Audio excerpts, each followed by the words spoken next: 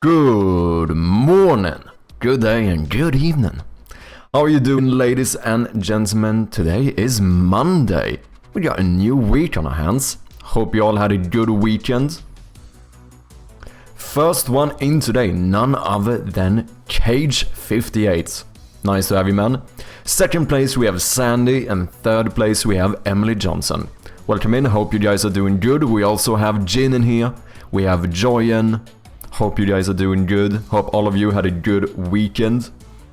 Hello. Chet's Party coming in as well. Nice to have you, mate. Hope you've been well. I'm doing pretty good. I've been trying to rest a fair amount this weekend because my hands are still fucked. They are still a bit fucked. So I actually don't know. It's fairly high probability that maybe we'll end up doing a little bit of a shorter stream today. I do really need to sort out my hands. I'm getting to the point where I'm actually starting to be anxious. I'm like, I think I fucked up like big time. So we'll see. Maybe we won't do like the full 10-hour stream today. You know what I mean? But we're gonna get a little bit of work done. I used to hate inheritance, then I realized how important it can be for testing. Interesting. So I used to love inheritance, and then I think I ended up heavily overusing inheritance. And by no means do I hate inheritance. I still use inheritance in some places. But I don't love the idea of using it as much as I did with like the game jam version, for example. So, do you want to elaborate, Sandy? What do you mean how it is important for testing? I'm not sure I know exactly what you're referring to. Yes, absolutely, it's truly a masterpiece. Glad you're enjoying it. Oh, do you mean Binding of Isaac? Yeah. It's a good ass game, man. Then sorry to hear your hands, thank you, Chats. I don't do inheritance anymore, only module and components. Yeah, I'm leaning more towards that way. I still have some inheritance, but very little compared to before. Most of my stuff, the places where I use inheritance have been switched out for interfaces instead, I would say. But I do think inheritance probably has its place, you know? Like there are places where it makes sense, but I think, like with a lot of things, it's also about the balance, right? Like, I still use singletons as well. I still feel like singletons are great to be able to have. However, how I used singletons before was just not the best strategy. Do you know what I mean? So, yeah, the most effective like refactors I've done so far is to switch out my interaction system for interfaces instead of inheritance, and all of my manager stuff is more focused on events instead of direct singleton calls. That's like the stuff that made my code the most flexible, and you know, I have a lot more of like the single responsibility type stuff right now. Do you guys know what's fucking mad? We are closing in. It's soon gonna be a year. First of all, it's soon gonna be a year since I quit my job and went full-time. Well, technically since I quit my job, I did take a few weeks of a break before I actually properly started. And then in like another month after that, it's been 1 year since I started working on Shroud of Gloom. That's fucking insane. We need to get this fucking game out there, people. If I can't keep working this fucking for eternity, I'm gonna run out of money. Holy shit. It's so crazy to think about. Time moves so fucking quick. It feels like, you know, it was just a few months ago we started working on this, right? No, it's been almost a fucking year. It's like 10 months now. Yeah, in almost exactly 1 month, it has been a year since I quit my job. And almost exactly in 2 months, it's been 1 year since we started working on Shroud of Gloom. Insane. Inheritance is like your mom having to look inside her purse and she can't find the damn thing she's looking for until she opens up the hidden thing to find another hidden thing, and then she finally finds a lipstick. I use event-driven systems a lot, and components that can listen to another component. Oh, interesting. Yeah, I guess that's kind of what I do with interfaces. You could say that interfaces... I'm using interfaces in a way where I have one component that triggers something that every other component listens to. What is up, Whale? Hello, I am Singleton. Hello, Singleton. There is only one of me and I'm global. Let's go. That's crazy, it is, man. In unit testing, inheritance can make mocking easier. You can substitute a dependency with a mock object that shares the same parent class or interface. This allows you to test the logic within your class while asserting that it interacts with the dependency correctly. Oh, interesting. Time is moving faster, it really is, man. Time flies, dude. Double-edged sword, once you quit your job, you go full-time, but you're on a time limit. Yeah, exactly. It is really a double-edged sword that way. Like, I have... It's funny because I both have all the time and I also don't have it, do you know what I mean?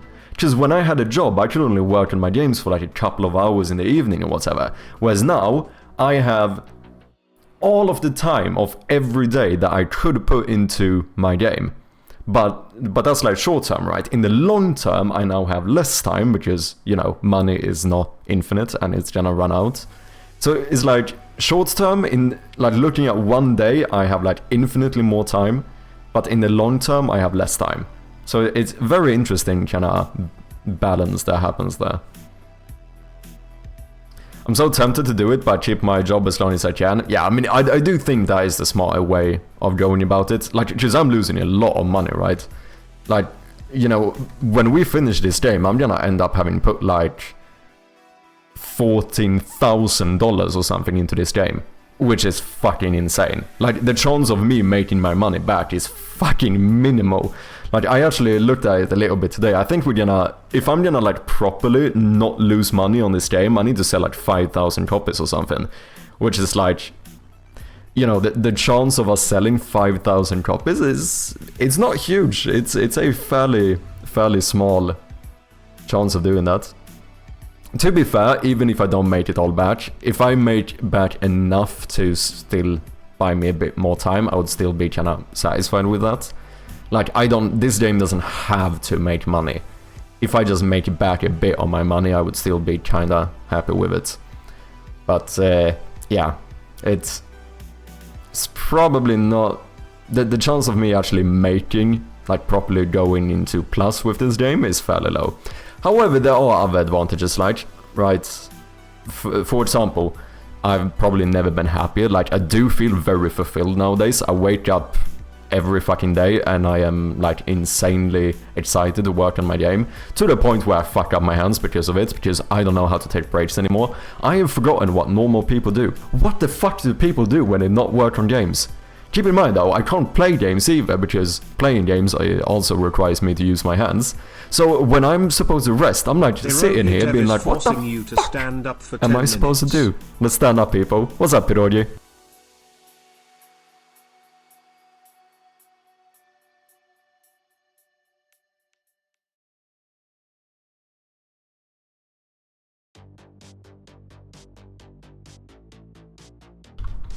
There we have it. Hope you're doing well, Pirogi. I hope you had a good weekend. Would say C# interfaces fulfill this as well, not just inheritance. But I think Sandy said that as well, right? Yeah, you can substitute dependency with a mock object that shares the same parent class or interface. So it's kind of both.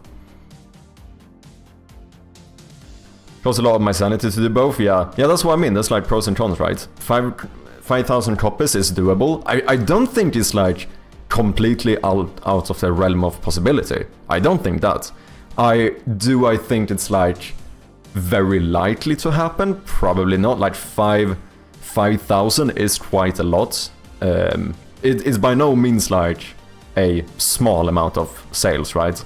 But it's definitely not insane. Like it does happen, you know. Even take 10 bows as example, because I know the numbers here, right? Last I checked, Hillfoot, and Hillfoot has spoken about this publicly, just to be clear, you know, so I'm not like disclosing any private information here. But they published 10 bows with like 400 wish lists, and last I checked, they had sold over 10,000 copies. So like, it can certainly happen. Like, even if I don't get the, you know, correct wishlist numbers or whatever, you know, it can go well. Now, of course, they had like more developers working on the game and so on, but like 10k would be like massive success for me. Like, if I sell 10k, I would be fucking over the moon, dude.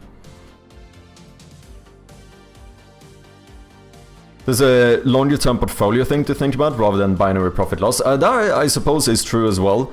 The only caveat, I suppose, that I could argue against it is that a portfolio, like, if the goal would be to be like a, you know, my own indie game developer, a portfolio doesn't really do shit. However, in like long term, like if I want to actually get a job in the industry, then of course a portfolio is something that matters. People just watch Netflix, I think. You're probably right. I'm too bored though, like I'm just sitting there like I wanna work on my fucking game. Just lay in bed and think about life mistakes I made to pursue computer science. Maybe I should try that. Chavi1 is on my stream. What is up, Hadouken? How you doing, man? You could try getting picked up by a publisher. Yeah, I do have some... I do have a meeting lined up with a publisher. So we'll see. That could certainly change stuff as well. Depending on the deals and whatnot, it's very possible that could change stuff. Because like, my main thing is that like, if someone can guarantee me some form of safety, then I would feel pretty good about it, right? Like, I don't mind giving away a, you know, relatively big part of the revenue in terms of knowing that I will be, like, getting the guarantee that I will be somewhat safe from this. You know more when you have the demo. Players don't trust trailers as much these days. Yeah, I think that's true as well. Like, partly like finishing the proper trailer, I think would be good as well, just the current one is way too outdated. But then getting the demo up. Also, publishing my new devlogs. Like, I've published 2 devlogs so far, but neither one of them has been focused on Shroud of Gloom. The last one, I think we're sitting at almost like 12,000 views now, which is actually pretty good. I'm quite happy with that. That one I only showed Shroud of Gloom at the very end of the video, and I did actually see a bit of a increase in wishlists from it. So it's very possible that once we get around to the proper Shroud of Gloom content, that might have an effect on the wishlists as well. But yeah, the plan now is to, I'm gonna finish this next big update. We're gonna send this out to the publishers, see a bit what they think, and then probably start working on some more Shroud of Gloom content for YouTube, to get the word out a little bit. Hopefully finish the demo relatively soon. You know, next fest, bam bam bam. More YouTube content, work up for the release, bam bam bam. That's kind of the plan, I think. Have you ever considered the angle that your horror game should be fun not only to play, but to stream? This is an important consideration. Yes. However, in terms of horror games, I don't know if it's that much of a difference. I mean, there probably is. There probably are certain factors to it. But I don't think it's as... I feel like there could be greater differences between those things in other games. Like, because here's basically what I think I'm trying to say here, is that I think horror games kind of inherently are pretty good to stream. I would probably say that's kind of I don't know, let me know what you guys think. Brainerd Games, welcome in, man. Nice to have ya. Hope you've been well. Godot 4.5 is in beta 4. Wait, is in beta 4 now, so close to release candidates. I am not following. If not game dev, why not play one shot? I am gonna game dev. What do you mean if not game dev? We are gonna game dev. Be sure to check the fine print of the publishing contract and try to make sure to keep the IP rights to the game. Yeah, for sure. For sure. Like, if I end up going for it, I will make sure to get like a... I suppose I need to get like a proper lawyer to look it over as well. But yeah, I'm definitely not gonna give away the IP rights. I think that is like... That seems to pretty much always just be a bad decision to do. I mean, it depends though. Like, you know, if you're gonna give me like fucking millions of dollars, fucking take the IP. I don't need to see it again. You know, for everything has a price, right? Like, at some point I would fucking bend over and be like, yep, take that fucking IP rights. I don't give a shit. But you know, for the type of deals I would be getting, just, you know, if we're gonna look at what's more likely, probably not. That's fair. Yeah, I think so. I think there are certain type of genres that are just like inherently kind of more content creation friendly. I think that's why there are so many YouTube channels that play like random indie horror games and so on. Because I feel like, okay, this might be a hot take. This might be a hot take. Should I even say this?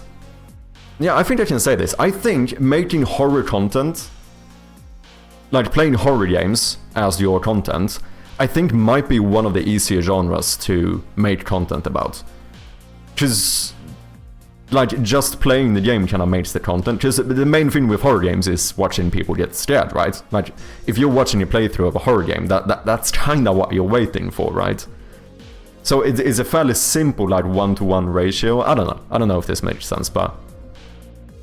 Compared to something where, like, a very slow narrative-driven game, or maybe a, like... I don't know, I feel like there are certain type of games where the player is, or where the content creator is forced to kind of make the content more real-time, like to make sure that stuff remains engaging or whatever. I don't know if that makes sense. Hypnotic Games with the raid. G'day Jagdans, how you doing? Welcome in man, Bucky Hypnotic. Dex does art as well. How have you been, Hypnotic? What have you been up to? Anything you wanna share, anything you wanna show, let me know. And a big shout out to the one and only Hypnotic Games, another great game developer and streamer here on Twitch. Don't check him out if you haven't. If anyone coming in does not know of me, I go by Mad Sherpy and I'm currently working on a point-and-click horror game called Shroud of Gloom. Which I could show you the teaser, but it's fucking outdated, so let me just show you what it looks like in engine instead. This is the game that I'm working on. I think spoilers are disabled, it is indeed. So it's a point-and-click horror game. You have to basically get access into this old manor, solve some puzzles, all of that cool stuff. Apparently it is now raining indoors. It shouldn't do that, I want to be very clear, it should not rain indoors, but it is. I actually started this weekend playing around a little bit with like rain particles, and I think it actually turned out surprisingly well. I think this could work. Let me know what you guys think. But if anyone is interested, the game is available for wishlists on Steam, we appreciate those very much. And Check's Party with the 8-month resub. Absolute legend, thank you man. Look at this amazing subscriber alert, Raiders Mad Chief. Indeed, indeed. Thank you so much for the resub, Checks, I truly do appreciate, yeah. It means a lot, man. Okay, let me catch up with chat here. That Gamer, welcome in. Mr. Zombie, nice to have ya.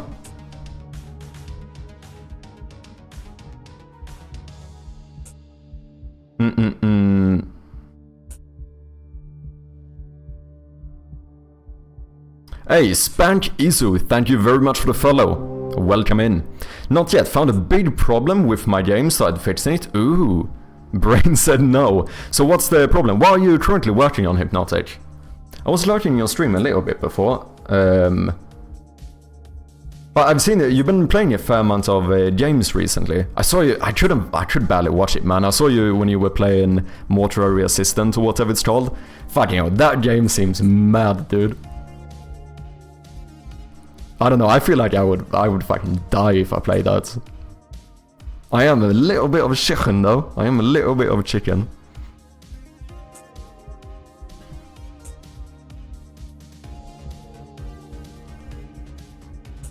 Just global signals need to be made more local between objects. Signals are like events in Godot, right? Or like the equivalent of events in Godot. I'm fairly certain that's the case. Is it hailing or snowing? I was thinking it was gonna be raining. That's why I have these little splashes or whatever at the bottom.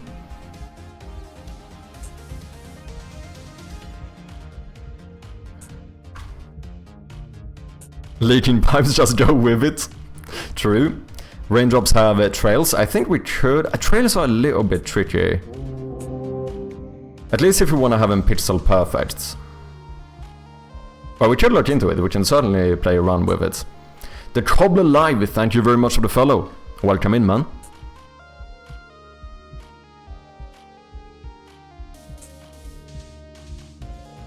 You should totally play your viewers GMTK games. Completely unbiased here from Whale, right? Completely unbiased opinion. I bet. I could definitely play a few GMTK games. I'm up for it. When did it finish? It's very recently, right?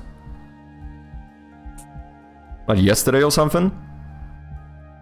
Oh, the Bobble Head Shop Simulator? Ooh, nice. I don't get impacted by horror games that much, to be honest. Yeah, I think it's very different. Some people just don't, right? I am the complete opposite. Like, I don't know how I could not get impacted by horror games. Like, they fuck me up, dude. Like, I played 10 Bells by Hillfoot Games, and no joke, like, my chest hurt for like 3 days straight afterwards. Which is the most ironic shit ever, because I'm sitting here playing fucking, or making a horror game, as like the biggest chicken there ever was when it comes to horror games. Which is kinda mad, but you know, the irony is real in this one. How you doing, Cobbler? Hope you had a good weekend, that goes for everyone. Yesterday 8 PM we got 1 extra hour. Oh, interesting. Why, was it some issues with the... what do you call it? The submissions? I know that has happened before, when there's like the big boy jams. Oh, you did one as well, Brainoid? Nice stuff. Oh yeah, Loop Water. Yeah, the theme was Loop, right? Wimp, shut up, man. Foolbox, nice to have ya. I like that clip of you freaking out. Yeah, there's a few of them, but there were a few moments in 10 Bells where I like properly fucking screeched, you know. It happened in... We started a Resident Evil 2 playthrough as well, and same thing there. Like, there were a couple of those moments where, like, I get properly scared, man. I actually do. I can't even deny it. Fight fire with fire. True, that is kind of what we're doing. Doing great, came with Hypnotic. Welcome in, man. I'm glad to have ya. Well, I must go sleep. Good night, Yagidans. No worries, Hypnotic. Thank you very much for bringing your peoples over, and have a good rest, man. Yeah, so I do think we should sort out this rain. I was a little bit skeptical about it first, but I think this can turn out good. If we have some like randomness about where they land, it actually doesn't look too bad. Obviously we will have to sell it with a bit of sound effects as well, but overall I think it could be good. Other stuff we can do today is continue working on more props. So we recently made a bunch of stuff for the kitchen, right?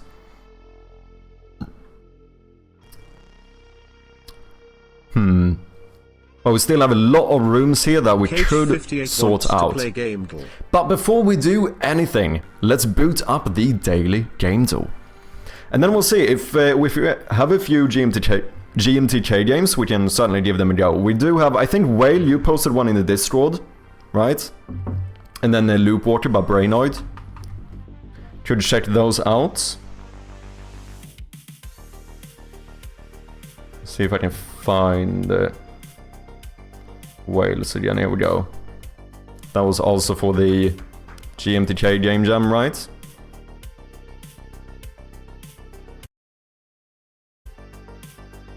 What is up, Wakacha? Is that Swedish courage? Shut up, Wakacha. Outrageous. Outrageous. Wait, I can sit down again. Let me sit down.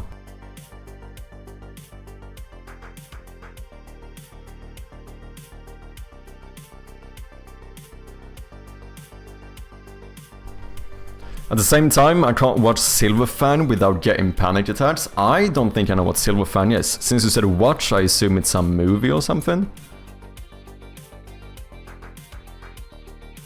Oh no, it's a anime.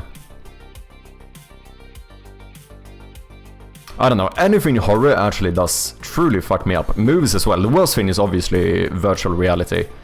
Like, horror games in VR is fucking next level, man. I don't know, I can't do it. I really can't do it. But ladies and gentlemen, as I mentioned, the first thing we're gonna do today is get through the daily gamedev. So, for anyone who doesn't know, this is basically Wordle, but instead of guessing a word, we have to guess a game. So, we have 10 guesses, and each time we do a guess, we will find out more information about the game we're looking for.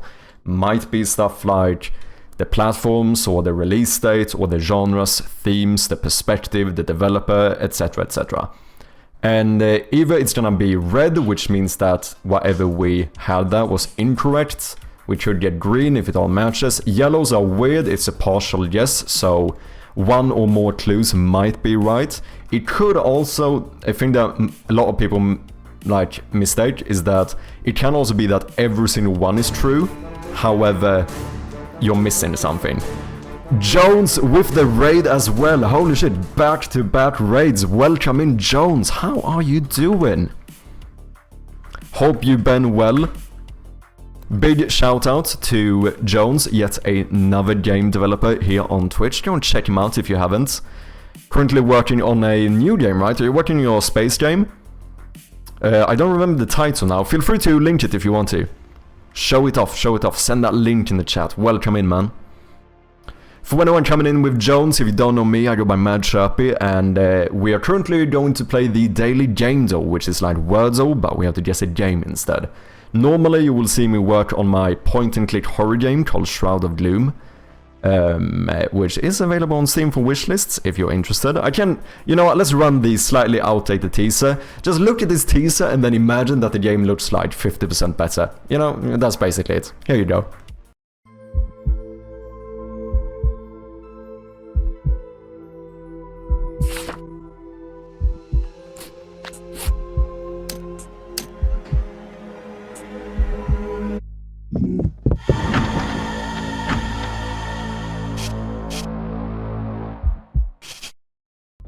There we have it, and here we have Starfront Heroes by Jones.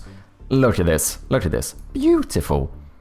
Spaceship combat simulator arcade shooter, roguelike and other game modes, character collection.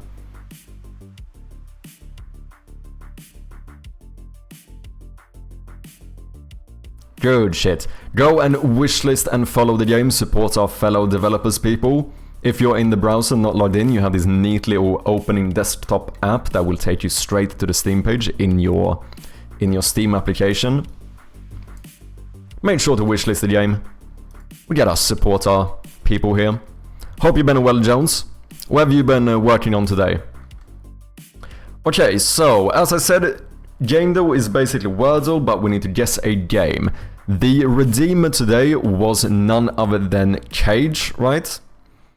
Indeed, it was Cage. So, Cage, if you would like to have the honor of guessing the first game, then let me know which one you want us to go for. I did some cinematics. Ooh, nice. Anything you want to share? Do you have anything available you want us to have a look at? You know what? I haven't made a Godot project template. Can I do that? I think doing templates is pretty go-to, to be honest. I did make one for Unity, and I've used it for like 3 or 4 games. It saved a lot of time, man. Let's go with my favorite game, Persona 3 Reload. I have never played Persona, but I know they are quite popular, so let's go for it. Gotta go, sorry to raid and run. No worries, Jones. If you gotta get some rest, get some food, whatever it might be, then go ahead and do so. And thank you very much for the raid again, I appreciate you, man. Okay, one caveat before we begin the game though. Let's try to not Google or look in any Steam libraries or any other type of library, included if you have game boxes in your room, because we apparently found a little loophole the other day. Let's try to play this the honest way, right? That's the general goal here.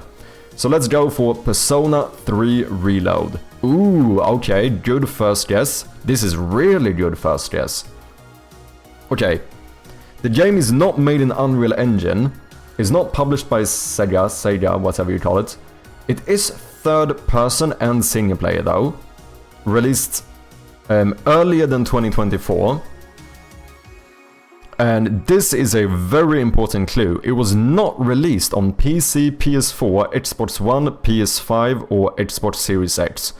So most likely we are looking at a earlier console exclusive. So maybe like a 360 or original Xbox exclusive, or like PS1, 2, 3 exclusive. Could also be Nintendo. It could also be a Nintendo exclusive.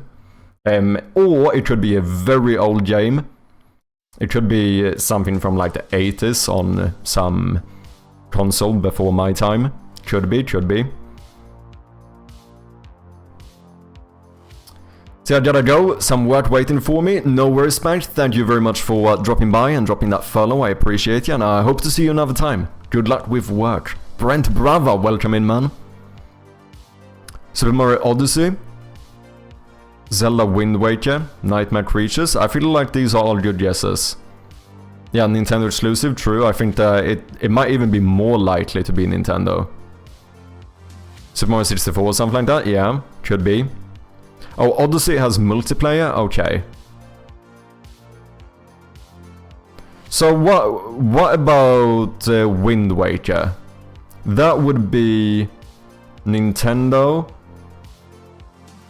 So on some Nintendo platform. We know something is correct here, so that would probably be RPG, adventure, action, fantasy, I suppose. So it seems like that could fit. Keep in mind these are yellow though, which means some stuff here might be incorrect. We can't really say which ones yet.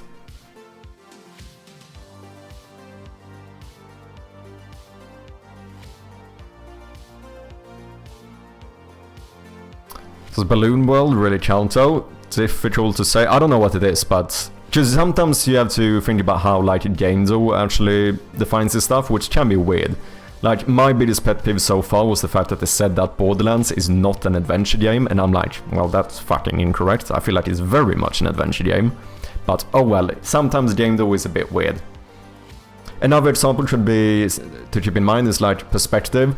Halo is considered first and third person, since you have third person in the like vehicle when you drive vehicles and whatnot, but you wouldn't perhaps consider Halo like a third person game.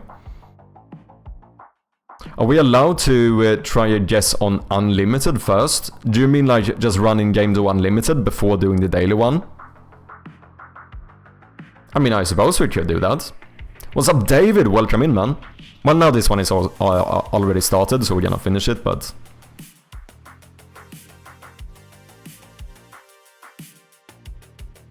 I was more thinking about being able to separate the controls to cap in Mario. Ah, interesting.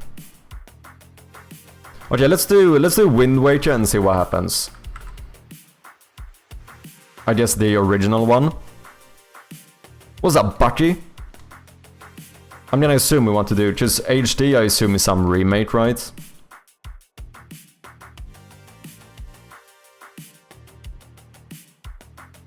I meant running a guess through Unlimited before weekly, so we know what the game actually gives us. Oh, I see what you mean.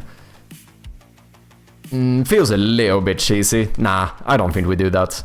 Because the thing is, if we start the Unlimited, we kind of have to finish that one as well. Because we have I think our streak is the best on the daily, but we have a bit of a streak running there as well. Yeah, let's do the original and see what happens. In-house engine is correct. It is earlier than 2002 and it was not published by Nintendo or developed by Nintendo. However, action fantasy, adventure puzzle, something is correct. So, statistically speaking, it's most likely to be adventure and action, because those are the broadest genres, right? With that being said, it doesn't mean that this couldn't be a pure puzzle fantasy game, and also it could be every single one here. Yellows are weird, they're difficult. But yeah, statistically speaking, we're looking for an action-adventure game, that's all I'm saying. Well, it's the most likely. But this is starting to look like we're looking for some OG game here. Not released on the Nintendo, so it's probably not gonna be a Nintendo game since they didn't publish it, and especially if it's this old. Earlier than 2002. Oh, this one could be tricky. This one could be tricky. Can't be a racing game, right? It could have been. It could have been. Now, I don't think it's Nintendo anymore, but most racing games would be third person. If it is like race and action. Oh, no, it probably would fall on this being yellow though. Because none of these really fit a racing game.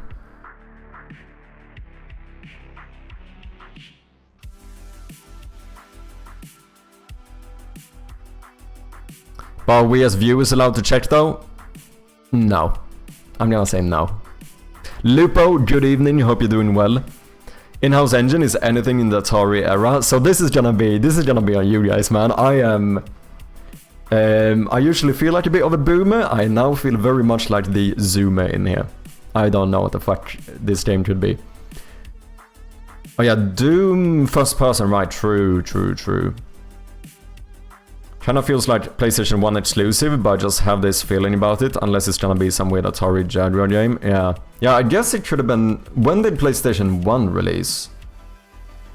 So that is also before... Just this is before PlayStation 2 Xbox, right? Yeah, no it is. It must be. Or it's like slightly after this time. I don't think it's Ocarina of Time since it wasn't published by Nintendo. I feel like that rules out almost all Nintendo games, especially for this year.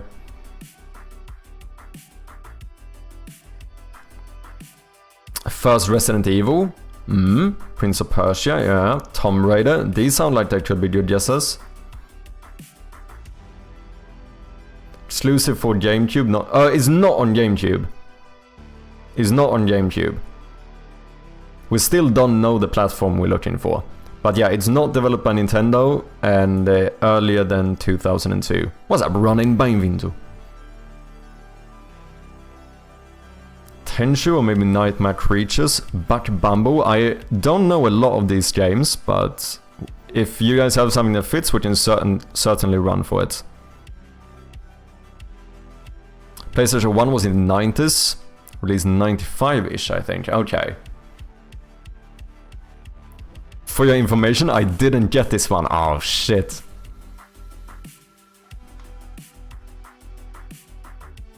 Medieval?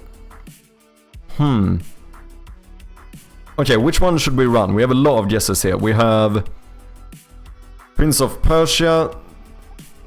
Tenchu... Resident Evil... Tomb Raider, Nightmare. We have two that said Tenchu. So that, maybe we could run that one. Buck Bumble. Medieval. Medieval is a good guess. Oh, Buck Bumble was Nintendo 64 Ubisoft published game. Oh, interesting. I'm a stupid zombie. Okay, we have two people saying Medieval though. I don't know about the Tenchu one.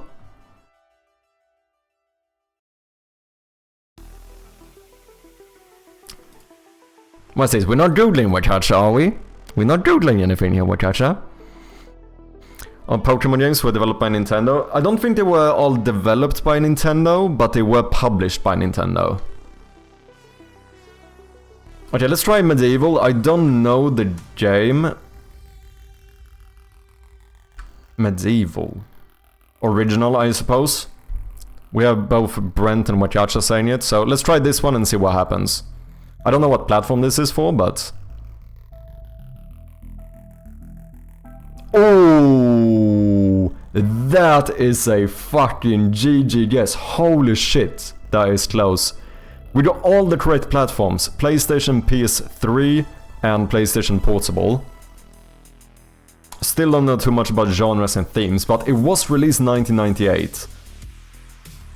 And it was either developed by Sony or published by Sony. This is incredibly strong. Doesn't really help me out, because I'm a fucking dumbo, but we got a lot more clues.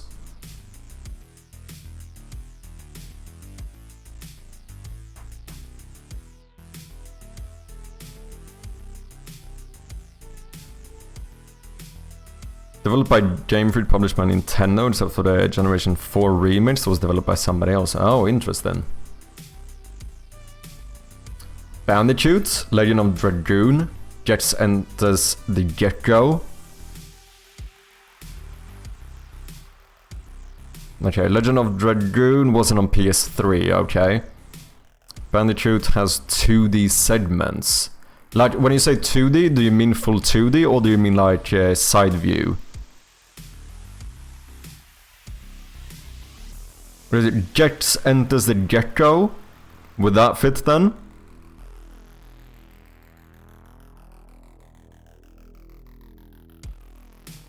Super Mario 64 for the PlayStation. Legend of Dragoon is available on the PS3 though. On the PS3 through the PSN. PS3 in 1998. It should be like some backwards compatible thing or something maybe. Or like a re-release. I don't know. Like a re-release but not a remake, if you know what I mean. Jets Enters the Gecko. That's the only guess I've seen that people haven't disagreed with or whatever.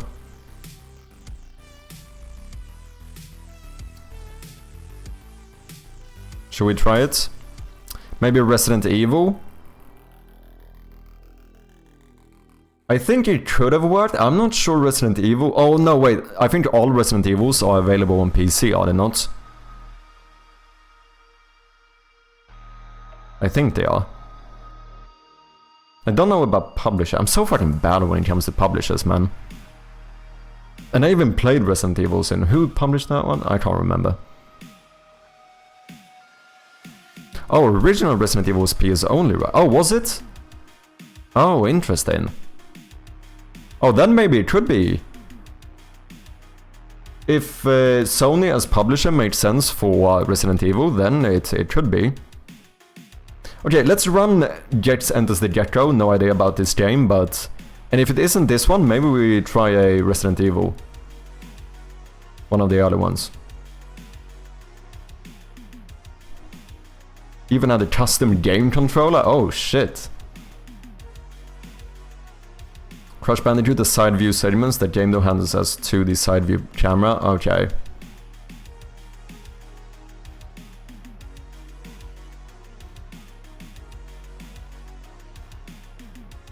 Love that I can play some PlayStation 1 games on my PS4, but come on, I want to play all.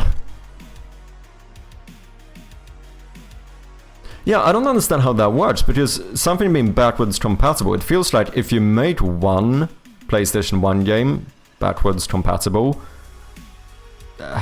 couldn't you theoretically make all of them backwards compatible relatively easily? I don't know, I probably shouldn't speak on this, because I don't know shit, I'm just a big dumbo here, but it feels like if you can get a few games backwards compatible, you should be able to get all of them. But it feels like you already have the stuff you need to be able to make something backwards compatible.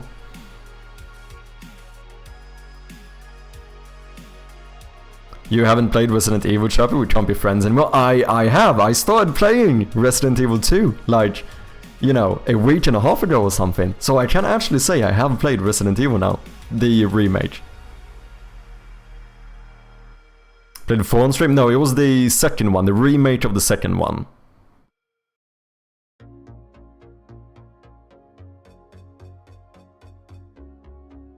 Two of these Jets and let's say Resident Evil. I think that's a good shout. Let's see what Jets gives us. Okay. We are looking for a adventure platformer, so we did get the correct genres here. And now, it's fairly guaranteed that we are looking for an action game. Unless it was comedy here. And like comedy fantasy. But most likely we're looking for an action game. Themes we can't say too much. After the next guess we can get a clue. However, this kinda ruins Resident Evil.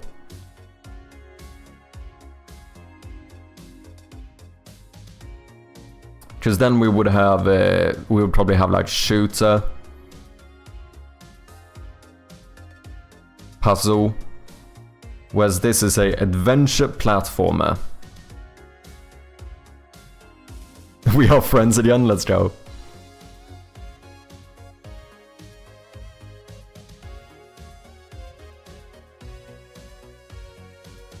Probably APIs that games can talk within PlayStation, where some games use those APIs and some do not. Some API calls are backwards compatible, some are not. That's my wild guess if there were a problem with some. Okay, interesting. Yeah, you might be right. That's what I meant, like, I didn't want to speak too confidently on it, because in reality I have no fucking knowledge about this. It's just like, you know, at first hand my initial reaction is like, it seems like if you can make one backwards compatible, it should work for everyone, but that should probably make sense. Spyro the Dragon, maybe, if it fits.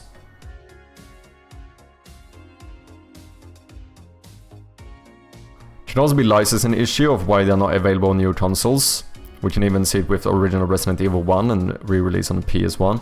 Ah, yeah, true, it should be, yeah, it doesn't have to be, like, technical reasons why they're not available. Yeah, good shout. Yeah, no platforming in Resident Evil. Spyro was released in 1998 and published by Sony. Spyro is a good shout. Okay, it seems like people are agreeing on Spyro, so I guess we do that one. Spyro the Dragon, right? I think that's what we said.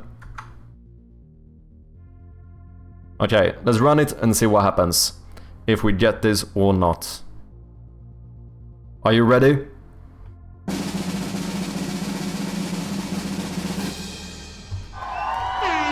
Easy fucking peasy.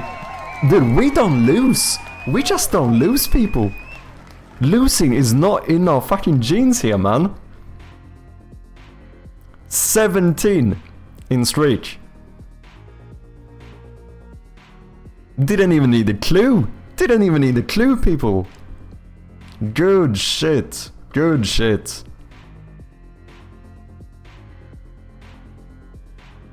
I didn't get it. I got so close, damn. On par, exactly. With Gamers Land, exactly. Yeah, this is not bad. Oh, this was Insomniac Games. Interesting. Oh, I think maybe I knew that now when I see it. Oh, and interestingly, comedy was actually correct. Comedy fantasy.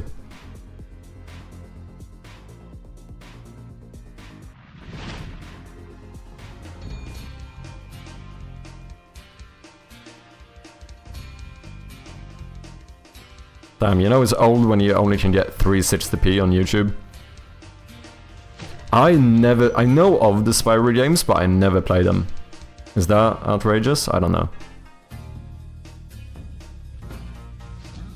I think I'm a little bit of a fake gamer though. I feel like I've missed a lot of like the classic games.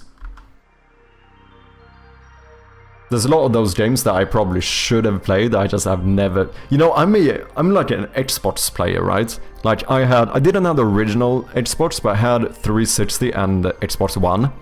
I have never in my life owned a Halo, which I think is fucking weird, because most people bought, like, Xbox to play Halo. I have never owned a Halo.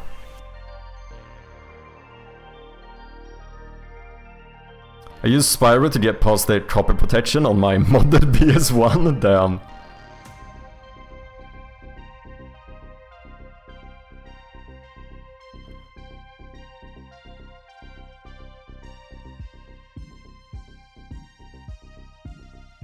Wait, Spyro in Skylanders though? Get the remade trilogy on Steam and play through them. Do you mean the Halos? Yeah, because I saw they had some... they basically released all of them on Steam, didn't they? What kind of loser are you? Yeah, I know there are definitely a few classics I've just missed out on. I never really played Zelda either. I played Ocarina of Time a bit. I never completed it, but I have played it. What other games have I missed? I don't think we should be talking about it. If I continue down this road, then everyone is gonna fucking cancel me.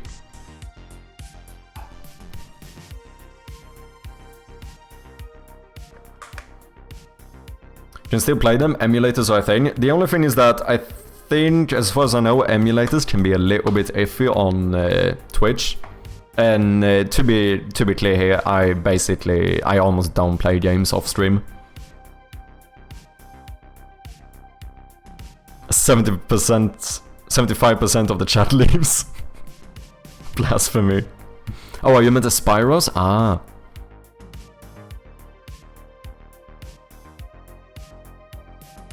I already know you have missed most of the games. I've played a few classics, right? But I've definitely missed a lot. Like, let's say this actually. What are the 10 most classic games? 10 most classic games. I mean, like, yeah, I guess of all time. Okay, let's just have a look at this one and see how many I have actually played. This is something from Season Gaming. No idea about the source here, but... Okay, first one we have Elden Ring. Never played it. I played every Souls game except for Elden Ring and Bloodborne.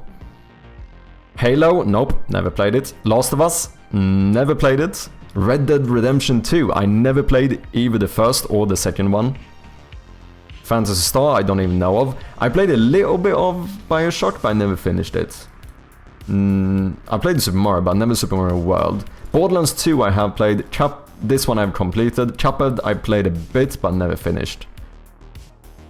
Gears of War 2, I never played any Gears of War. Ocarina of Time I have played a bit. Never played Shadow of the Colossus. Never played Metal Gear Solid. I haven't played Super Mario Galaxy.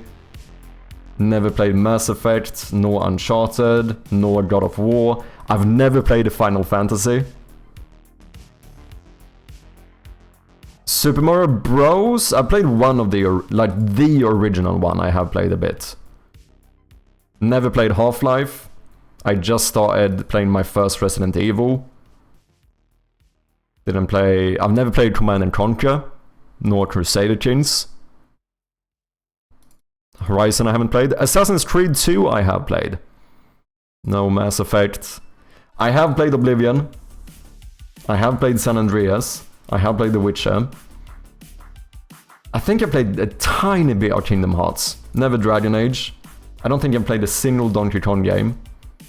Katana Zero, I don't even know what it is. Never played Sekiro. I know they're doing some repeats here. I think it's like every person. I have played World of Warcraft. Not Destiny. I don't think I've ever played Doom. I have played a little bit of Dota. I've tried a bit of Mortal Kombat. Never played Castlevania. I haven't played Super Metroid. I don't know if I've played almost any Metroidvanias. I don't know if I have. Metroidvania might be, like classic Metroidvanias might be one of those I've just completely missed. Never played Link to the Past. Not really one for fighter games. I have played Rocket League. Never played Monster Hunter. I think I might have tried a little bit of Unreal Tournament back in the days. I think my brother had it. I played a little bit of Diablo 2. Never played Prey.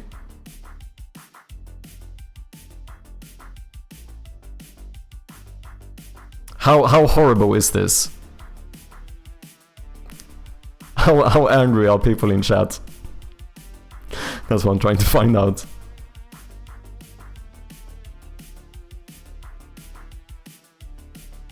not a classic game yet. Yeah, there were a lot of very new games here as well. I mean, I suppose there are new classics though, you could argue. Please stop. I want to respect you somewhat. Look, you pretty flower. This is already dead. No Command and Conquer? Yeah. Was today your first time on the internet? Do you want to know, the first game I ever played was on PC. The first game I ever played was, I think it was Age of Empires. Never played Final Fantasy? Yeah.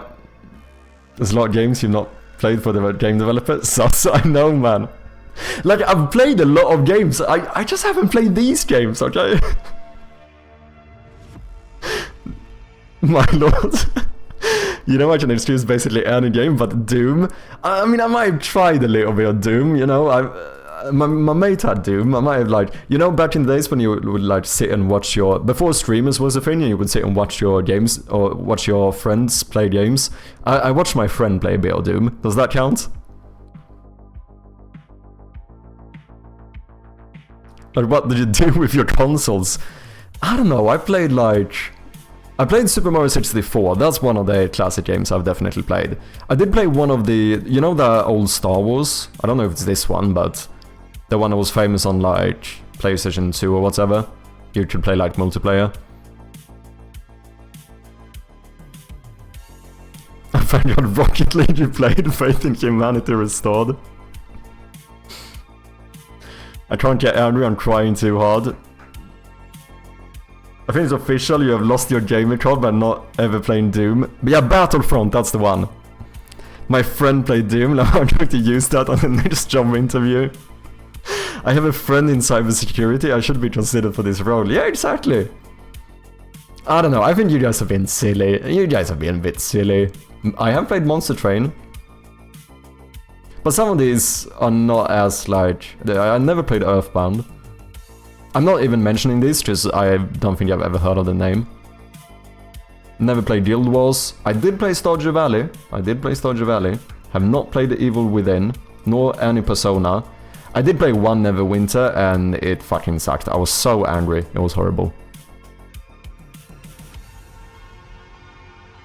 Okay, retro games. Let's see about this one. Chrono Trigger is a must-play RPG game. I played Doom when it was first released. Wait, how old are you, zombie? Sorry, wait, I should have phrased that in a better way. I meant, fuck, wait, how do I phrase this in a better way? How wrinkly are... I'm joking.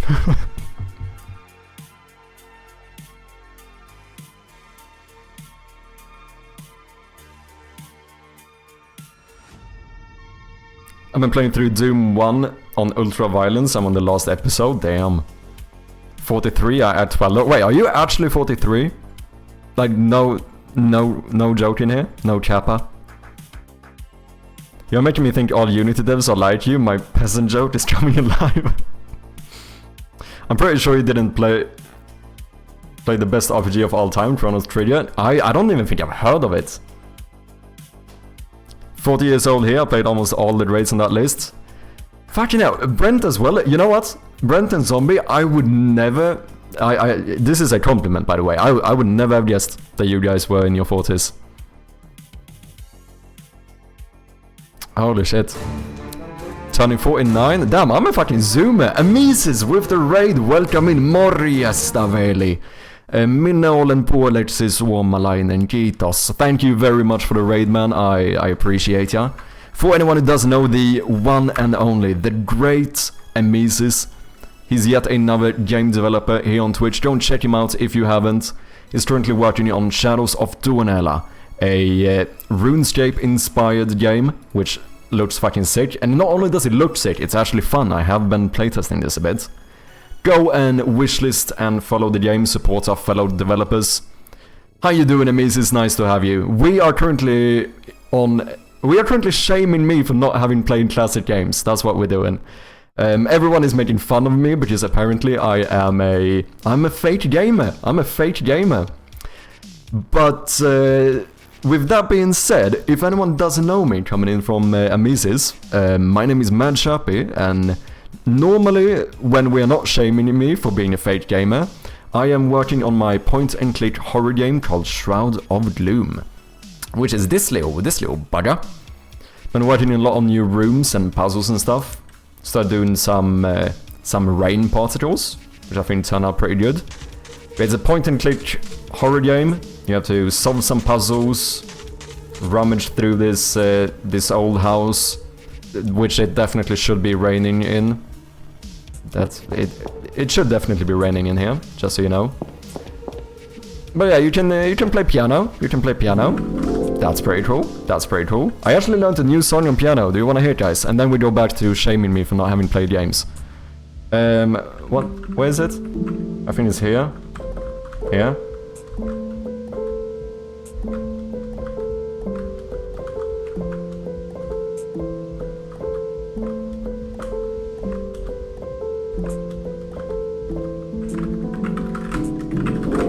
Yeah, there we have it, there we have it. You can play piano in my game. And apparently it's even raining on the piano. We're gonna fix that eventually.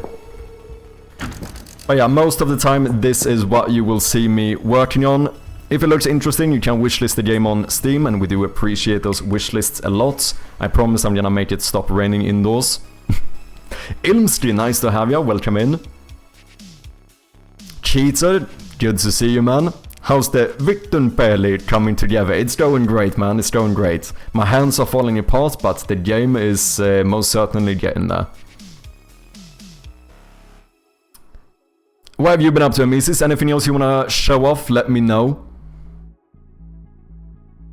Bad time to raid, we are finding out streamer is a fraud. Yeah, it's not looking great. People are not happy. How old are you, Chappy? I'm in my late 20s. I'm in my late 20s. What about you, iJoyan? 37 here, and I'm starting to feel young. Chrono Trigger is an amazing RPG, and you should give it a try, man, Sharpie, so that you can redeem yourself in our eyes. Okay, maybe I will. We'll have to make a list of like classic games I've missed out on, and then we can get through them someday, so I can stop feeling like a fraud. Chirp is torturing us with telling us how he has not played anything, just watched Friends on DVD. I did not say that. The Friends part, that was freestyle here by Wachacha. I never said that. I mean, I have watched Friends, to be honest, but No, shut up. Now that's why I call content, viewers roasting the streamer. True. Yeah, people are not happy that I've missed like every classic game that a game developer is supposed to have played in their life. I'm 17 and I've played Doom, he hasn't. It's fine. I told you guys, I saw my friend play Doom. I feel like that counts for something. I watched my friend play a little bit of Doom when I was like 10. I feel like that's something, right? Okay, I'm gonna make a last try. Have you played any of the Mega Man, any single one? No? I know the game though. It's the guy with like the gun on his hand or whatever, right? Right? I know stuff. Stop playing piano and go play some games. Oh, it's too funny.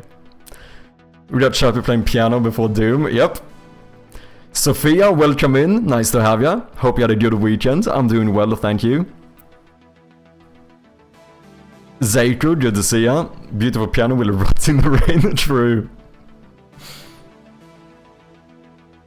Aggie, good to see you, mate. Enjoying my stay in Malmö, so peaceful city with a lot of things to explore. Friendly Swedes everywhere, and the Sweden stand meme is way overhyped. I told you, man, I told you.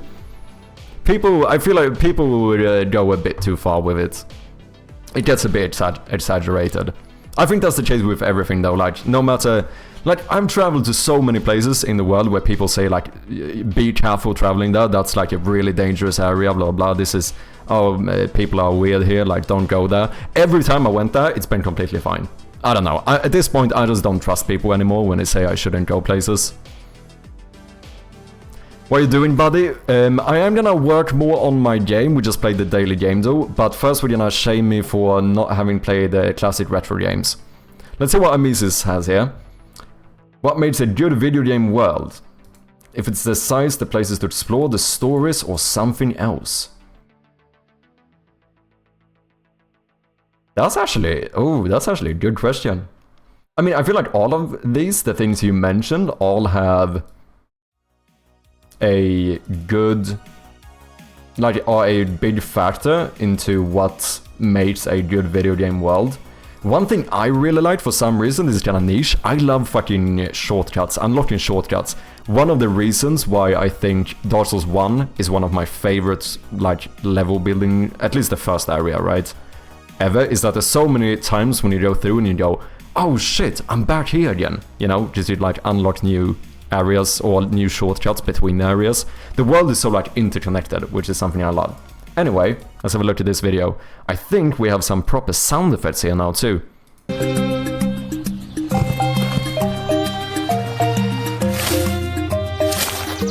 Look at that.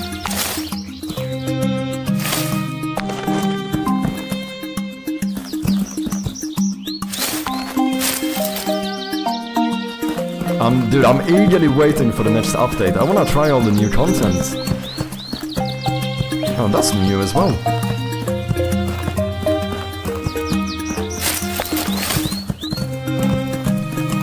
And the song is fucking dope too. I feel like this is the perfect kind of vibe you want in a game like this. Good shit, man. Good shit. You're so young, I'm 34. We're not too far off, Joyan. If you don't mind, where do you live? I live in Sweden, born and raised. You haven't denied it either, Chirpy. The fact that I haven't played games, is that what you mean? No, I mean, I can't really deny it. Chrono Trigger is one of those redeeming titles. Okay, a lot of people are mentioning Chrono Trigger.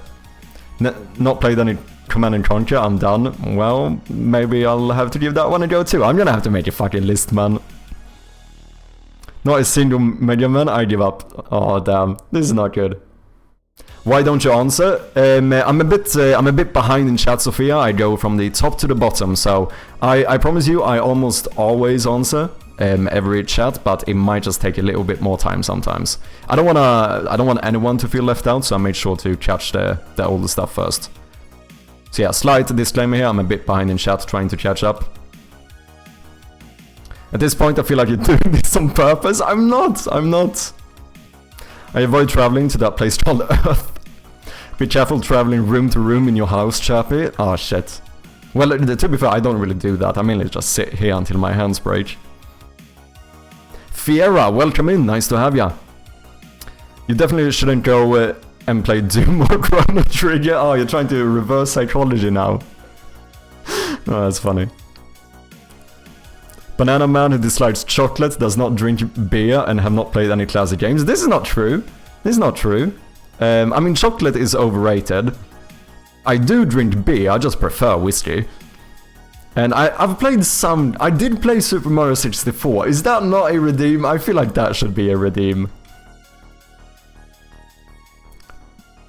The killers in the dangerous area are like, he hasn't played Mega Man, we'll have mercy and give him a chance to try. Maybe that's how I've made it so far. Lurking, thank you very much for lurking, Fanny Slam. Nice to have ya. You don't need a list, just pick randomly any game and you have not played it. I mean, almost. Okay, everyone in chat, what is your top one game? Like, this is the game that everyone needs to have played. Like, just give your top one most classic game that everyone should have played. Let me know, and we'll see whether I played them or not. Old or new, either old or new. Just the number one. Like, this is the game everyone has to play in their life. Gotta go, have fun shopping, no worries Fullbox, thank you for dropping by and I'll catch you next time. I'm gonna snooze this ad, people. I bet your big brother played it and let you handle the second controller. Chocolate is overrated, lad, you're out of line. It's true though, chocolate is way fucking overrated. Yeah, Hadouken says Zelda Link to the Past. I have not played it. I did play Ocarina of Time and in Mega Man, shit. Super Mario 64 start to finish. Oh, good question. Like, I don't know if I finished it. I probably didn't. I did play it a fair amount, I probably didn't finish it. I was bad when it comes to finishing games in back in the day. Final Fantasy VII, yeah, the number didn't even matter. I have not played a single one. Baton Kaitos Origin, don't even know what the game is. We're talking everyone like casual etc. Then Rune Factory 4, have never played it. Super Mario 64 is not a bad answer to that. I think Super Mario 64 might be my like one redeemer. Is KFC any good in Sweden? I think so. I've only tried KFC a handful of times outside of Sweden. And I can't say I really noticed like a big difference. So I think it's the same as far as I'm aware. I should say I don't eat at KFC super much or anything, but... Duke Nukem, never played. Rune Factory is the series that inspired Stardew Valley. Wasn't Stardew Valley inspired by Harvest Moon? Okay, let's check this list and see what happens here. Number 1, Ocarina of Time. I didn't finish it, but I have played it. I have played it. Super Mario World, I don't know. I've played Super Mario, right? I don't know if I played this exact one. Pokemon Red and Blue, I did play.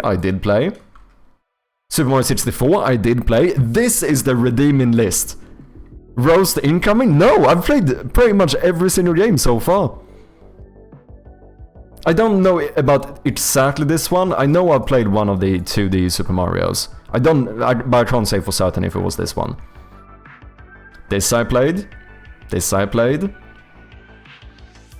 I did play some Sonic game when I was a kid. Maybe this one, I don't know.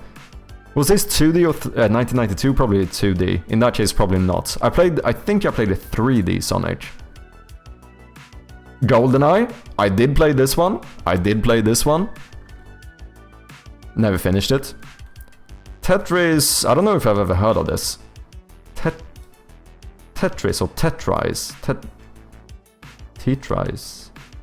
1980. It's kind of before my time. I don't think I know this game.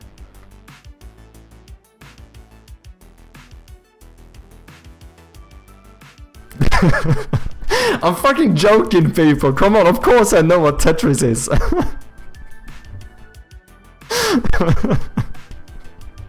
Oh my god, I can't believe some of you actually. That's too funny. That's too funny, man. Of course I know what Tetris is. Yeah, I've played Tetris. Oh, that's funny. Harvest Moon and Rune Factory? Okay. There's no greater crime than not being able to distinguish between 2D Mario games. Oh shit. Never saw a Super Nintendo? I didn't. I have never played Super Nintendo. Nintendo 64 was my first console.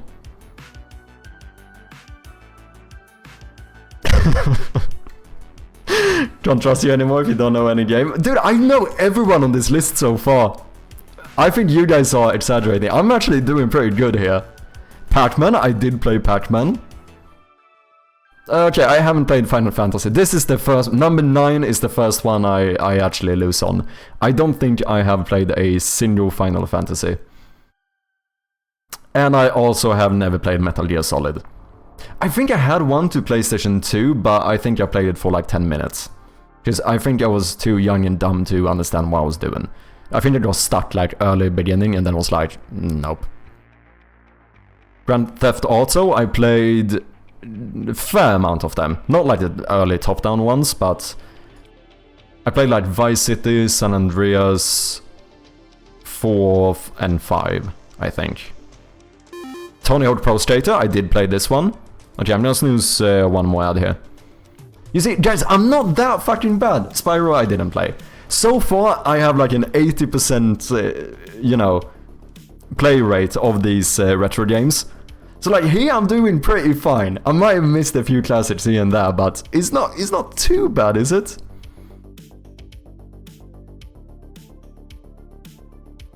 My dad found the Super Nintendo in the garbage can around 2000 and gave me it. A Duck Hunter and Mario? Damn. I don't trust you have played them really, just watch someone else play. No, now I'm actually saying games I have played myself. Doom, I can admit that I think I only ever watched a mate play it. I don't think I played it myself. But yeah, this game I played a shit ton of. Is it this exact one though? Because I'd never had the original PlayStation. I played a Tony Hawk Pro Skater, but that would have been on the PlayStation 2. So it depends on if this was playable on 2 or not. Galaxy I've never played. I never had a Wii. Nintendo 64 was the last Nintendo console. The first and last I ever had. Street Fighter, let's be honest here. Who really cares about fighting games? It's kind of overrated, right? You had to mash a few buttons. Come on, this doesn't count. That one doesn't count. Halo, yeah, I have played Halo. I did play like PvP Halo locally against mates one time when I was drunk. In like my teens or something. Does that count? I feel like that kinda counts. I didn't maybe own Halo, but I have played it a little bit. Okay? Space Invaders, I know the game. I think I might have played like obviously not the original one, but like a I don't know. Crash Bandicoot, might have tried one or something. Elder Scrolls I've played a fair amount. Gran Turismo I did play, not this one, but one of the later releases. Never played Donkey Kong. It's not too bad. I'm doing pretty good here, right? Can I get some little...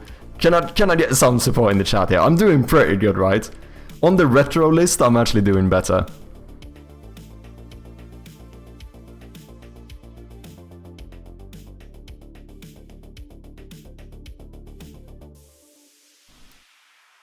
Wait, SF2? Wait, what was SF2?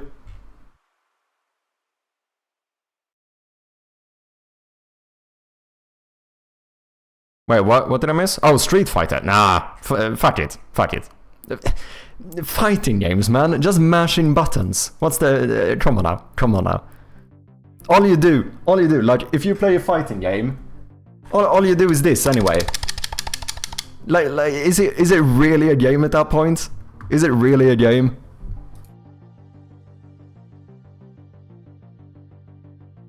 Rage bait. It's not rage bait. It's kind of. I'm just speaking the truth here, man. You guys are scared of the truth. That's what's happening here. You guys are scared of the fucking truth. I'm dropping the truth bombs here, and you guys can't handle it. You know I'm right. Feels like you played games that your brother got. No. These are actually, I think... There's definitely a few... The first time I ever played World of Warcraft and like RuneScape was because my brother, but I did play them by myself later on anyway. Smash Bros. I played a little... I never had Smash Bros, but I played a little bit. I'm just not too much into fighting games to begin with. I'm also not a super competitive person, like, you know... Like PvP type games, I usually don't get to. Maybe I'm just a little bit of... Maybe I have a bit of a skill issue here. It could be the case. But I don't know. I'm just not that much of a competitive guy, you know.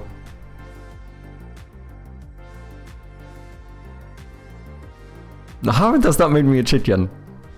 Kakiro in Japan won $1 million at EVO this weekend playing Street Fighter 6. He might disagree about the fighting games.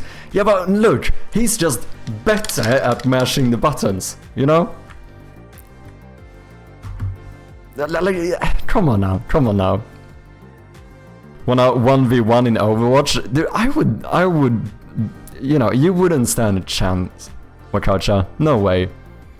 What's your retro pitch, Chirpy? Okay, last ad I can snooze. We're gonna snooze this one. I mean, this is biased, right? Because obviously I'm gonna pitch something that I have played. Like, when I think of the most, like, retro game for me, for my timeline or whatever, I would probably pitch Super Mario 64. It feels like the most classic game that I played. Like, obviously I could say, like, Super Mario Bros. Or whatever. which is like technically even more of a classic. But I played that one like way later on. Like I went back to Super Mario Bros. So it doesn't feel like it wasn't like a classic for me, right? Whereas like Super Mario 64 is probably one of the first games I ever played.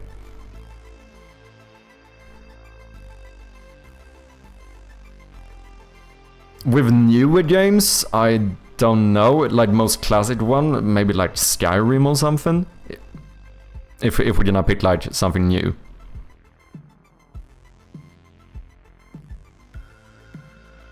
Skyrim is retro now? No, wait, did I say Skyrim at first? Because I definitely did not mean Skyrim at first, if that was what I said.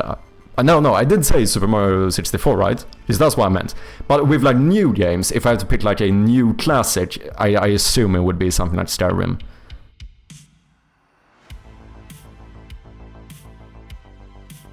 Skyrim still looks good. I think, dude, I played Skyrim like a few months ago or something. It fucking holds up, man. It really does. I wonder how much childhood nostalgia plays into factoring our retro choices here. Oh, I think it's 80% of the reason we picked what is considered the like best retro games. I think a lot of it is just nostalgia. I did play Oblivion as well. Yeah, Skyrim is 14 years old. It's fucking mad. It looks good for a 14-year-old game though. Like, I have no issue playing unmodded Skyrim today. Who plays Donkey Kong anyway? Metroid? Nah. I don't know if I... Can I actually get a list of Metroidvanias? Have I played any? I never played Hollow Knight. Bloodstained, don't know of it. Nope. Nope. Nope. Ooh, 1-bit. Nope. Nope. No. No. I don't know if I played like a single proper like Metroidvania.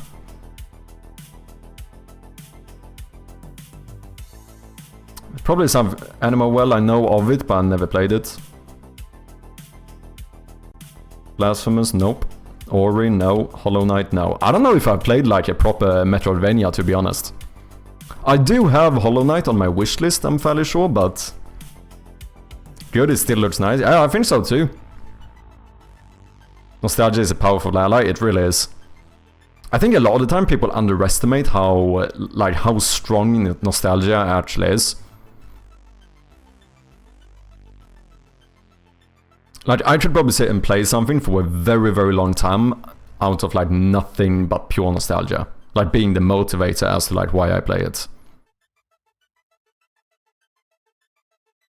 Plays Donkey Kong, that's so sad. I don't know. Duck Hunt, like, I know the game, but I don't think I played it. Legend of Zelda: The Minish Cap. I did not even know that was a game. I played a little bit. I played Mortal Kombat in one of those like gaming bars at some point. I think I have a mate who plays a lot of these button mashing games. Like, I've tried a fair amount of them, but never really stuck with them or whatever. The only fighting game I feel like I've actually played a fair amount of would be like the UFC games. Or maybe the wrestling games back in the day as well. Set up a poll to ask which game we should shame you into playing. But we would need to... how do we even pick which ones to put in there? I don't think I can do infinite amount of... Can I only do 5? Yeah, I think it's max 5 things I can put here. 5 responses or whatever. There's nostalgia and there's good nostalgia games. Yeah, I suppose that is true. Just there's also games that like in my mind probably feel like, oh damn, I could really go back and play this game. And then once you do it, you're like, okay, this is actually far too outdated. And then there's some games that just hold up really well. Like, even some really old ones, right? Like the classic Super Marios or Super Mario 64 and that kind of stuff. Like, they probably hold up really good still today. I don't think I would have any issue of playing them. Whereas there's probably a few that would be like far too outdated. Doom, yeah. Original Doom might feel quite outdated, I would assume. Does it? Wait, it holds up, does it? Isn't that like a proper dungeon crawler? Hollow Knight is quite essential. I do want to play Hollow Knight at some point. Okay, we do have an ad coming up here in about 20 seconds for the non-subscribers. Thank you for your patience. I cannot skip this one anymore. How many gifts for you to immediately get Chrono Trigger and play it? Well, do I have to also buy the game? Because in that case I have to factor in the price of the game. Grim Fandango, never played it. Okay, ads are starting. I'm gonna take a quick break and just reheat some coffee, and I shall be right back. Just gonna stretch my legs a little bit. But I will be back before the ads are over. So if you need to get some snacks, get some water, whatever it might be, now's your time. Outer Wilds I have not played. I do have it on my wishlist though. My wishlist is fucking long now. I think I have over 100 games in my wishlist. 15 euros on Steam. So 15 euros, that would be like...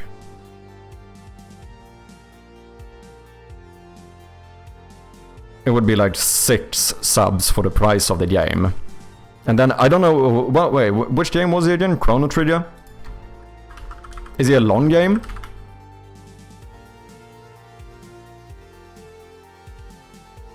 Oh, it's like a top-down one. Oh, is it like a, is this like a JRPG? Yeah, it is. Timeless RPG classic. Do I have to finish it? That's another question. There's a few factors here. 23 hours. Okay, ads are running, so let me take a quick break and I will be right back. Thank you for your patience.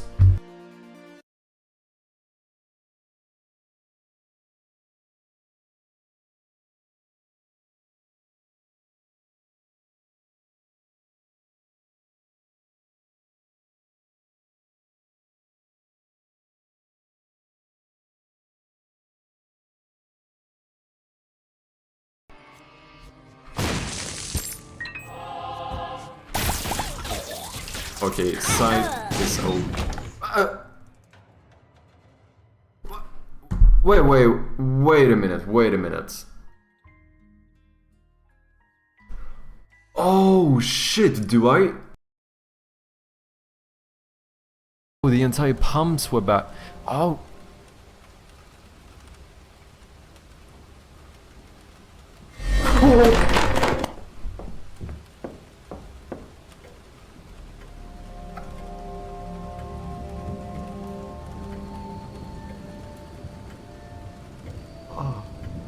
Yeah. We're getting there though, we're getting fucking close. I mean, you know, maybe we don't have to watch football, but you know, if you want to drink whiskey, I do have a bit of whiskey. Whiskey is kind of pog, as the kids say. No, wait, no.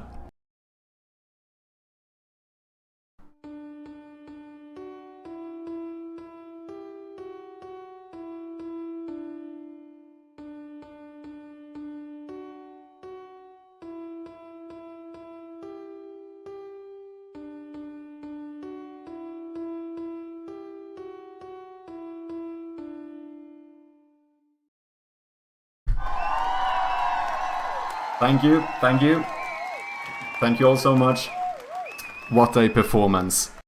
This is from now on how we are always going to speak. With that perfect Swedish accent. Yeah, it's pretty horrible. It's pretty horrible. I'm surprised though, we only lost like 2 viewers doing that. And all of these are sort of sitting in that style. Am I supposed to sit here? I might be like...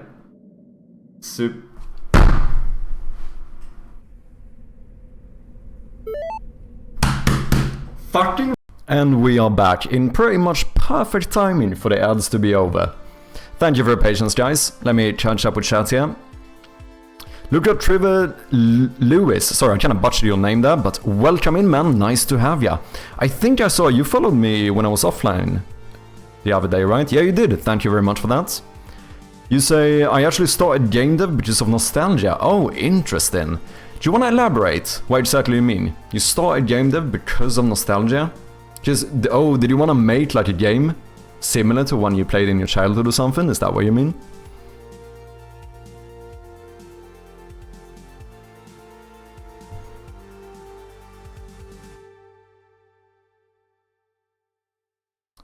Doom is fun even in 2025. Oi, what's good? What is up, Spectacular? How you doing, man? Welcome in. Still not getting your own redeem? Fucking hilarious.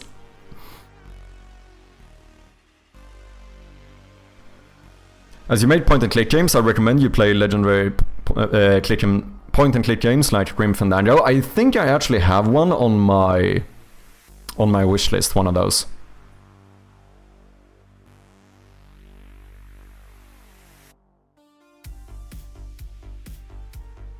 I'm more of a Final Fantasy VII guy myself. Oh, interesting. I definitely need to play Final Fantasy at some point too. Indie must plays gotta be like Celeste, Outwilds, Hollow Knight, Terraria, and Castle Crashers. I have played Castle Crashers. A bit at least. The other ones I have not played. So the other ones you guessed correctly. Oh yeah, I do suppose that's true, Wachacha. Lucasfilms, they're quite big, aren't they?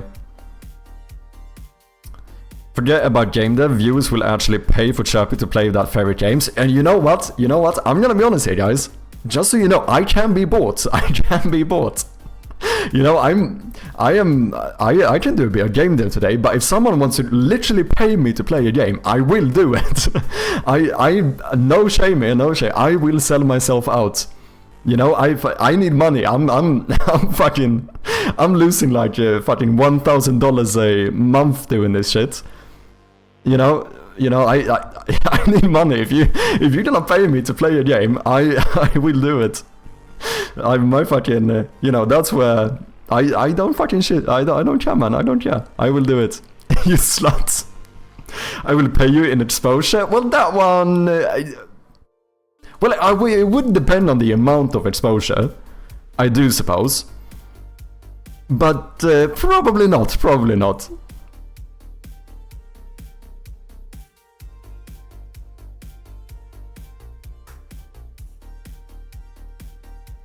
Toby Fox wanted to make Undertale, which is of Earthbound, so not alone in nostalgia to game dev. Oh yeah, I suppose that's true. Undertale I did play fairly recently though, but I did play it.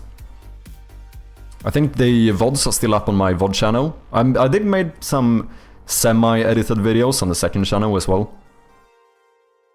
So I played a game in elementary school that was insider learning software. A fun puzzle game we were allowed to play when we did math stuff. I remember I bought a game and it remade about 100 levels. It was my first real game dev experience. Oh, that's kinda cool, man. $20 or $20? Yeah, true, true.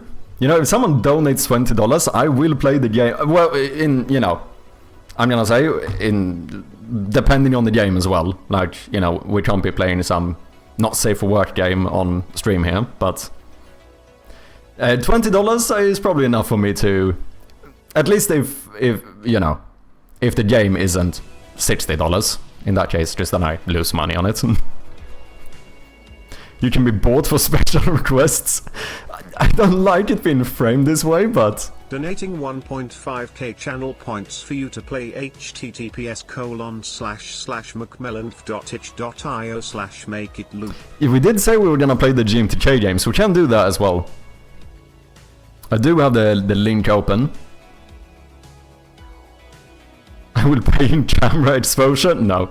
Exposure equals me sending your Twitch link to like 3-4 people. No, fuck off, man.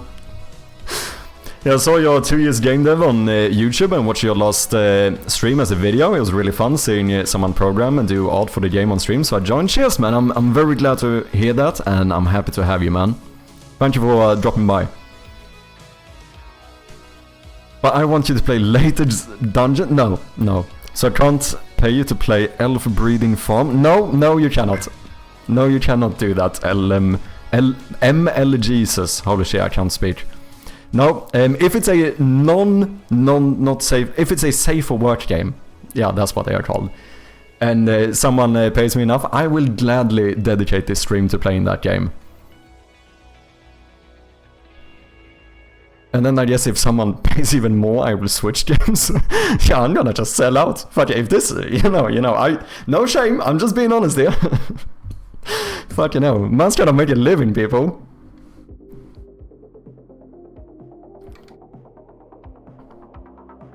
Well, I thought all of those were deleted in the recent not safe for work game purge. Oh yeah, that's true, there might be actually.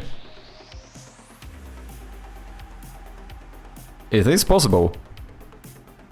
First an EA this streamer. At least I'm being honest about it, So are we planning your subathon live? We should definitely do a subathon at some point. I will need to set it up though. I mean, we should certainly say, like, if someone... We should put, like, a hour figure on, like, or an amount of playtime per donation or whatever. That we should certainly do. Basically have a... It would be like a donaton, I guess. Just for a subathon, I would need to set up stuff, I'm quite sure. It's okay to butcher my name as it's German, it means lucrative Lewis. Ah, okay, gotcha. Lukrativer. So how much money for playing Dark Souls on dancing pad? Well, now once again we get to these kind of weird grey areas where I would have to look up the price for the dancing pad as well. I need to factor that in. Dark Souls I already do have, so I wouldn't have to factor in the game. Let's say this, game plus $10, I will play... Game price plus $10 and I will play the game you want me to. Or like anything I need to buy, so if I need to buy another console, you better fucking buy me the console, because I can't afford that shit. First recommended game for me is Lust Sisters, so I don't think they got banned.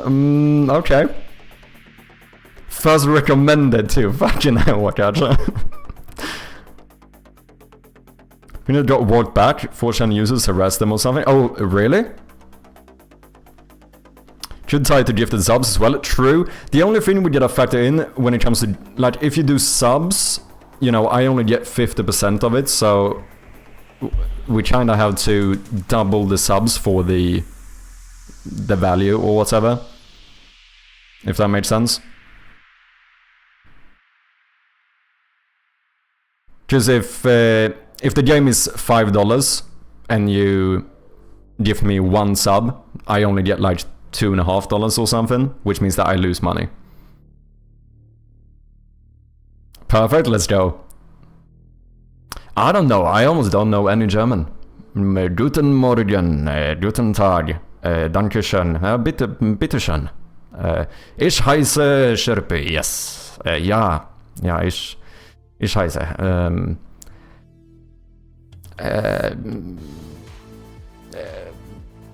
Achtung! Yeah. And that's where I think I fall off here. Mega Man 11 in euros on Steam? I don't know. It is almost 10. Almost a tenner. 9.89 euros.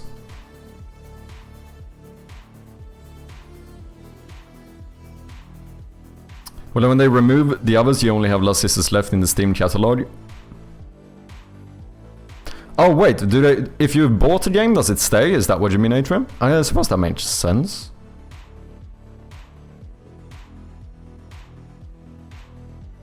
Only some extreme not safe for work games got purged, but we all nowadays it only the first step in censorship. Yeah. All of that sounds really good. Cheers, man. Is Aisha Matti Chipri? Yes. Matt Chipri.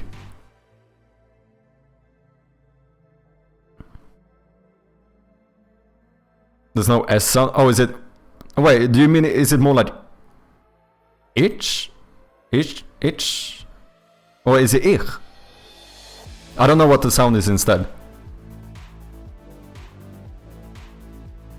Ish? Ich? I had a German college's ish sounded exactly like this. Oh, interesting. Yeah, I do suppose it's regional accents as well, right? Okay, let me quickly try... Let's try Wales' new game for the GMTK. Game Jam. You know what? I can actually... Do we have volume controls?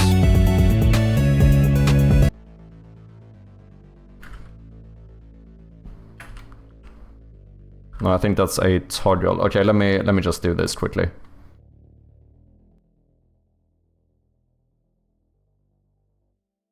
More of the second. Shit, I don't know which one was the second. Like you're coughing backwards. Tune sounded good, they did. Okay, that's far too low. Oh wait, am I still muted? I am.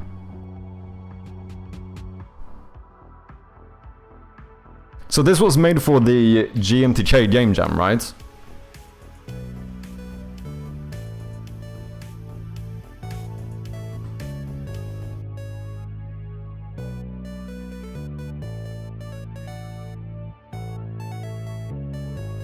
Well, it actually sounds fine now. Yeah, you know what? This actually sounds kind of fine. Just got deaf there, sorry running. I think it was loud in the beginning, because now I have it on 100% again. Unless it's gonna start loud now. Does it loop? When does taxes suck? They kinda do. I'm getting some money back on the taxes though, that's nice. I mean, technically not, because it just means that I lent out money to the fucking government without interest. So I guess it's not really great, but it still feels good getting money back. Okay, I think this is fine. Why was it so loud at first? Who cares? Seems to be working. Push out all of the levels in the final 2 hours, damn. So it was a 4-day jam, right?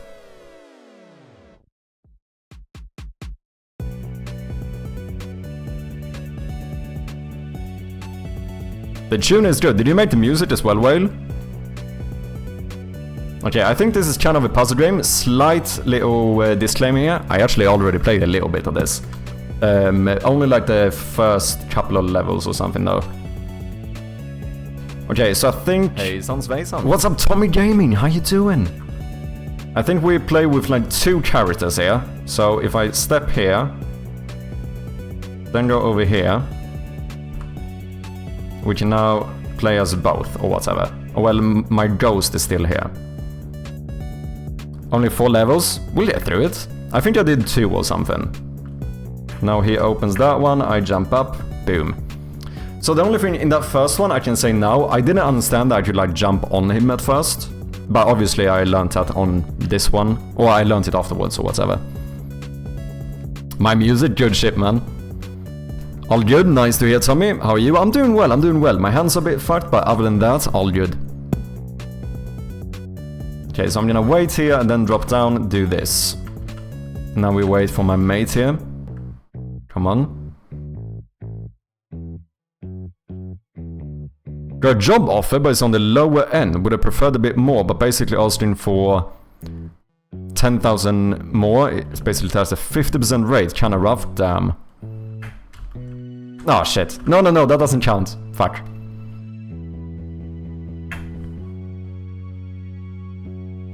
First level was supposed to teach you it? Yeah. No, and I did get it at the end, to be clear. At that point they would pay government more than me for those extra 10,000. But are you thinking of taking it, Atrium? Nothing new with your hands then? Nope, same usual. Same as usual.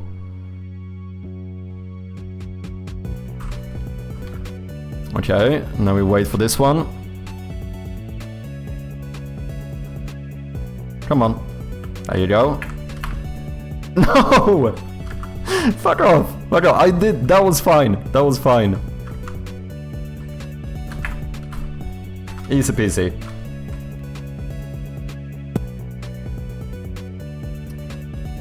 Can actually make that jump without the ghost? Ooh, interesting.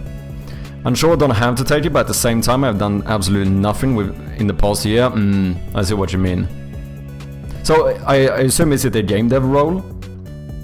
Okay. So this is new. I don't even know. Okay, those connect there and the goal is up there. Okay. Fuck. What do? I do boom. 1, 2, 3. Boom. 1, 2, 3. Boom. That should be fine. We can do that. Oh, that was the wrong button. Whoops. 1, 2, 3. Boom. 1, 2, 3. Boom. I think I can make that. I need to make sure to remember which button I pressed though, so I know where to jump. Oh! Okay, that was so fucking lucky. Thank you for the chaotic time. Holy shit, that saved me. Yeah, I only do Unity stuff? Okay. Exciting, man. Well, if you do end up taking it, I hope it turns out good. Made the game with a framework none of us really knew. And it's basically a do-it-yourself type thing. Oh, interesting. This is impressive though, it's good. Okay, so I'm gonna assume I can't touch these. Yeah. So I have to open that one so I can jump up there. And then... Oh, I can jump with W as well, okay.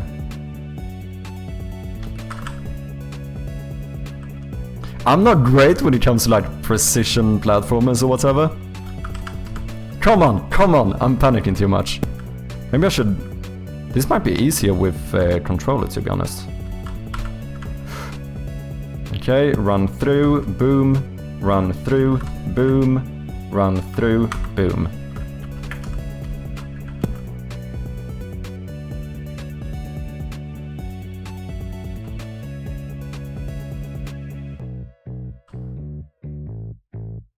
Easy peasy, man.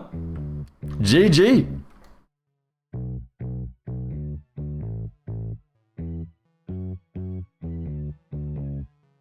So what framework did you use, Whale? We had good work on the game, music slaps, the art looks good, the levels are fun, interesting concepts. Is it open voting? Oh, I think it is.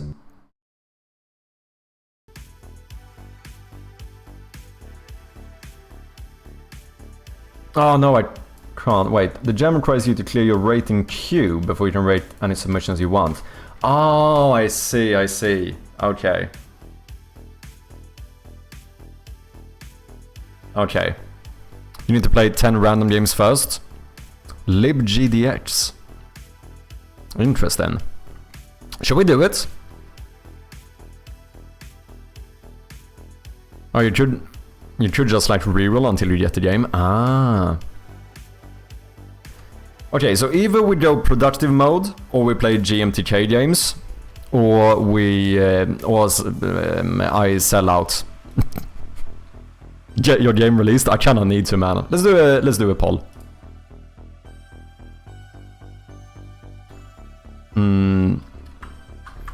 What is on the agenda? What are we doing, people?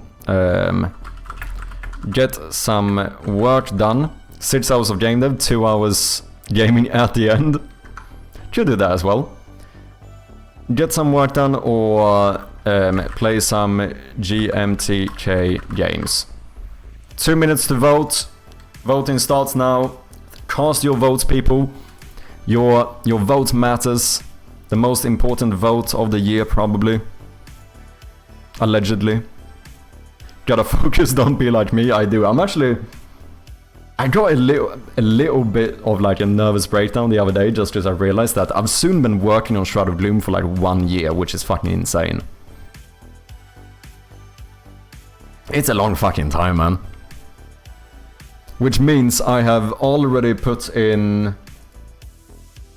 Average, I have probably lost somewhere about...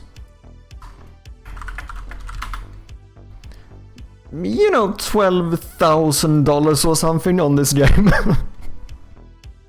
which is fucking insane. Which hand hurts most, mouse or keyboard hand? Currently it's my mouse hand. My mouse hand is worse than my left. I think I'm trying to use my drawing tablet more for when I do pixel art though, and I think that does help out a little bit. Also been doing a lot more stretching. Obviously got the compression gloves as well. I think it does help out, but yeah, they're not in a great shape at the moment. Both hands are keyboard hands, true. But your game looks so good. Thank you, Lewis. I appreciate that, man. Or Louis? Louis, I suppose. Because Lewis is with an E at the end, isn't it? I think it's Louis. So I might have been butchering your name even more than I thought. Let me know. Let me know. The game looks really good. Keep up the work. Thank you, Bucky. Yeah, Whale pulling out a kind of big brain viewpoint there. Kinda true. Both hands are keyboard. Lewis with S is good. Okay. Okay, it seems like people want us to get some work done. So let's see if we maybe do the GMTK games later or at some other time. Let me add this to my wish list though, because I don't think I have it. Chrono Trigger. Let's add it to my ever-growing wish list of games that I should have played.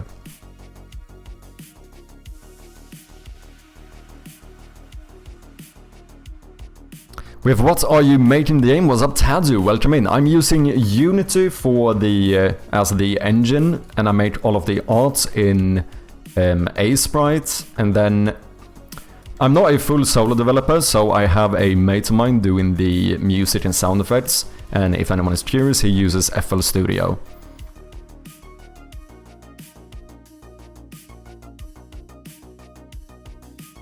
Yeah, French version, yeah, I think they would emit the S, right? Chrono Trigger was such a great game, yeah, we did speak about it. It is one of those that I have completely missed, so we might end up playing this sometime. I need to get through some of those classics. What's up, Eileen? How you doing? Hope you're doing well. Bedankt voor de gezelligheid, or whatever, shit. I think I messed the pronunciation there. You know what I mean. Sent you a new editor tech I built, a way to hide variables that are not needed. Okay, let's have a look.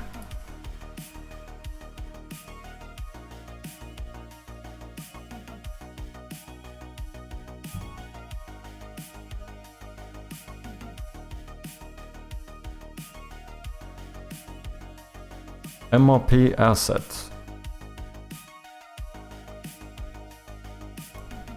Hidden debug tips. Okay.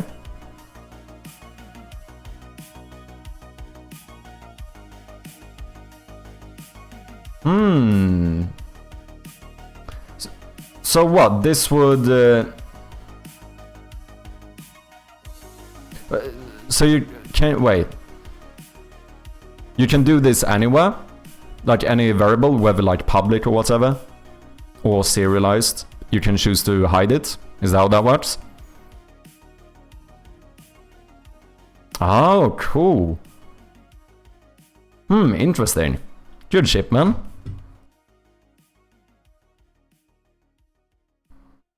Any variable can be hidden. Then I hold Alt to show them. Oh, interesting. Look straight, keep up the good work. Cheers, man. Classic Fruity Loops, trying to hide the silly name, FL Studio, yeah. Finally out of hospitals, hopefully for longer, so doing great. I'm glad to hear you are out and doing better. Either way, for the jam, I did all the arts and the music, plus levels, also did a fifth of the programming. Nice! Yeah, it was good shit, Whale. Did you think about different game engines, or was Unity always your go-to? So far, I've only ever used Unity.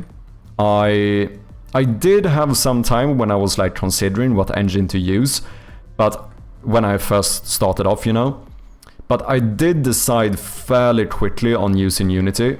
My main thought process as to doing it is that Well, first of all, I knew that I wanted to do 2D because, you know, I had no experience and 2D seemed arguably easier. So I didn't really need the advantages you seem to get from using something like Unreal. Because as far as I know, Unreal, you can do 2D games, but it's not maybe as 2D game focused. I don't know if that's fair to say. So then my choices were basically, do I want to use Unity or Godot? At this point when I started though, I still felt like Godot seemed a little bit newer, which it is newer, right? And for that reason it seemed more logical for me to do Unity, because I already knew what Unity was. And my thought process was pretty much that if I go with Unity, I know someone will have stumbled on the issues that I will stumble on. Which means that there's gonna be like a lot of documentation, there's gonna be YouTube tutorials, there's gonna be like forum posts about it. It just felt like a safer bet in terms of that kind of stuff. That was like the main reason why I picked Unity. And the main reason why I continue using Unity is because I know it. And I guess I get conservative. You know, it's fairly... I've gotten to the point where I feel like fairly comfortable in Unity. Like I know how the engine works. And I feel like I'm starting to have a pretty good workflow with game development, so it feels like it would be a kind of bad time for me to switch. That's kind of my thought process, I would say. What about you, Lewis? What game engine do you use? Unity peasant. You can easily do 2D games, just need a few tools for it. Okay. Godot is trash, do you think so? Paper ZD makes making 2D games easily in Unreal. Oh, interesting. Thank you for the insight. No worries, man. You will laugh at me, I won't. I think that a game engine is nothing but a tool, and you should use the tool that makes the most sense or that works the best for you. I would never go and say that someone should not use any specific game engine. I truly just think use whatever works best for you.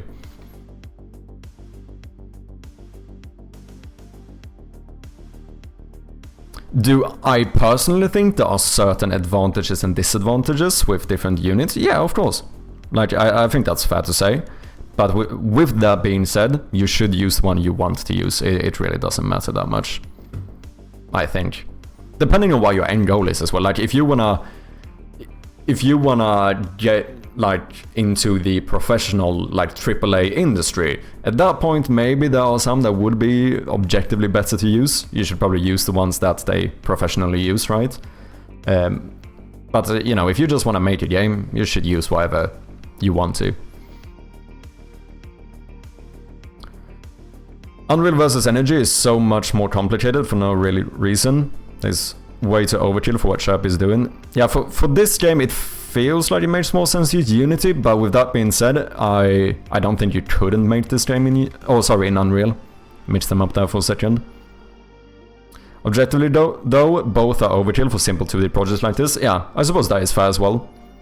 Just like, the thing about Unity and Unreal is that you're gonna get a lot of bloat, right? There's a lot of features that I'm not even using. Sometimes there's multiple features for the same thing, like input systems in Unity, there's like 2-3 different ones, which is, you know, you could argue that's a bad thing, but there's also something kind of nice for me as someone who's a bit more inexperienced to just know that Unity has, that if I want to make something, there's probably a feature for it, you know, and if there wouldn't be, there's an asset for it, right?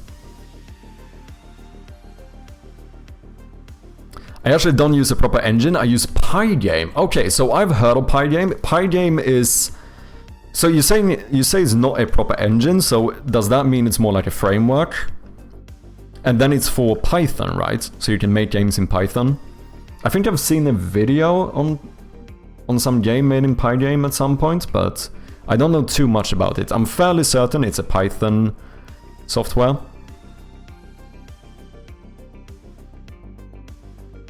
Don't think it's overkill, you can do without it, but asset management, different build targets, input/controller support out of the box is pretty nice. Yeah, that's what I mean, like localization built in, audio system pre-built, yeah. Like having, you might not need all of these features, but having them is like, it's kind of convenient, right?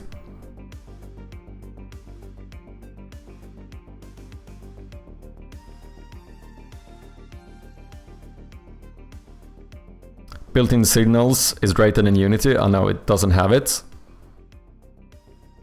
Well, the signals are just events, no? As far as I understand it, signals in Godot is just equivalent to events. But you say built-in, so I don't know if maybe you mean like that would be the equivalent of like having a built-in event bus, maybe? I don't know if that's what you mean. Just like I use events, right? I do use Atrium's event bus though.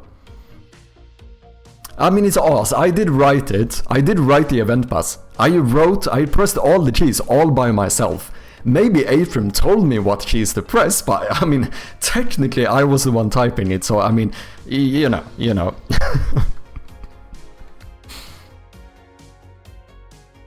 You could make that game in any engine I'm aware about, excluding RPG Maker. It's just how inconvenient it would be in some of them. Yeah, that's what I mean, and at that point, since you can basically make... In some regard, you can almost make any game in any engine, you should just pick the one that works best for you. Let's not start a real engine war. Yeah. I went with Unity after trying many engines just because it's the one my brain understood best. I just go with whichever you prefer using after trying out a couple. Yeah, I think that's the best route. And for me, I think I was such a beginner that for me, trying out an engine would still take me like fucking 4 weeks before I understand it. So at the point where I started like understanding Unity, I was like, this works for me, so I'm just sticking with it. What's the best engine? Godot Pros is the ease of use of signals and components as game objects. Oh, interesting. Components as game objects. Don't know exactly in practice what that means, but sounds interesting. And the ease of use of signals, is it, am I understanding this correctly? Is it like Godot basically has an event bus built in? Is that what the ease is?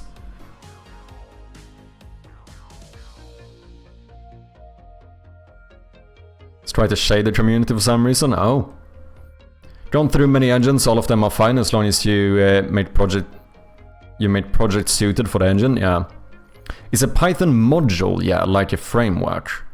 It gives you the option to display graphics and play music and sounds and have collision checks, but no UI or tile editor or something like that. Interesting. So wait, why would I laugh at this? This sounds like it's just... It sounds like it would arguably be more impressive than using an engine. Why would I laugh at that? If anything, you should laugh at me. Now you fucking engine scrubs sitting here with all your features.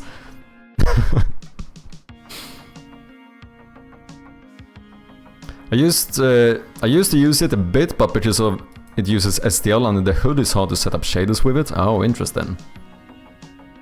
The best engine is BMW 3.0 liter. Okay. Probably the point where I will switch to, but I'm not that advanced. The best engine is the one you made yourself. Only real reason I use Unreal is Blueprints. Visual scripting is just way better than what other engines have. Yeah. No, I think that's a fair point. What OS is the best? Oh shit, we're gonna start a fucking war in here, people.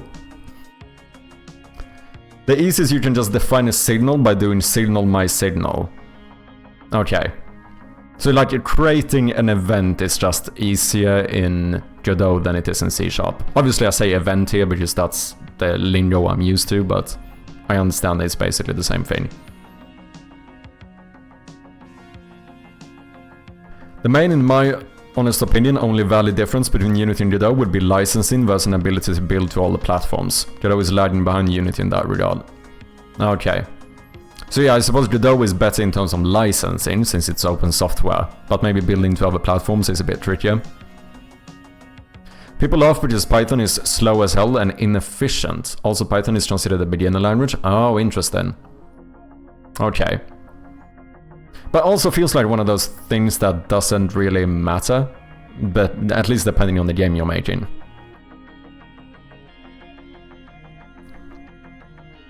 Well, it depends on what you do. For game dev, Python is slow. Yeah, just Python is good for like... Isn't Python used a lot for like machine learning or something? Or am I mixing that up?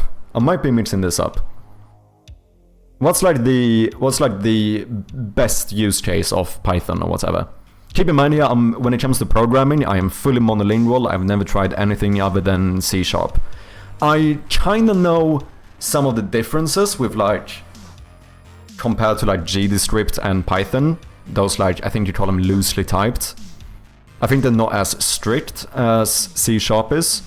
I think that's why you're saying that it's more of a, it might be more of a beginner language. I know a little bit, because you can kinda, I think you can kinda change the type of the variable like midway through a script or something, if I'm not mistaken.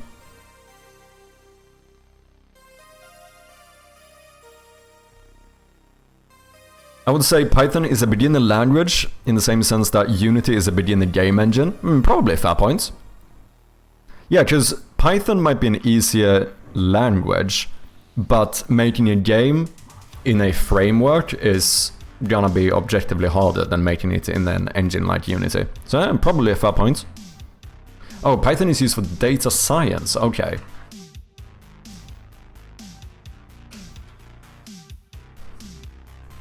Switch and consoles are way easier to deal with in Unity versus Godot. Just so many features that Godot has been lacking behind that people just don't realize when they are doing indie and small projects. Unreal/Unity has so many great features to support larger companies and projects that most people overlook.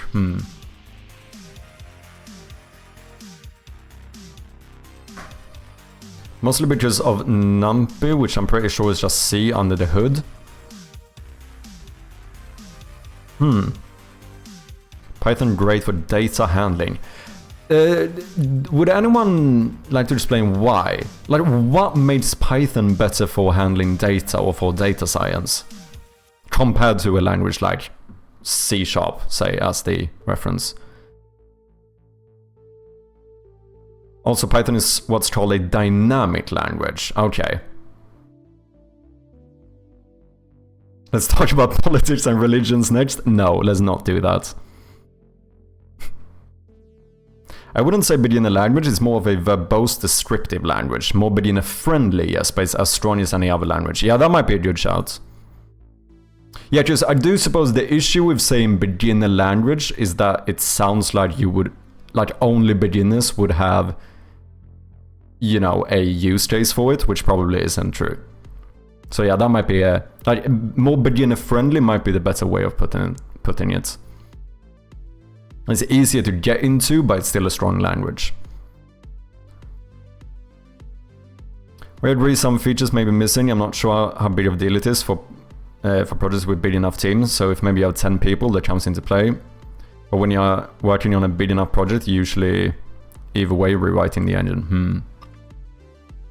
As I started the apprenticeship as a developer, I did not want to learn a engine, but a language and more software developer stuff. And I knew Python from school, so a little bit more from scratch, as my job as a mobile dev is a little bit more framework heavy. Oh, interesting. History, nothing more, just quirks of history. Oh, interesting. So what? It's kind of just like, because people are conservative, they started doing data science with Python and continue doing it. C# usually written with C#, while Python under the hood plugins are written in C/CPP for performance reasons, if I recall right. Okay. So under the hood with plugins are written in C. Okay, so wait, the plugins in Python uses C or C++. But it's not like all the code I would write in Python gets converted into C or C++. But like the plugins that help you might be written in. Am I understanding that correctly? Just being curious here. At some point, there were more tools for that in Python, so people use that more and more in its style. Okay, no, that makes sense. Python's best use case is as a scripting language, like small helper programs. Ah.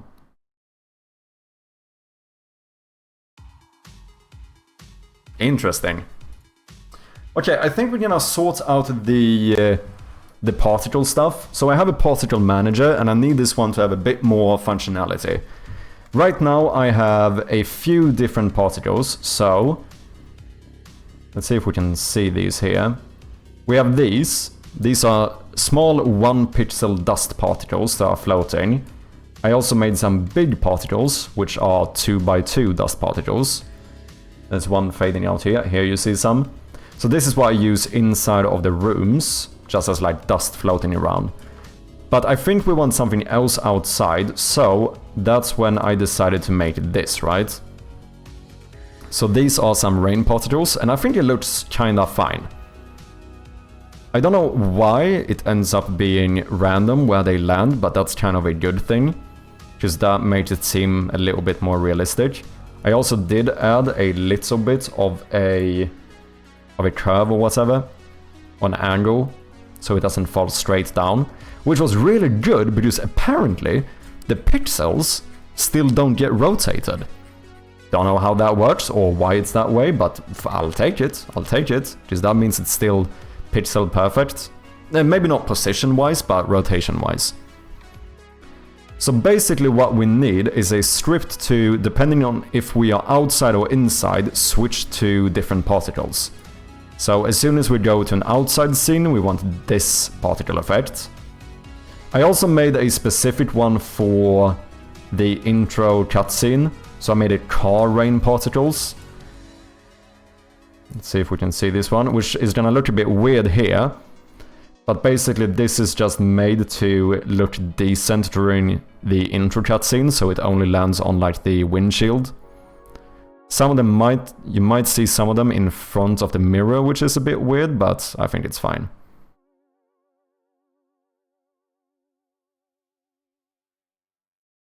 So we need a way to switch between these different particles. That is basically what we need. As I mentioned, I do have an effects manager which does some of this stuff. We just need to add a bit more logic here.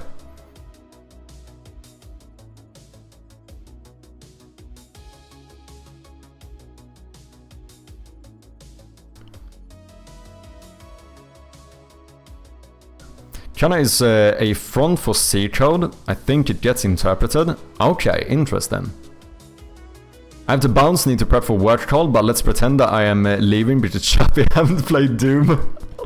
Fair enough. Thank you very much for dropping by, Cage, as always. It's always good to have you here, man, and good luck with the work call, and I'll catch you later.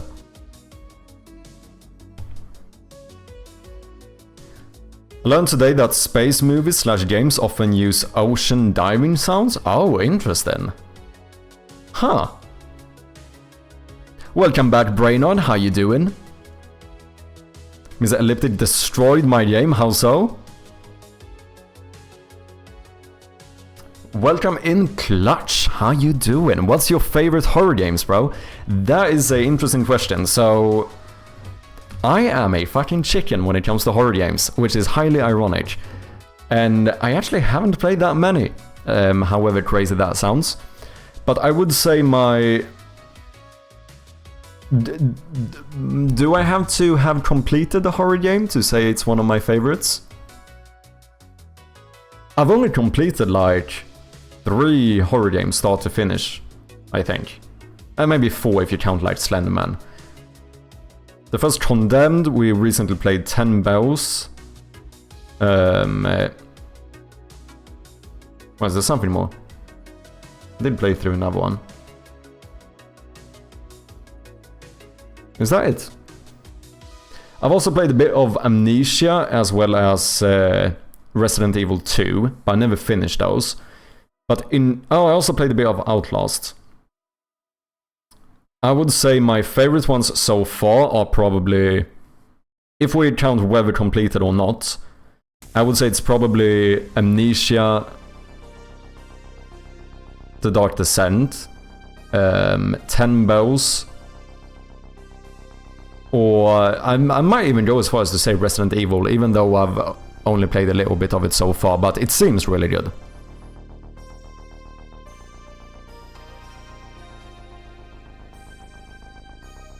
Kojima is also checking the hard games, yet he still made PT. Oh wait, is that actually true? Is that actually true? I did not know that.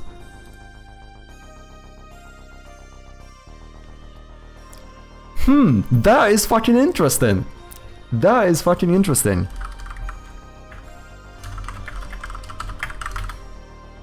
I'm lurking over here. Thank you for lurking, Jost. I appreciate ya.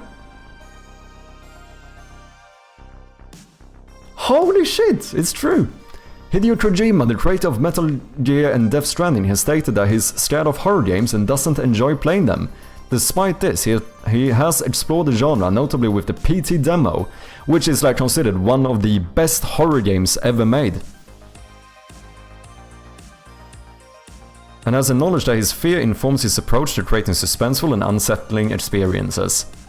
Well, this is fucking great, because this means that I have a pretty good argument for why you don't have to be a huge fan of horror to make a horror game. Kojima also got motion sickness from first-person games. Interesting. Thanks for sharing, Clutch. I had no clue. This is very interesting. Has he talked about this in some interview or something? Hideo Kojima on Death Stranding and horror games. Oh, it's 40 minutes long though. Maybe that will be off stream.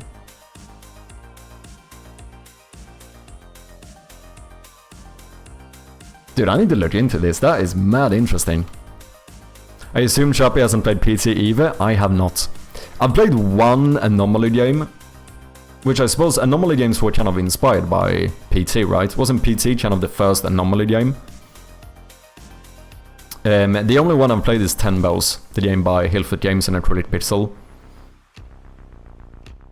That one was really good though, I really did enjoy it. Scared the hell out of me, but it was a really good game. I kinda understand the thing about Anomaly games as well. Like, it's a very brilliant genre, to be honest.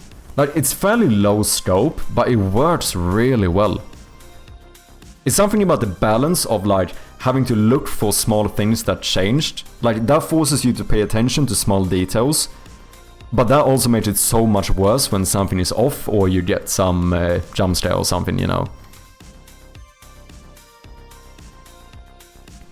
It's true, he says as he reads an LLM hallucination. Exactly. Have you played PT? I have not, I cannot say. I've seen a little bit from it, I've seen a little bit of gameplay. It's good to be scared of horror games, I'd be worried if you weren't. I suppose. And also, I feel like the kind of good thing about, like, generally speaking, I couldn't say like I enjoy playing horror games, right? Because like I feel bad playing horror games. Like I cannot say that I enjoy it. But with that being said, I'm kind of the perfect person to play a horror game, right? Because I actually get affected by it. And that's what you want with a horror game, right? Like, if you wanted to play a horror game, you do it because you want to feel those emotions. And I definitely fucking feel them. So, because if you are not scared whatsoever by horror games, I suppose it's not really, like, what was really the draw of horror games. Do you know what I mean? Does that make sense? Rexin TC, thank you very much for the follow, appreciate ya. I love horror games, the only problem I have is when you lose tension after the end chords or having to repeat the sequence, but that's hard to avoid, yeah. There's certainly things you can do. I know I heard that in Amnesia they actually made it so that if you look at a monster, he will be like chasing you full speed, right? But as soon as you look away from him, he will actually slow down. So the game kind of cheats for the player to let the player get away, because what they noticed is that when, as you said, when the player gets caught, you lose the tension. And losing tension is not what you want in a horror game, right? Like, you want that tension to build and then be released somewhere.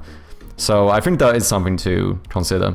What is up, Conrad? How you doing? Do you like horror movies? Nope. Same principle? Yep. I get way too scared. I don't enjoy them. Like, to be fair, like, saying that I don't enjoy them doesn't mean that, like, I mean that I don't enjoy them in the moment, right? Like, afterwards, it doesn't necessarily mean that I wouldn't be like, oh, this was actually a really good movie. But, like, while watching a horror movie or while playing a horror game, I am not in a state of enjoyment. Like, I don't feel like I get dopamine from it. Do you know what I mean? I feel like this is just, like, punishing me on like an fucking emotional level. Like I feel bad, like it truly does affect me. Like I said, when I played 10 bows, not joking, I'm legitimately not exaggerating, my chest hurt for like 2 full days afterwards. Like I was trying to sleep and I was like, holy shit, my chest actually hurts. Amnesia the Banshee is one of the best horror games I've ever played. I did recently get that one gifted to me, so it's possible that we might end up playing it at some point. Shout out to Spectacular for gifting the game to me. Glad to hear you're doing good, Conrad. Lurking from work as usual, appreciate you, man. I think I would enjoy thrill games more than horror. I would probably too. Once again, not saying that... Because it's an interesting thing, right? I'm not gonna go as far as to say that I don't think horror games are good, or whatever. Like, especially like, after finishing something like 10 bows, I was like, holy shit, this is a really good game. Like, in hindsight, I enjoyed the game. But while playing it, I was in, like, pure discomfort.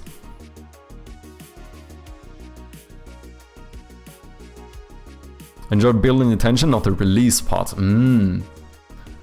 Dude, I watched Elias play through a horror game the other day, and I got fucking mad jump scared. Holy shit. I watched some, I wanted to just get more experience from horror games, so I looked at a horror game, a fairly short one, that I was like, I'm probably not gonna play this one, but let's just watch it to see kind of what they do in it and so on. And there was one jump scare that made me like proper jump out of the fucking sofa, man. Holy shit, I was so bad, man. Have you encountered any scary events in real life? That's a good question. I wonder what like the scariest moment in terms of that kind of stuff that I've had is.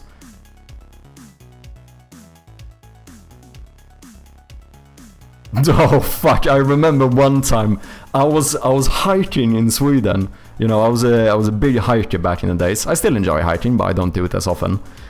But I was hiking and it ended up getting dark, and I didn't have like a tent or anything with me, because there were like these like campsites along the trail. So I was like, I'm just gonna go to one of them and sleep there. You know, when there's like a little vindskydd. You know, when you have a vindskydd. A little wind protection, windbreak. I don't know, is that what you call it? That seems very literally translated. A shelter, I suppose, is what you would use. Like the small little shelters along the hike.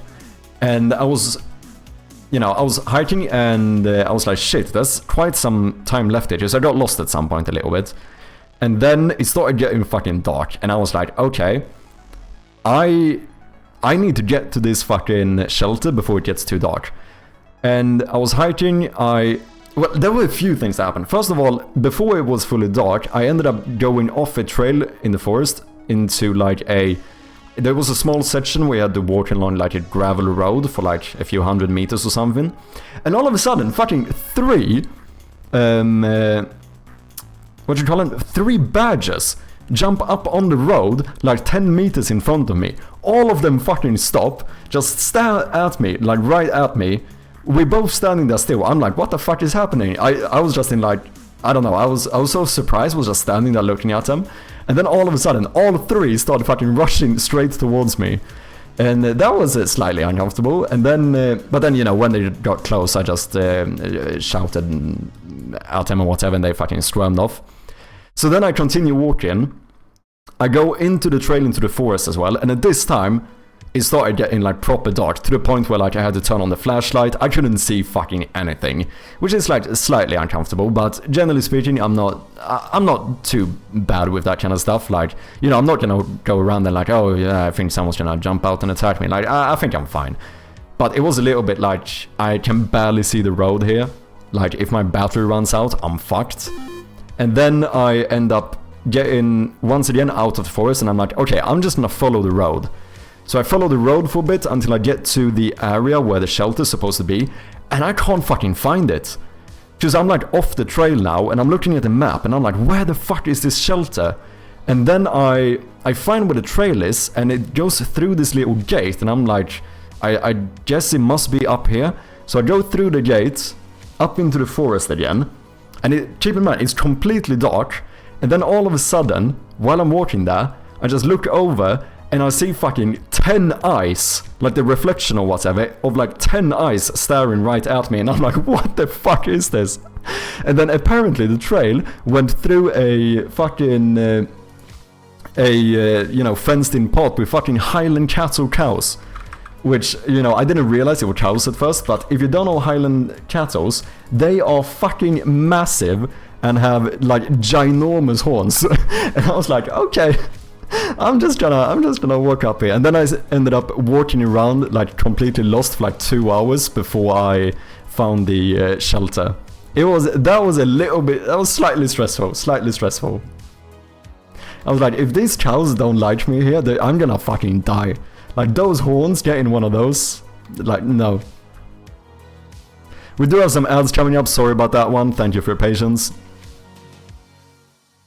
Particles, each room should have a list of environment/ambience effects that should be active. When a room is loaded, unload everything, then reload only the thing from the environment list. That is kinda how I'm doing it. Yeah, I do have a system for like background noises. For this post-processing, I've been reusing the same one for every room. But for ambiences and like music or whatever, I do have a system that like loads and deloads it. I also made a system so that we can hear a neighboring room.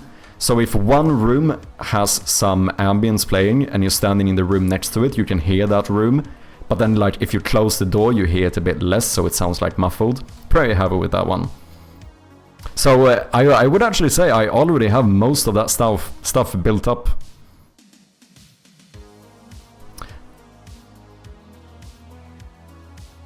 I don't know if you're in ads, Conrad, but are you going to play more horror games on stream? I will. We started a new Resident Evil 2 playthrough, so I am gonna try and finish that at some point. That's uncanny? Yeah, it was kind of fucked.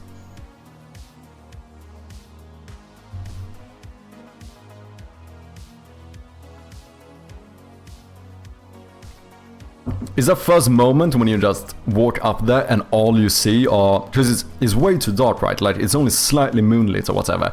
And I just see all of these fucking eyes staring right at me, hearing a bit of, like, ruffling noises or whatever. I'm like, what am I looking at? Because, like, although I walked through that gate, I didn't realize I walked into, like, a... What the fuck do you call this? An hard, yeah. Like a pasture, paddock, grove? Enclosed pasture, a field, like a cow field, I suppose, maybe? Yeah, I didn't like clock that at first, so when I just saw all those eyes staring at me, I'm like, what the fuck is this? You know, I didn't know what to expect. But when it was cows, I was like, oh, that's chill, you know. If it would have been horses, I would have fucked off immediately. Holy shit. Horses are a different thing. No, I have no issue admitting that I am... You know, I fucking respect horses. Cows I'm kind of fine with. I've never had an issue with cows. Horses, those are a little bit too big, a little bit too strong. I prefer to have a fence between me and a horse, I'll admit it. Bro, sound system reminds me of Thief the Dark Project. The sounds outside the room is muffled when the door is closed. Oh, interesting. Yeah, I think it's a pretty nice detail. It does make the world feel a little bit more realistic. Okay, how do I do this? Particle effects. Okay, I think those are the generic ones when you like click on something. Yeah. So, am I gonna lose all the references if I rename this? I think I would. But this is like the interaction particles. Room particle parent, this is if I want to disable all of them. And then we have an array of room particles. So I think... I don't need an array right now, so I think we can just do a particle system, and we call this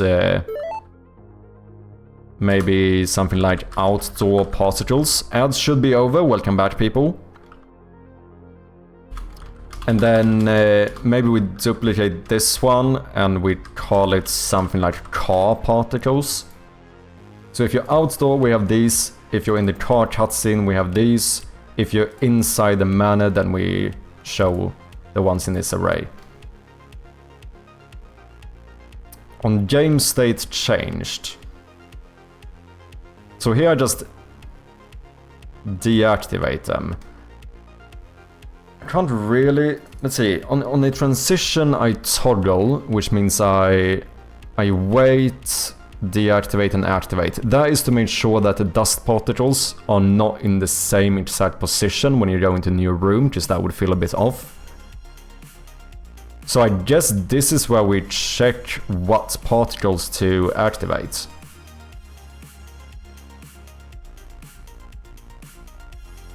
Transition, but we don't trigger transition here. Oh, so we do that one. No. Because it should only...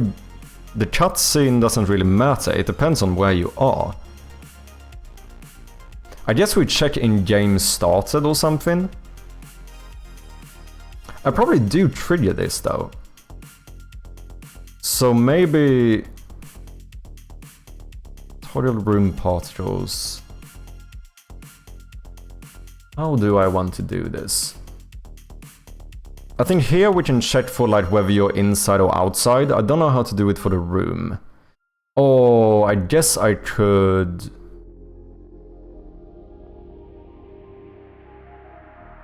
I could make a function that's public to like switch the particles. And then when you start this cutscene, we just automatically trigger the car particles. And then when we go into the transition, I do think we have a transition here, right? Before we go into the game. I think we would. Okay, so game state is cutscene. Let's see if that changes into transition.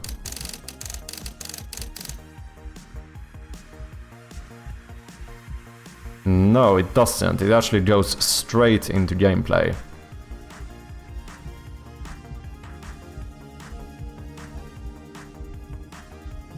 Huh. Okay. Maybe we skip the car for now and make the inside-outside work first.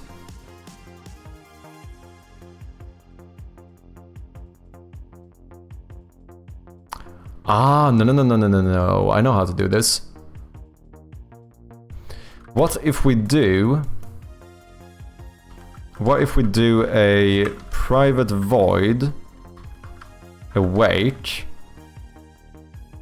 and then we do a switch depending on current room? Which is actually what we want to do whenever we check particle effects, so we should probably have a separate class for that so we can reuse it.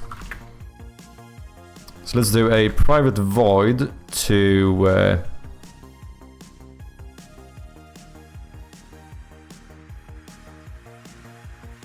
I mean, check particles or toggle room particles. This is more like a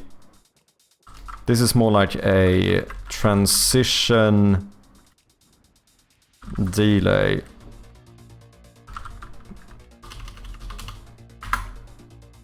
Because all I really do here is get the delay, and then this would be part of the toggle, maybe toggle particles.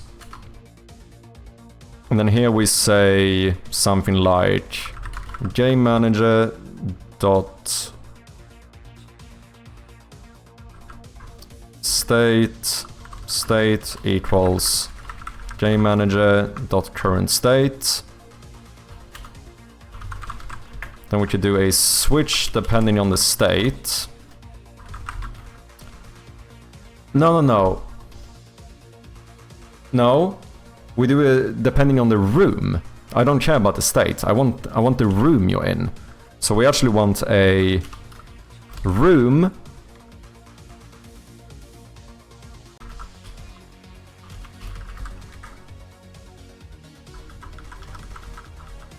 let's do a room, current room is equal to room manager dot current room. So we check the current room we're in, and then we do a switch depending on the current room. If it's null, I hope I can do that. Yeah, I can, okay. Because I think in the intro cutscene, the room is actually null. So we're gonna... this might have to change later. Unless I make that into a room.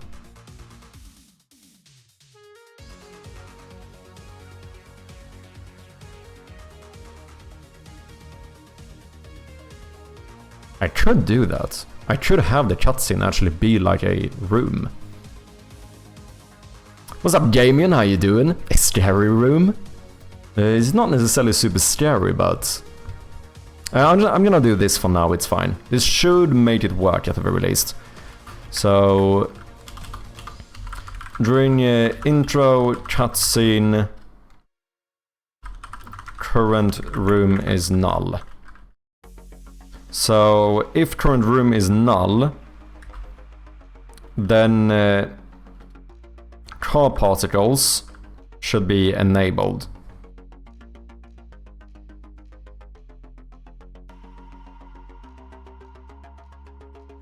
Wait, what do I do with the... Wait, do I not even do anything with the room particles? Do I never use the room particles? Oh, before I would stop and play, but I don't use that anymore. I guess I can just handle these as game objects.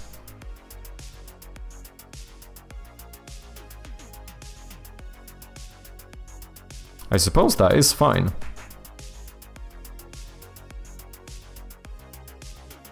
We just enable and disable the... because I think that should reset them, right?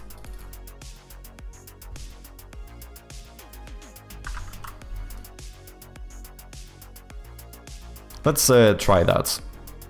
Because we need to make sure that, like, the pre-warm or whatever you call it works.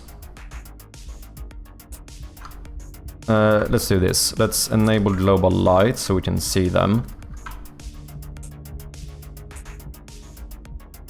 Okay, I need to... we have some particles by the door. Yeah, this does change them. Because this is what I need when you switch a room. We can't have all the particles stay in the same place, just that feels weird. But it seems like just enabling and disabling the game object should do the trick. I don't think I need to even reference the particle system itself. Unless I later want to change something, but then we can just get it. So let's actually change this into a game object.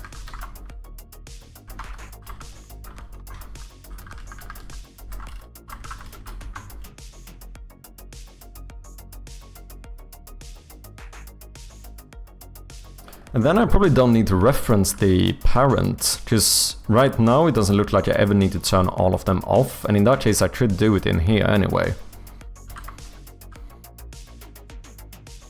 Okay, so we get the current room. If it's null, we want to enable the car particles, because that means we are driving.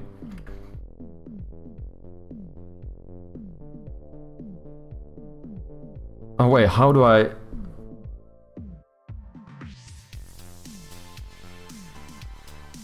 Can I... no, can I put a... Can I say case current room dot something? No, that's not gonna work. Room floor? No, room... no, size. This is not gonna work. I just have to do a if else statement, maybe. Because I don't think this is a thing.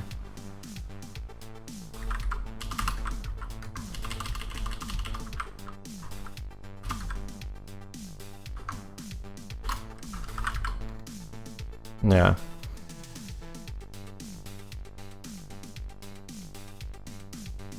Okay, so we change this, and instead we say if current room is null,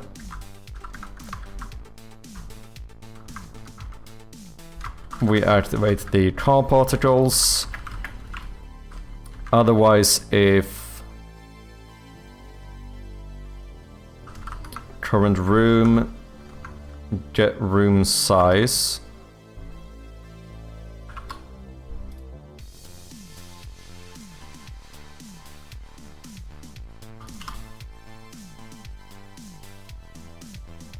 Yeah, I can't use the switch statement for this.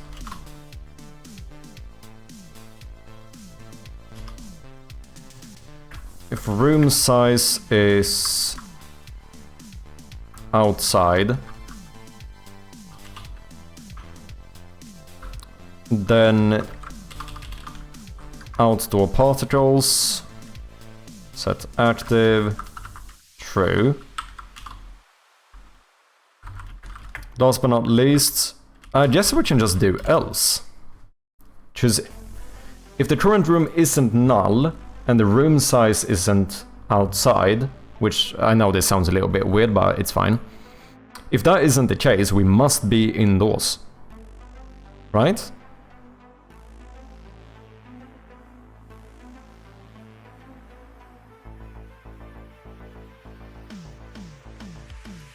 I think that made sense. So, room particles.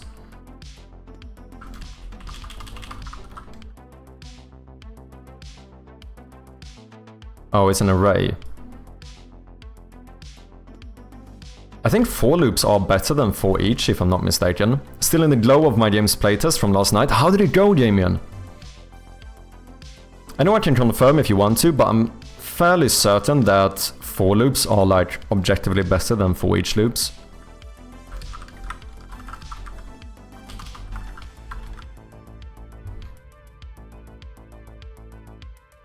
If that is the case, if none of those are true, then we loop through the room particles.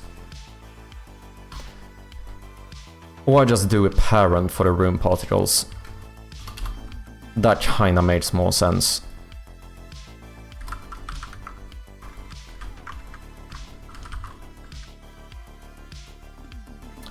Ah, wait. We could use the particle parent to loop through and disable all of these, just we need to make sure all are disabled.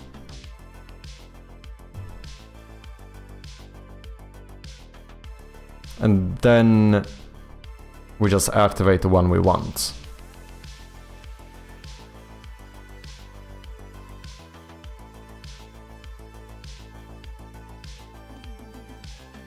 Or what I do is that I keep a reference to the current particle. And we just disable that one and then switch it. You have a custom keyboard, like custom switches, caps, etc. Or just off-the-shelf one? I have off-the-shelf. The only custom thing I have is that I have these like fucking O-ringar, like the little rubber rings to like muffle the noise a little bit. And for each channel the same, I think it just depends on if you need the index or am I missing something. I think performance-wise, I think for loops might have like less overhead or something. I don't know what the fuck I'm talking about here. Please correct me if I'm wrong. But I think I read something about them like performance-wise, they should be like slightly more optimal than a for each loop. I don't know if a for each loop like checks memory a bit more. Like obviously I'm speaking out of my arse here. So anyone feel free to correct me if I am wrong, but I think I know we read something about before, and I'm fairly certain that for each loop, for loops are slightly more performant. But for each loop is kind of simpler to make, right? Or like it's the structure of it is a bit simpler. I could be wrong though, so take it with a grain of salt. Java has a list.forEach, which can get both in a lambda. Oh, interesting. Could be language dependent, so I don't know anything really about this language. Fair point, fair point.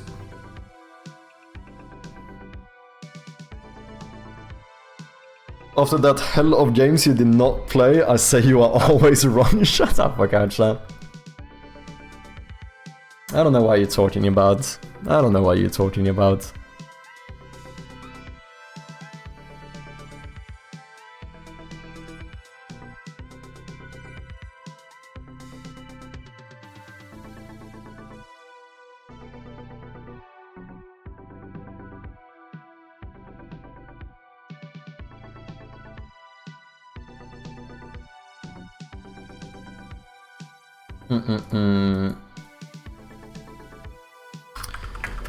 What is more performant for each loops or for loops? Or does it not matter? I would assume it doesn't matter for my case, but just out of curiosity. Is negligible, especially in high-level languages like C#, Java, or even JavaScript. However, depending on the context, one can be slightly more performant than the other. Use for each when readability and clarity are more important than micro-optimization. You're iterating your collections that implement enumerable, like lists, arrays, or dictionaries. You don't need to modify the collection or access elements by index. This all makes sense. But here, in for loops, we also have you're in a performance critical loop, which I'm not, to be very clear.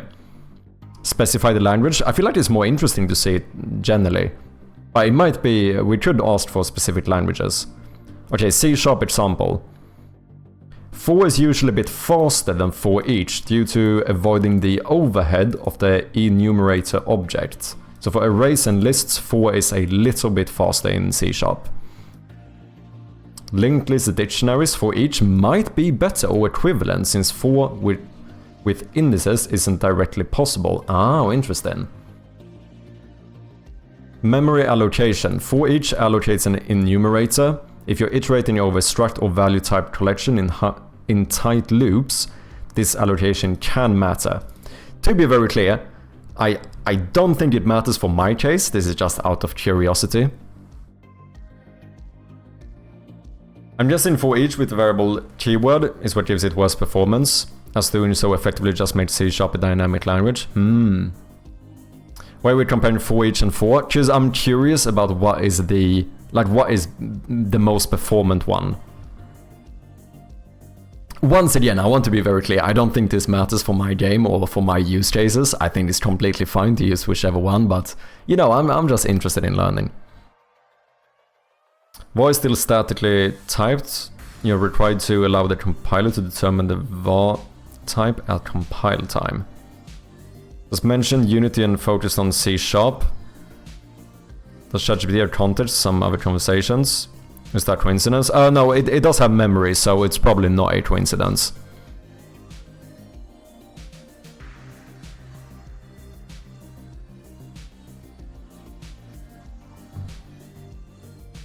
Really out of curiosity, not trying to be that guy. Oh, no, I would, no, of course not, Lewis. Completely fine. We have that debate in C++ land with auto. I don't know what that is. I think this stuff is just interesting. Once again, I don't think I have to care about this. I think for my use cases, I could probably... If I don't need like an index, I can probably use whichever one and it's fine. But I remember reading something about basically that it could be more performant or whatever. While index is less than array length, it's the real way. No way, no, that cannot be true, right? That cannot be true. Is it? No. Are you? No.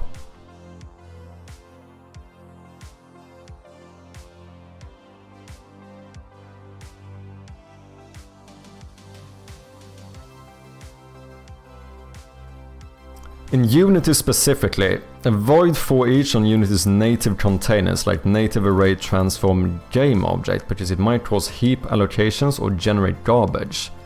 I don't understand, like I'm on Unity's native container. Oh, so looping like through like the components of a game object, I think. So like in this case, I'm using this on an array of game objects, so that should have been fine, I assume. Use for when you need max performance, index access, or you're in a hot loop. So a hot loop, is that like something that keeps running over and over? Can you define a hot loop? I think that's what it is. Yeah, a loop that runs very frequently or performs a lot of work, making it performance critical. Okay. So yeah, like if you have a loop in like an update function, for loop should be better. High frequency, heavy workload, or performance sensitive.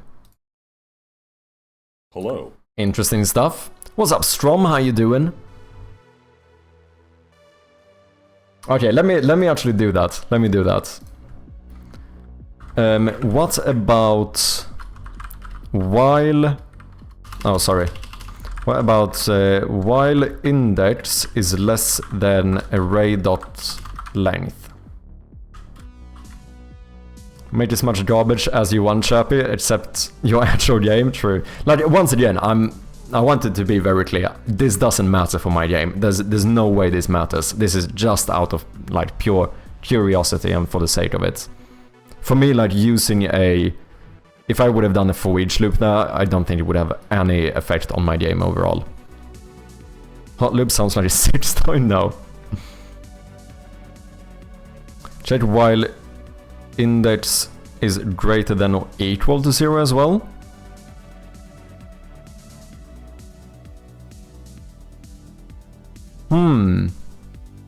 Yeah, for each versus 4.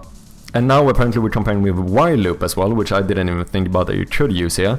I think the thing is that I'm kind of scared of while loops, because the only times I have ever crashed Unity with my own code has been when I've been working with while loops. It's the only times I've ever crashed Unity.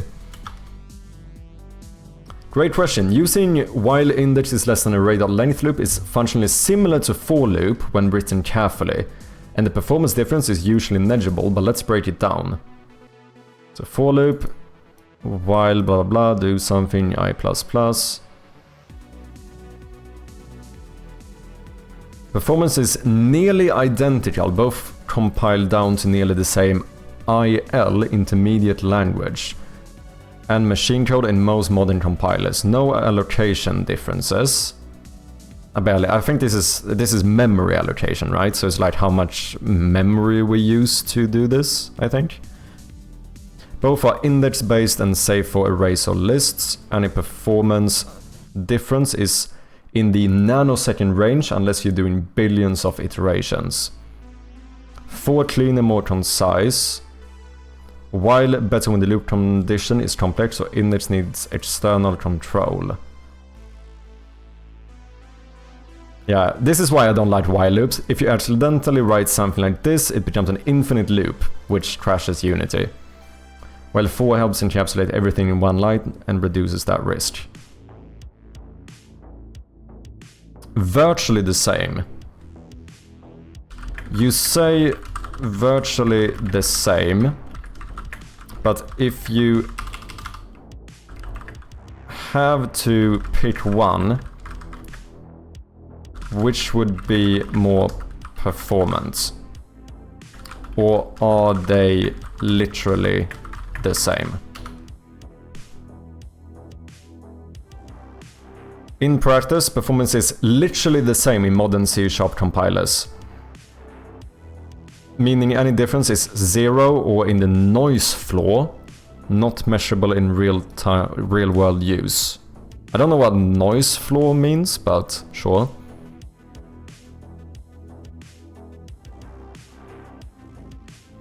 But then for readability and safety, 4 would be better. No measurable performance benefit for using while over 4. Not even in a hot loop. Unless you're doing something very exotic. Use whichever makes the code clearer in context, but 4 is usually preferred. Interesting. Now it seems like once compiled or whatever, they basically do the same exact thing. You know, a for loop can also run forever, right? But how would I make a for loop run for... I mean, unless I switch the... int I equals 0. Oh, I guess if I do like true, because this is a condition, right? And then I++. This would be like an infinite loop, right?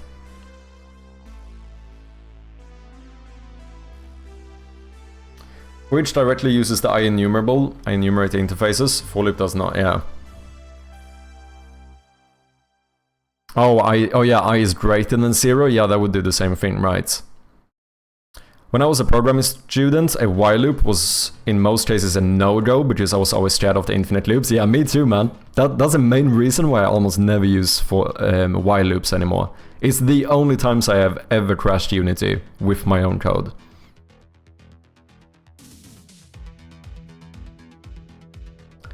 While it does a lot of magic you never see, you can only write your code and run benchmark/profiler when issues arise, yeah. Behind the scenes, the intermediate language code / machine code basically is just go-to commands with a comparison check to escape the loops. Unless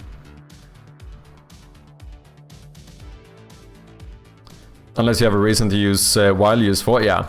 No, I think that's true. This is just for educational purposes.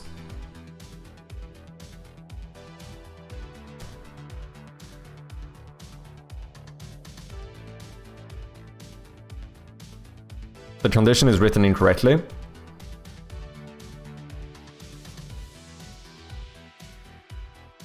you mean here? Shouldn't I just say true? Because I know you can do while true, and that will automatically be like an infinite loop. So couldn't I just say true in a for loop as well?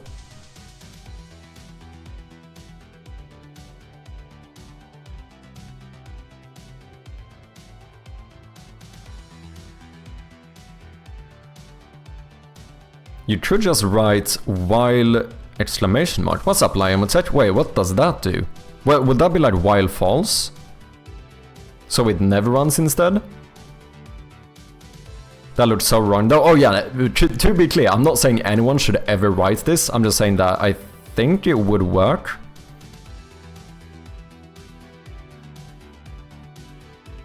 Now the truest loop of them all. Do while. Okay, no idea what that is. For the cases when you always want to do it at least once.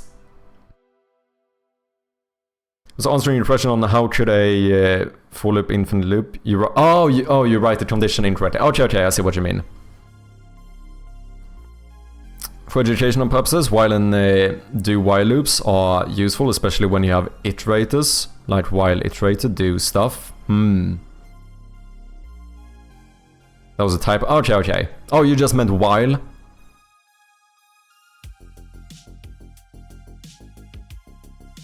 An infinite while loop uses less memory than an infinite for loop, because the for loop needs a variable. Ah, interesting. What are you trying to achieve though? Nothing. This is just pure curiosity. Just for the sake of learning.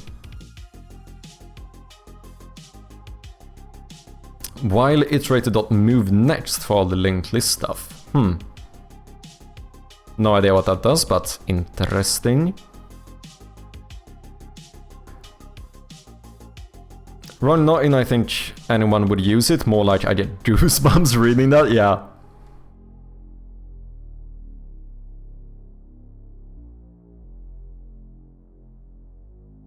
Interesting. Today I learned. I had no idea you could basically make it in a while loop, but it makes total sense when I see it written.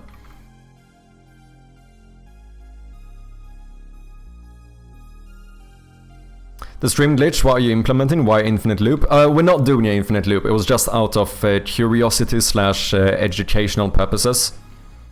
It started off with me wanting to confirm whether a for loop was more performant than a for each loop. But then we also got into, basically you can make kind of a for loop with a while loop. So we just started looking into that as well. But it's not, I don't need to use any of these right now, just out of curiosity. Oh wait, I do need to use something, because I think the best thing... Well, that's interesting, because here I could just deactivate all of them, one by one. Or I loop through the parent objects. Once again, I don't think it matters, so we could probably do... Unless I do an array of... with all of these. But that seems dumb. You know, fine, we just need to make this work first, so let's actually do this. I'm just gonna manually deactivate all of them. And then only set active the one we need. So I think later maybe what we should do is keep track of the current particle. I think we can make this into a start instead, and then on start we want to immediately toggle particles. On game state changed, we have a transition delay. Oh yeah, here I return null to wait for the next frame. This might not work now because I don't have any like wait time or whatever. I might have to make this into an IEnumerator instead. Let's see whether it works or not. So for now, let's just do a wait for the transition, and then we are going to toggle particles. I no longer want to do this, which means I also don't need to do this. We're gonna clean that up later. I just wanna check if this works or not.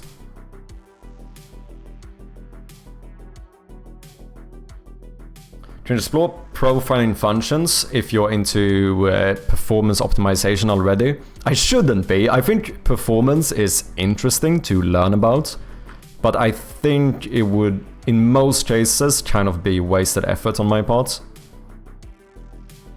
Oh, we forgot to set up some references.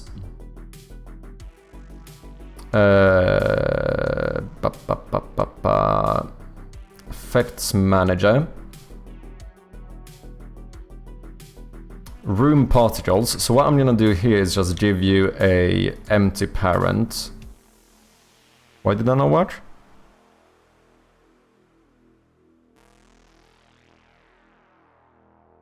Oh, I see. Okay, let's save all of this and then open up the prefab. You two should be child objects of this one, and we're gonna rename you into room particles.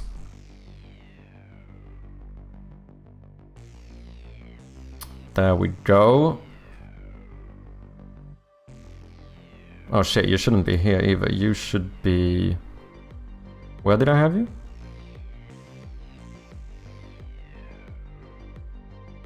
Game. I think I have you here.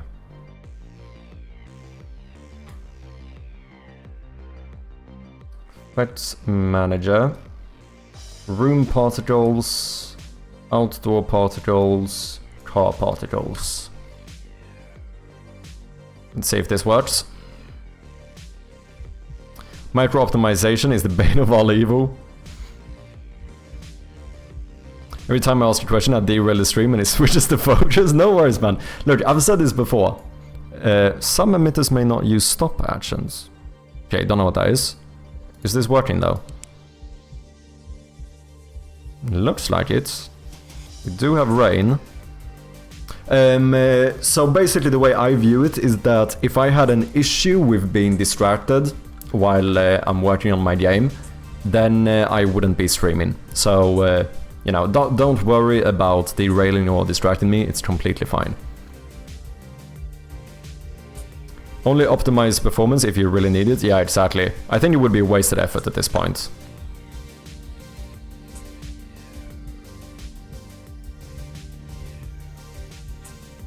That's just chirping, not thinking through what he's writing. Oh wait, in what? How much of the game has been completed by now, by the way? A fair amount. I think we have like... I would expect right now, just most of the systems, the game is basically feature complete. So I've started working more content. In terms of content, I think we probably have like, for a completely new person, I would imagine we might have like 40 minutes of gameplay or something. Like average playthrough. Which is quite a bit.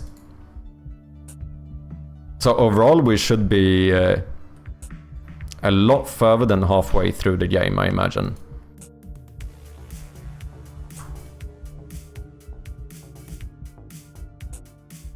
Because we're almost halfway content-wise. Probably not, but, you know.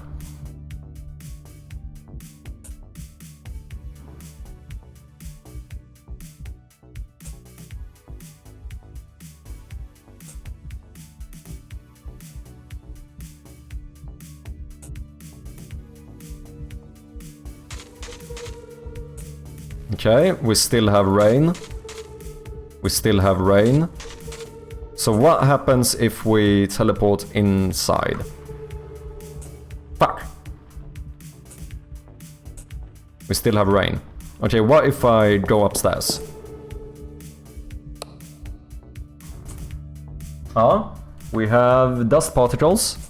Go back. Dust particles. Nice. Okay, so it might be my teleporting that doesn't work. If I teleport outside, we probably still have... Yeah, I don't think I'm triggering the correct events when I'm teleporting. But if I go here now, it should start raining. Ooh, we might have an issue. Is it gonna rain down here? Oh, it is.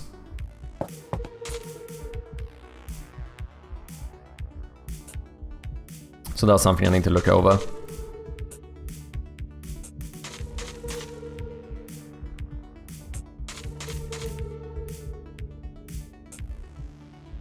Okay, what about the car cutscene? Does that function correctly? We do this. And then we play.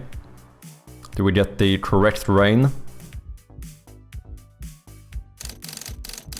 Yep, it does look like it. Hey Chappie, focus. I'm mad focused, man.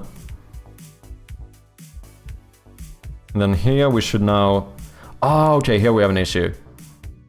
So when we get here, we don't toggle the room particles. Yeah, just we never go into the transition scene. Righty, righty. Why if I just do that myself? Why if I just force a transition? When we do the fade out? Why not?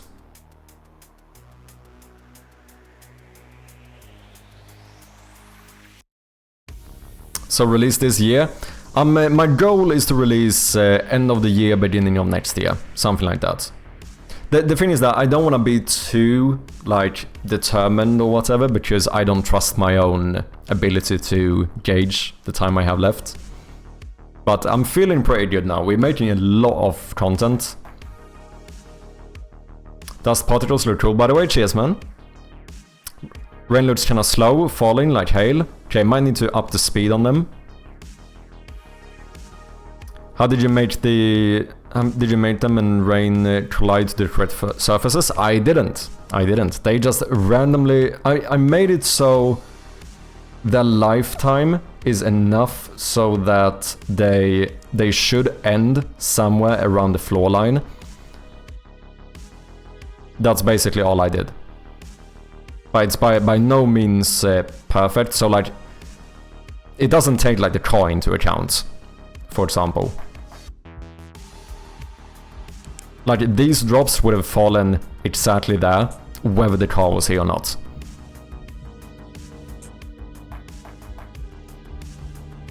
But it does work pretty well, I think. There's some weird places where, like, the size changes. So here, for example, you will notice that there's never a raindrop that falls over here.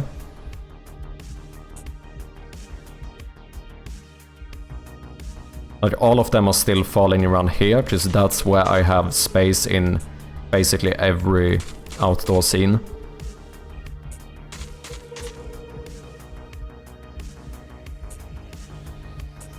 So, you know, it's slightly faked. But I think it works good enough, I think.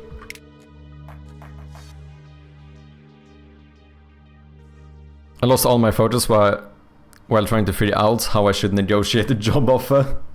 Gotta build a lightning module for my render pipeline. Lightning is so hard. I could imagine, man. I found it really hard to actually be finished and release a game. You always find new stuff you want to do and postpone it. Yeah, that's very true. Like, even this next playtest update, I keep, like, accidentally adding more content, which means that I need to, you know, make more stuff. Or I need to polish more stuff. And like, yeah, I could release the new update, like, tomorrow, and then I accidentally add 2 more rooms, and I'm like, shit, now I gotta make these, you know, I gotta finish these now, blah blah blah. So it is tricky. And that's partly the reason why I just... Like, I could say that, yeah, we are definitely gonna have the release around, like, November. Because that could be realistic. It feels somewhat realistic, but I just don't trust myself enough.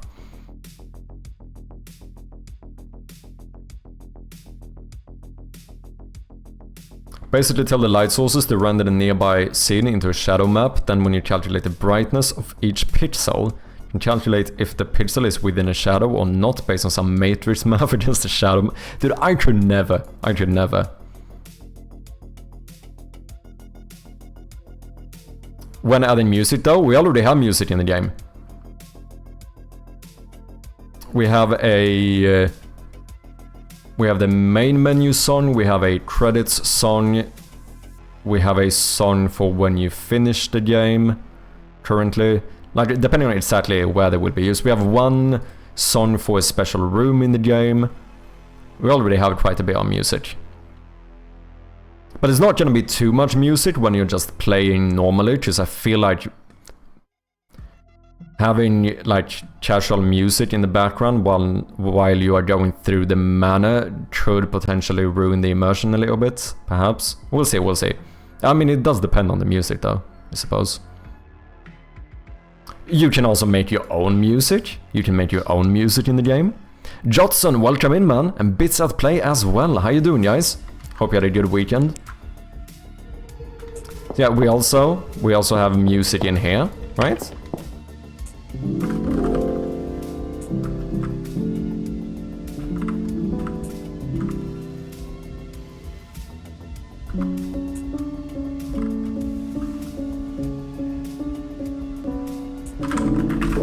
Perfect, perfect. We basically have any song in the game, technically speaking.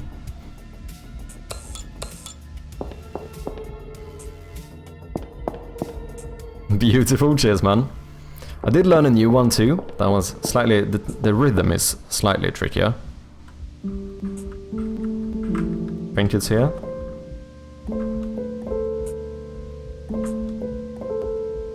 I can't do it.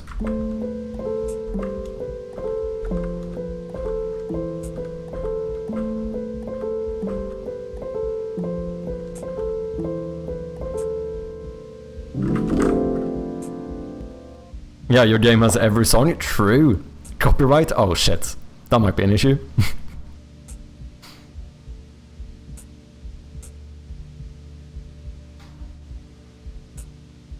Is a part of a puzzle, the music? Maybe, might be.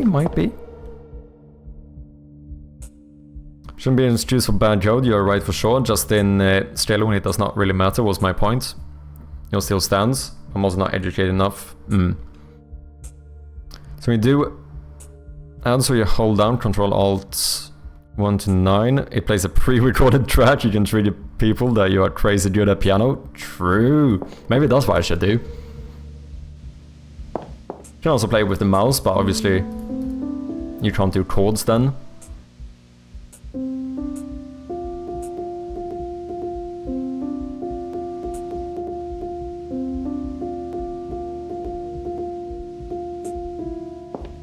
Beautiful. Okay, so it's almost working on new particle system here. We just need to make sure that at the end of the cutscene, cue end cutscene, start fading, blah blah blah. Tutorial tip event, blah blah blah, end cutscene. Where, but wait, I trigger a... Where do I trigger the... There's a fade out. How do I trigger the fade out? Yes, for some reason I decided to do a programmatic animation for the entire intro cutscene. Don't ask me why, because I would not be able to tell ya. Oh, fading at end. Are you in here? Yeah, fade event, and we do a bit of a longer one.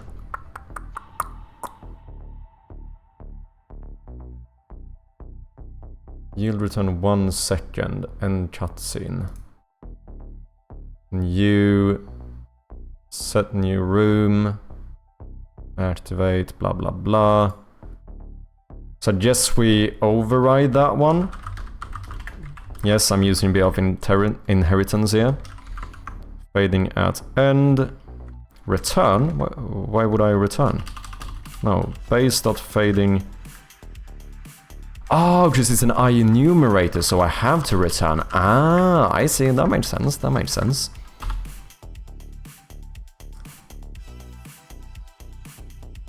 And then at the end, I can probably... Yeah, this should be perfect. Wait, so here... Wait, can I...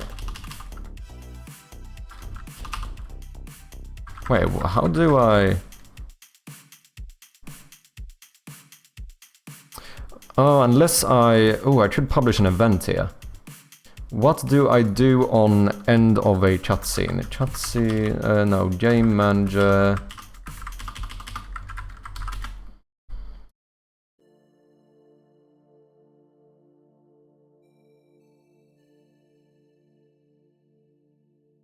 On cutscene ended. Ah, switch into gameplay. Ah, I have an idea. Do I have an idea? Fuck. I don't know how I want to do this. Micro optimization would be optimization that only saves in the micro to nanoseconds. VOD strike coming up, true. Okay, give me just 1 second, I need to open my window because it's getting fucking well hot in here.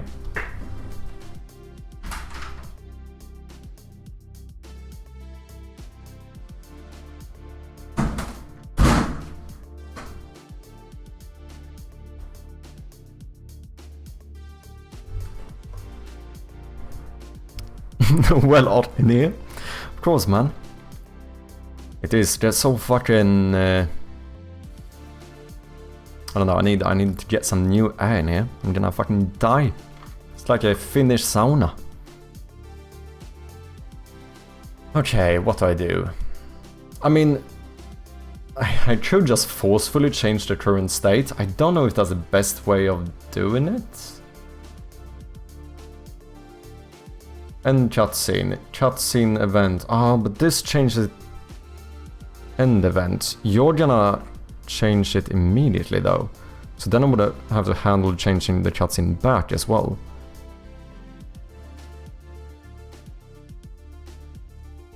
Cutscene end event. You're gonna immediately switch to gameplay.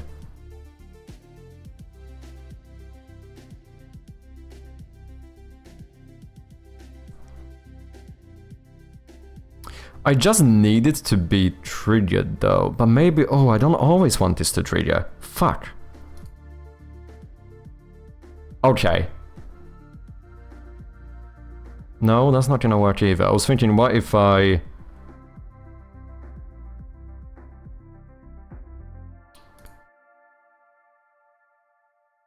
change to transition before. This doesn't make sense. This doesn't make sense. This is not single responsibility.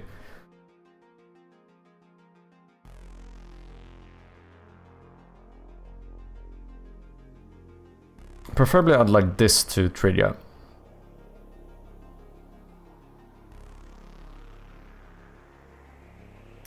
Only now realize I forgot to add a scriptable render pipeline core package. No wonder why I didn't trust ChatGPT. It kept giving me code that I had not added to the project. Ouch.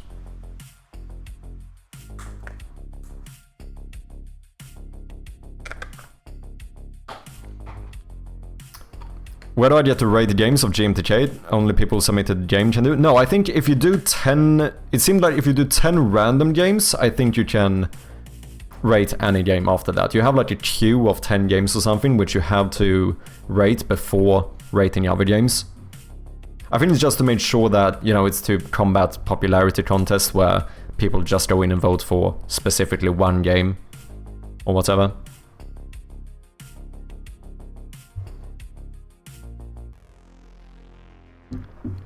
As far as I'm aware.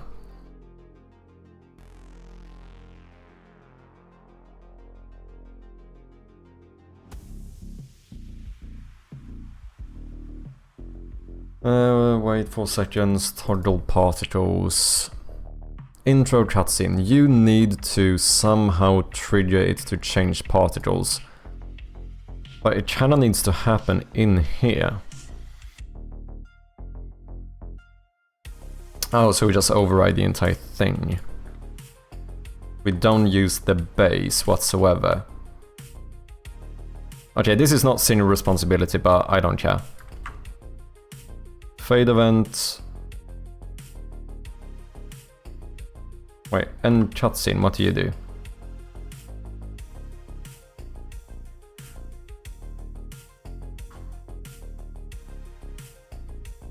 Yeah, that publishes this, which will take us back to gameplay, so that's fine.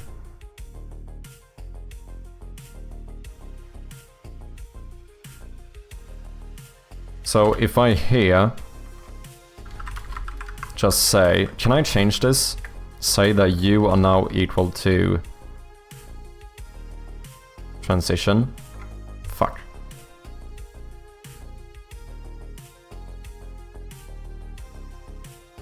Get private sets. No, when I've written my code too good so I can't mess it up. Fuck me, dude.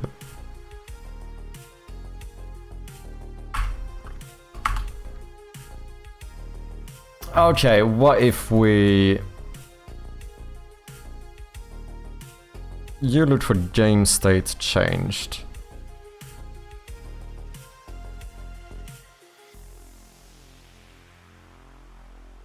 I should just singleton this up and call it directly. It's not a great way of doing it, but it would kind of work. So I'm actually a bit lost here how I want to do this.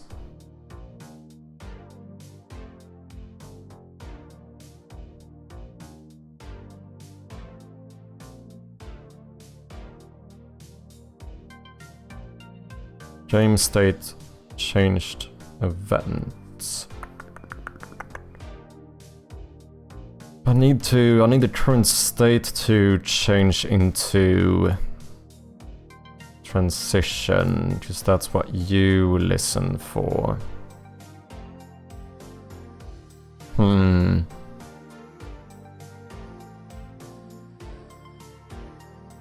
What's up, Slayton? How you doing? I'm so tired and there's so much to do. What are you working on?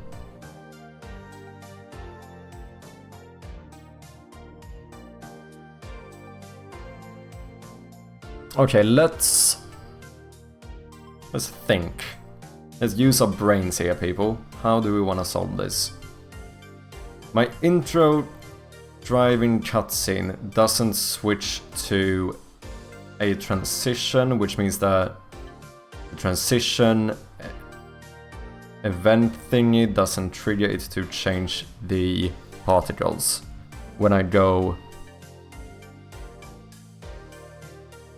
But it would, if I make this into a room.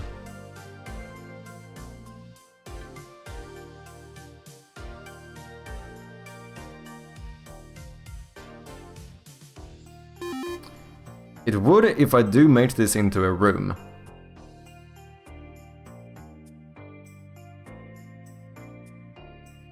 Oh, what happens if I publish the like the new room event or something? Wait, let me check how my room manager works. Curious about events you're using. Oh, the event bus. Is it from third party or one you wrote? I wrote it with Atrium looking over my shoulder, telling me exactly how to write it. It works fucking good though. We have an ad coming up in about 20 seconds. So yeah, basically, I suppose the main thing is that I cannot use classes as the events. This is the code. We have some nasty stuff down here, but I think this is basically... Oh, whoops. This is basically the base of it. So then in here, for example, like all of these classes are actually my events.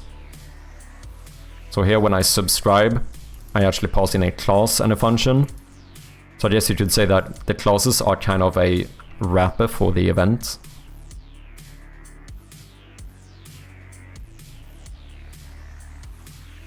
Working on a game and a book and a short story for an anthology. Damn! Keeping yourself busy, I hear. Wants to play gamedev. Let's do it! Let's boot up the gamedev. Let's do it after the ads are finished. I'm gonna go and reheat a bit of my tea as well, because my tea got cold. But I will be back before the ads are over, and then we'll boot up the gamedev.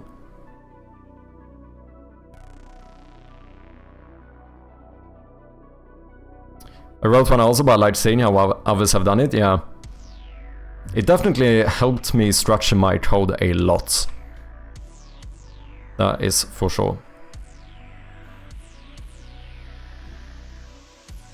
Room exit event. But then I need to pass in this stuff.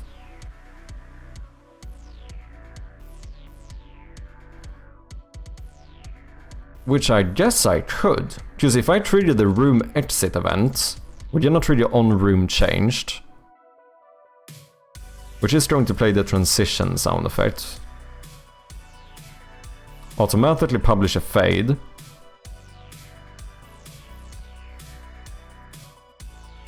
Oh, but then it's gonna play footsteps? No, unless I pass in none, and then we can override those. Okay, ads are running, so like I said, let me just take a quick break and get a bit more tea, and I'll be right back. Cheers.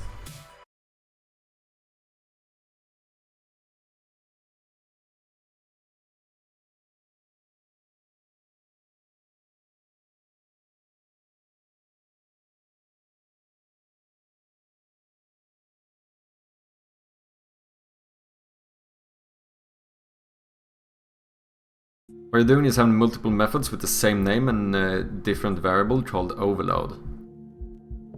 So I can do this with any type of method, right? Yeah, because this is even how Unity's built-in methods work. Like, if we look at... Oh my god, I just realized this is overloading. If we look at instantiate, if I only put in one parameter, that's an object. If I do two, it's an object and a transform. This is overloading the instantiate method. I get it. I actually get it. So which means that I can do this to any method I create if I want to. If I wanted to like behave differently depending on the parameters that I give it. That is very useful. That is very, very useful. I mean, there are fucking huge ones. But you know, it's not about the size, it's what you do with it. Yeah, this one would be thinner compared to the one I have. Because mine's fucking massive. Okay, we need to stop. Now snooze this ad as well.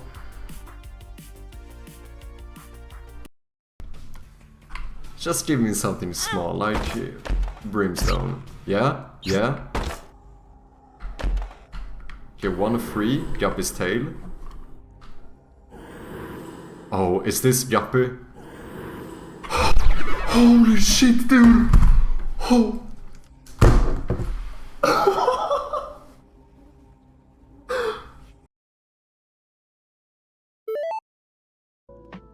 Once again, perfect timing for the ads to be over, holy shit.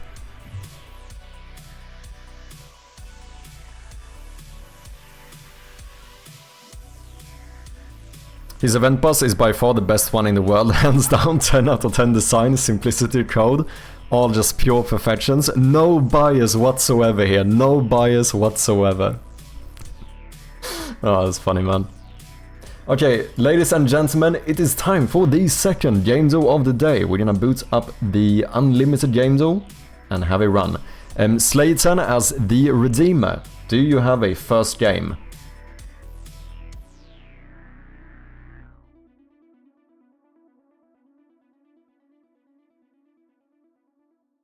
So, for anyone who doesn't know, gamedev is basically Wordle, but instead of guessing a word, as you might expect, we need to guess a game.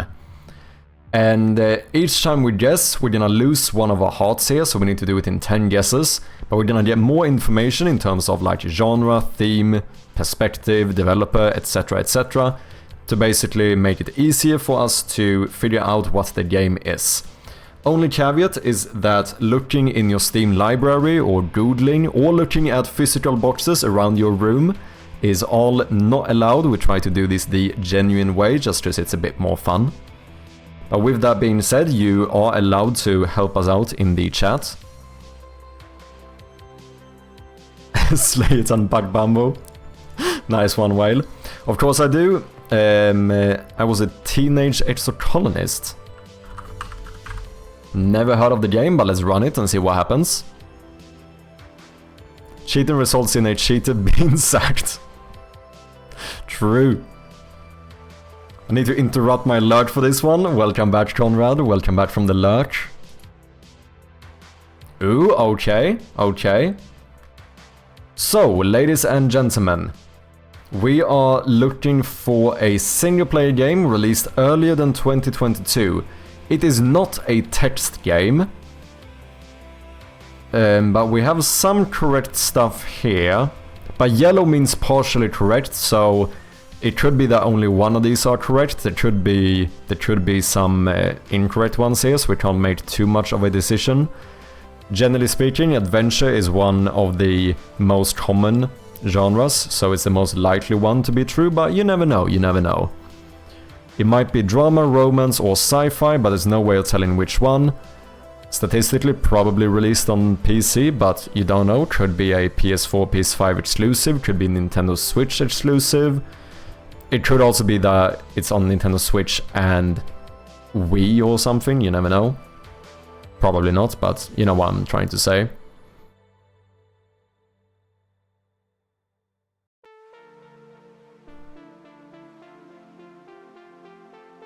Actually, nice. Yes, yeah, we do have some information here. Probably sci-fi. Yeah, it seems sci-fi adventure is probably the most likely. Like, statistically speaking, it should be the most likely. Because I think there's more sci-fi games than drama romance, and adventure is like the most common genre in game though, so most likely sci-fi adventure. Most likely released on PC, but keep in mind, we are assuming here. But it is pure single player. It's probably not Bug Bamboo. System Shock? Don't know the game, could be. Kerbal Space Program could also be. Castle Crashes? I don't know if it made sense with the themes. Oh yeah, co-op as well, true. Something like Bioshock could probably work as well, right? Like first person, single player, sci-fi adventure. At least released on PC. Could work too.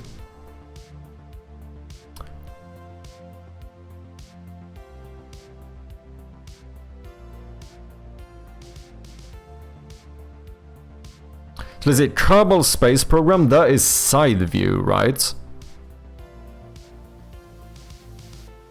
Is that game though? It is indeed. Welcome in, Joyan. Cyberpunk multiplayer, never played it. I don't know actually. Oh yeah, too new probably. It is indeed Joyan the Legend. For anyone who doesn't know, Joyan is also a game developer. He's working on a really sick game, which I have playtested a bit. It's called Loya. Fucking massive scope, hella impressive for a solo developer. Really cool game. Go and check it out if you haven't. Wishlist and follow, support our fellow developers. Kerbal Space Program, we can do that one.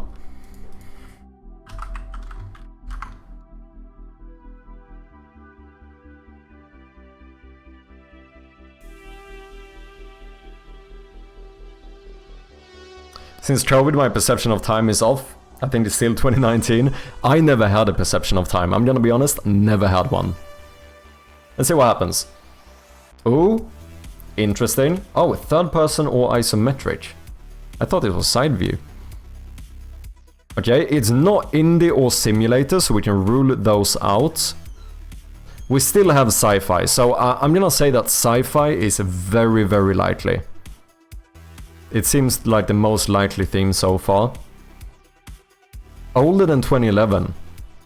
And since perspective is yellow, I'm gonna assume we're looking for either a... Sorry, I got hiccups all of a sudden. Either a pure third-person game or a isometric game. Yeah, not Unity as well, good shout.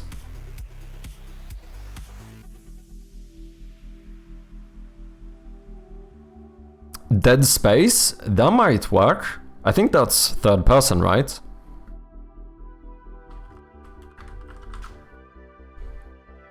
So which one would we be looking for?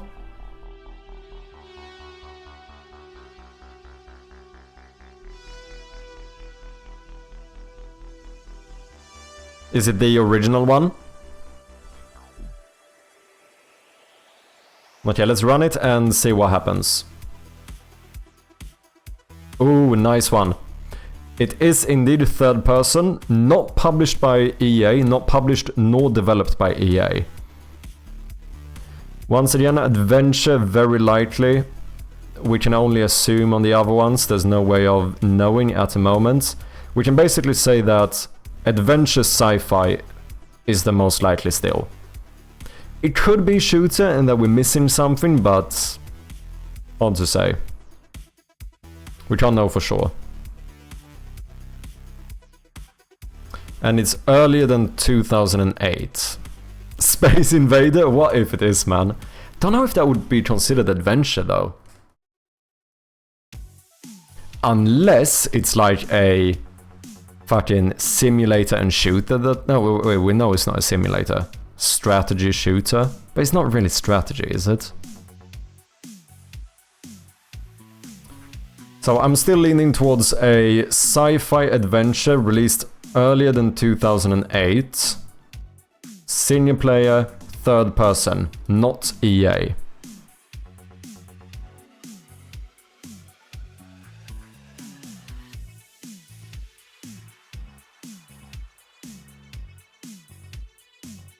Switch is out? Yeah, probably because of the release here, right? It can't be Switch. Was it Godfather Engine? No idea.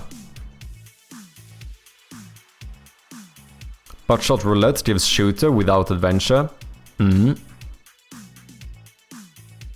Maybe, I haven't played it. But that's too new, isn't it?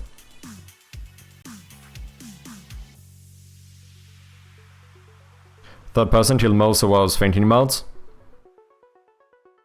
Should try something around 2000s, yeah. So we still don't know if it's a shooter, but probably some sci-fi adventure in third person. That might be too old. My initial thought here was Turok. That's sci-fi, isn't it? Adventure.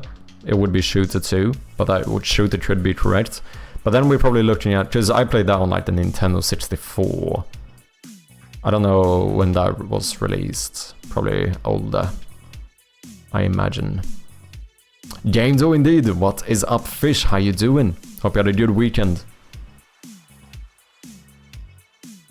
Flying Fox from PlayStation. The only thing is that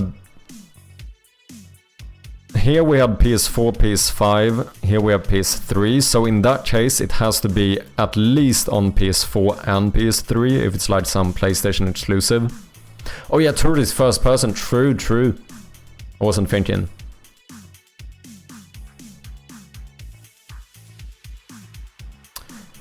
Mass Effect?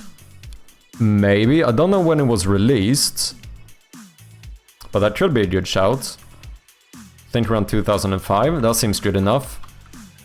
Ooh, Star Wars Battlefront could be a good shout too. I assume we're gonna do the oldest one here. If it's not this, Star Wars Battlefront might be... Unless those are published by EA, which I don't know. But that should be a good shout. 2 and 3 as multiplayer, okay, so it would have to be the first one.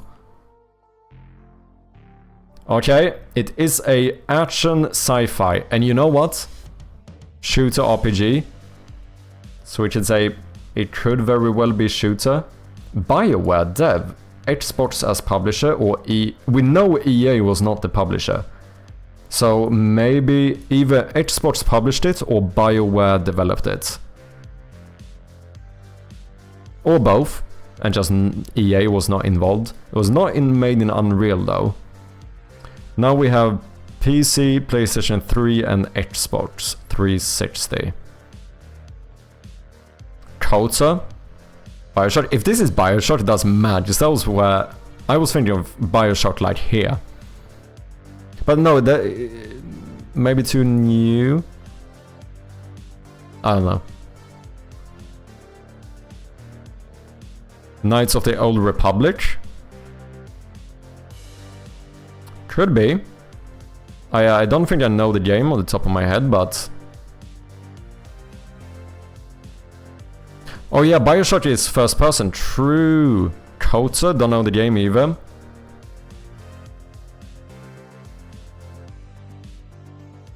Oh, that is the... oh, I see what happened here. Kota is the... fucking... what do you call it? The... shortening. And... not anagram, it's the... acronym. There we go, holy shit. Yeah, it's the acronym for Knights of the Old Republic. Okay, so we have more than one people seen it, so let's try it. I don't know the game, but... oh, it is Star Wars. Oh, I see. I assume you guys mean the original one. That'd be a shooter though. If you can play as the non-Jedis, probably. More than one people. Come on, some trust chirp. Okay, let's run it and see what happens. Let's see what happens. After this, we should get a clue as well. Okay, let's try it.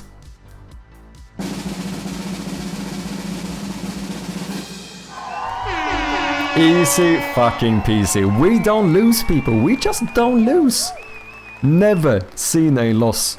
Holy shit. Easy peasy, man. Yeah. RPG, adventure, action, sci-fi. Wait, this was on mobile? iOS and Android? Switch, Mac, PC. 2003. Made in Odyssey. BioWare, LucasArts, Activision, Aspen Media. Third person. GG. The toxin here right now. We were working on it before the giant Firaxin drove all the Cellcath insane. All you need to do is insert it into the main Kolto hard. I'm out, finished work. No worries, Aline. Thank you very much for dropping by, and I'll catch you next time. Cheers. Oh, later re-released on Android. Oh, I see. Maybe the best Star Wars game? I don't think I ever played this. I played Battlefront. I think that's the only... It's better than whatever you're... And relics amongst the Jedi. I think that's the only Star Wars game I ever played.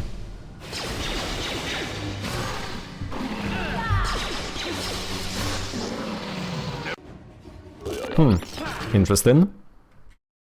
GG. Once again, another Gamesol 1. Easy fucking peasy. One of my top games for sure, damn. Oh, Lego Star Wars? I did play one of those. Nazdar. I did play one of those. Vinny the man, how you doing? Welcome in. Back to life, thanks for the game break. No worries, Conrad. Best of Cheers. luck with the work. Cheers, Vinny. Appreciate ya. You don't need to say you haven't played it. We know it's always no. Come on, man. Cut me some slack here. I mean, it's fine, it's fine. I played a few games. Doing great, what about you? I'm doing good as well, I'm doing good. I don't know... Let's see, what are we doing? Yeah, we were having some issues with the... I'm making more particle systems. Which we might need to fine-tune. I think maybe Whale has a good point. Maybe the range should be a bit quicker. Might feel a bit too slow. So now we just have some rain on the windshield. The main issue is that it doesn't switch when we go here. So now we should switch to the other rain.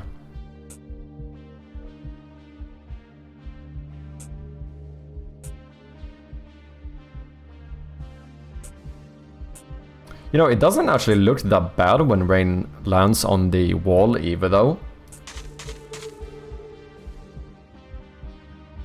Oh, now it's switched correctly. So yeah, it's only when we get here first that it doesn't work.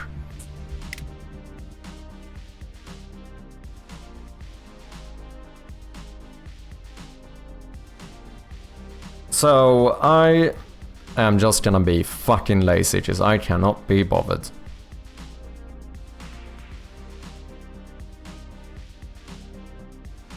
When do I switch rooms? That is the real question.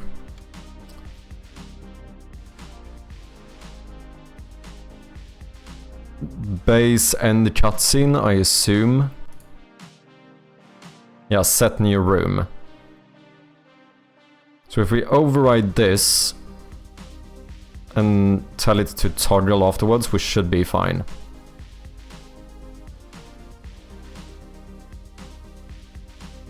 That should be fine. Okay, so what I'm gonna do is that I'm gonna make this public. And whether you agree or not, I'm gonna make this into a singleton. Yep, that is what I'm gonna do. And then, in the intro drive cutscene,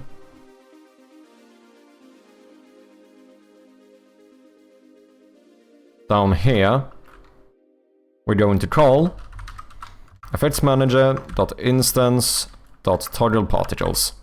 Easy fucking peasy. Which means I don't think we need to override this.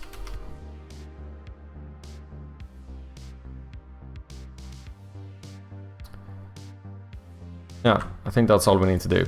Let's see if this works. I bet you have not even played Minesweeper. I have played Minesweeper. Come on now. Come on now. It's not that bad. It's kind of weird hitting the wall in my opinion. Okay.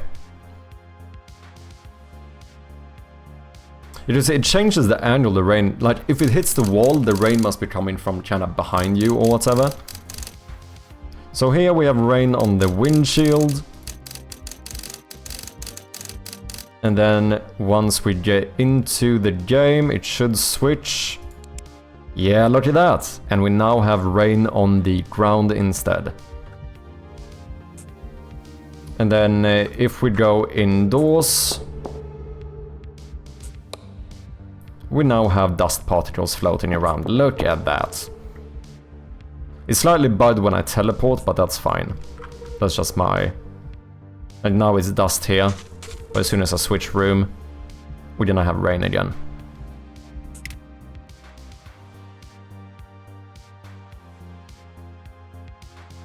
Sweet! That should be functional. What is this? Sub-emitters may not use stop actions. Okay, stop action, none. By default, I guess I disable all particles.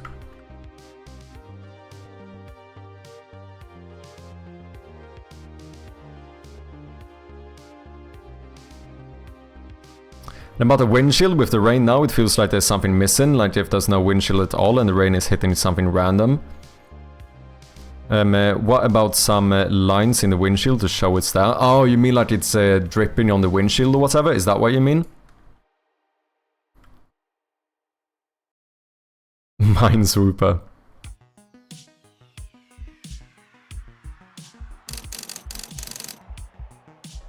I guess we should add like another sub-emitter or whatever, where after it lands, it like drips down a little bit. Maybe that would sell it a bit more.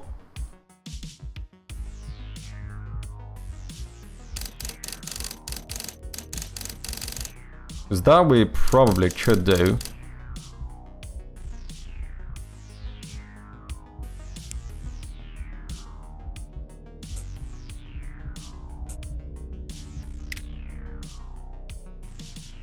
Actually, I was thinking something else, but that's a good idea. So, what were you thinking, just out of curiosity? If you don't mind, of course. Let me see about this as well, if maybe we can up the speed a little bit. The outside rain particles. I do suppose maybe they are a little bit too slow. I see the point, this may be looking a bit more like hail or snow or something. Compared to if we did something like this.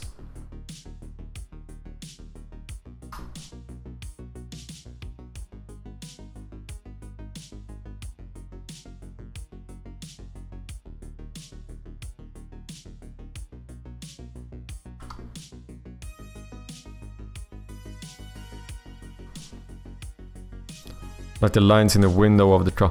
Oh, I see what you mean in terms of the windshield itself. Ah, do you mean basically doing something like this? Is that what you mean? Could certainly do that as well, just do a like half transparent lines or whatever. I think this is what you're referring to, right? Ah, we can try it and see how it looks. Okay, if the rain falls like this, then we need to limit how far it goes. This is the tricky thing. So that means...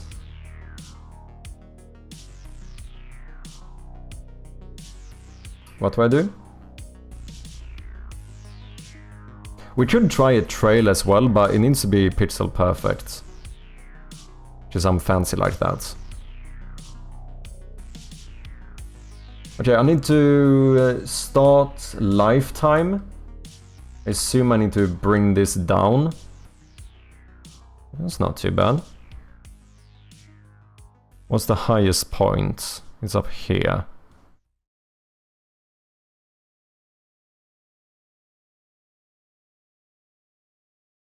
We could even limit it a bit more, maybe 0.4. Okay, now there's a few landing on the wall though. 0.45. That's like right below. This is probably fine. Let's see how it looks in game.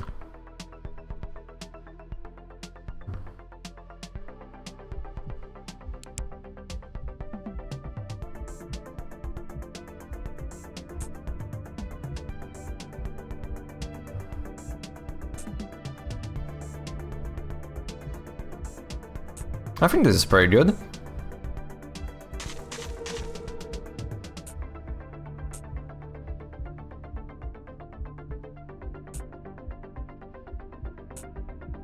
It's like one...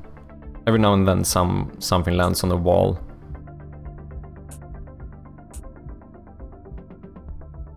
Not over here, because it's slightly angled. The thing is that it just looks better if they're not falling like straight down.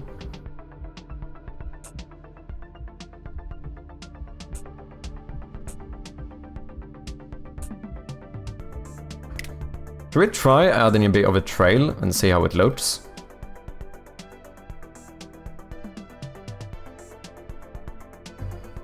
So I guess that would be like a No, that would be here. I think there is a thing for trails, right? Imagine how, like, performance heavy are particles. Do I need to make like a system to turn these off, to disable these?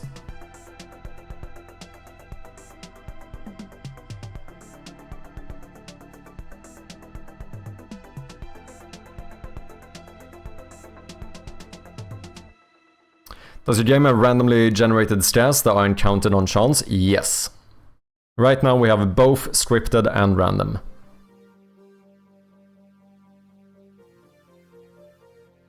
Depends on the density, with what I see here now. Wait, in terms of what? Oh yeah, you mean in terms of if it's too performance heavy, right. Okay, why are these like fucking magenta colored or whatever? Ribbon? Oh, what the fuck? Ratio. Lifetime. Minimum vertex distance. Die with particle, yes. Texture mode, stretch. Size. Wait, let me pause. Is this pixel perfect?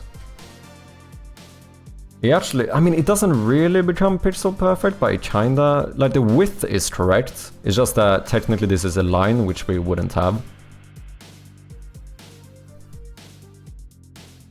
Broken or missing material, probably.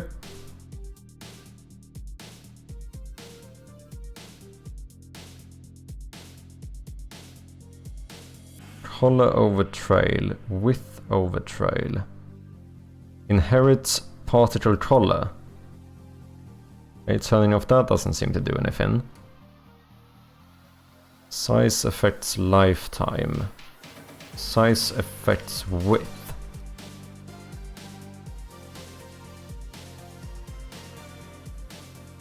Oh, assign a trail material in the renderer module. Maybe if I look at the ginormous warning, that could potentially help.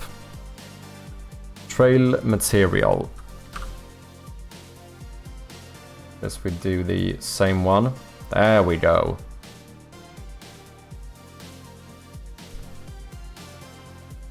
Yeah, I didn't assign a material, true. Which render pipeline? I think I'm using the newer one, the universal render pipeline, URP. Okay, so we need less of a trail. So what, do I cut down the lifetime? That seems to do it. And then maybe...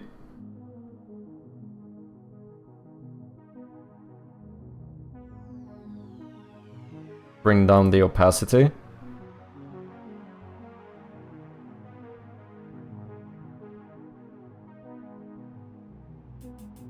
Should I get this to be perfect pixels? Vertex distance. Minimum distance each trail can travel before adding a new vertex.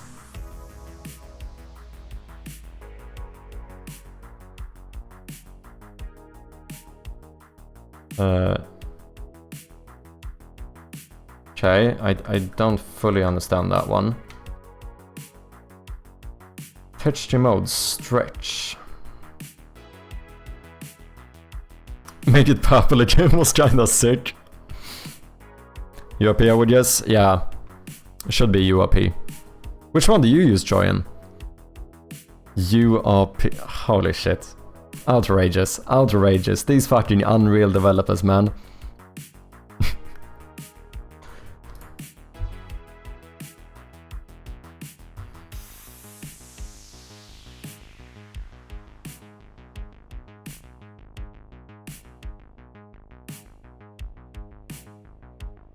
Since these are so quick, I don't know if it matters. Because otherwise, what could have been nice would be to have like perfect pixels or whatever, but I don't know if that's possible doing.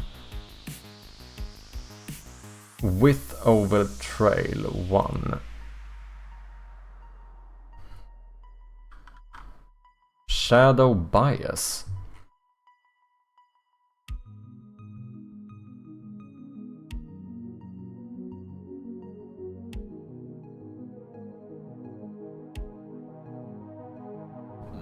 I use the old legacy pipeline because it's an old project. Oh yeah, that makes sense. Can't help it, you Unity devs are always talking about P and say, no we don't, no we don't, this is outrageous. I think Unity 6 URP is the default pipeline. I think so as well, right? I haven't dared to upgrade yet, but I probably should. From most people I've been talking to, it seems like it would be fine.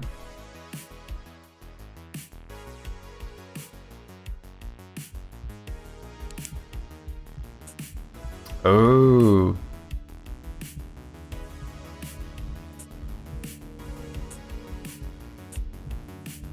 This is looking pretty nice, doesn't it?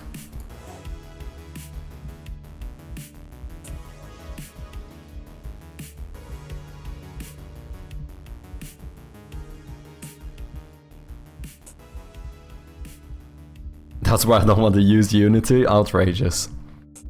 I've upgraded it, fixed some editor bugs and introduced a new one. Didn't see a difference for the game.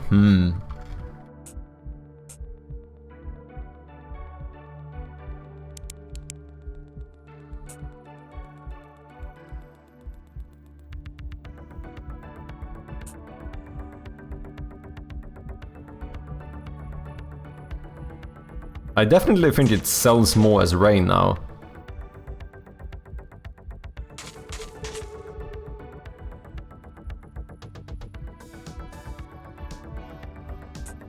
Technically they should be landing like on top of this one, but I think that's fine.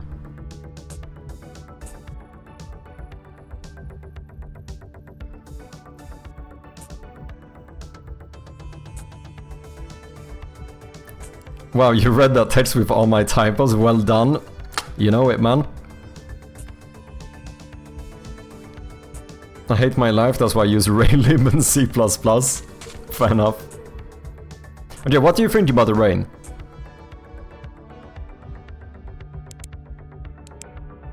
I feel like this actually works surprisingly well. We do need to fix some stuff, like the can't be rain down here, that doesn't make sense.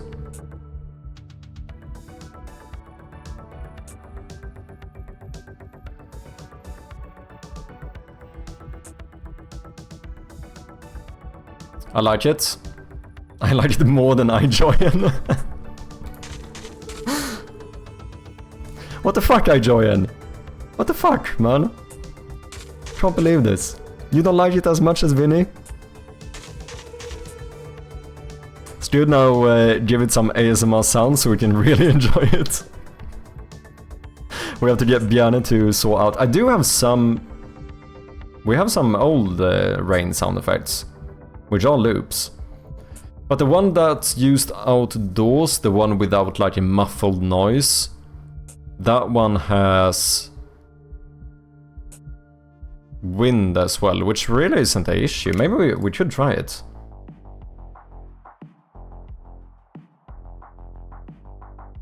Is this considered an ambience? Yeah, rain outdoors.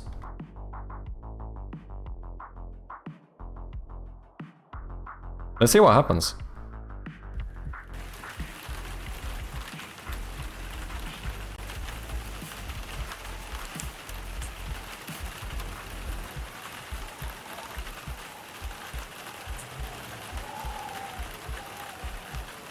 Yeah, some wind blowing too. This works pretty good. Maybe... Is he a bit loud? Maybe. Maybe not.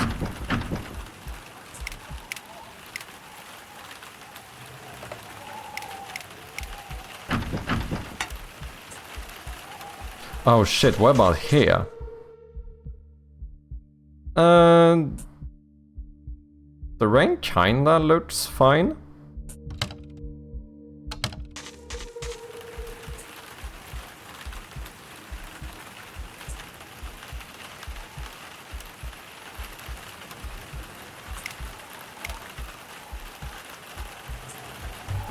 Doesn't it sound like the rain is hitting your window?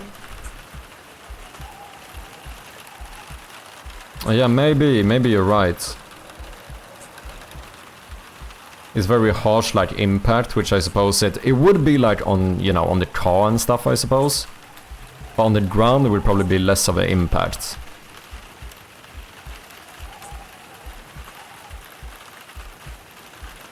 I think we can use this one as a placeholder though.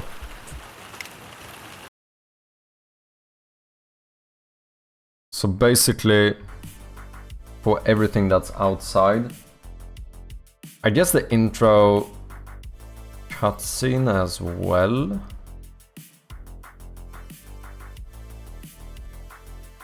Oh, that is not a room though. I probably should make this into a room, you know?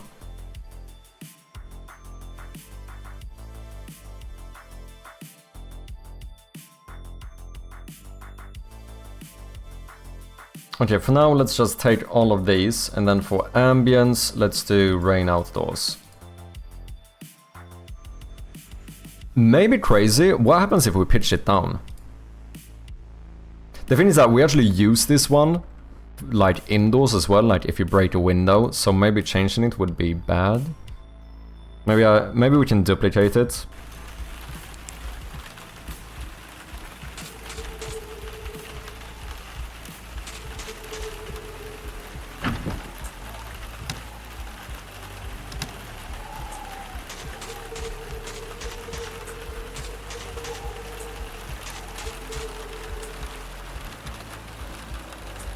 I kinda like it though. I kinda like it.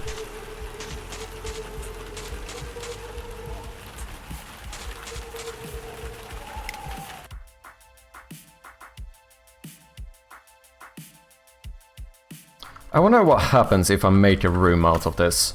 Is that gonna break everything? Room size outside. Perspective standard. Floor doesn't matter. Horror mode, safe. Ambience, rain outdoors. We could maybe have a song here too.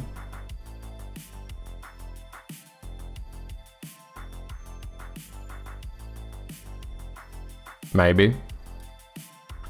This might break though, I'm not sure.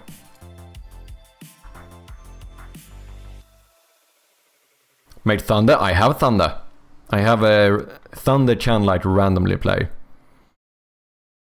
Spend way too much fixing a few things, but download the thing I sent and import it. What is it? Oh, is it the thingy you were working on?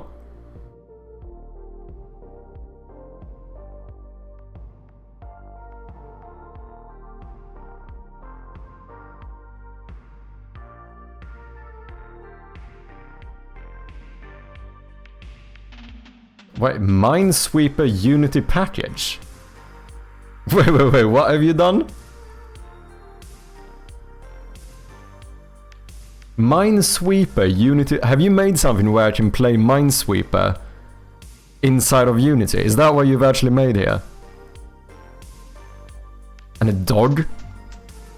I did see a game recently that actually had a horror game with a dog.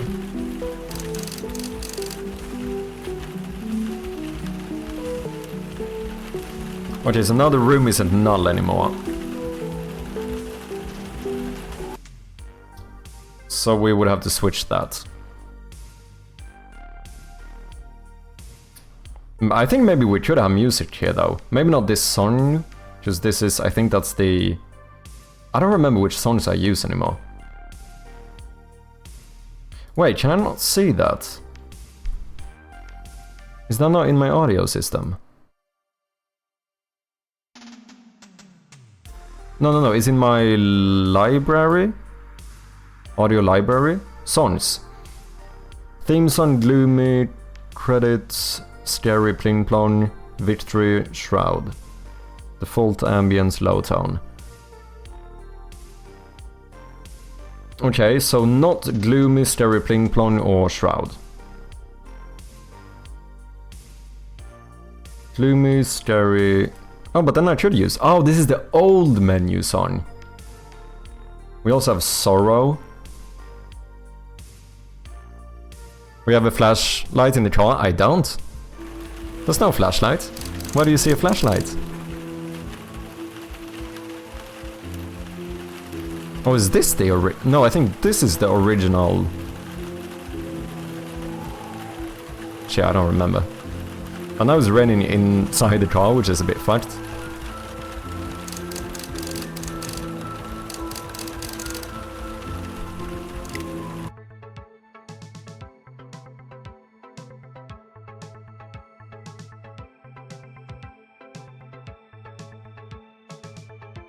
I think this is the old credit song, maybe.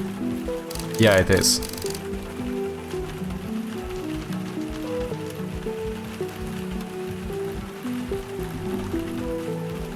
I wonder if maybe that sounds slightly... This one sounds more mysterious, maybe.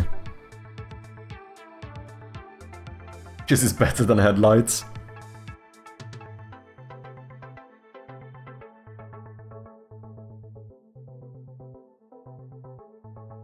Bros game has ASMR horror vibes, you know it.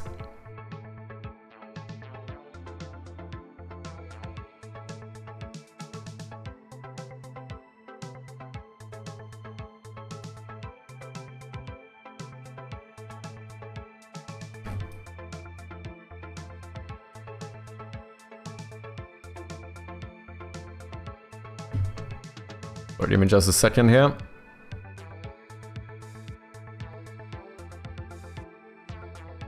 I don't even know where to import this. Where do I import it?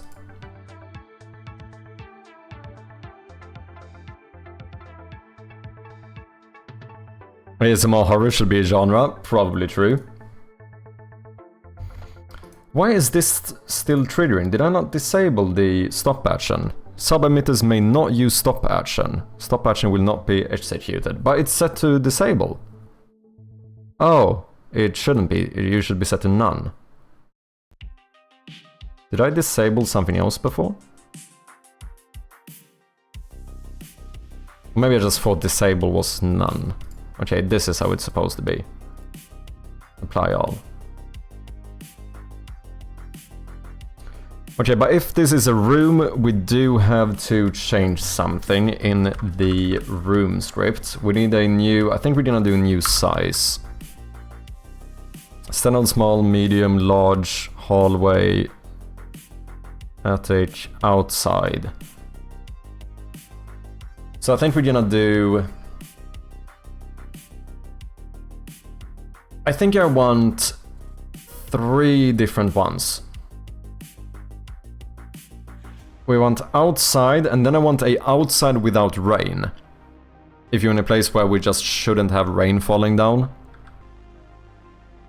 I think maybe we should change this into like room type or something. I don't know if type is a keyword though. What would you call outside without rain? Or... I mean, I guess I could call it outside no rain. We can always change the name later. And then last but not least we have car. I think this is how we're gonna do it. All of these should have the same preset. So chase outside, outside presets. Maybe we should there be some reverb when you're in the car? Oh shit, I need Bjarne for this. I actually don't know. But I know that the outside no rain, you should have the same presets. And this should work, right? I think there's something like fall through here.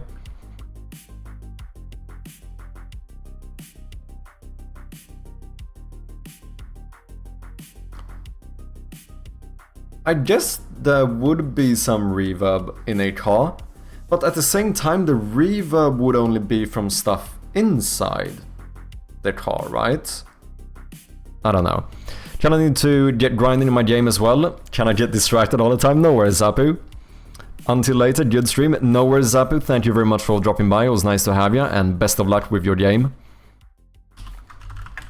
Okay, for now, I'm just gonna say that the car also has no reverb. And now we can change the particle effects manager. Can I not only go for type now? Yeah, I could. So now we should actually use a switch case here. Depending on the size of the room. I think I might do that. Switch depending on current room. Dot get room size. Can I do this? This is a function, so I would need to do this. I can, okay. So case room size dot car should activate the car particles and then break.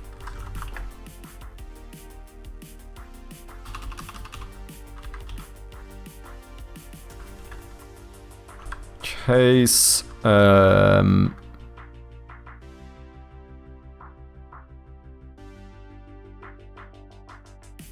what do I want? Outside.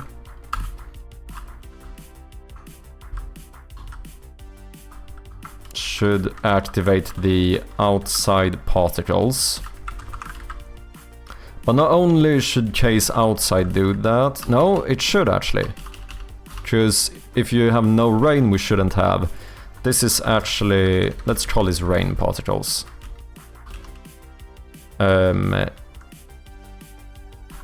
Outdoor rain particles.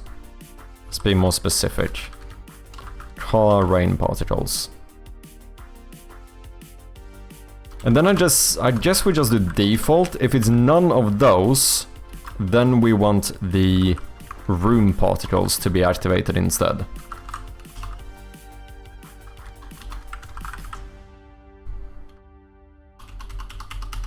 Reverb like farts, exactly what I meant. And then we can delete this.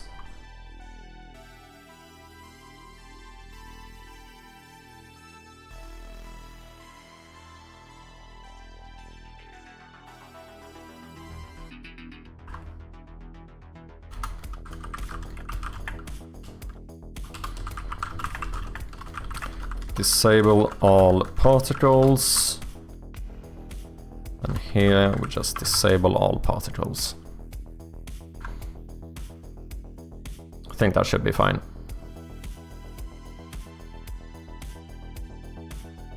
So now we would have dust particles when you go down the stairs, but that might be okay. Unless I have one place where they never land and they all just go in front of you. Nah, I think I'm gonna do it this way. Probably need to set these up again though. Yeah, I do indeed. So outside rain particles, car rain particles.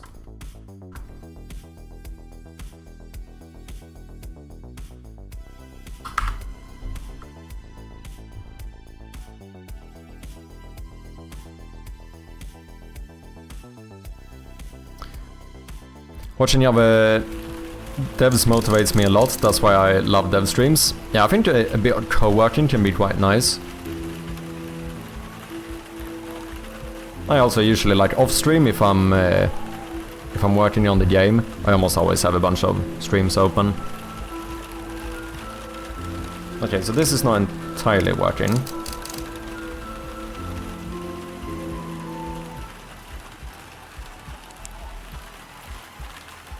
This is fine.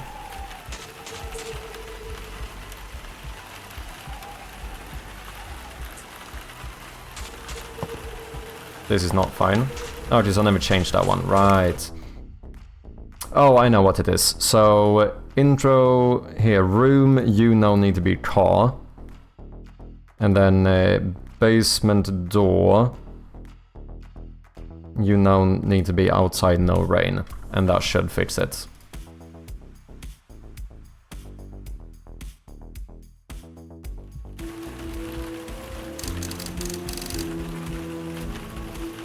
There we go.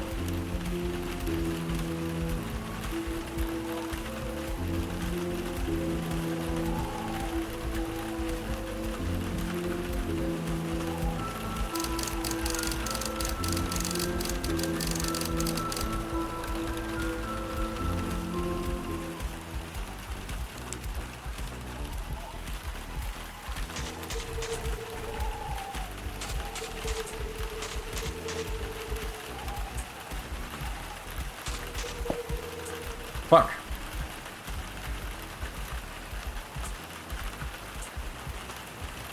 What do you mean? It says outside no rain. Total particles, get room size. If outside... That's true. Default, which would be anything other than car and outside. That should activate the room particles.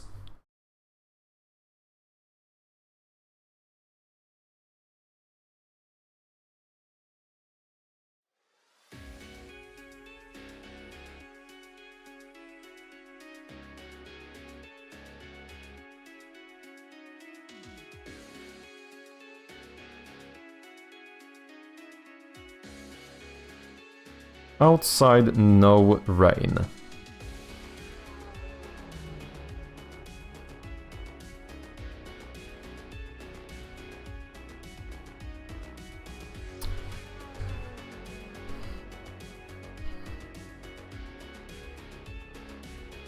Why is this not working?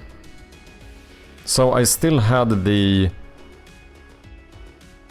rain particles. Enabling rain.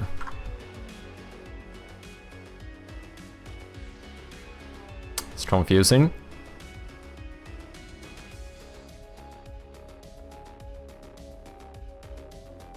I don't know, what do you guys think about having music here? It doesn't necessarily have to be this song at the end, but like having a song during like the intro.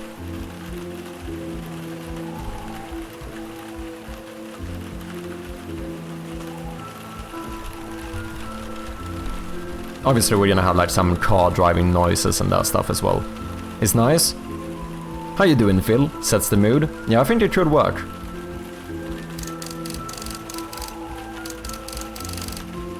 Maybe we should add a tint to the windshield. That might make it feel more like a windshield.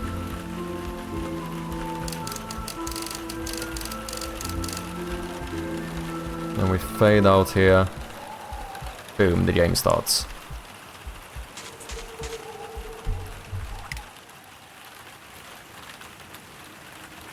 Okay. Boom, enabling rain. Enabling rain. Enabling rain! Why are you enabling rain when I go down?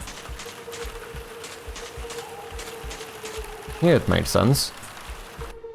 Here we don't trigger the function, but when I go up here, we switch to the dust particles. Why is outside no rain not working? How you doing, Phil? Did you have a good weekend?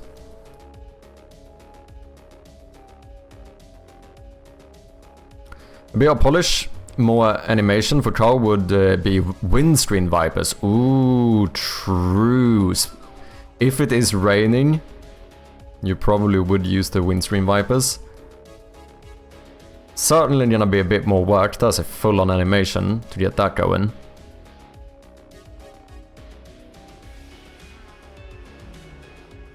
Or I go lazy and we say it depends on how much it rains.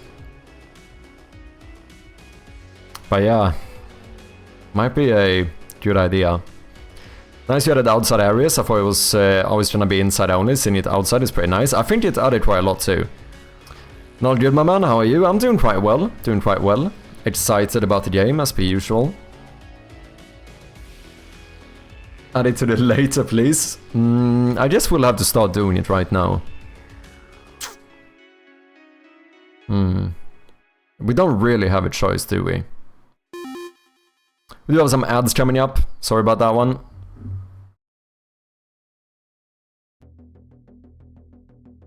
Trying to do a test build and I found out it's trying to build 38 shaders. I only use 4. Shader stripping time, damn. Nice, nice, it's looking good. Thank you very much, Phil.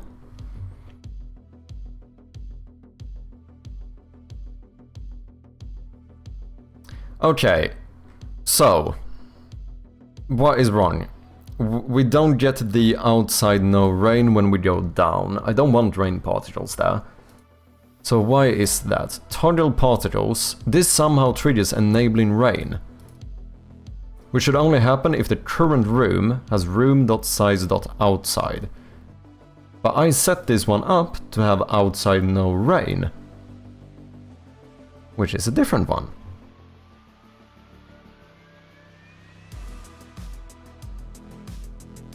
Why?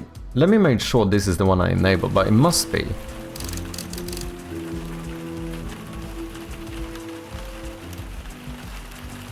These now work fine. Yeah, I enabled this one. But it still shows me rain.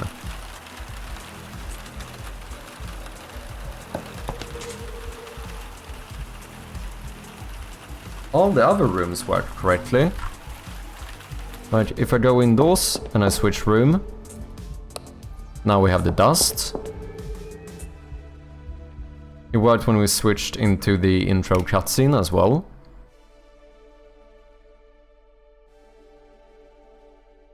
Not good enough at writing shaders. I have no experience doing shaders whatsoever. Okay, I'm gonna quickly reheat my tea again, because I'm a fucking slow ass drinker. Give me like 30 seconds. Cheers.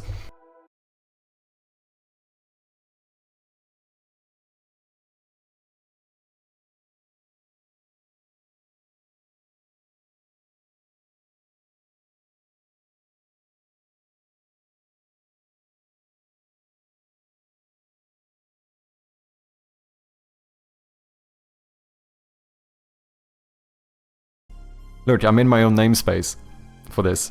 I have my own namespace with a typing effect. I just wanted to try and make a namespace, just I had never done it before. So I made my own one. So you know what? Fuck you guys, just I got my own namespace. Yeah?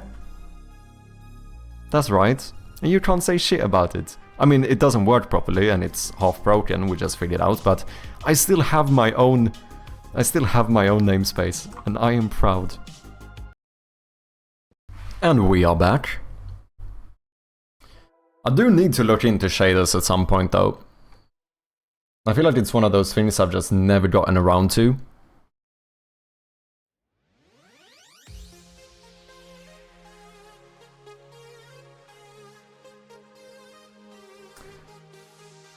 Okay. Room manager. No. Room. Outside no rain is a different one.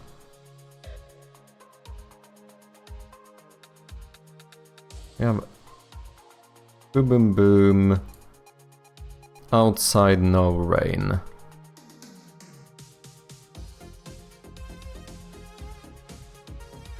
If we outside enable these, if we in the car enable these. Default is if none of, this is basically an else statement, right? Like in a switch statement, default is basically the same as else, right? Ad should be over, welcome back people. Welcome back Blinkster, how you doing man? Does this dope game have any Easter eggs? It does indeed, and we will make a lot more of them. I think Easter eggs are one of the things that's gonna be the most fun to work on. And I think it would add a lot to a game like this as well. Fuck your own namespace? Shut up man, what are you saying about my namespace? My namespace is sick man. Bro doesn't use shaders? I don't. I can't say I do. I mean, it depends a little bit on how you define using shaders. Like, are there any shaders in my game? Yes. Have I made any of them myself? No. Because as far as I'm aware, you could correct me if I'm wrong, but I do use the Unity Light 2D system or whatever. And as far as I know, I think the Light 2D system is a shader. As far as I'm aware, I could be incorrect here. Unity Light 2D.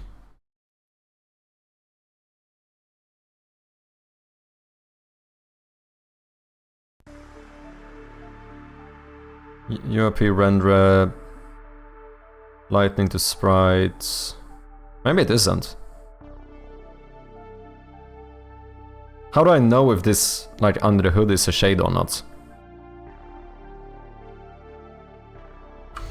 Is the Unity Light 2D system using shaders.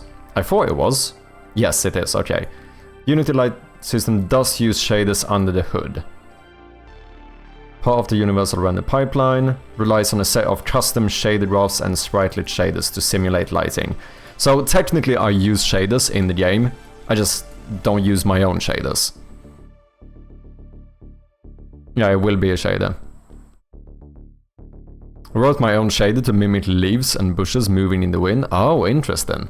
This is the thing, like, I barely even know what you do with the shaders. Like, I know the very basic things, like you do visual stuff or whatever, but it seems that you can use them for quite a lot. Need to go on the store Steam page, uses shaders but not my own. In that case I would have to say that with even more stuff, like using an engine but not my own. Anything rendered through the GPU uses shaders. Oh, interesting. Just make sure you enable variant stripping. What is that? And how does that work? Kinda, okay. Your game already looks very good even without the shaders. Cheers, man. But with shaders, I think you can make it look even better. I probably could. Learning shaders will unlock endless possibilities for you. I think so as well. Like, when I've looked into it, it does seem like shaders are, you know, they have more use cases than it might first seem like. So it seems like a very powerful thing to know. It's just one of those things that are like, for whatever reason, I just haven't ever gotten around to start like exploring them, if that makes sense.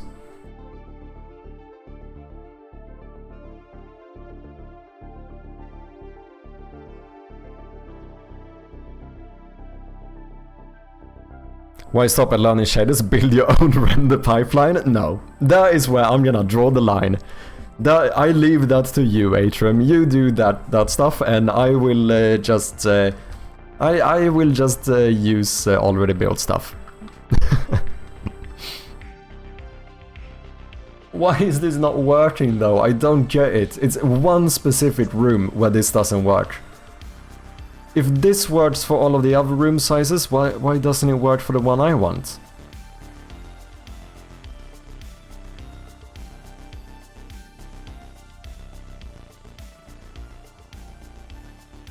Default in a Switch case is basically the equivalent of an else statement, right?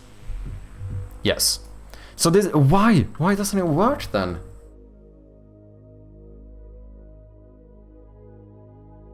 Okay, what if I debug the current room as well?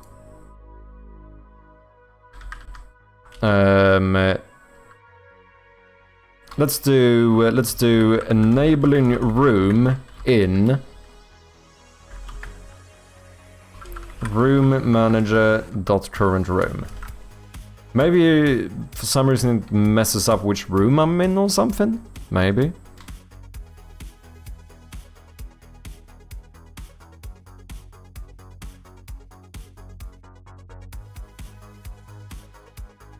If you can code shaders will be easy for you, most of them use elementary school math.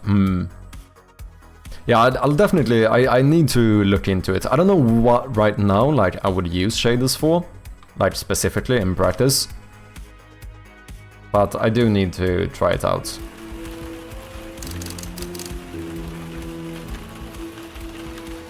Can I share a book on Unity shaders? I think you'd like. Sure thing. As in post a link? Yeah, do it. Why stop that? Build an entire engine yourself.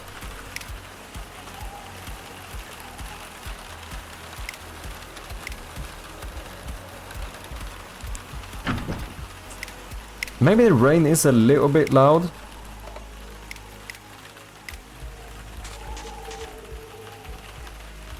Oh, look at that. It's doing... It hasn't switched room yet. Ah, it's giving me the last room I was in.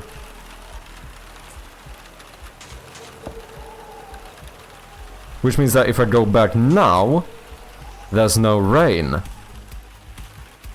Ah, interesting. Okay. So now the question is, why does this happen? I have not switched rooms yet when I tell it to toggle the particles. Damn, it took me some while to get through that sentence, holy shit.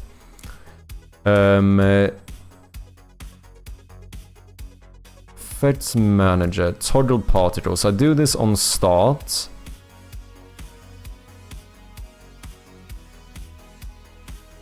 Oh, so it's here. The transition delay. Do I need to wait a little bit longer? Because I switched the room at 0.5 after a... Yeah, I think that's it. If I wait just like slightly longer, I think it should solve the issue.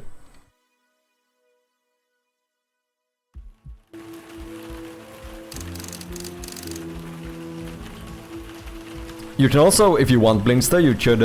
I have a channel on Discord for like learning resources and stuff. So if you think it could be useful for other people, feel free to drop it in there as well.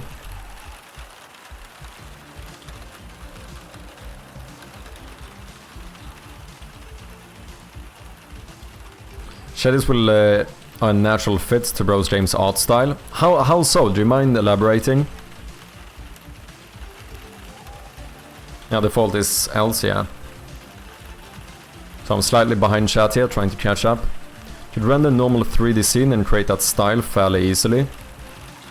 Oh yeah, I see what you mean. I think Unity Coder even did that. He made like a... I think he made a... at least some prototype or something inspired by Shroud of Gloom, which had like... you know, this 1-bit art style but 3D, and I think that was made with shaders. But for me, like, you know, making this into 3D scenes now doesn't really... I feel like that would add more work, if anything. Because that changes the... and like, I don't have proper perspective, so now I need to, like, rework how that... just my game is kinda orthographic and perspective. It's weird. You know, Shaded Rough is a visual mess, but it's very handy at showing you real time. Oh, interesting. Unity Shaders Bible. I looked into it. Thanks for sharing, man.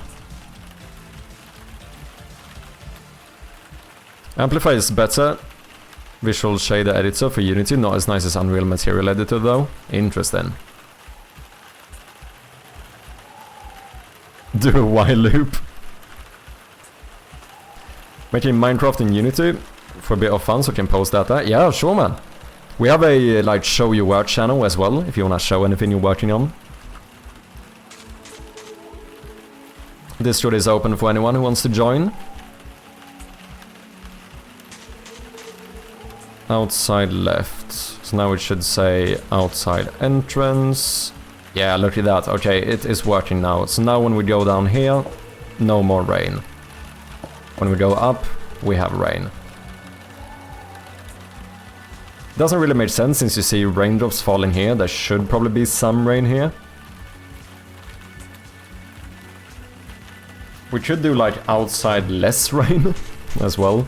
Because it can't be, if it looks exactly the same, it's gonna look off.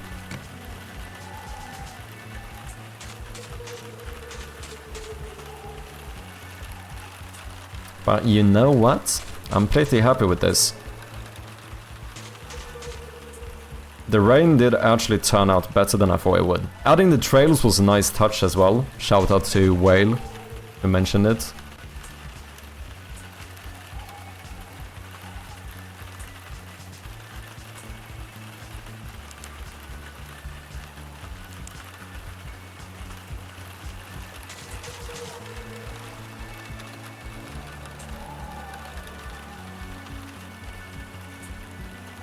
Write a passage to make voxel game in Unity? I've never done one. Amplify is a register slash get local variable, which allows you to keep your graphs clean. Shader graph can't do unless you download Cyanilux nodes.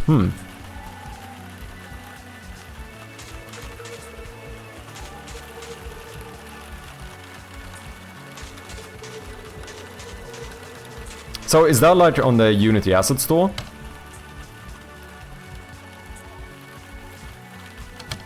I assume.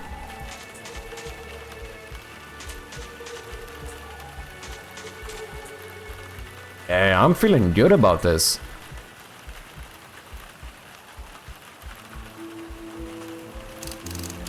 So maybe we should make it so that the rain like it slightly slides down the window. And maybe do the tint as well. I actually wonder how the tint would look.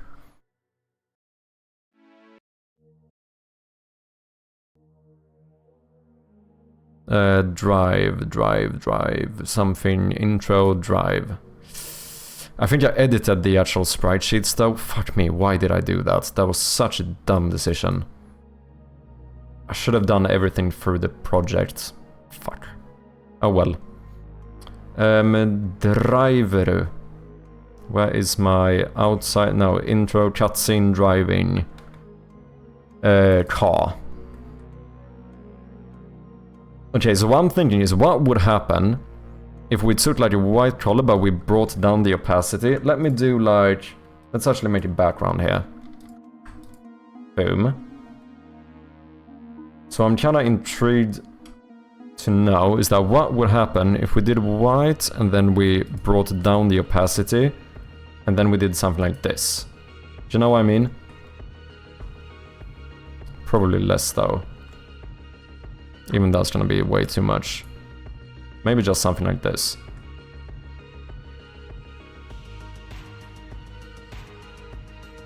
Okay, so this is how it looks now.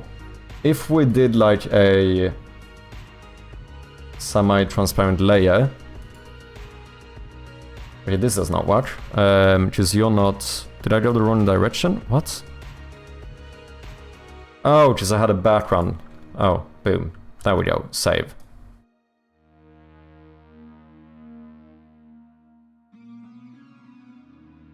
Dude, I can't tell any difference. Did I do it too dark? No, I can slightly see it. Okay, I think this could work.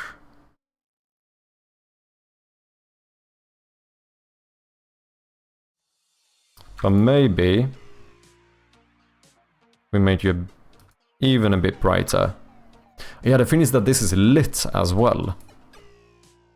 Okay, let's try this.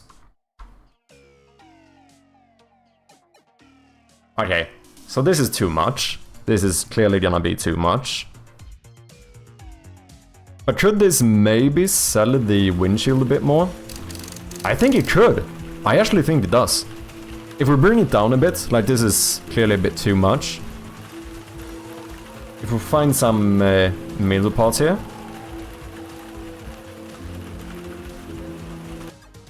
I think that could work.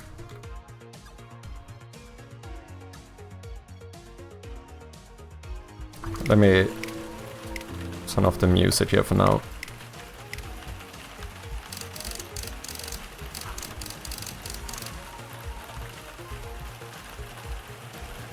And blocks are game objects, because everyone should have 64 gigabytes RAM.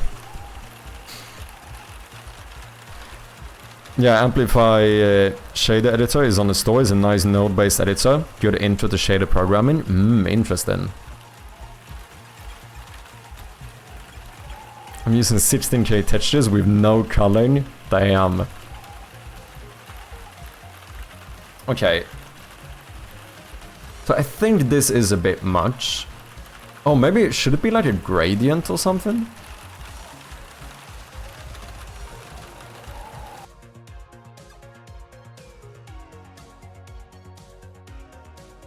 Don't know. But this is too much. So... Oh shit, what was your color though? Okay, so... Scheiße.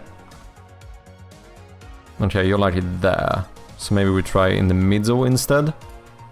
So remove you.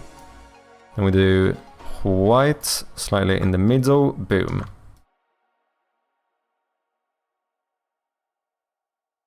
See how this looks.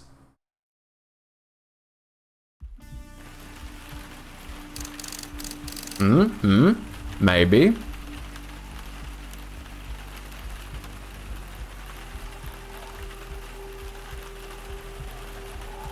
Any thoughts so far?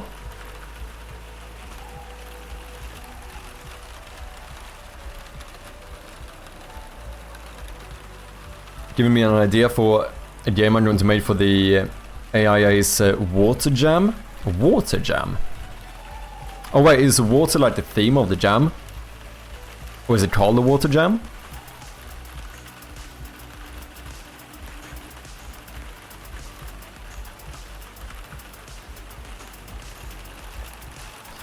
I kind of feel like this could work. Amplify is 50% off right now. Wait, it's 50% off and $40.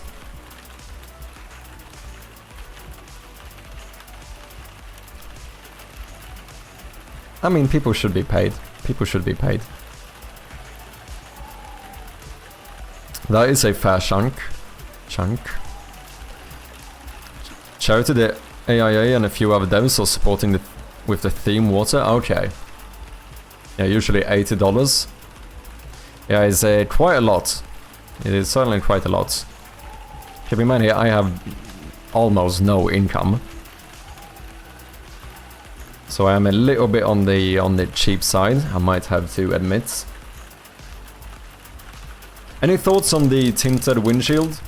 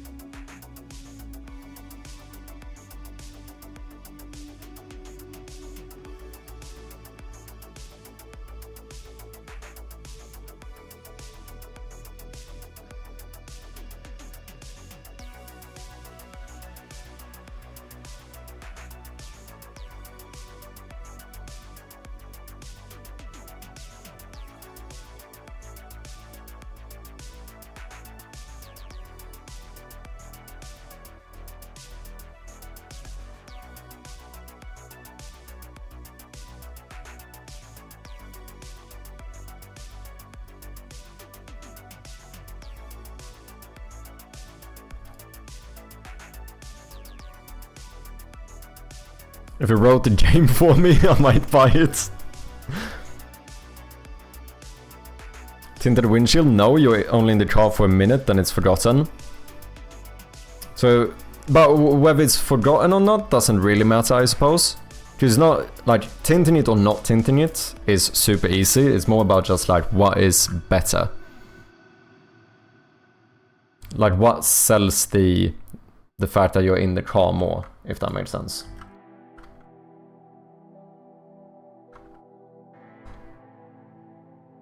I think doing the drop thingies on the window could be nice as well. I think we could try that. We're basically on a particle system run here today anyway. But here after they land, we do like a little bit of a trail going down. So that would be a... what would this be? Like a sub-emitter of the sub-emitter? No, I guess I could just do another sub-emitter here. Can I? Yeah, just add another one.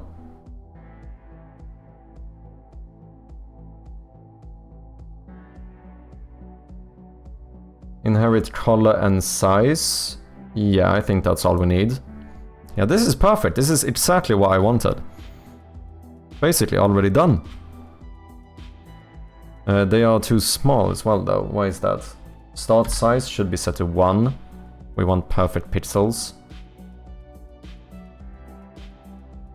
Then I want I guess we want one that goes straight down with a trail. Right?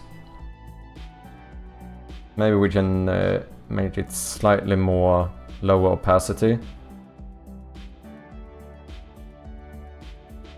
And then emission, I think should be set to no. Should I have emission? I don't know. Do I have emission on the other one? I do, so I guess I have that. Shape, no. I want to have edge.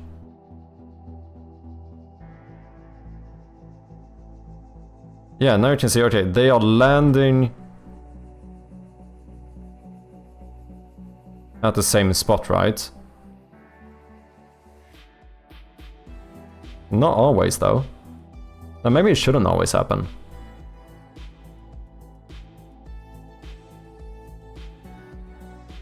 We can see that most of the trails are gonna be from here and down, nothing up here. That might look a bit weird.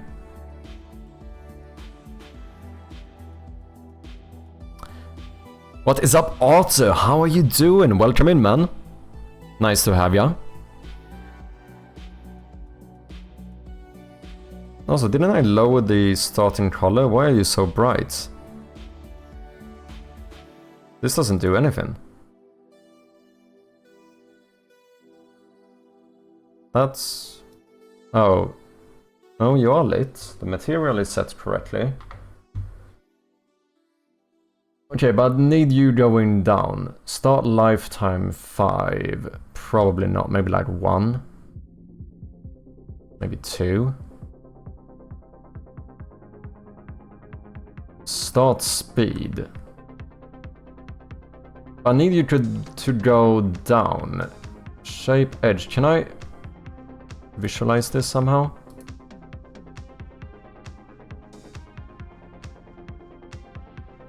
Can I like open only this one? No. Particular Feddler's really cool. Cheers, man. Hope you've been well, man. Hope you had a good weekend. Mode random. Maybe. Position, line. Why are you not moving? Why are you standing still? Do I not want edge?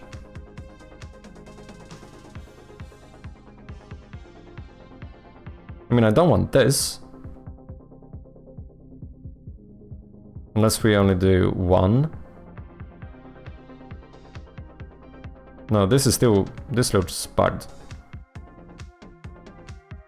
Like they're all triggering at once for some reason.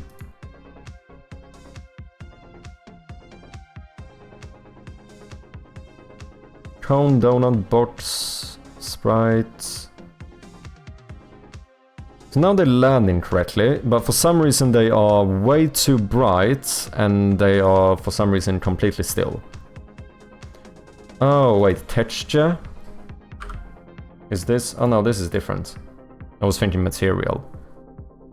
Position, rotation, scale, random direction, 1. And now you start exploding. Does I have a mission? What? What the fuck is going on? Oh, that's why they're bright, because I have... Okay, 1. Yeah, okay.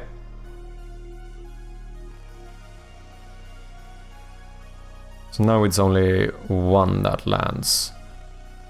We're getting somewhere here. But then I want you to fall down. Why are you not falling down? What did I do here? Shape. Edge. Radius 9. Okay, so do I randomize position 1? Randomize position... Oh no, because then you're gonna land wherever.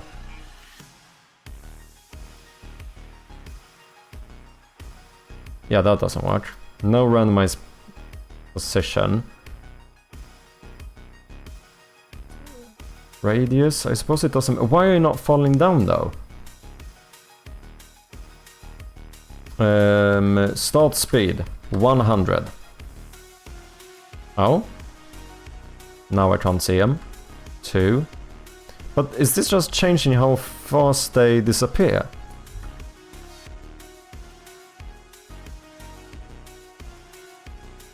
Yeah, because now I can't see them.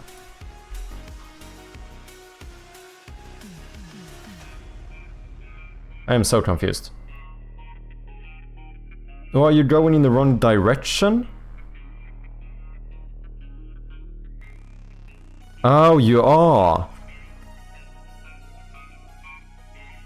You're going towards me. Oh, I see. For some reason you are going towards me. Whereas I want you to like glide down the window. So I need to align to direction? No. You're still going towards me. Don't do that. I need to rotate you? If I just rotate you 90 degrees, what happens? Now you're going over there. Minus? No, now you're going towards me. I am so confused. So 180 would make you move away from me instead.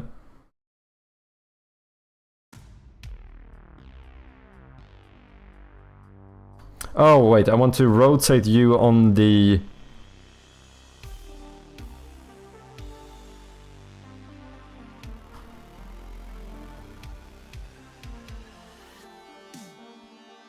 Wait, where are you going now?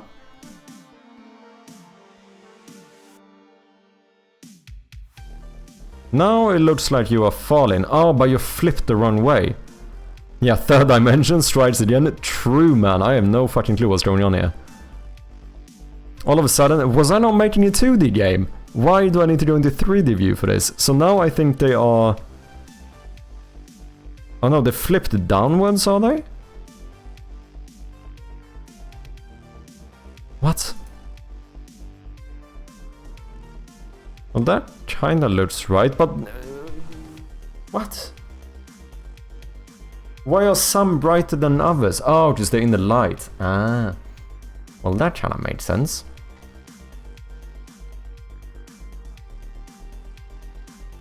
But it still shouldn't be that bright. Oh, this is so confusing. What's going on?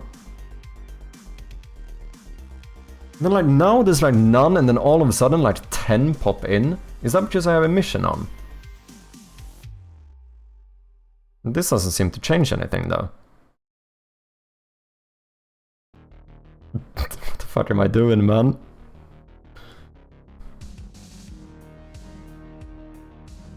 They're kinda going in the right direction now at least.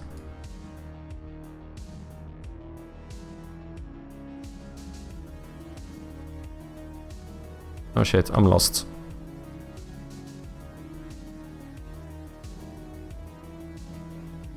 Yeah. They are falling downwards.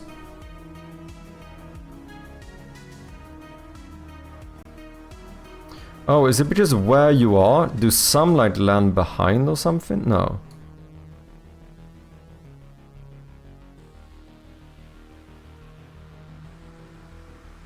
Let's do trails on and see what happens.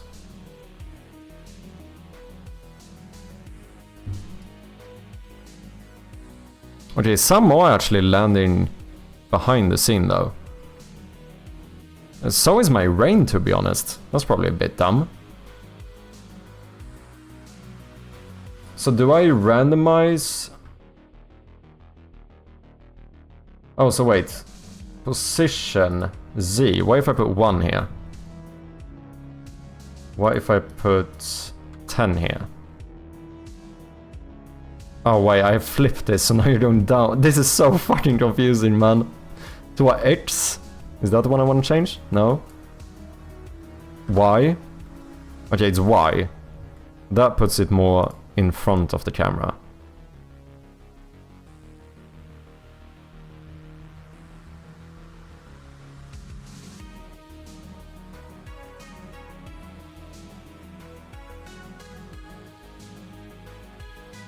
But I need to make sure that they never can reach inside of the car, because that obviously is gonna look weird. But it's also kind of weird that the trails only start. You can clearly see like where the line is or whatever.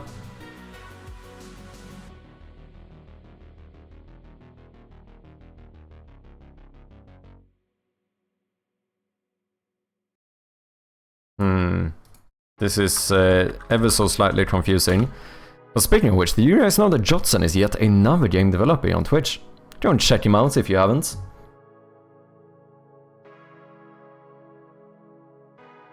Okay. Trails. We need to add the material again, which is going to be lit. But now it's kind of weird that you light up more here. That's kind of weird. You kind of shouldn't. So maybe I actually do you non-lit.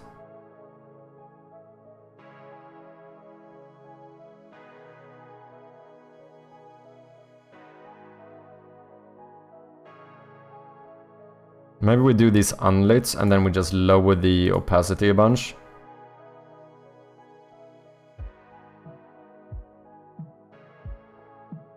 I would kind of like to change the direction too. So maybe these actually, even though the rain is falling sideways, maybe these go like straight down.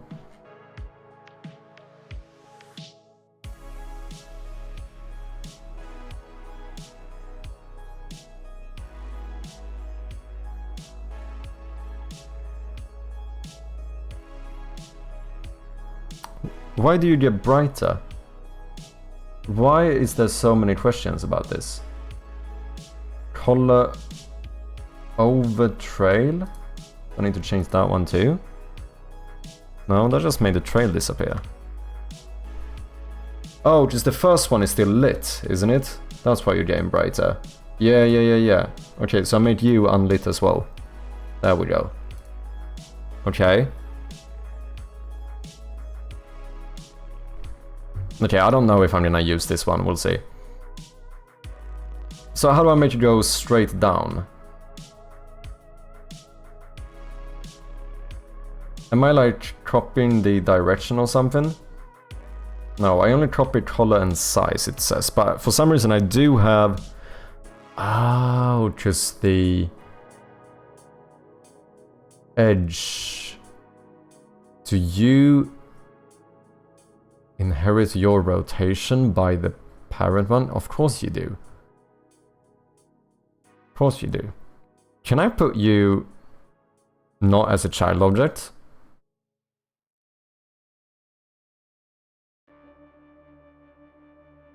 It doesn't seem to work here, but what happens if I play? Or do you need to be a child object?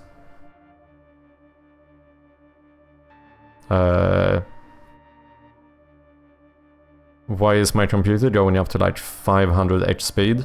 Okay, there we go.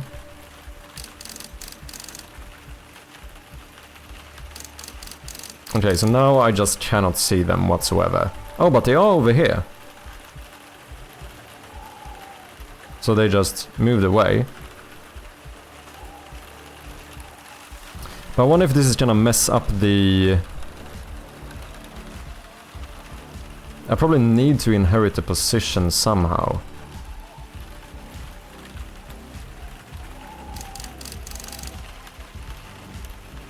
Preferably I would just rotate you though, so that you go straight down instead.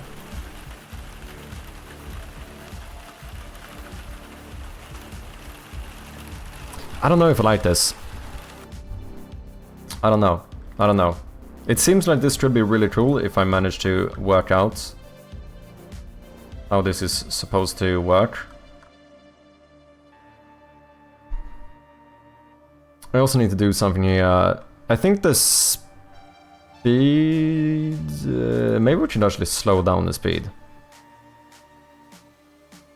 Okay, and then lifetime... I need this to fade out, I think. Color over lifetime.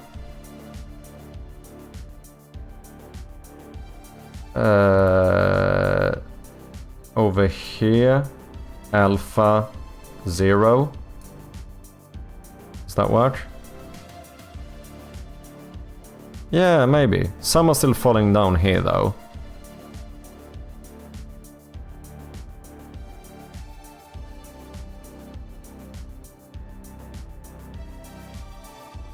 But it is getting closer.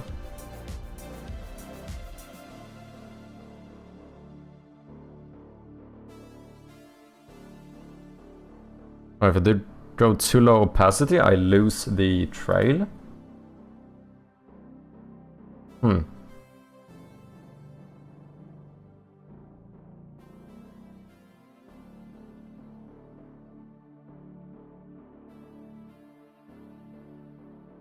Okay, lifetime 1.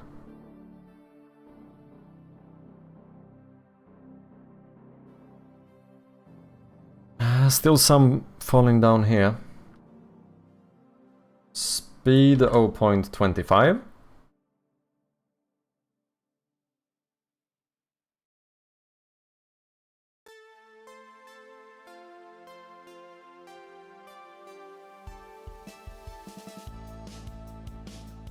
Maybe.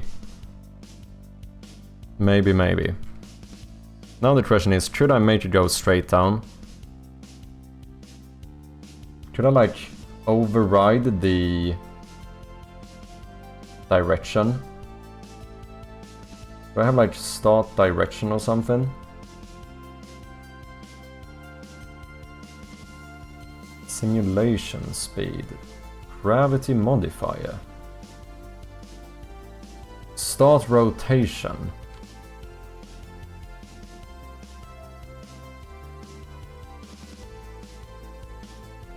Oh no, that's rotating the actual pixel. I want the movement. So that would have probably been the shape. Someone redeem game though? Are you urging for another game though, Lupo?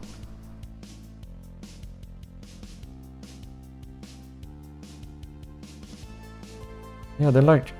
I don't know if I like the fact that they keep the direction here. I guess maybe I should look... Oh, I just do opposite this.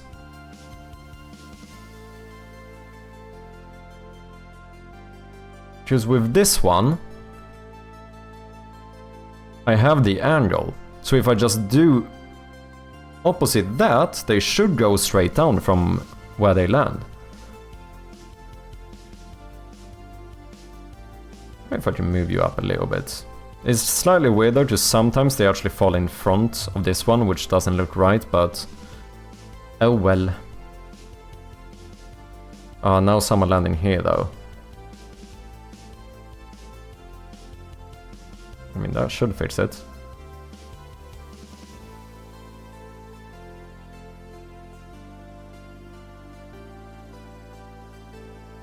Okay. So, if we turn on rotation, what exactly am I changing here? It's that one, okay. And you, if I put you to 0, you are straight. So if I do minus this, shouldn't this become... If I do minus that number...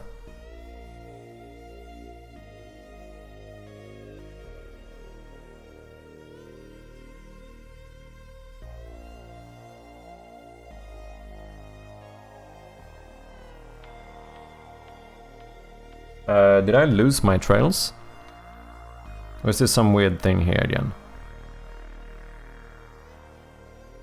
Oh, here's my trails now. Because I flipped the fucking direction thing before. Fuck's sake, man, this is so confusing. So now you moved closer to me. But that might be fine, as long as... Because it's gonna look correct in game. Yeah, this is working. Now they are going straight down. Okay.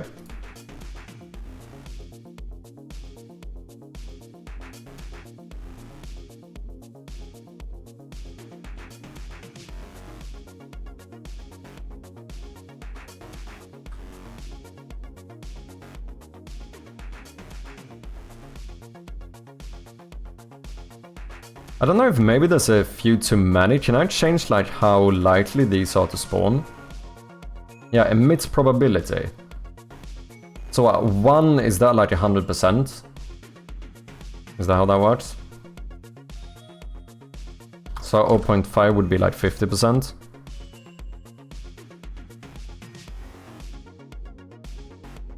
Yeah, I might do this.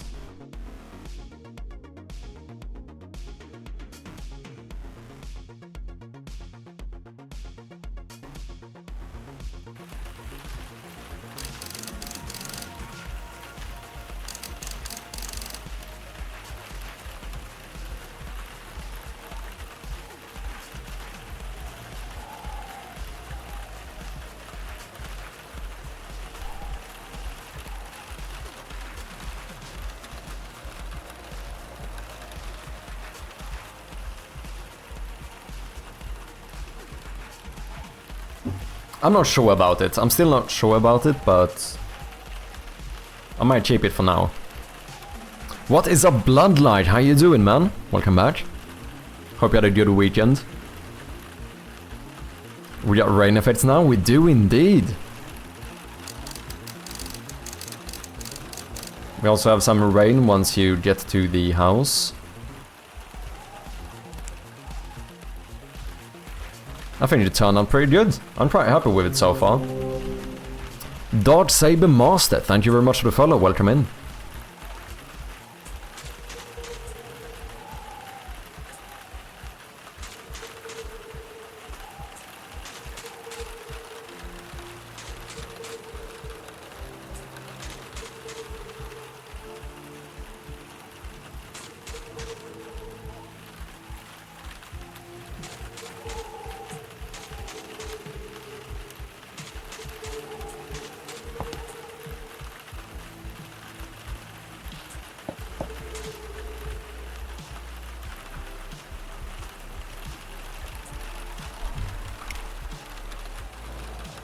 There's supposed to be drops on the windshield? Yeah, exactly. In the car it's supposed to be... I'm trying to make it seem like it's raining on the windshield. Why was some going upwards there? I am 100% sure I saw one going upwards. But it's supposed to be like raindrops landing on the windshield and like, you know, sliding down or whatever. I'm still not sure about the sliding down part of it. So I didn't have that before. So before it looked like... Can I just disable this? Yeah, this is what we had before.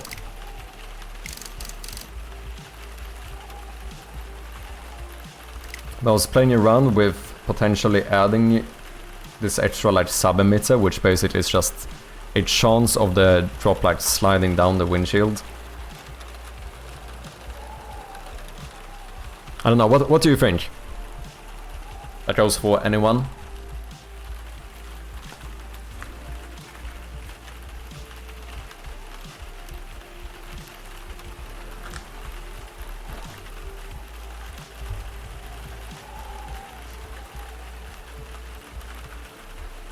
I don't know if maybe the pixel is a little bit bright. But the only weird thing is that if I turn down the opacity... Also, why are you not pixel perfect anymore? Oh, no, it's because I'm zoomed in and it does weird scaling stuff. Out here it should be pixel perfect. I like the drip effects afterwards, maybe just needs a bigger splash on the land before when. We could try that.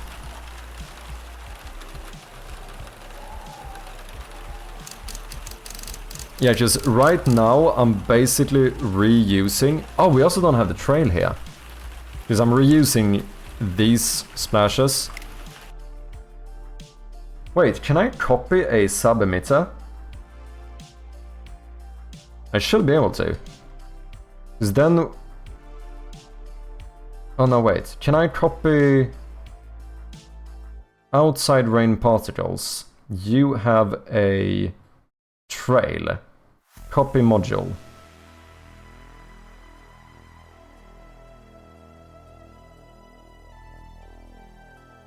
Trail. Paste module. Okay. Now we get the trail here as well. I kind of forgot about that one. Oh shit, wait. Trail cannot be lit, because I see the trail reacting to the light here. Okay, trail, you are going to be unlit. And then I guess that means we're gonna have to bring down the opacity a little bit.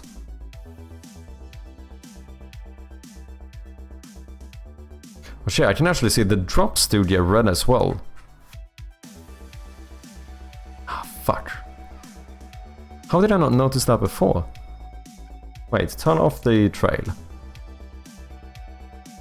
How did I not notice this?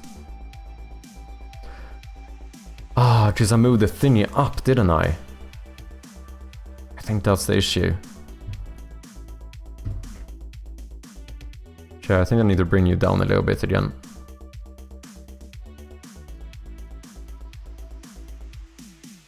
Is there a way to force it to start exactly at the line? Because now it cannot start slightly above the line.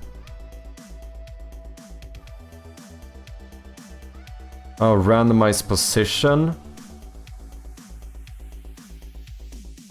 I wonder if I should make it only randomize. Because if I turn this off... Oh! Oh, that's what I want. Okay, so now I should probably bring you up a little bit, maybe.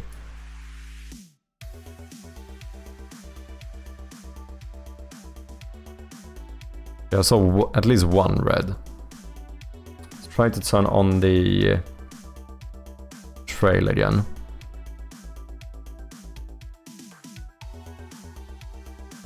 Okay, it's a very low chance, but sometimes you do see him red.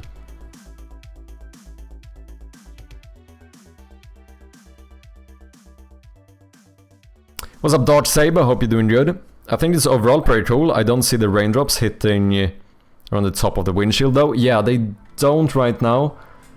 The best thing I probably could do would be to make sure that the particle effect is only... that is behind the car, but in front of the background, if that makes sense. Just now the issue is that the particle effects are just in front of the entire game. Which means that if I make it so that they can drop above here, now they can drop like on the mirror, which doesn't make sense, right? They fall like in front of the ceiling. I don't know if there's an easy way for me to fix this, since all of this is on a canvas and the particle effects are not. Can particle effects be part of a canvas? Because then they might work.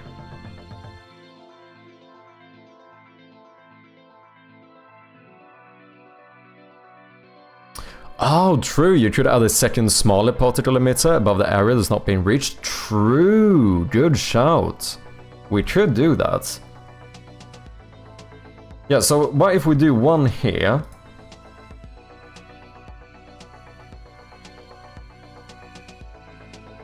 Could even do a smaller one here as well, because it never reaches here because of the angle. But I do think I want a bit of an angle.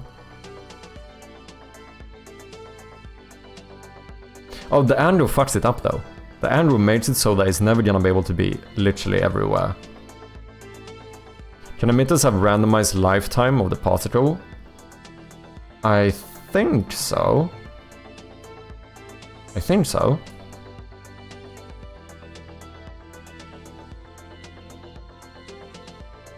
We can have a look. Do you mean the trails currently travels the same distance all the time? Oh wait, do you mean the raindrops themselves?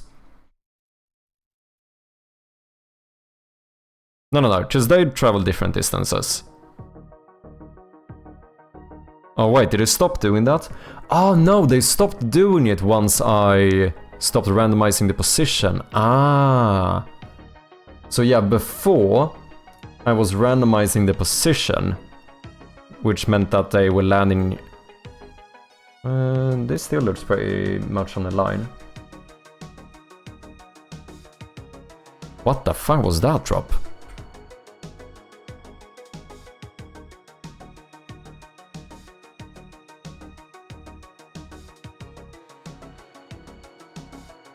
I'm so confused. I don't know what I'm doing.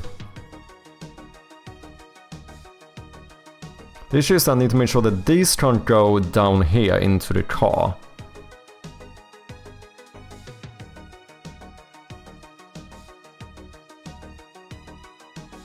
Oh yeah, they are. I'm so confused. It wasn't like this before. I think that was when I was randomizing... Oh wait, was I randomizing position here? No. I think I was randomizing position... Oh yeah, just now... They're still on a line. Are they not? Holy shit, Dodge Save Master with the tier 1 subscription. Straight off the bat, you fucking legend! Thank you so much, man, I truly do appreciate that. That means a lot. Thank you very much. Fucking legend, coming in like 9 minutes ago and already dropping the subscription. Cheers, man. Include those layers. Wait. Create a mask for the areas you don't want particles to appear. Then include those layers. Okay. Coming in like it's hot. True, making the rest of us look bad. Okay, that sounds like a good idea. That sounds like a good idea.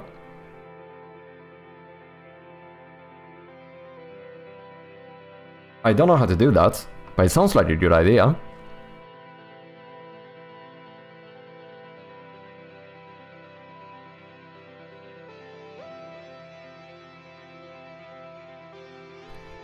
Maybe... shit.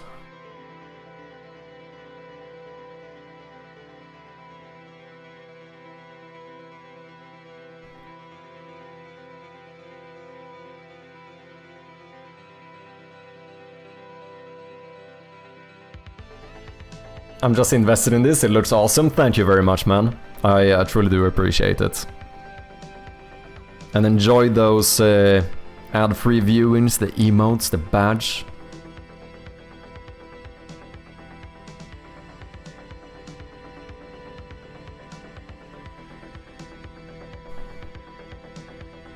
I think we need to up the speed of them as well. Because these are still a bit slow, are they not? What do I do here? Speed 20. Now they're going too far. I think doing... Okay, what do I want to do? What if I do randomize position? What if we do it by 3? Yeah, so this makes a big difference. But I don't know how to do the mask thing. Because if we can do that, we should just push this up.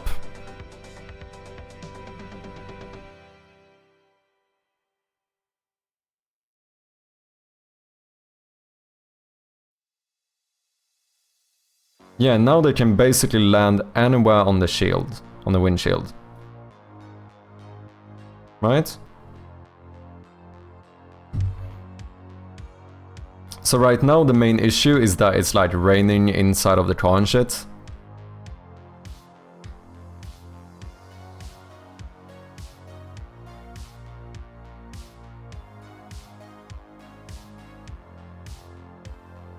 Can you draw the particle effects before you draw the car? Maybe. The thing is that when it comes to the car and stuff, because I do need the outside to be drawn, right? It needs to be in front of the outside, but we want it behind the car and the reflection. But since all of this is on a canvas, all of this ends up being on the same layer, right?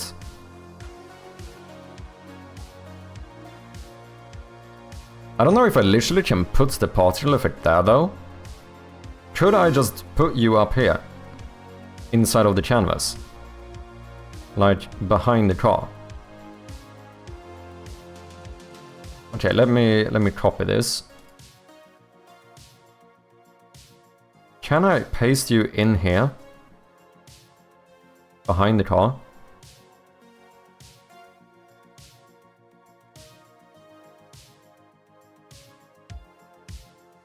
So that doesn't seem to be working.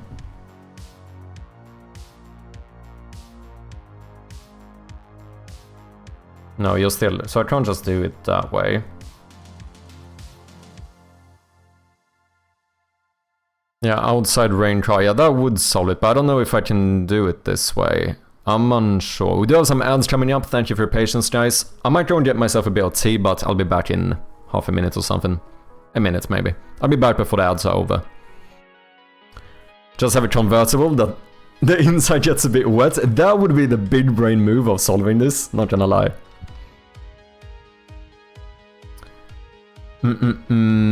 Otherwise, it is the mask thing. If we can make that work, that seems like it could work as well. I just don't... I have not worked a lot with masks in Unity. Or unless I can do something with the render here. Sorting layer ID. Let's have order in layer. What happens if I put you at 0? Doesn't seem to make a difference. Or does it? Wait, are there trails in front of this? Oh, I might just need to do it with the other sub-emitters. This might work, this might work. Okay, let me go and get a bit of tea and we'll see if we can sort this out. Thanks for your patience.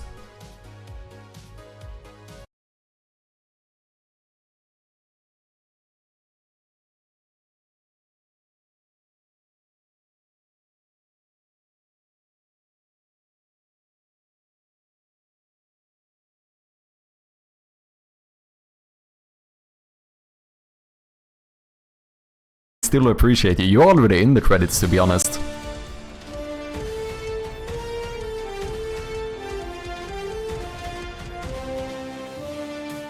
What the fuck? Trash! Okay, okay. That is actually fucking outrageous. 100 gifted subs. Well, that's a lot of new emote slots. Fucking hell, thank you, Trash. You're absolute legend.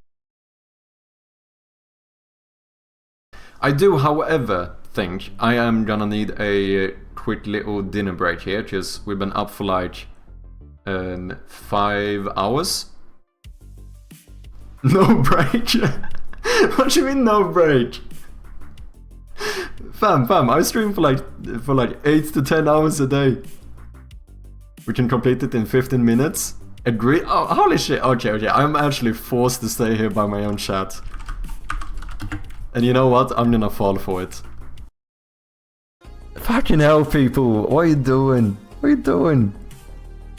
It truly does mean a lot, though. It really does. I know I keep saying it. I feel like I'm on fucking repeat here. I feel like some people are gonna start finding me annoying here, but I don't know what else to do. Like, you know, obviously... Hey, Chappie, focus. Okay, never mind. Never mind then.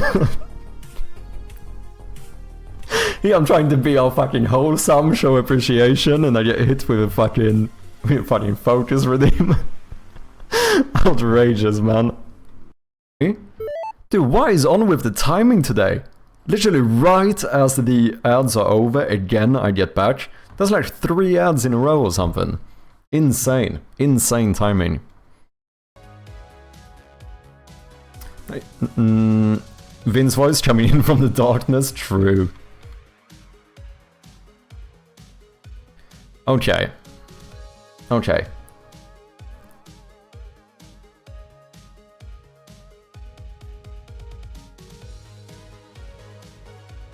I don't know if I'm just blind. No, shit. There are trails in front of here. I don't think this is gonna work. Yeah, it's still falling in front. Scheisse. Oh wait, trail, is that a sub-emitter? No, it's not. Okay, so that's not gonna work either. Can I do something else here? Or in layer, what if I do -1? Okay, so they just disappear.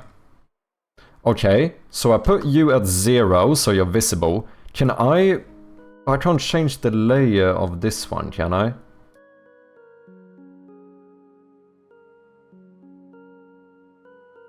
I don't know if this layer is the same thing. I don't think it is.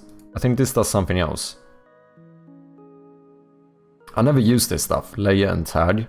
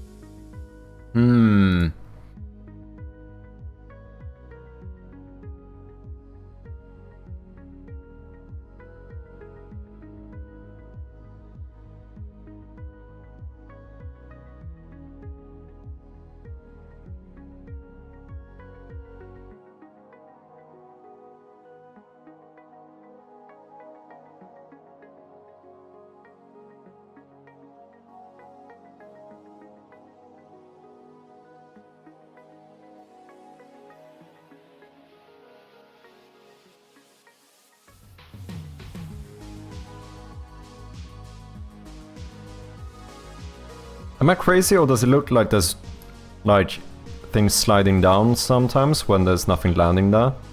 Did anything land there? I don't think it did. Oh, I think because the raindrops are positioned weird. I think some of the raindrops are falling behind the scene. Yeah, I think that's why. But all of those are in front. Okay.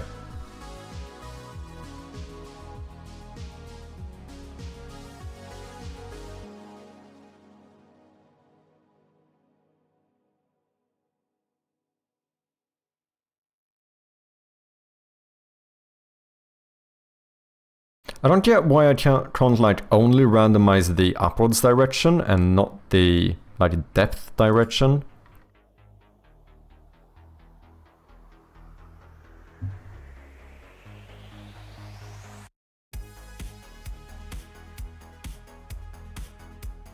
Okay, am I crazy, or did all of the trails disappear now? Or the thing sliding down? Where did you go? Why is this shit so confusing? Okay, you're over...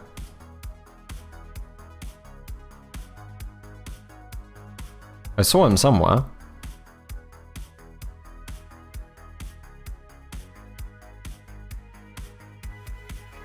Here they are.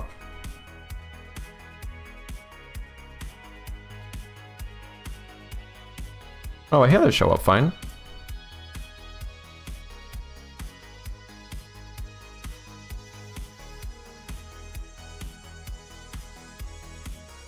I can't see him here. This is so fucking confusing, man.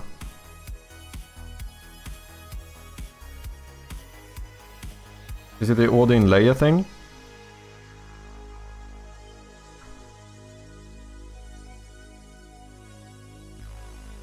But they were... Before I moved the raindrops, they were working fine. So I think this might be a position issue instead.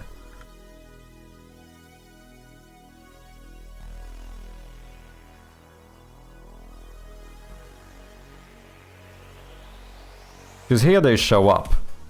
But this is when... Yeah, now we have some raindrops falling behind. So it's when I moved that they stopped showing up. Oh, behind the camera. Ah, you might be right.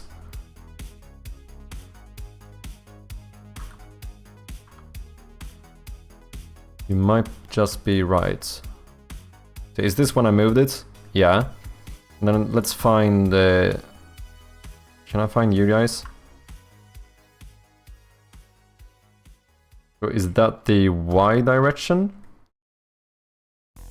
It is. Okay, so this should be fine.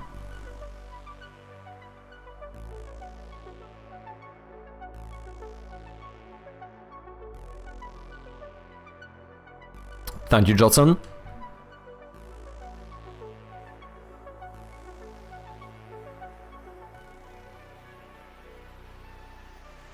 I don't know if I'm going crazy. I still feel like there are some that are sliding down from nowhere.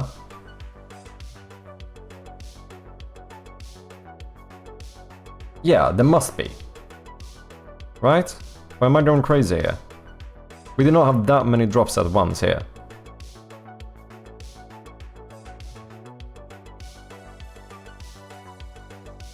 Okay, that one did land. That one, did anyone land that? I don't think it did. Am I still missing some? Oh, maybe it's the opposite now. Maybe some raindrops are actually... Maybe some raindrops are behind the camera now. Why do I have to work in 3D space? I'm making a 2D game. Well, this is fairly easy though. Couldn't I just look here? No, because for some reason I see through this. Okay. This looks fine. Now there's a few falling behind.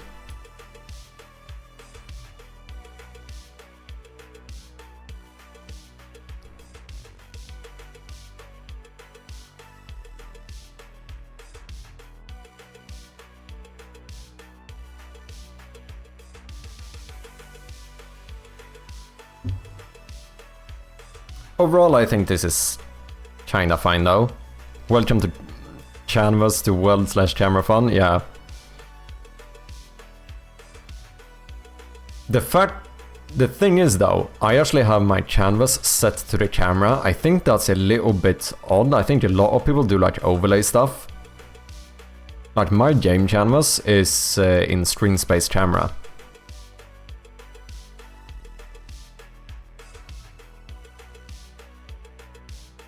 I don't really know what the pro of doing a overlay is compared to using screen space camera. I think there's... When I looked into it before, I think the issue with doing screen space overlay is that my light system doesn't work for the stuff on that canvas, as far as I'm aware. Okay, Mr. Zombie, you were talking about a mask. How would I do a mask for this? Do you know?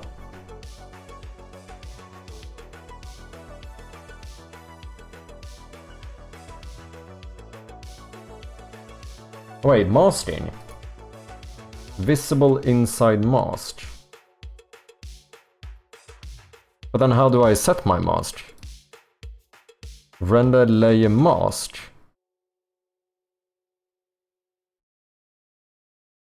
Okay, there's mask stuff here.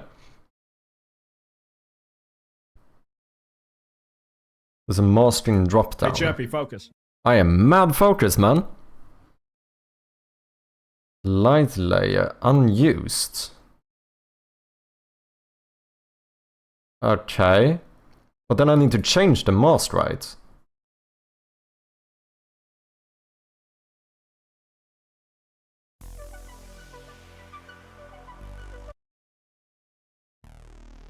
What are you working on today, Strom?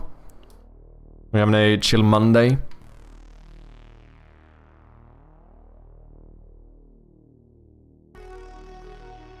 Does look like sliding down without hits? I think so too. It seems like we get too many slides compared to the amount of raindrops we have.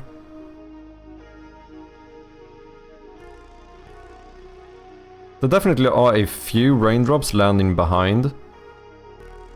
Oh, actually, I think it might even be the trail star landing behind.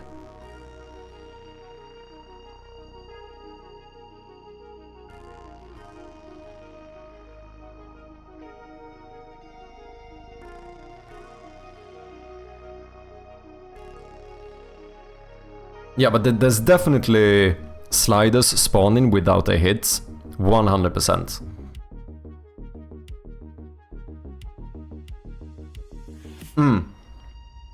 Okay, we stop randomizing position, because I think that's the issue.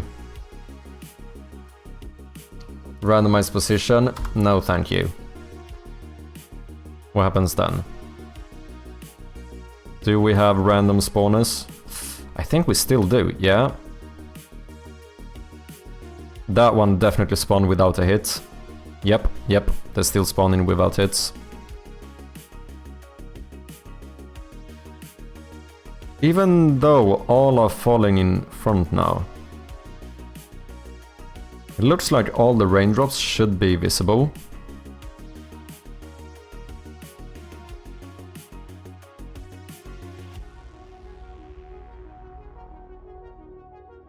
I don't understand why this is so confusing.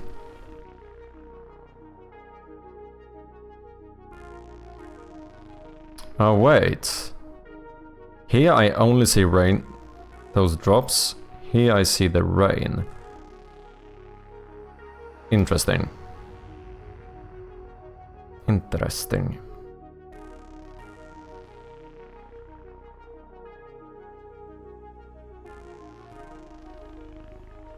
So it's something with my positioning I think is off.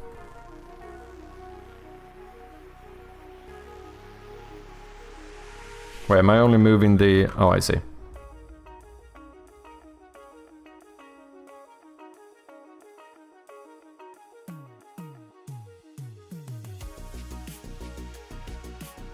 But now there's even more trails. Or sliders. Oh my god, why? Why is this so confusing, man? The amount of sliders are way more than the amount of rain. Oh, wait, do I have like the emitter thing on? Emission, are you spawning ones where they shouldn't be?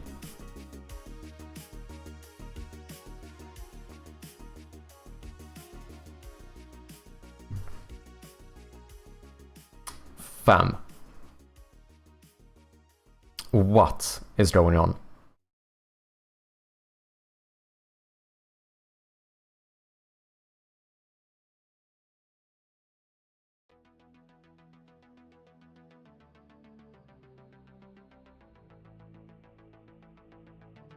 Oh wait, do I like pre-warm this one? Could that be the issue? No, I don't. Looping? Where if I turn off looping? Was I looping them?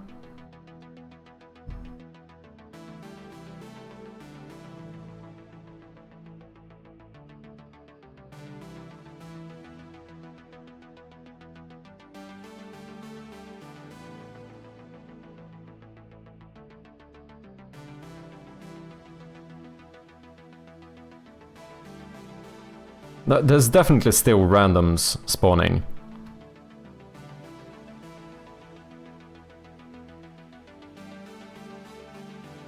More multiplayer stuff, trying to figure out relay stuff, Steam networking, lobbies, etc. Damn.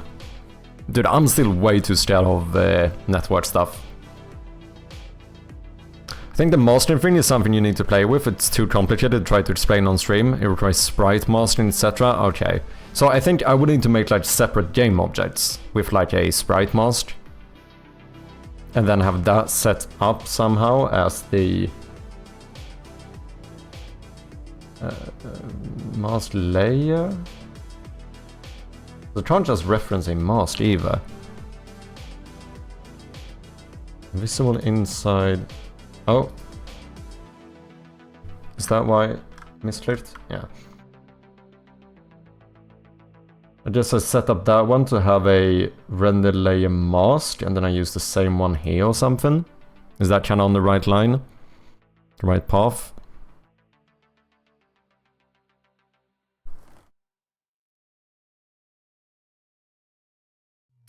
Or do the drip spawn, are they tied to other particle in some way, or just having a separate emitter that just has similar input parameters? No, there should be so it's a sub-emitter. So it should happen whenever one of the normal... So the trail going down, the quick falling one, that's the actual particle. And then I have a sub-emitter for the little splash, as well as another sub-emitter for the sliders that go down the windshield. So I think it should only spawn when one... Yeah, so on death. Which means that when one of these fallen ones dies, that's when it should spawn one of these.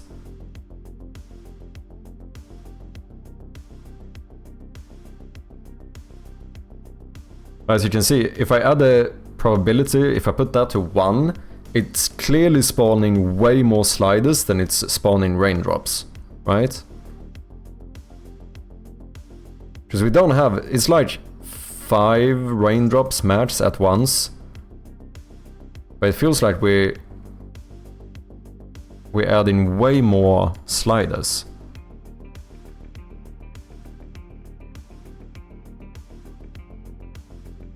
giant bug splats.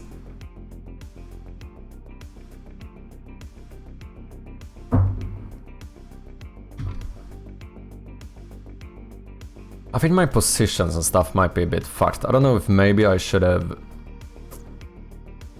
redone this from the start, but that's also kinda long.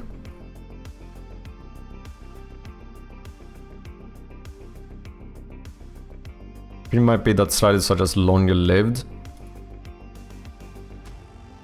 But the thing is that it looks like they are spawning out of nowhere. Like this one, there was no splash. Don't forget to save. Good shout. Thank you, Darksaber. Let me save in A-Sprite as well.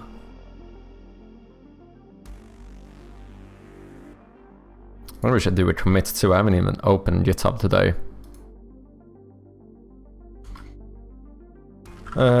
Particle effects, particle room, particle effects. Sure.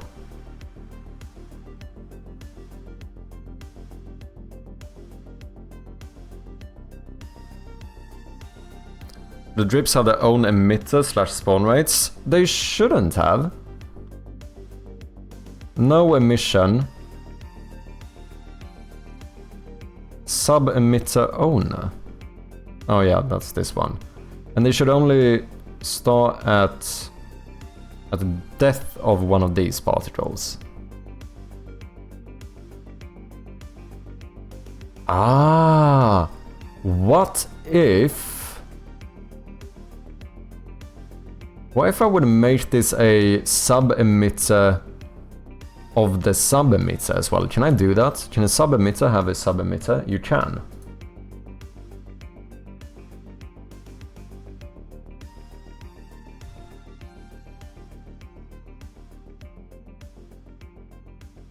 But that shouldn't really matter, should it? Because the splashes are fine. There's never a splash without a falling one.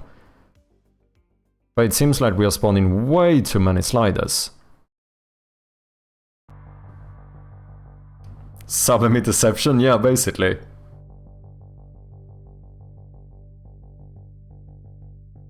So they die slow and it looks like there are more of them. Like, that could have been the case, but if they were just that there's too many left on the screen, but I feel like if we look around here, that one, there was never a splash here. That was one splash, 2, 3, and then this one spawned here. Like, it feels like they are... Because I don't have a delay either, so that shouldn't be the problem. That could have been it, but there's no start delay.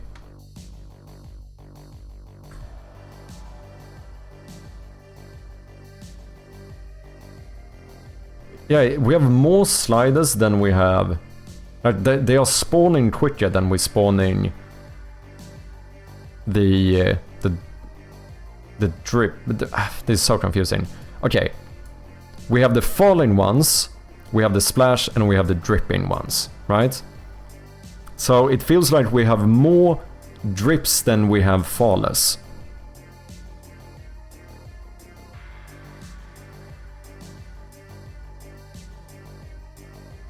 But now there's like a fucking million drippers here, but there's only like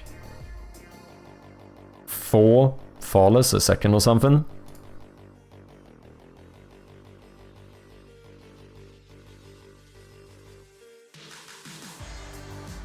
Like the randomly spawning, yeah, or incorrectly placed. Something is definitely off. And I cannot for the life of me figure out what. I'm going to write a scientific paper on the amount of drips versus fallers. Be right back, let's go, man.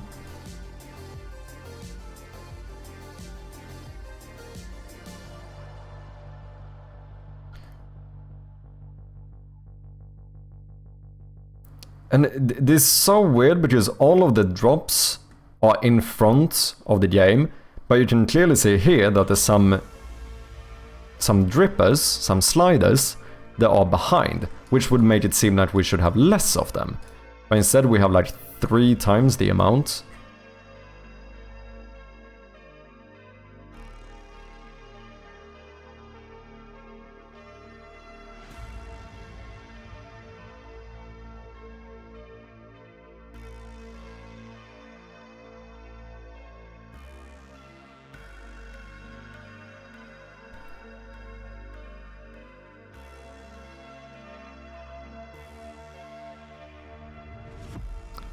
What if we just bring down the probability? Oh, I do have randomized position though. That sounds like a bad thing.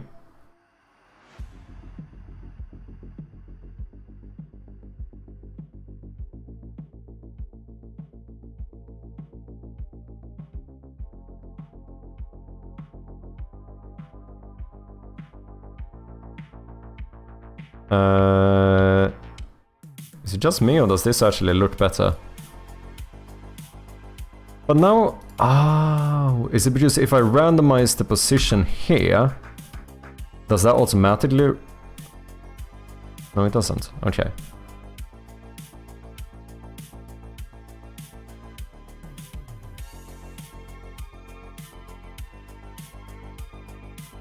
I think this is better.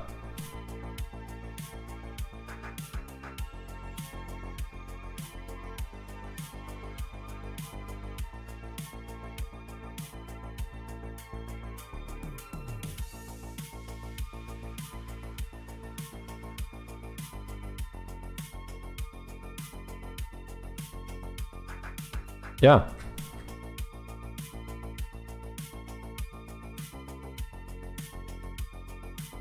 There's still a lot of them, but I can't really say that I see any spawning randomly now.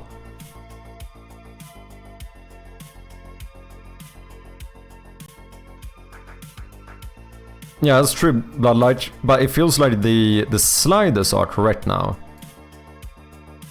So I think I was accidentally having randomized position on the sliders. But it's only here we want random.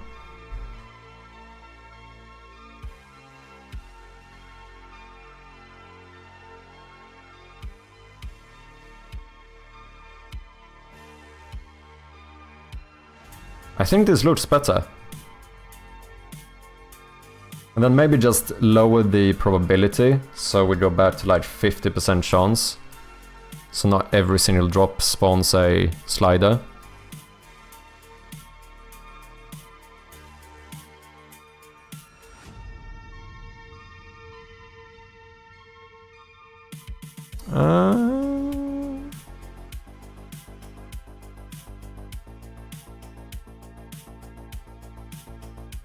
No, I think it's right.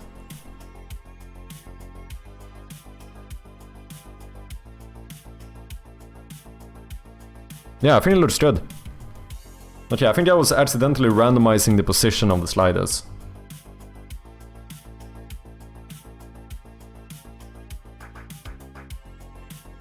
Okay, where are you guys landing now?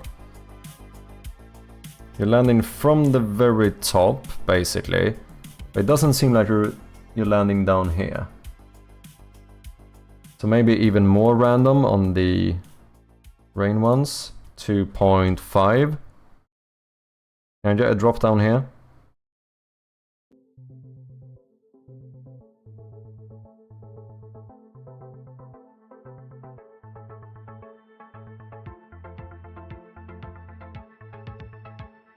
Three.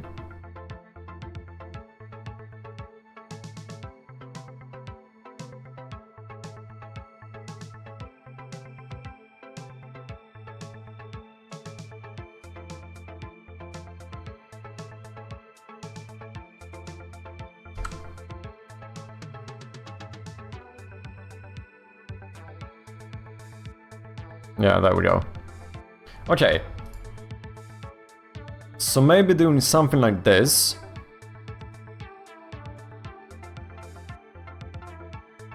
And then just making sure it doesn't land inside of the car. My bet 4.0, yeah, it seems good. 4.0 seems like a good number. I feel like maybe we need more rain though. Rates over time. Do I have a different rate here? No, those are the same.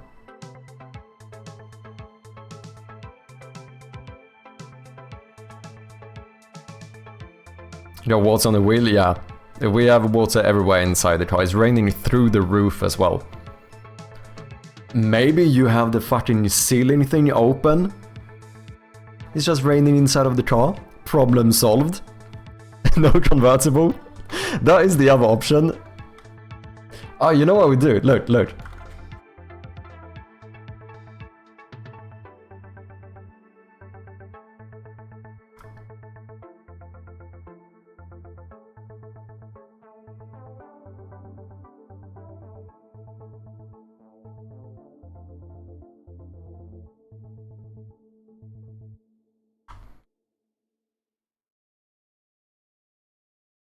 Ah shit. It don't know work. Oh, do I have the... Should have worked.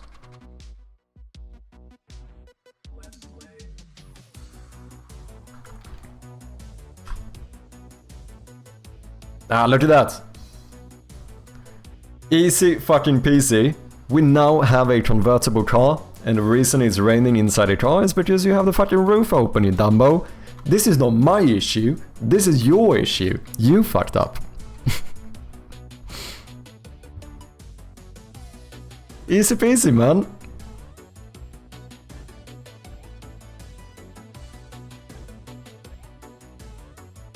Solves all my problems. It actually kinda looks like a convertible now too. Kinda sick how much one little change in one corner actually does.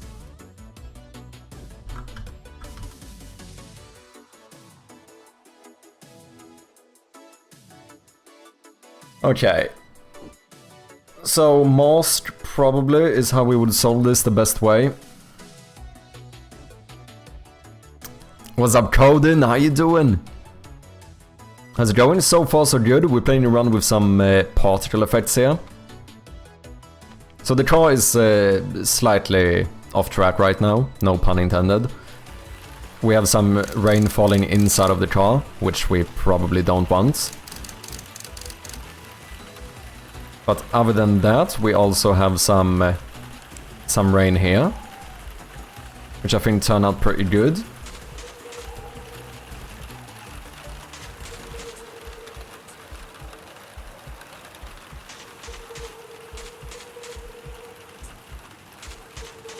Yeah, I'm quite happy with it. How you doing, Codin? Comment Gemmo.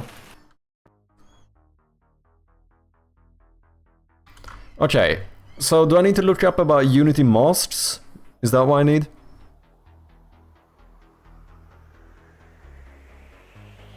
Do we need a bit of Unity masts?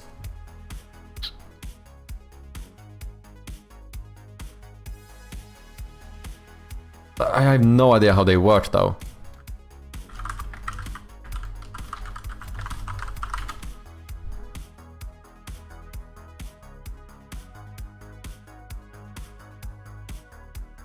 Unity masts in Unity particle system.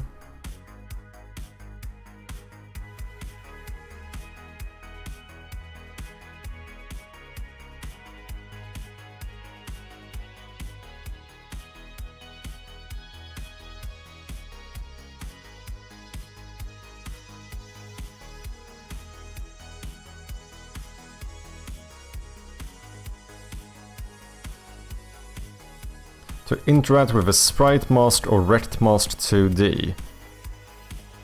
This allows you to control which parts of the particle effect are visible by clipping or constraining them to the mask's boundaries.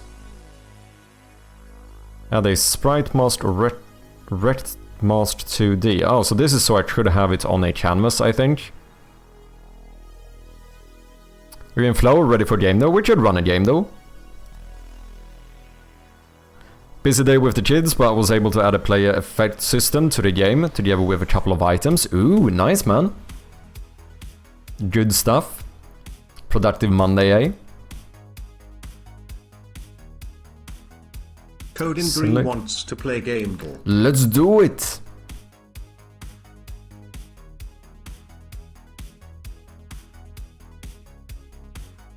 So this is just a object anywhere in my scene.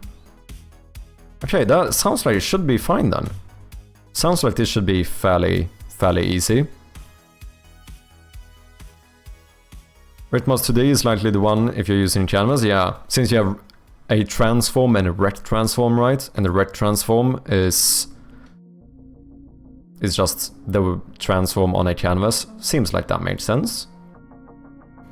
Okay, let's run another game though, ladies and gentlemen. Codin as the Redeemer, do you have the first game? For anyone who doesn't know, Gamedo is basically a game. It's similar to Wordle, but instead of guessing a word, we have to guess a game. So each time we guess, we're gonna get more information about the game we're looking for. We have 10 guesses. And we will find out whether we're on the correct platform, genres, game modes, etc. And each time we get a little bit closer to the correct game, unless we magically get it first try, which would be kinda insane. The only caveat is that you are not allowed to Google, use any Steam libraries or other type of game libraries, or look around at physical boxes in your room.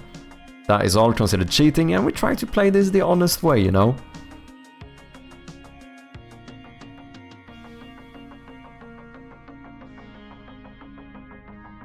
Sometimes I just politely ask my computer to fix itself when it's busted, maybe that's the solution. True, true, sometimes that might work. Might work. Call of Duty, type it in. It depends on Codin. Codin was the one who redeemed gamedev, so he has the honor of picking the first game. And otherwise we could run Call of Duty afterwards.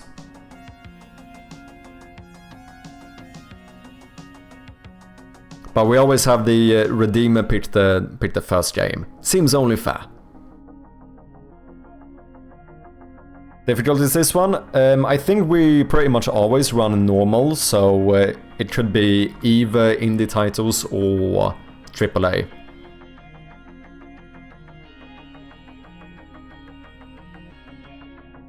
Oh, I picked COD because his name starts with COD. Ah, I see what you did there.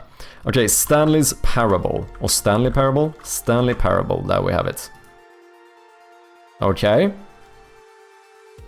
It's not first person, it's not made in Source, not published or developed by Galactic Cafe. It is single player though, but since this is a partial guess, it means we're looking for something more than single player.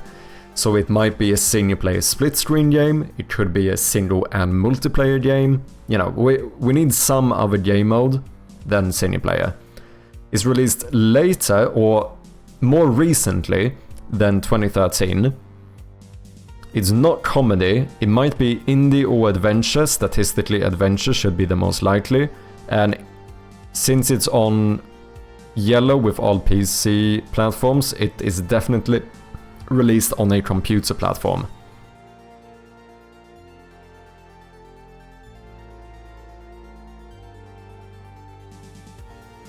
Geometry Dash? Could be. If it's indie, which I think it might be, because it would probably not be considered adventure. Otherwise, it would be side view. Oh, does he have more than single player? I actually don't know. Third person game release in 2020. That could be a good shout.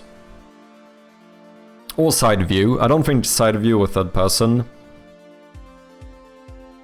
Those should be the most likely. Oh, we also have isometric. So one of those, and yeah, preferably split in this a little bit.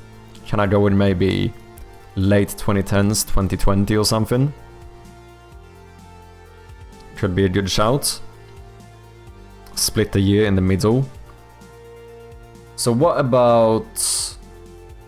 Well, Witch is way too old. Isn't that like 2016 or something? God of War. When did a new... that's fairly recent, isn't it? When did they release a God of War? Is it a new one? Is this too new? Dude, my perception of time is fucking messed up, man.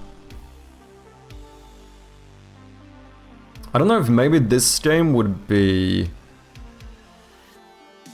I mean, it doesn't matter. It's not gonna be incorrect because it's too new, but it would be better to have something around 2020, 2019, 2018.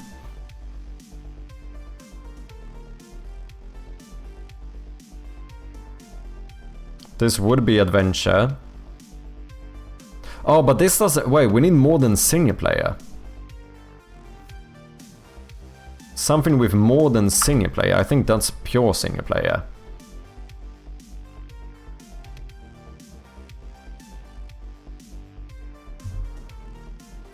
My game was Call of Duty Black Ops, damn. Overcooked, that might be a good shout. That would be like top-down, probably single and multiplayer. Is it indie? Because it's not really adventure. But we could run it. Yeah, couch co-op party game could be. Which Overcooked would be one. Is it the second one then? Or when did the first one feels like it could be fairly... but Overcooked 2 is very recent, isn't it? Maybe we should do the first one. Let's run it and just see what happens. We need more information anyway. Ooh, good release here. Okay, it is not isometric. It's not made in Unity. We still have partial guess, so we can't say too much here. It could have been that multiplayer is correct, but we don't have single or co-op. It could have been that we have co-op, but not multiplayer. It could be that we have all of these and we're also missing split screen. Or it could be that both of these are incorrect and it's only single player split screen. In other words, we still don't know too much about game mode.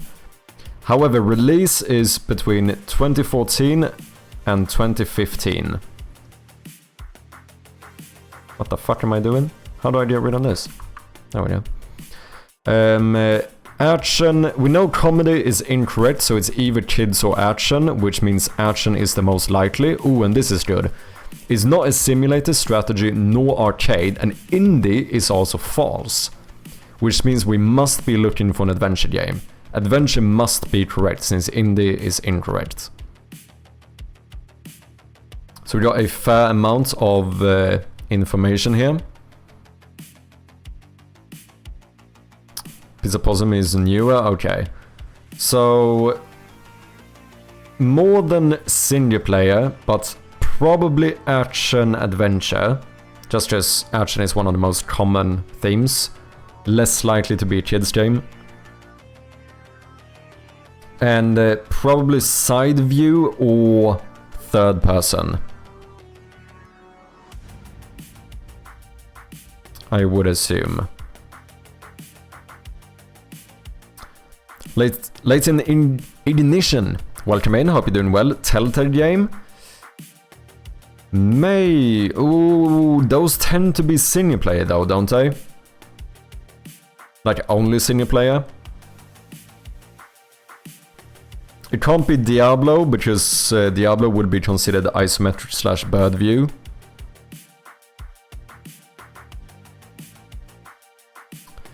Zelda, it could be a Zelda game.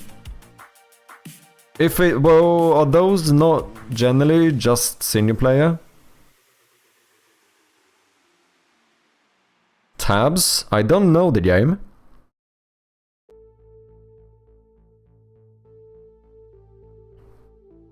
Okay, so some action adventure released 2014 to 2015 with single player and something else, whether that is split screen, co-op, multiplayer, battle royale or MMO. All of those could be either one or any combination of them. The only thing we know is it's not single, multiplayer and co-op. These three together is not correct. Could be missing something, we could have something too much. Yellows are tricky. They don't give too much information. Mario? A Mario game might work. That would... Oh, no, wait. It was released on a computer platform, though. Aren't most of those, like, Nintendo consoles only?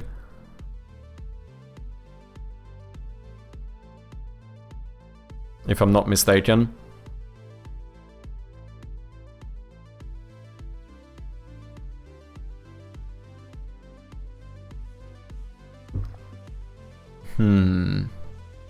Maybe a Sonic game? Could be, if there's one that fits, that was released on PC and has more than single player. Either third person or side view, which I think would be the case for pretty much all Sonic games. Dark Souls is not only single player.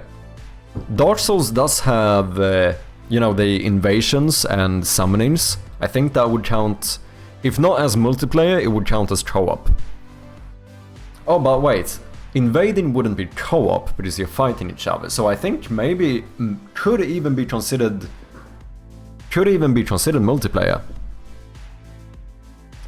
But then 2014, that would be... The baby icon is kids. Which we don't know, this doesn't have to be correct. We know comedy is incorrect.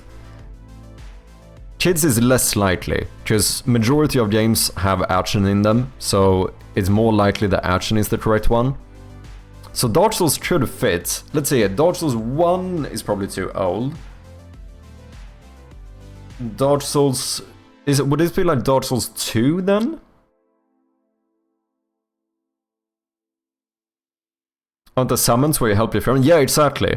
I think the summons, and you also have invasions when you like invade, like PvP style. So it can't be considered pure single player, unless gamedev is weird, which it sometimes is. Maybe Dark Souls 2? Oh, there's also Skull of the First Sin, that's the one I played. So that's with like the DLCs, but that probably has a later release then.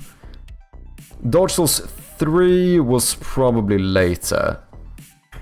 So I would say Dark Souls 2, Skull of the First Sin, or the original. I don't know when Remastered and Prepare to Die came out.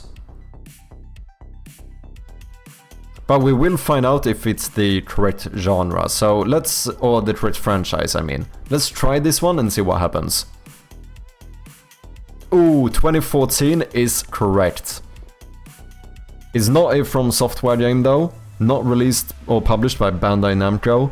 It's not third person, so we're almost guaranteed to be looking for a side view game. Open world fantasy action. We can't say too much here because we still have action, so it could be that that's the only one correct.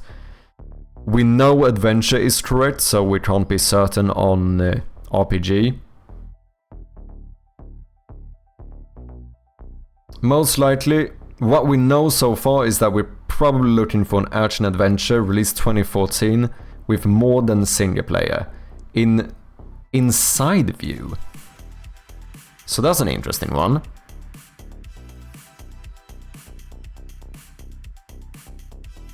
Action-adventure inside Terraria?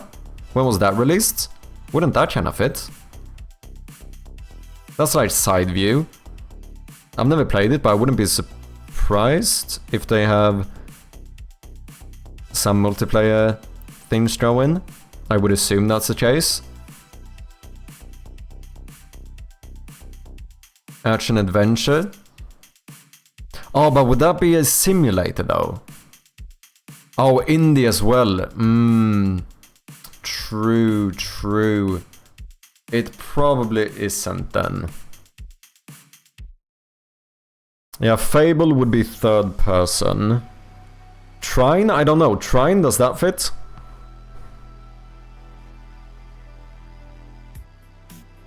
Street Fighter? I think we might fall on adventure. It feels like it fits otherwise, but since we can be... Oh no, we know adventure is correct. And I don't think they will... Like the fighting games generally are considered adventure games. Trine is a good guess. Should we run it? I don't know the game, but... So what, is it like the first one?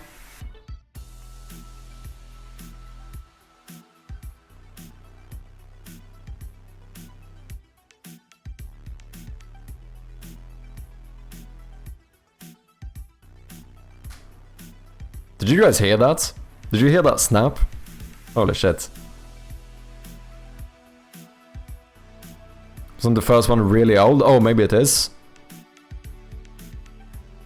Oh, Finnish co-op platformer? Sounds pretty good. Okay, so... second, third. At least the second one. Okay. We could run the second one and see what happens. I'm doing some hand stretching here while I have the opportunity to. Need to stop fucking up my hands so much. Okay, trying to. Let's try it and see what happens. Ooh. Okay, good shit. Good shit. It is a side view game we're looking for. It was released 2014. Oh wait, we already knew that. Never mind. It is though action fantasy. Still don't know too much here since we know adventure is correct. We can't say for certain if puzzle or platform is correct. We don't know. So we know we're looking for a adventure game with a action fantasy theme.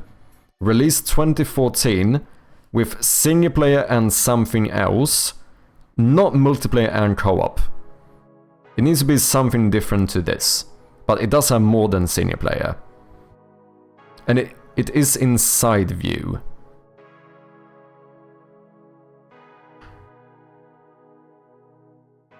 Undertale falls on a lot of these categories. Except for side view, right? I think Undertale would be considered isometric / bird view. Oh, and also, we are not looking for an indie game. Shovel Knight? Oh, no multiplayer? Brothers, It Takes Two, but these are indie, right? It Takes Two wouldn't be indie, that's Hazelight Studios. And they were published by... Who were they published by? EA? No. They were published at the very least, that I know. But It Takes Two would be third person.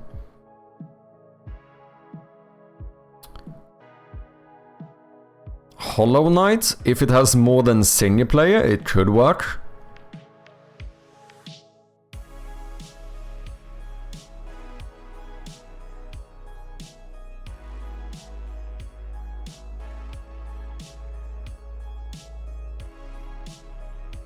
Oh, Hollow Knight might be indie though.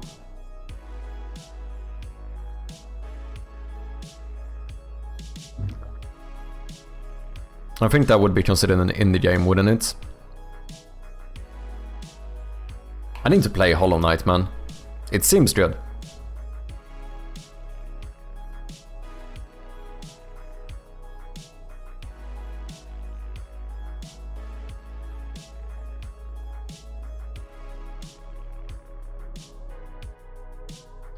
Action Fantasy 2014 adventure game in a side view perspective. Not indie, not a simulator, not arcade or strategy. It has single player but some other game mode as well.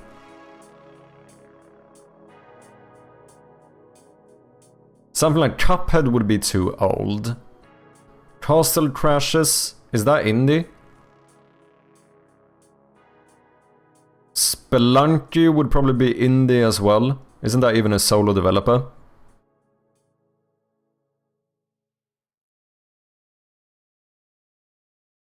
Spendy Bros? No idea of the game.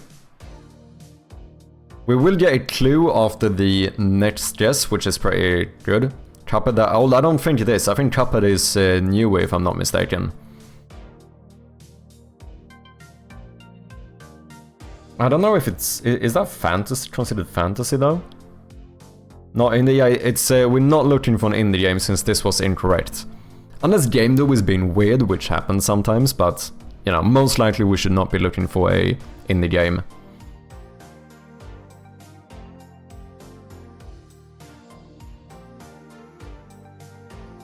Rayman Legends?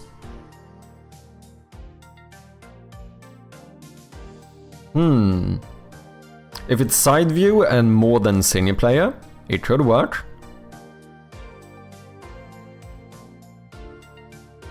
Feels like fantasy, action, adventure. I think those were released on PC as well, right?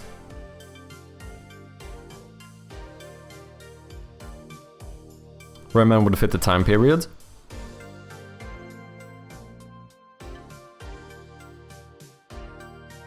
Little Big Planet, I think there were co-op 3D side-scrollers.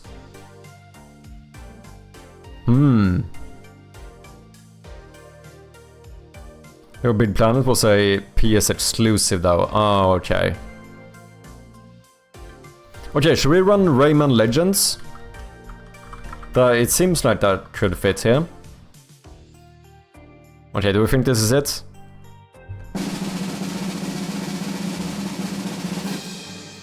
Oh, you know what? It isn't, but that was a good guess. Holy shit. We got almost everything here. We have the exact platforms. We also got the engine and publisher developer, so it is a Ubisoft game we are looking for. Still missing themes and game modes. We could run a clue now though. I don't really know if we need it, but it would give us either game modes or genres. Keep in mind that doodling is illegal, punishable by law.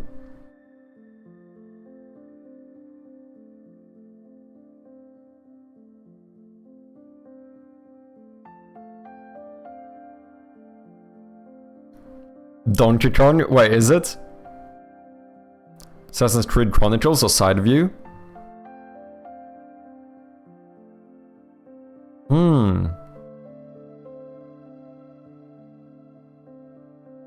But wait, Donkey Kong, wouldn't that be Nintendo? I just realized. Run a clue? We should run the clue. I mean, we should be able to guess this even if we lose the heart. It's gonna give us either genres or game modes. Because I don't think it can give us the franchise. That would be kinda mad if it could.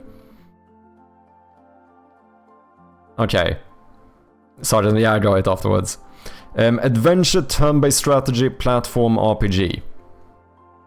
Okay, so now we should have it, right? A Ubisoft game released 2014. A RPG adventure platformer with turn-based strategy. It's kind of a weird mix here. Side view perspective. Platformer and turn-based strategy. It's kind of a odd combination. Side view platformer with turn-based strategy.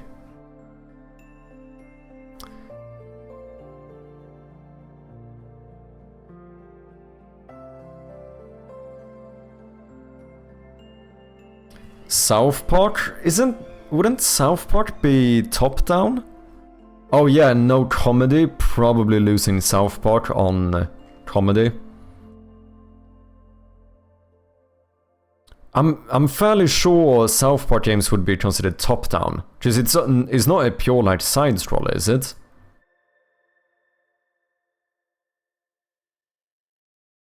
No, it's side view, is it?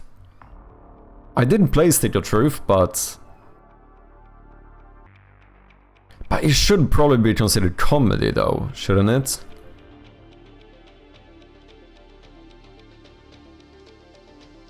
Love the South Park games, they're good. The Stick of Truth was a really good game, I haven't played the other ones. Oh shit, we do have an ad coming up. Should we run it no matter what and see what happens? Let's just try it. We're gonna get this no matter what.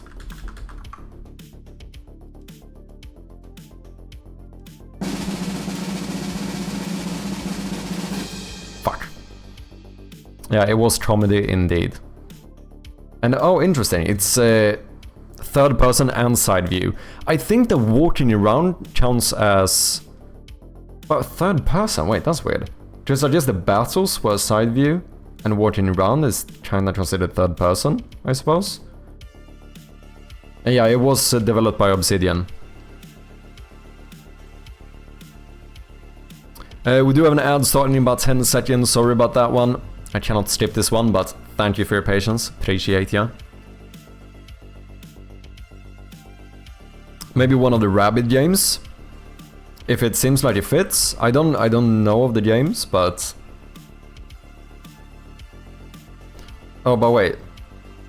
Unless it's this one, because we did go Rayman and that was the wrong Sergeant franchise, so it cannot be this one. I don't know which one we are referring to.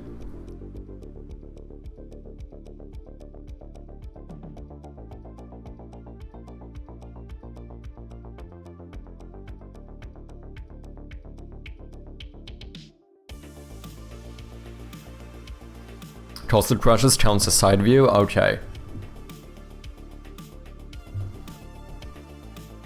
I don't know, I just know there's a Mario crossover, had platforming in turn-based. But that would be Nintendo though, wouldn't it? If it's a Mario game. Okay, we have 3 more guesses. Oh yeah, Stick of Truth, it was pure senior play as well, didn't think about that. Someone was talking about Assassin's Creed.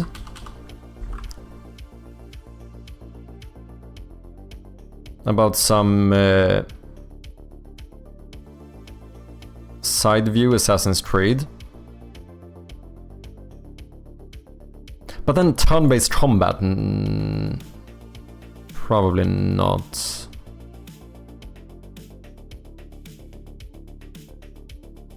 Pretty sure crossovers were Ubisoft developed. Oh, really? Did we try Rayman? We did. We tried Rayman Legends. UbiArts, I think it's for 2D games. Okay. So possibly a 2D side scroller. The name sounds like an engine for drawn. Wait for it. Oh, it's true. Okay, should we try the Rabbids one then? So that would be Mario plus Rabbids.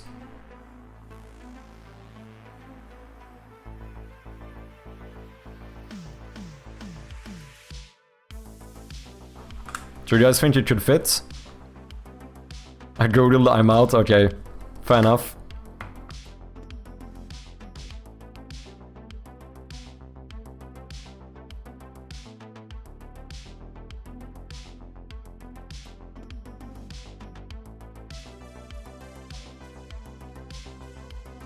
No spoilers, true. Mario made by Ubisoft? Yeah, it seems like people said that the crossovers were Ubisoft developed. But question is, if it wasn't... Oh, but this is on Wii U, to be honest. I was thinking if it was also maybe published by Nintendo, because that would also rule it out. Ads should be over, welcome back people. Oh, only 3D ones? Oh, okay, in that case it does not work. I mean, unless it's a 3D side view, that should still work. Unless this engine is only for 2D games.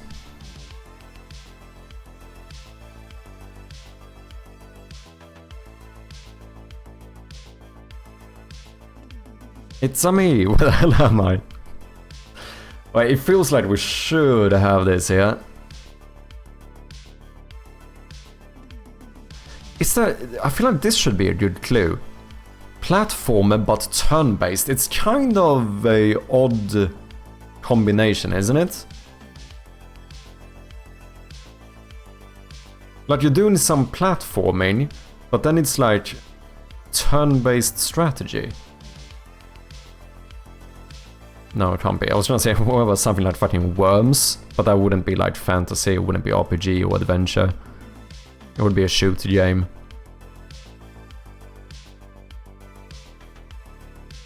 AC Chronicles.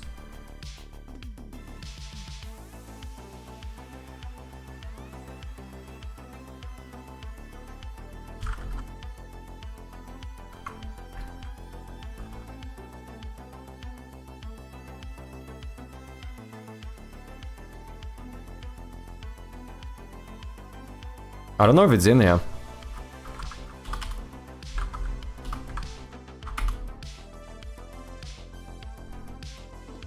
Worms is Team 17, okay.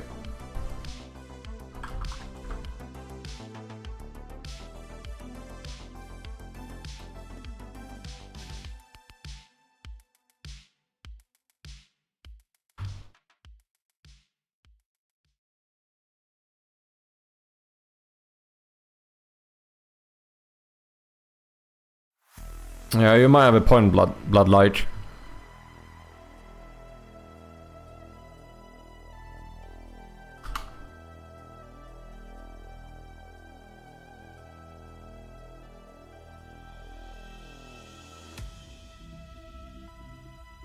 Wasn't Rope game Ubisoft made? What? Rope game?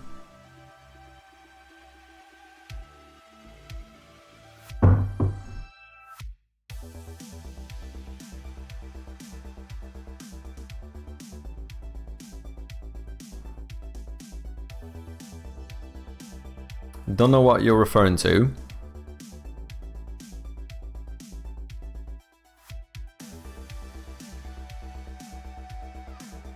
It's a game about a rope. That makes sense.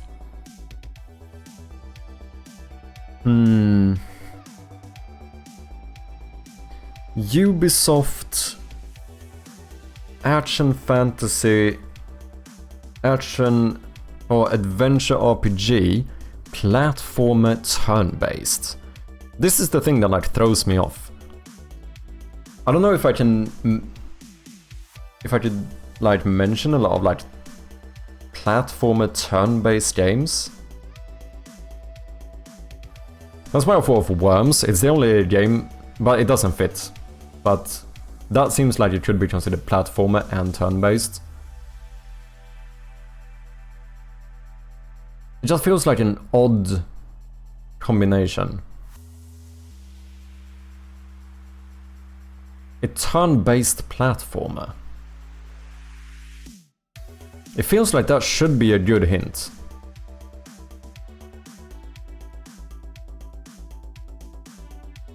Dungeon turn-based game? Maybe? Side view?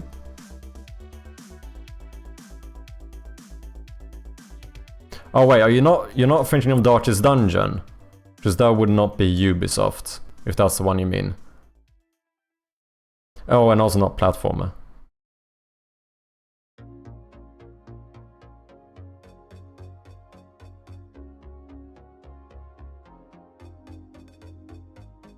Dude, it feels bad if we're gonna lose the streak when we have this many greens here. I'm kinda lost though, not gonna lie.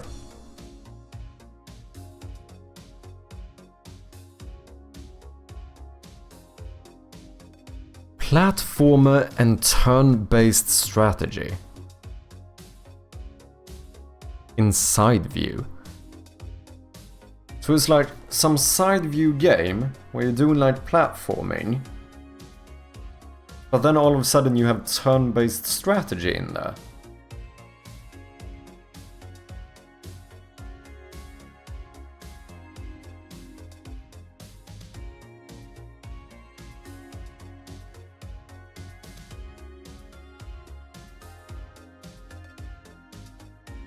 It feels like it's some odd game here. It feels like it should stand out, but I have no fucking clue.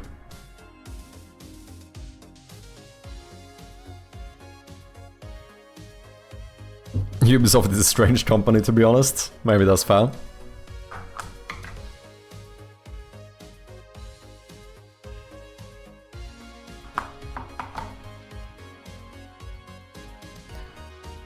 So like a side-scrolling platformer with old-school RPG combat, yeah, might be something like that.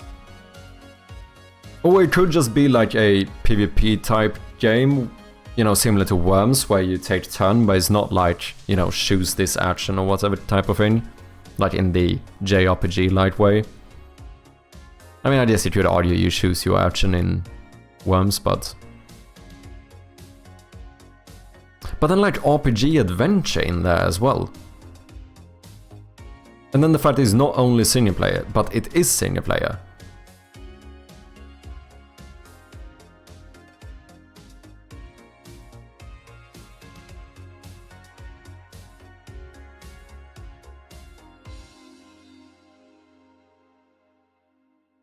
Well, some Ubisoft franchises. Worms isn't Ubisoft. I know Bloodlight. I'm just speaking about like what type of game it could have been. Just saying that it doesn't have to be like classic Final Fantasy turn-based. It should have been turn-based in a similar vein to Worms. I'm not saying Worms is the game. Worms is team. Well, once again, I'm not saying Worms is the game. I'm just talking about like what the combat should have been like.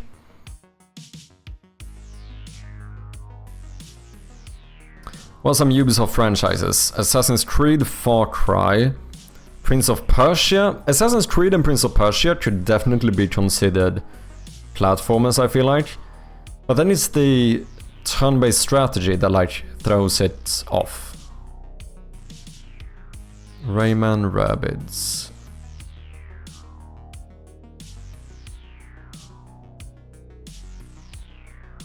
Welcome to Team 17. This is outrageous, man.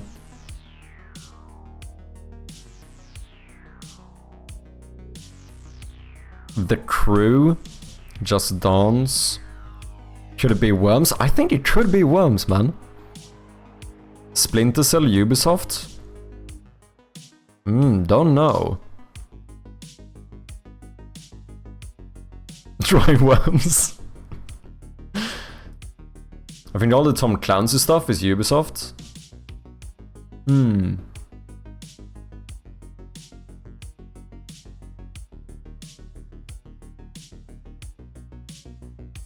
What's up, Bjarne? How you doing, man? Welcome in. Hope you're doing well. We are completely stuck here in the game though, even though we have almost every single clue.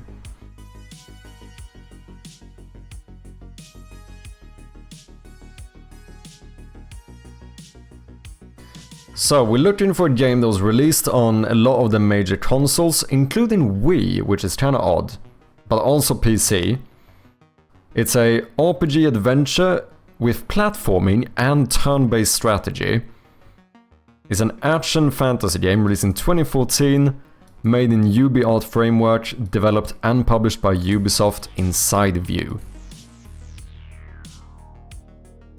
This still throws me off. Platform and turn-based strategy seems like a odd mix. Try Diablo. To be some game no one's ever heard of. Could be, but Ubisoft, I feel like we should have heard of it.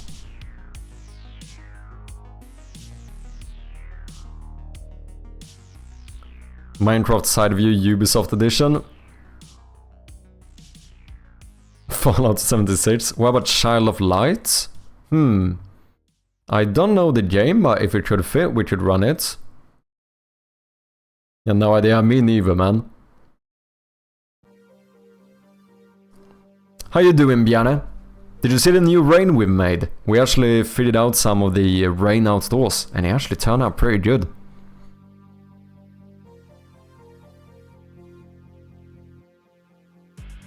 I think so.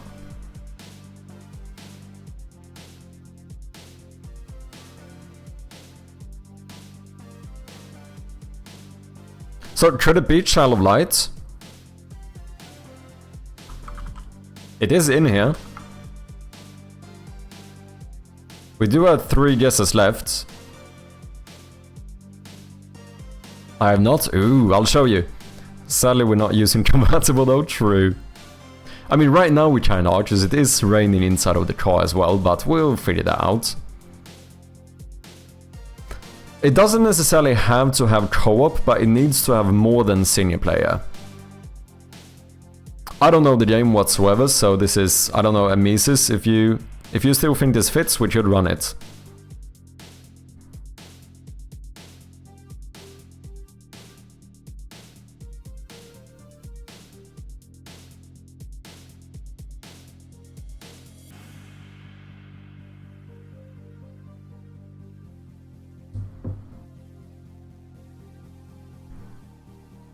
Should we do it? Should we put some trust here? We'll make it easy. If it isn't Child of Light, we ban a Mises. Does that sound good? I feel like that sounds fair.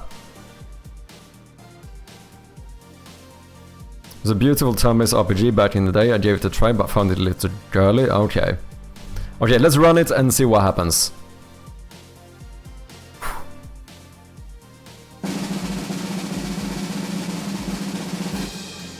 Easy fucking peasy, dude. And Mises coming in with the fucking clutch at the end, saving the streak. Look at that. Look at that. Fucking beautiful, man. Good job, Mises. Our savior. Let's have a look. I have no idea what this game is.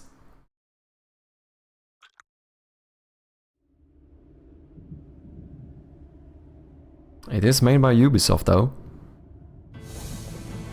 Double check this girl in the memes.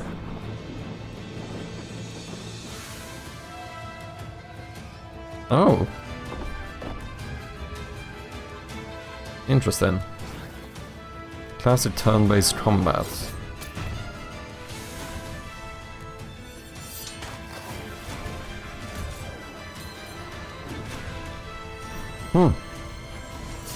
I don't think I've ever seen the game.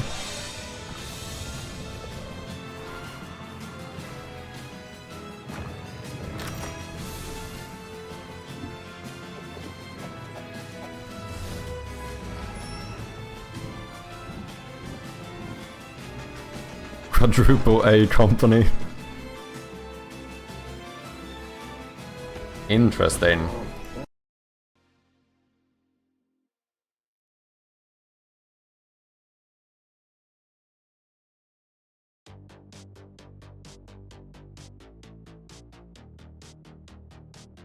It does have co-op, it's single player co-op. This looks indie as fuck, yeah. I've definitely seen the poster, but nothing beyond that. Maybe. Can't say for certain. This one's tricky though, it actually was. No way I would have made this by myself. No shot whatsoever.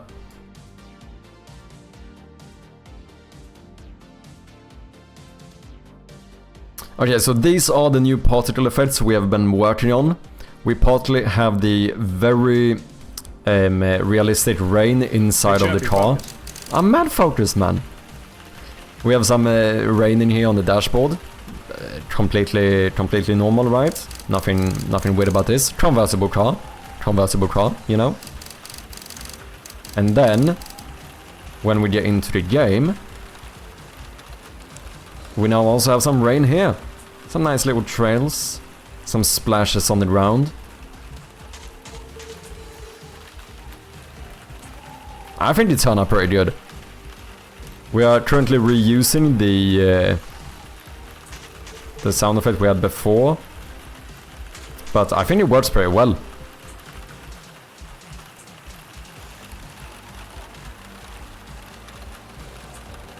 Back to our wet vehicle, indeed. Is it a point-and-click game? It is indeed. It's a point-and-click horror puzzle game. So you'll be going through this old manor, which it definitely isn't raining inside of. Just want to be very clear. It does not rain inside. My teleporting is just a little bit bugged. It's debug tools. Who cares? But yeah, you go through this old manor, trying to solve some puzzles. All of that good stuff. If you get bored, you can play a bit of piano.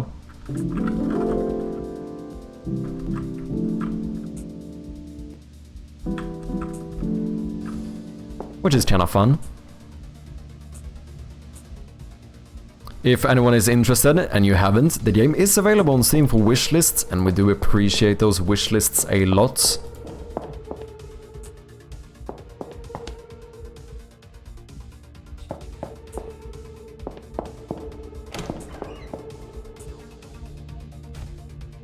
See the attention to detail? You can even unroll the toilet paper. Is that not mad?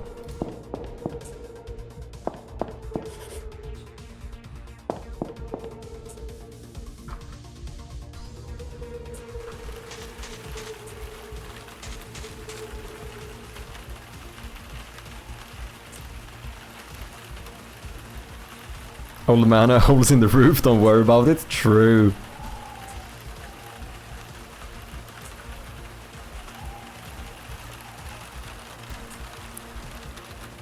Give some droplets on high stages.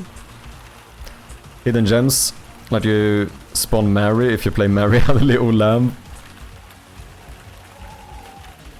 I wishlisted that game faster than a trash star running 100. Cheers, man. I appreciate you, Darksaber. So yeah, I suppose when it comes to the particle effects, the main issue right now is that it's raining inside of the car, which is something we need to solve. It cannot be raining inside of the car, just that feels a bit weird, doesn't it?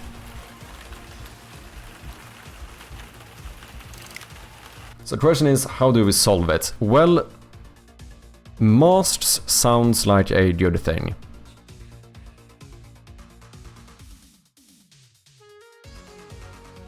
I don't know why I'm using fucking Google AI here, but I did give a... this seems to make sense.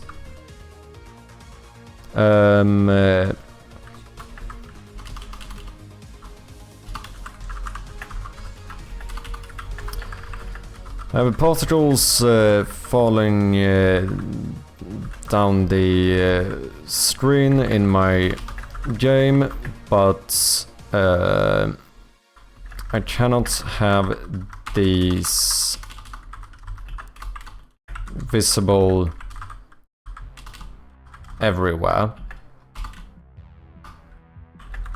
It's raindrops on a windshield of a car, so they should only be visible on the windshield. How do I fix this? Let's see if it says mast as well, or if maybe I'm missing something else. Yeah, masks or UI masking. It seems to be the way to go.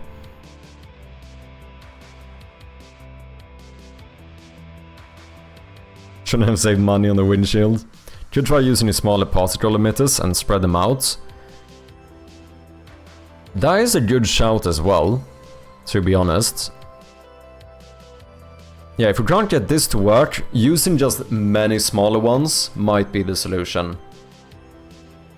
The annoying thing is that they can only land at the end.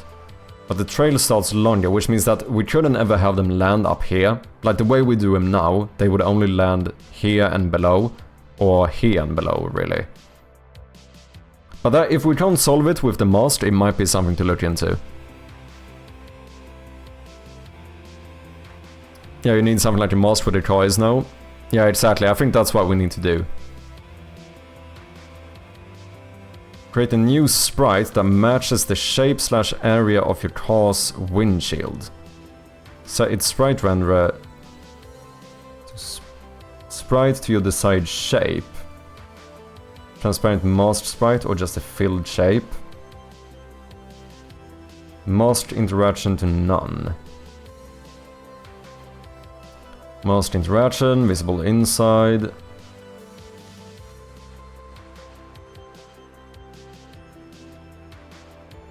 Fine-tune positioning.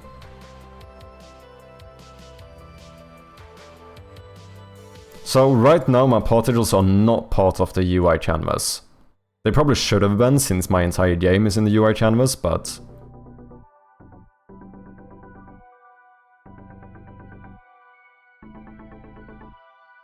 yeah, because then I would have to redo my particle systems. So that seems long. So I think this is the way we do it. Oh, should I have done this with shaders as well? Interesting.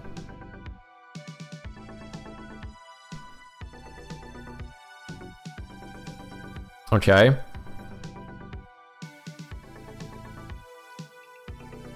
If we place it above the car, then they should land up there, shouldn't they? Yeah, but they would also... the drops would go past this area, which is technically inside of the car. Like, we can only have this visible on the actual windshield itself. Let's try the mast and see if it works. Otherwise, I think the plan B would be to do smaller ones. Because then you could do something where maybe we have them without the trails, only doing the splashes here, so you don't actually see them fall down. Or just minimize how far they can fall, make sure that they start here.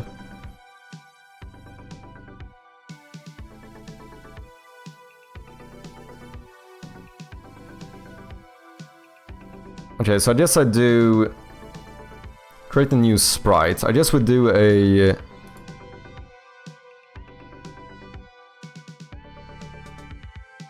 I don't fucking know.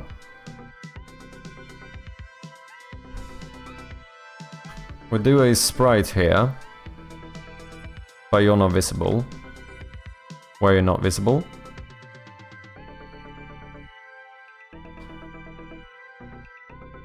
There we go.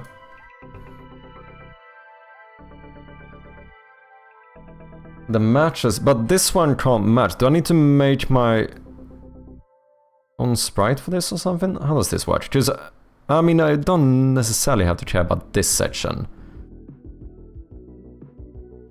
But it can't really be a square. I never work in outside of my canvas. My entire game is in the canvas. Most of my game has been canvas only. Is your car not a UI? It is. My car is on the canvas, but my particle effects aren't. When I place the particles behind the car layer, isn't it the same thing again? Because this one I cannot drag in there. I did try that, and that didn't make any difference.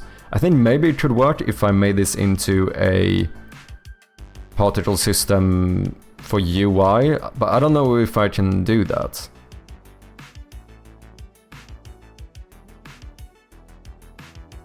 Where do I even find particle systems?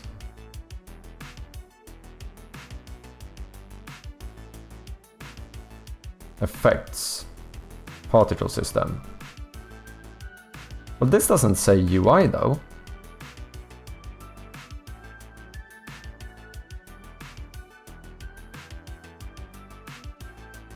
Particle system UI. This is just a normal particle system.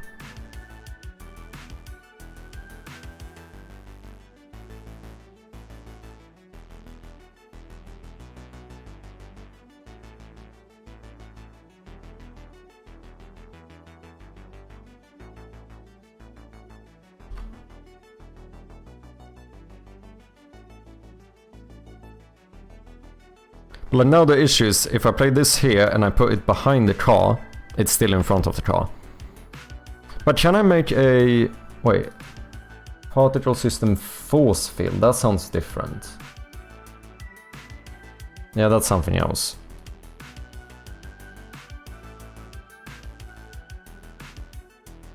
Another win for Judo? Nah.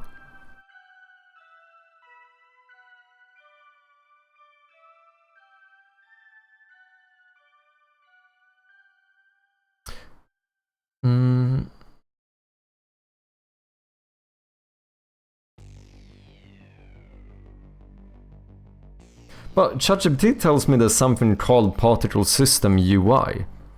Oh wait, UI? Do I have it here? Legacy? No. There's no UI toolkit? No. I can't find no. Or is there a setting here to make it into a UI one?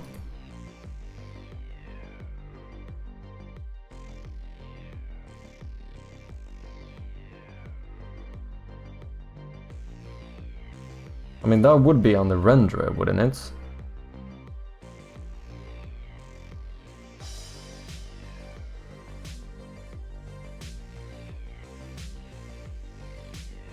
I don't know, man. Should just remake this game in Scratch if all else fails, you know? True, very true.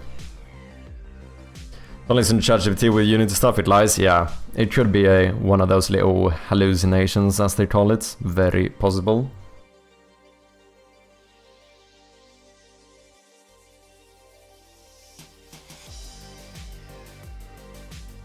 But can I make a sprite and set the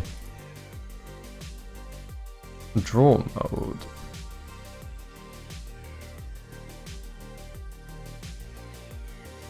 But can I make a sprite with a custom shape? Or do I have to actually make... do I need to... Is this gonna take transparency into account? I don't know how this stuff works. Because otherwise I could just make a sprite out of this. Right?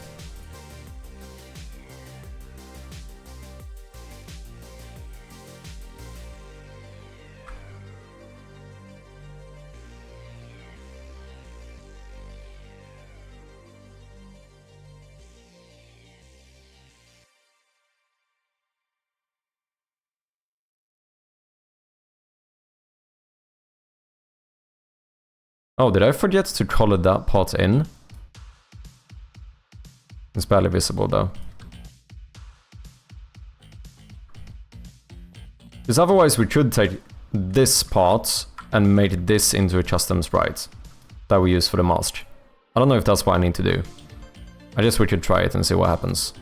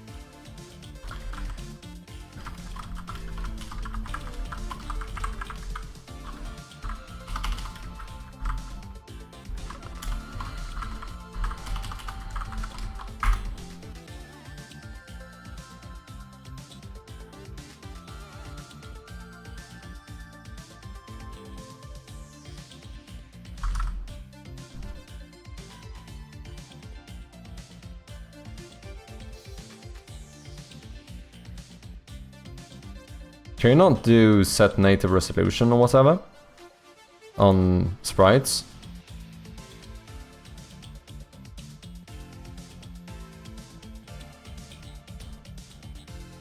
Oh wait, sprite shape? I can also make a sprite mask.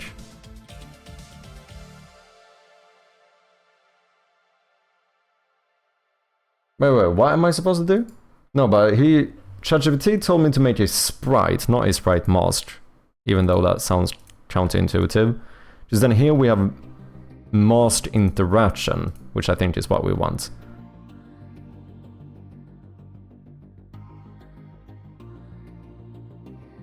Can I not just set native resolution? Ah. Why are you downscaled though? Oh fuck, because I'm in... Is this gonna change? Depending on my resolution? No, that stays the same. So why are you tiny? I'm so confused, man.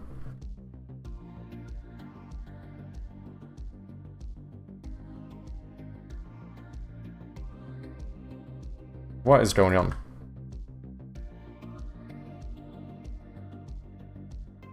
Am I being a Dumbo? Do I just not understand how sprites work?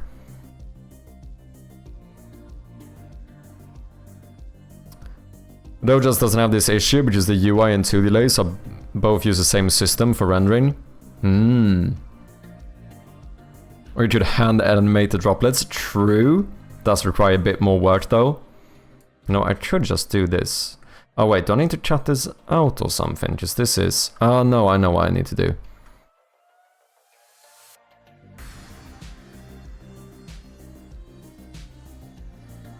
Point no filter, none. Don't need to read write. This should be good. Apply. There we go. Clean. 320 by 104.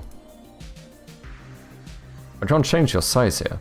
It's so fucking weird, man.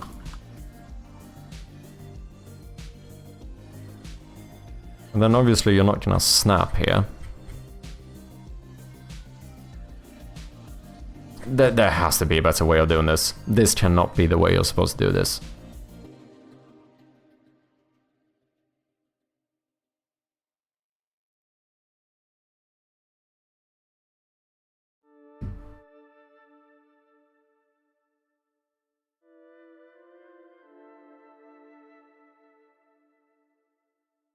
That's not even right.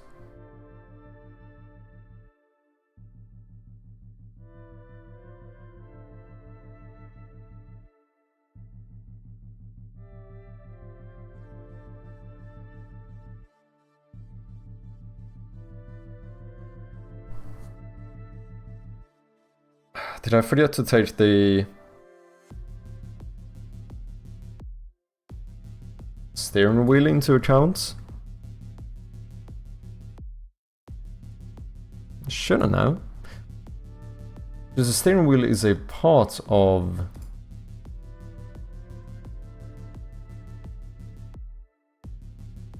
No, that should be fine. Why are you covering the...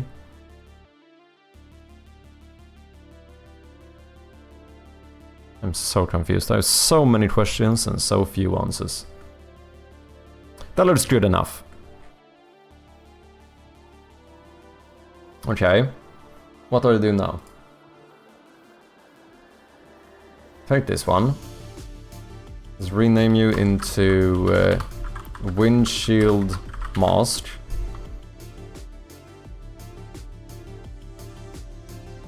So it's sprite render a sprite to your desired shape.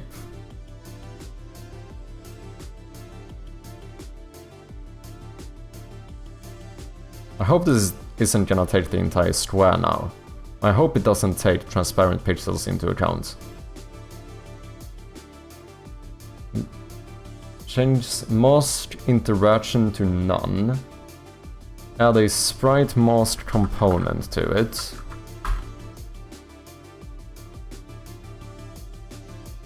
But I can't have this be visible. Oh. What?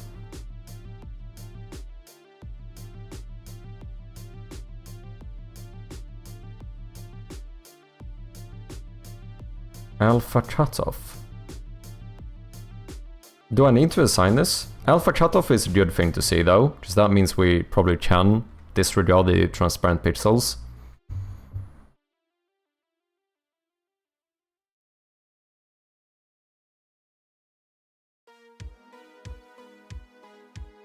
I'm so fucking confused. Configure particle system. So I guess I need to do this for each one. Like the children renderers as well.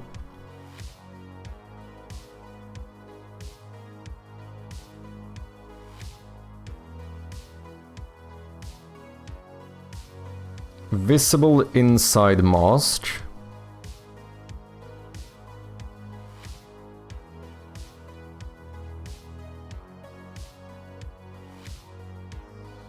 You might also need to match the sorting layer and order in layer to the mask and car. I hope not.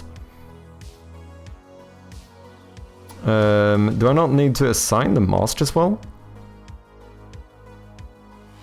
How do you know what the mask is?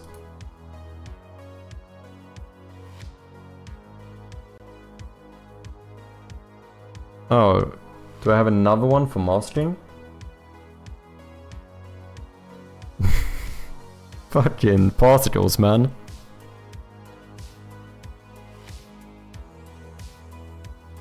I think you're supposed to put the sprite mask on the particles. Could be. If ChatGPT is lying, which is very possible, mind you. But I don't understand here. Masking. Visible inside mask.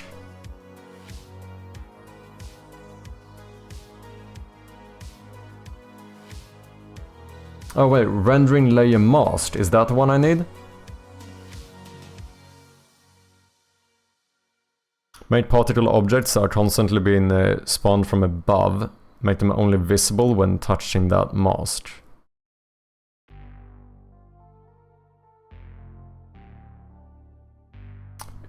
Isn't that kind of what this should do? ChatGPT's dog poop at stuff? True. Rendering layer masked. Do I have something here? Yeah, rendering layer masked. Okay. Unused 8.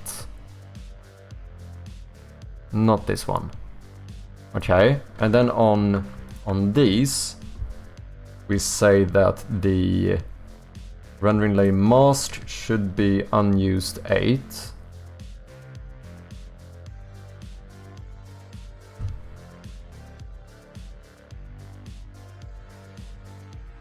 To be fair, I cannot see them right now.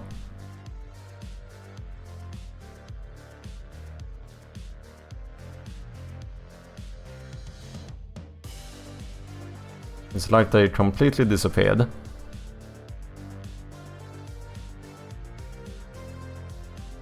Visible inside mask. Apply active color space.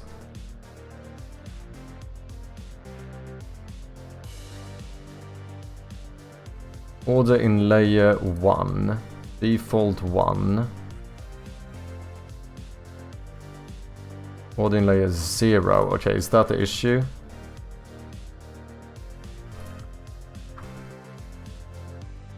Order in layer 1. Nope, still not visible. ChatGPT can't even tell the difference between Godot 3 and 4.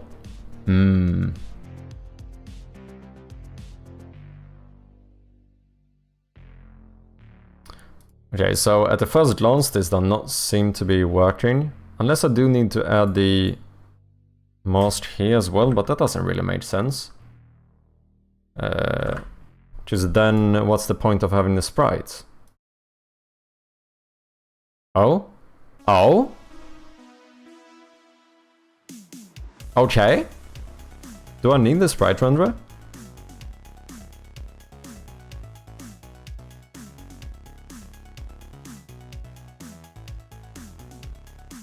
You know what?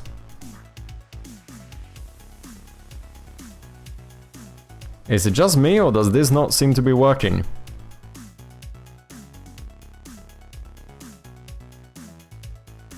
Okay, I think he hallucinated the fact I needed a sprite renderer. Flawless. It seems like the sprite mask is all I need. Flawless indeed. Could probably get better programming advice from those AI girlfriend bots. Probably, wouldn't surprise me, man. Okay. So I don't think these can be lit though. Because I don't like the fact that they turn red when I go through the light here. That looks a bit weird. So let's make sure that none of you are lit materials. Material, let's just make everything unlit.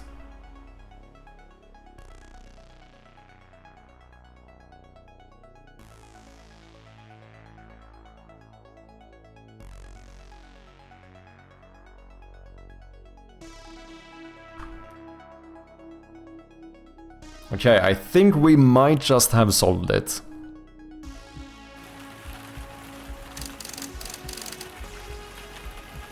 That does look pretty good.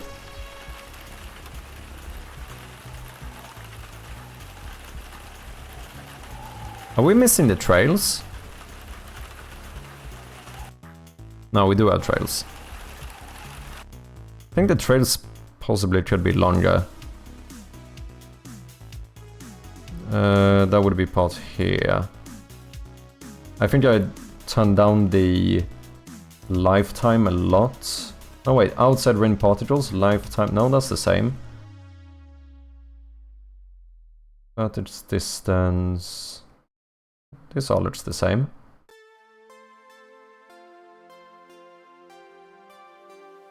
Speed is the same too. Start lifetime. Do have less lifetime. We'll try upping that one and see what happens. Oh, but now you go too far instead. But the trails might look better like that. I don't know. Nice indeed. Accidentally had a long nap. Did you manage to build something cool in the meanwhile? I did. We just got the new mask to work. So it doesn't rain inside of the car. It only rains on the windshield.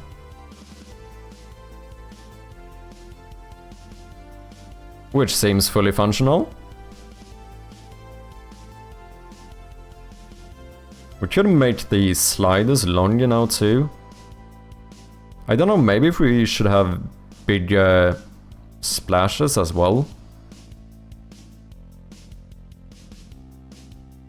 Hope you had a good nap, Atrium.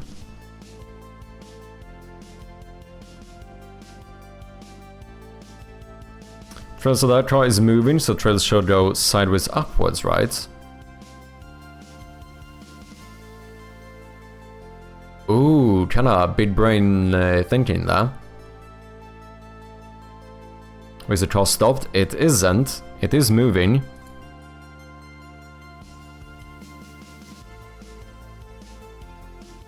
You might be right.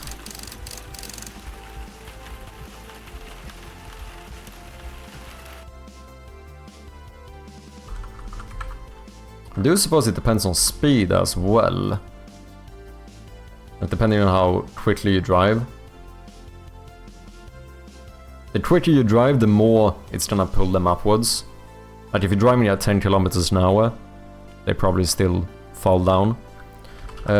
Driving in rain. In raid? No, in rain.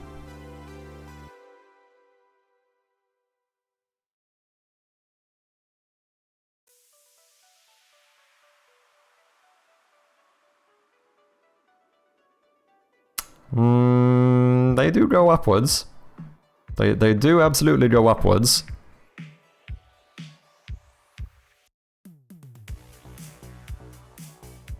I think you're right.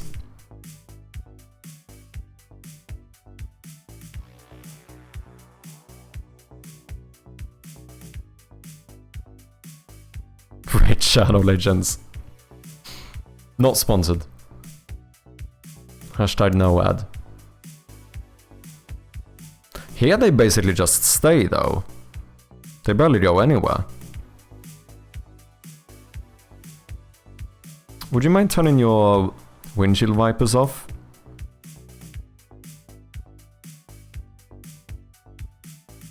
They do slowly climb upwards.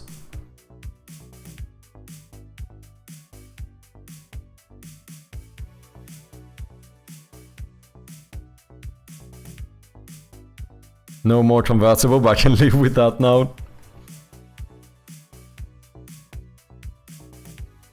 What solution did you do? Yeah, we ended up doing like a sprite mask and set that up for the particles. So I just have this little thing.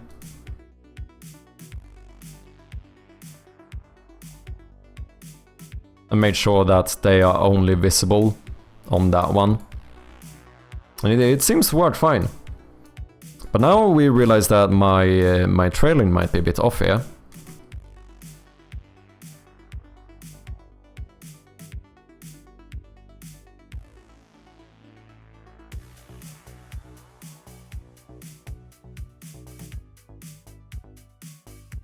This is very heavy rain. I can't really tell the direction here.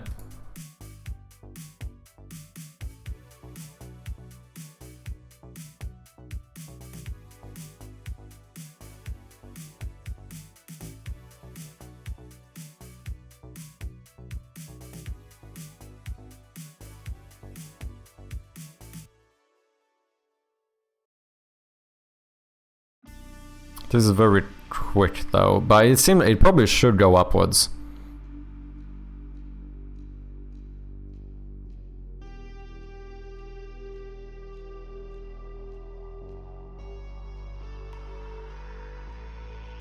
Time to add windshield wipers. That would be... I think we need to make sure that the rain is... You know...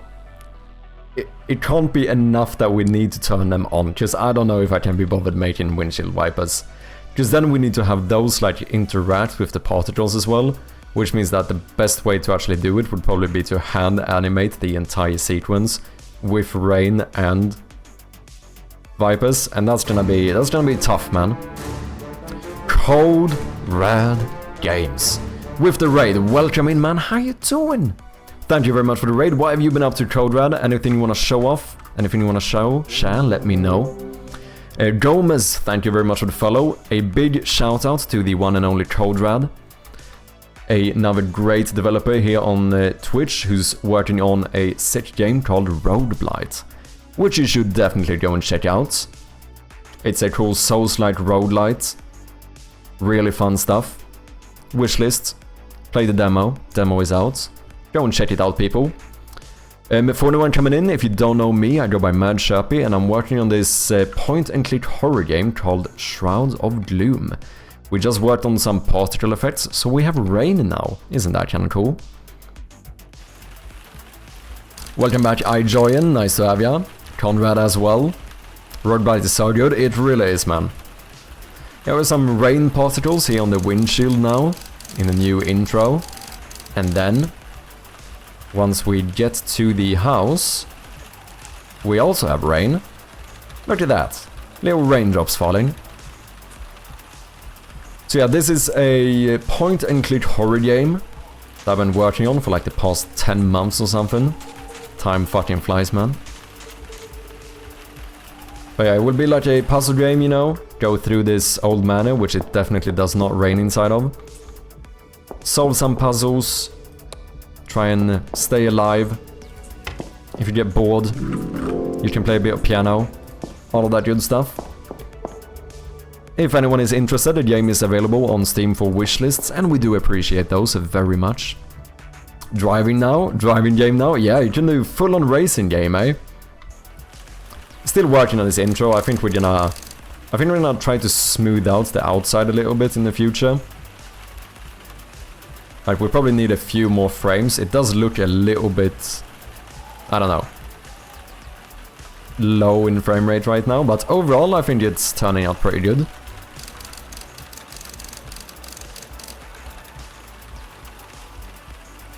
Obviously some placeholder text here, to be very clear. Shitty Games, welcome in, nice to have ya. Hope you're doing well. Very Outlast or Resident Evil 7 beginning. I haven't played Resident Evil 7, but I did do Outlast, but I don't think it rains in Outlast, does it? However, yes, it's very similar in the sense of that, like, you know, you start off driving to the place. That is very true. So my old intro, if anyone is curious, was basically just waking up inside of here, but I feel like you can't do as much with that. So right now I do feel best about the new one. So this was the old intro in the game. All horror games rain. And then of course without the flashlight, let's pretend that one did not show up there. Is this not working?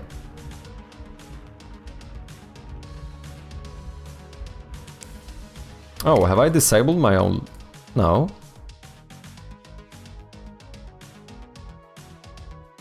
Interesting. This is working. Fade out. This isn't. Oh, because I messed up my... Righty. I messed up my timeline manager, I think, when I did a new intro. But yeah, basically just randomly woke up in here, but it's harder to make the player understand why you just randomly woke up in here. Whereas I feel like this intro we can do a bit more interesting stuff with, story-wise, like... You know, obviously we can set the scene a little bit with some text here, explain like what's going on.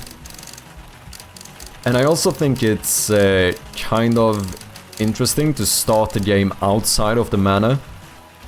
Because now you're, you know, the first puzzle will basically be, you know, how do we get in here? I think 2 more frames maybe needed. Yeah, I think probably doing some more frames would be good. I also didn't use like the onion skin thing when I made that animation, so it doesn't fully make sense.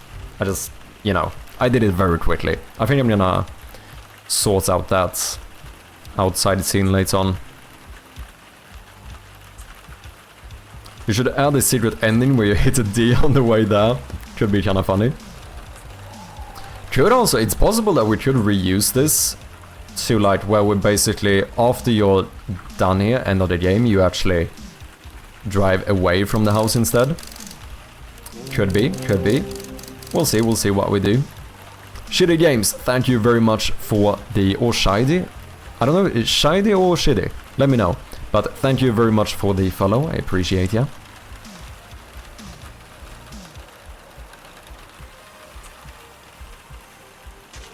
So what have you been working on, Coderad? Anything fun?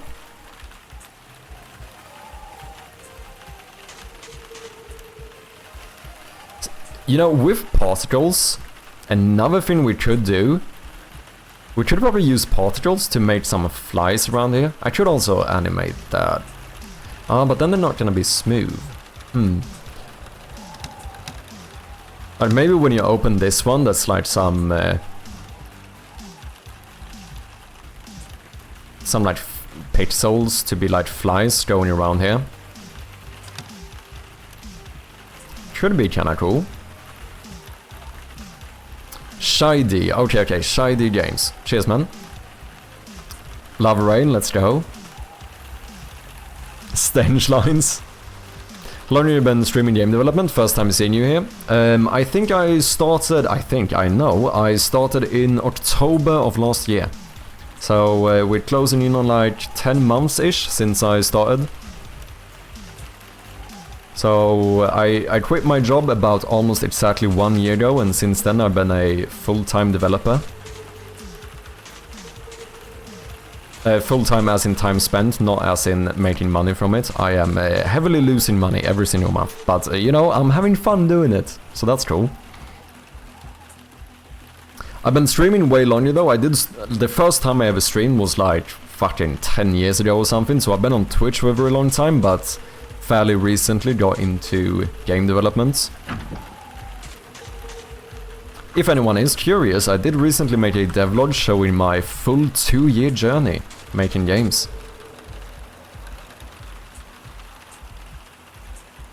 So relaxing when you're sheltered and you hear the rain outside? Yeah.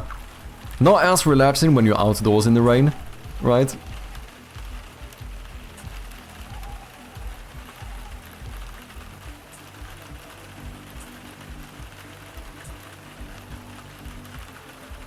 Having fun losing money with all the other take notes from you, yeah. Nice, I've stopped in February since I took a new full-time job after 2 years being full-time indie. Ooh, so it's that opposite. Nice to see new people creating live, let's go. Yeah, we'll see, it's, you know, you never know. It might very well end up with me having to get a new full-time job as well, but... You know, I'm gonna try my best while I can. Yeah, I really like the new rain. I think it adds a lot to the scene.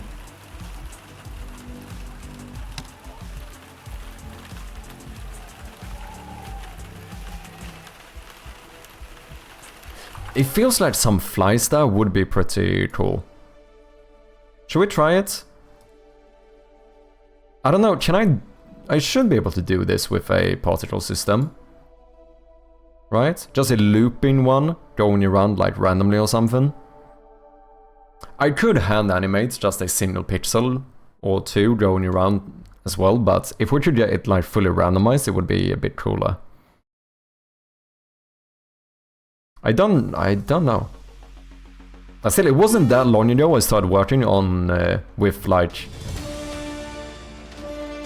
Holy shit, Darksaber with the gifted sub as well! To Conrad, cheers man! Thank you, just subscribe today and now with the gifted sub as well, absolute legend!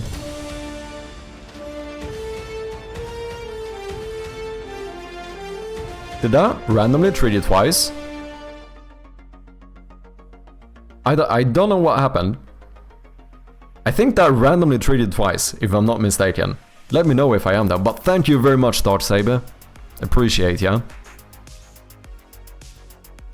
You can go a bit longer without getting a full-time job.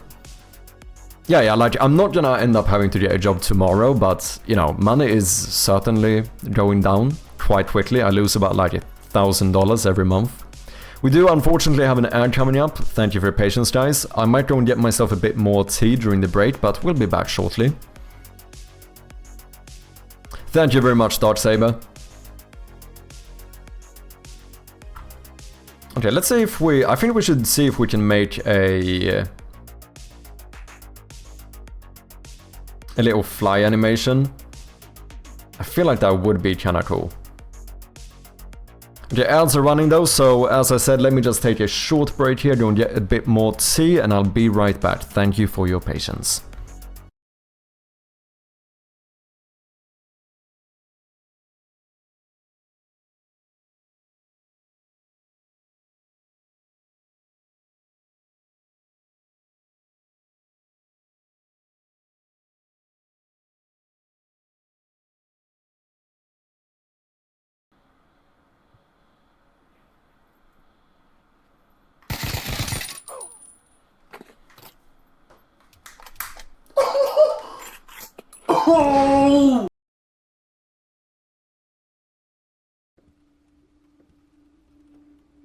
It looks pretty sick too.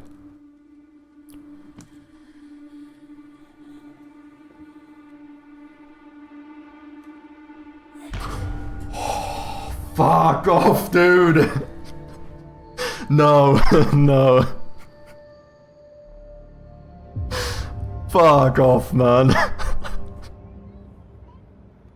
That is so bad. Just give me something small, like brimstone. Yeah? Yeah? Okay, 1 free, Yuppie's tail. Oh, is this Yuppie?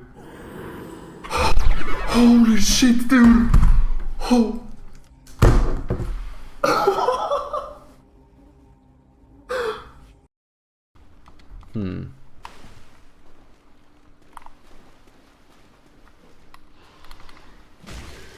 Or...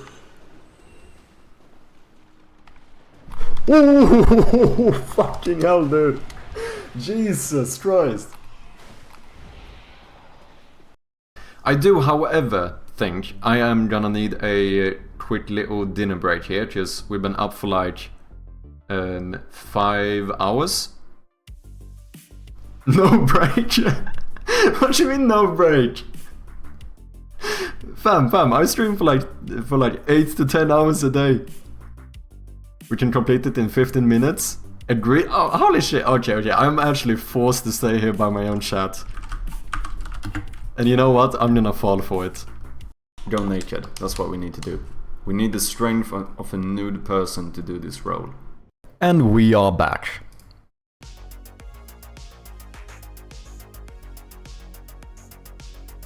Yeah, thank you very much, Dark Saber. It does truly help out, so I appreciate ya. Ads should be over. Welcome back, people. Okay, let's see. We have something of a bin here. Can I give you? We should actually do this. Let's open you as a prefab. And never mind. Let's not open you as a prefab. Can I do this? No, that's the same thing. Let's see. So it would be after you open it.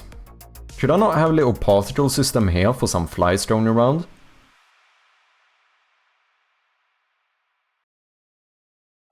I think that should be possible. I don't know if using particles for this is the best thing, but it feels like it makes sense. We'll see if we can figure it out. Order in layer, let's do 1. Let's steal the size from my other thing here. Where are you? So are you still doing like indie game development as well, Shady? Just out of curiosity. Okay, start size 0.055, that should make it pixel perfect. Start size, boom. That looks like a perfect pixel to me. No, keep the flies that big. Okay. So now, this is interesting. We want looping, but we don't really want emission, do we?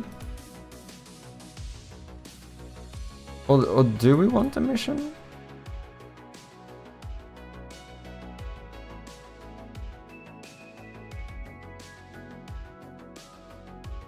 Do I need emission? How do I make just like 1 or 2 pixels that are like flying around? Also, what are these 3 pixels doing? Oh, is that part of this one? Ah, I see.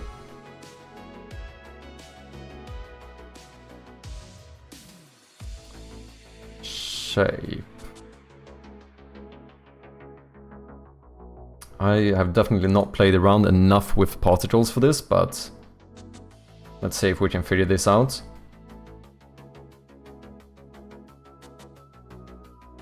Like, emission is like creating them, which I kinda don't want, right?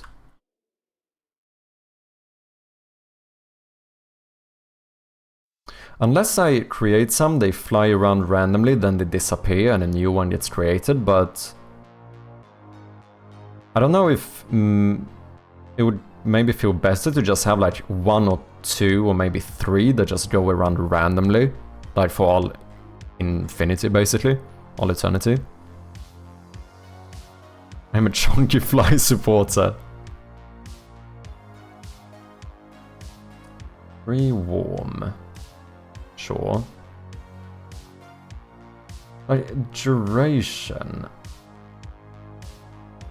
Oh, if it's looping, it indicates the length of one cycle.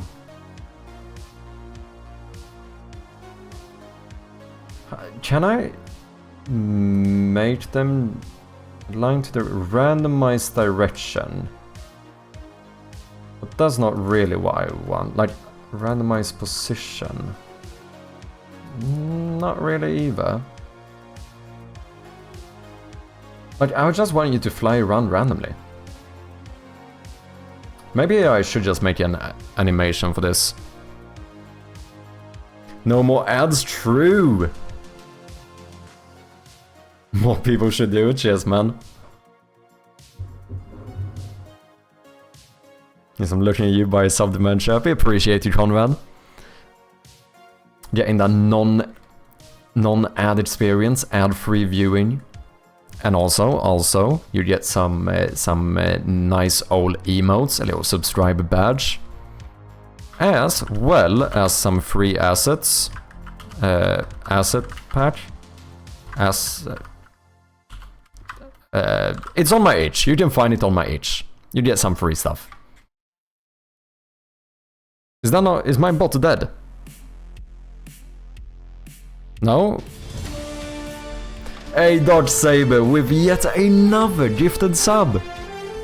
Fucking legend, thank you so much, man. Thank you. I truly do appreciate it. What a legend. Coming in the first day, dropping a sub as well as 2 gifted ones. Straight off the bat.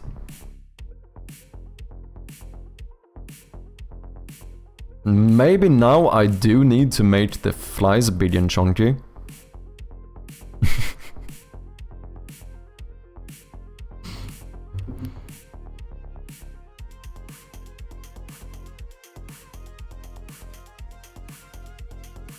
Ooh, a bit of a trail could have been nice here as well. Like a bit of a trail after the flying. But first, before I do that, I need to figure out how to have 1 or 2 pixels that just go around randomly. Because this is not how flies behave. Flies don't just fly away like this. Calling mode, ring buffer mode. Wait, rather than dying, when the lifetime has elapsed, particles will remain alive until matched particles buffer is full, at which point new particles will replace the oldest. Culling mode. Choose whether to continue simulating particle effects when off-screen. Stop action. I don't fucking know.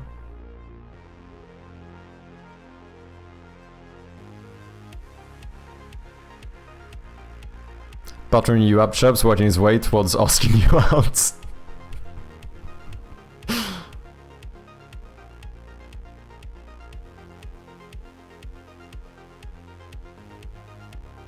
There must be a way. I feel like particles should be able to do this.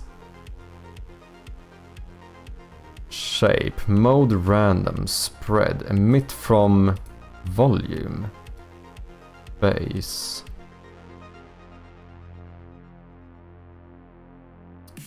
Velocity over time.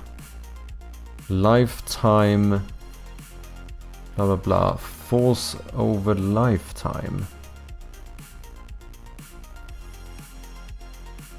Rotate. We don't want rotation. External controls the wind zones.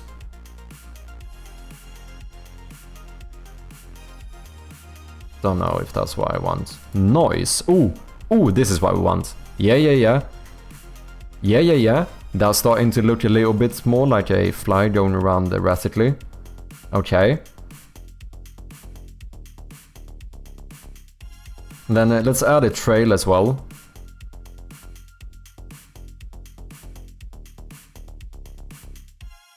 You can't look like this though. Or maybe you can if I make you very low opacity. Ah, but the trails are going to...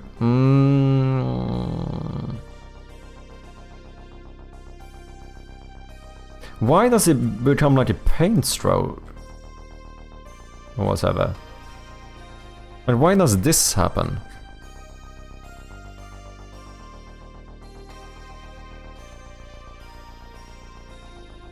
Okay, let's leave the trail for now. Let's see if we can figure out how we get these to just go around in a very small area.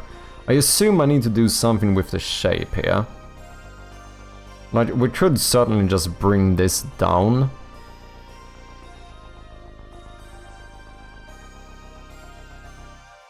It doesn't feel like flies though.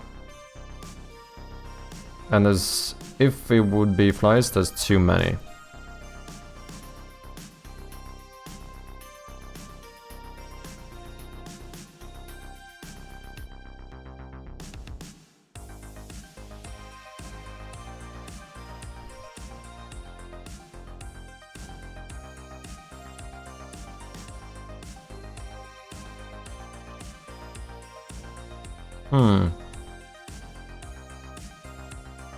I mean, we're onto something here.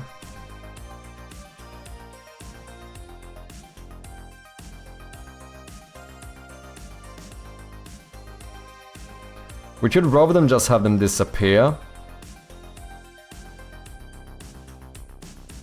What happens if I add more noise? Strength too?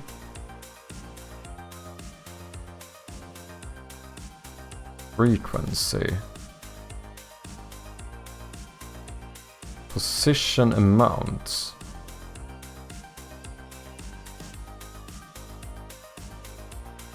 Okay.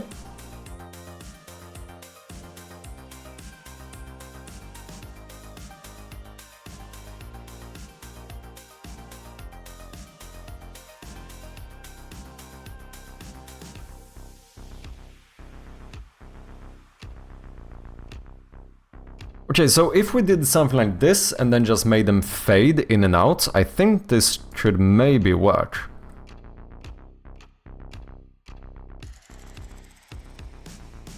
So that looks pretty flyish to me. It's definitely getting there.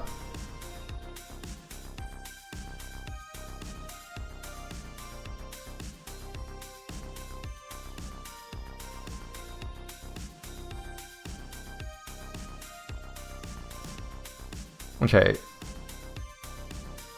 Let's see, sprite lit default, good. I don't know about the trails. I mean, we should just make sure the trails have a lot less of a lifetime, like 0.1. Maybe even 0.01. Well, that's invisible. 0.05.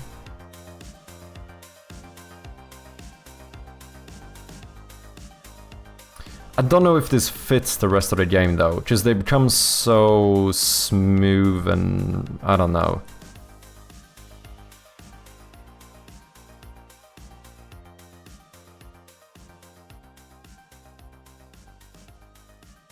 I don't know about the trail. I think it's fine without it. Let's see, start color.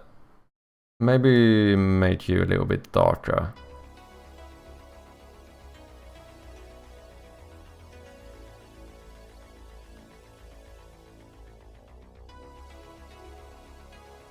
And then we have something like color over lifetime, yeah. We enable that. Should I not make you... Oh, there we go, look at this, fucking beautiful. And add another one like here. Now we can make you fade in as well as fade out.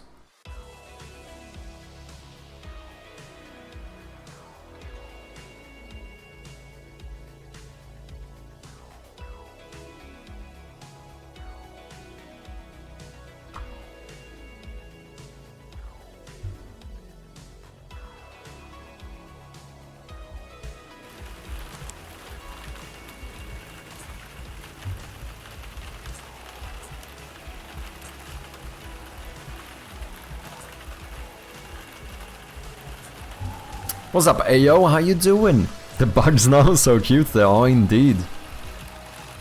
Maybe we should make little particles, like maybe little pixels running around on the floors inside the house as well. Kinda simulate bugs. Cheers, Ayo.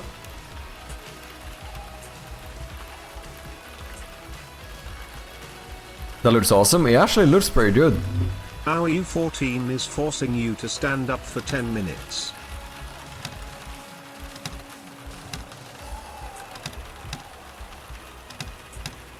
Okay, it's kinda weird when they spawn outside when you open it though, so maybe we don't pre-warm it. Time to stretch. Okay, let's stand up, people.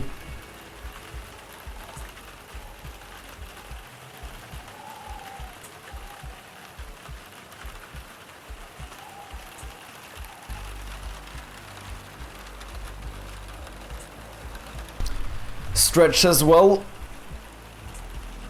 So nice taking care of the streamer, you know it. I'm fucking sore in my legs as well.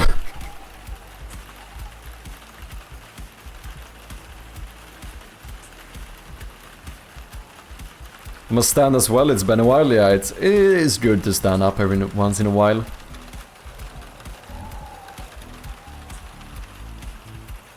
It does feel like it kinda... It does read as flies, doesn't it? Especially with it being like a garbage bin as well.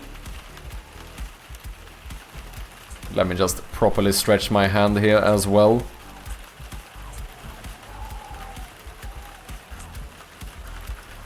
Yeah, we've only been at it for 8 hours straight, stand up you peasants. True. What's up, TP Man Real, how you doing? Welcome in, man. Darksaber did it. Darksaber did what? He did do a fair amount of support here today. We got like 2 gifted subs, man. TP, thank you very much for the follow.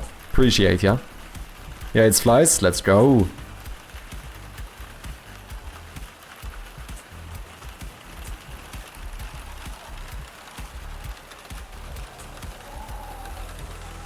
Okay. Maybe, I don't know if not pre-warming it is gonna be enough though, because then we're only gonna have like 1 fly when you open it, but maybe that's a good thing. Because right now it feels a little bit weird that we open and then sometimes one might spawn like way out here, like immediately as you open.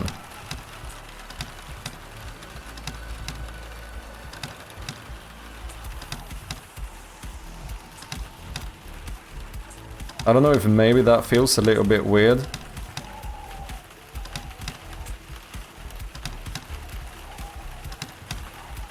We could try to not pre-warm it and see if it makes a difference.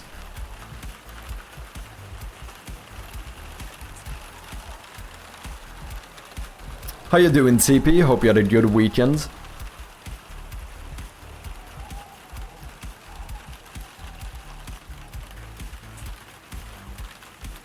Okay, that is enough stretching for now. Sorry guys, trying to take care of my hands here. Someone is on a fucking mission to get carpal tunnel syndrome apparently.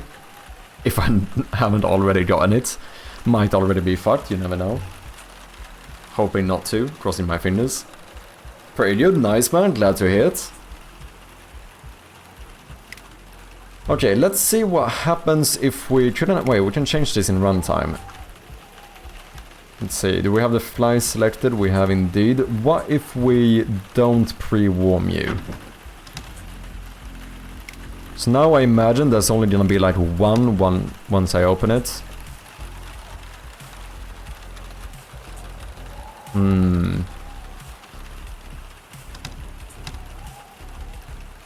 Takes a fair amount of time for them to spawn as well.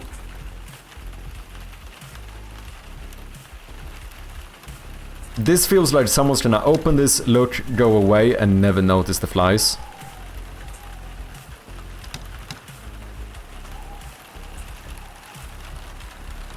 But I can't really make them spawn quicker either, because then we're gonna have like 15 flies going around. I feel like the rate we have now is pretty decent.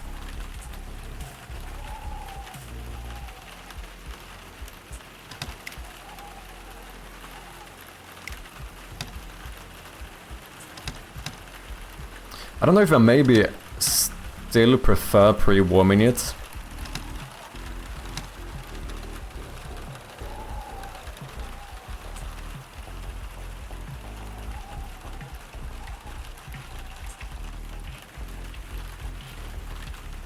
Unless you would just stay in this page and zone out for 10 minutes. What do you mean here? Let's go. That's good feedback.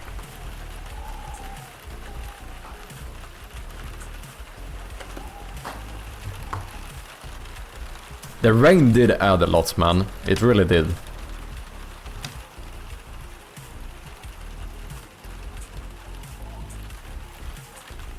Rate over distance.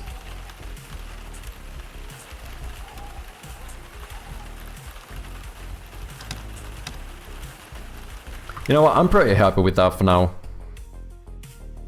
Let's keep it like this. I guess we rename you into fly particles.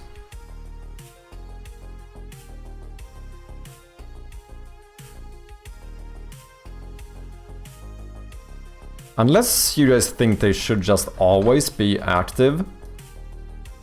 But it feels like, at the very least, there should be more flies when you open it compared to what there is when it's closed, right?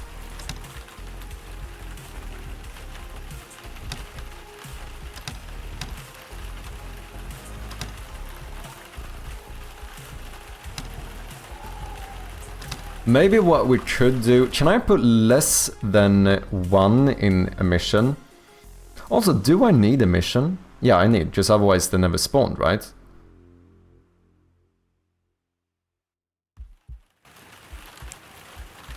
Yeah.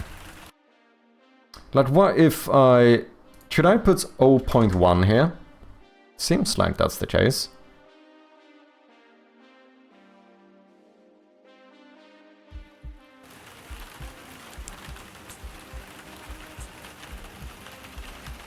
Yeah, so there we have 1. So maybe we could have another one where when it's closed we just have like 1 particle at a time going around, and then when you open it then you have like 4 or 5 or something. Maybe that could be kind of nice.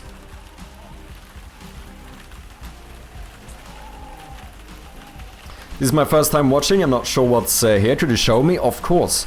So this is a point-and-click horror game where basically you end up at this old manor and you need to figure out a way to get inside.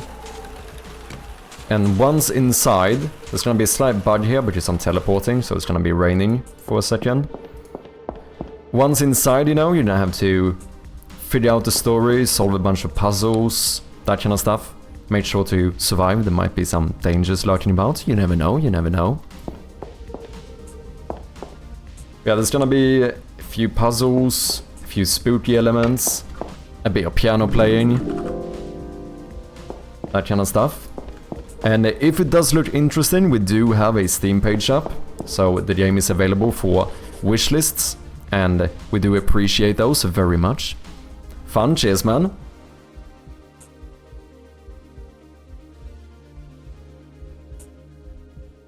Yes, I've been working on it for quite some time now. As I mentioned before, I think we're basically at 10 months now, so I've spent a lot of time just like polishing, refactoring and all of that fun stuff, and I'm finally now at a point where we're starting to build more content. So the hope is to release the game maybe around the end of the year, beginning of next year, something like that.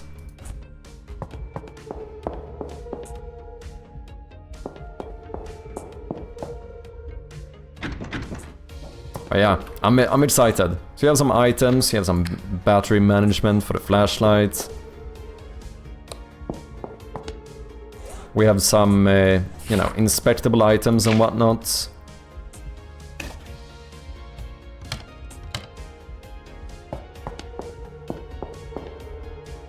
The release of this game will be a great day for us, I hope so, man. I have wishlisted it, thank you very much TP, I appreciate ya. Probably the #1 way of supporting the development. We recently hit over 500 wish lists, which is pretty sick.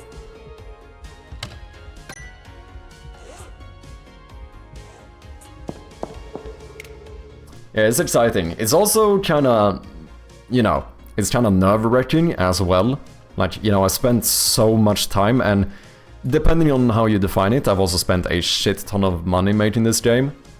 If you do count my living costs into the project, which I would, since I don't have a job. You know, I quit my job to make this. So if you count that in, I've put a fucking big investment into this game.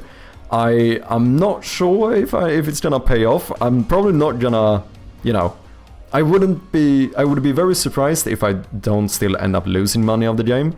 But if I can at least make a bit of it back, that would be successful in my book.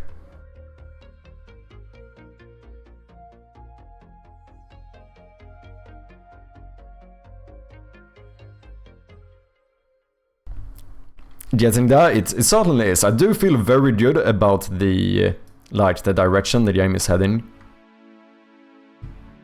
We also have made a lot of progress lately. I feel like there's, both in terms of content, but also other stuff like polish, etc. I feel good.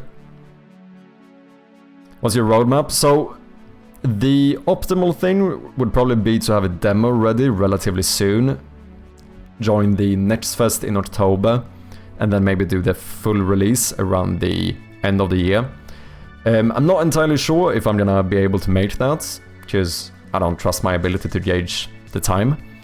So, if that's not the case, then it would probably end up being, you know, demo around the end of the year, next fest in February, and then full release beginning of next year. I can't really keep going longer than that. At that point, I'm spending way too much effort on this game. Like, I do need to get this out eventually. I can't spend like 5 years on this game, because my money's gonna run out, right? But it's a hard thing to balance, because as this is like my first proper Steam release and like, you know, my first real game or whatever, I do really want it to... like, I want to feel good about it when I release it. Like, I don't wanna do like a half-assed release, you know?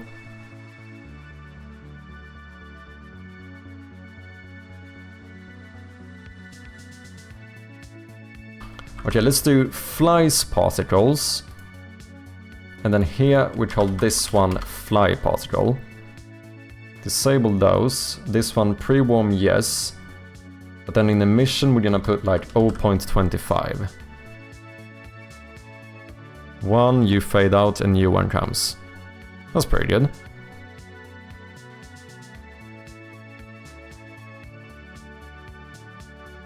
So, now if we have this like so, I think this might be the way to go.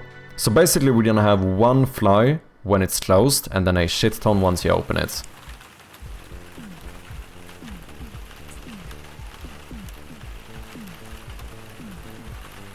Yeah, just one little pixel going around, fading in and out. Once I open it, we have like 6. Maybe it should even lower the amount here. I don't know, is this too much? Do we have too many flies?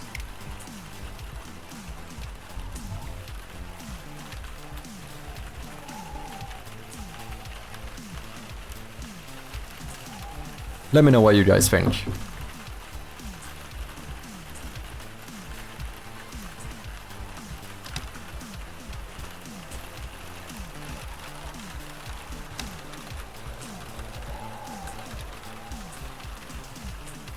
It's accurate to life.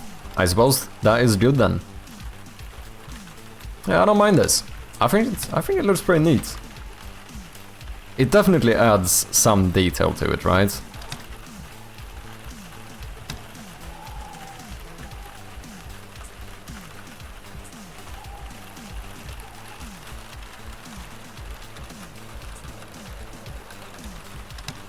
I like it.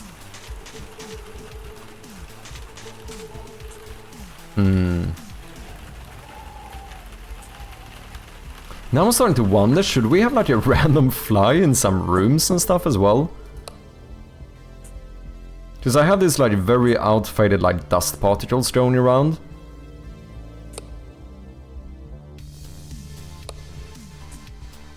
Like maybe there should be a chance of like spawning a fly every time you walk into a room.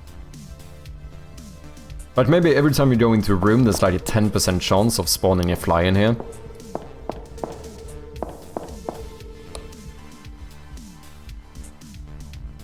I guess with like a random position as well then.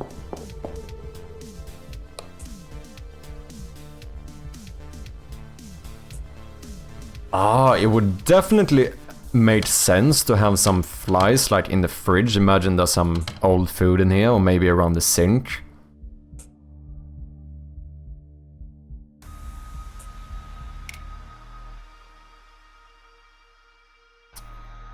Let's see, how do we want to do this? Do I have... yeah, I do have particles here. Flies and fly. Let's turn these into prefabs.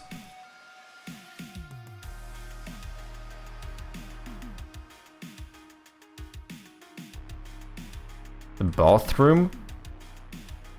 Maybe. Or bugs crawling along the floor every once in a while. That would be a nice one too. I kinda wonder if... no, just the fly is too erratic to be like a bug on the floor.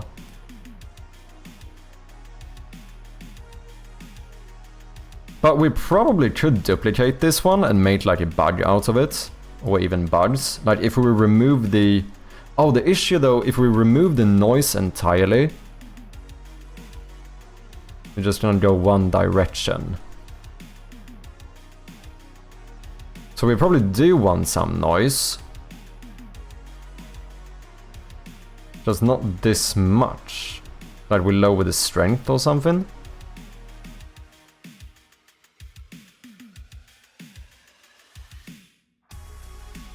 But it's still like a bit too erratic. Position amount. What if we lower that one even more? That feels better.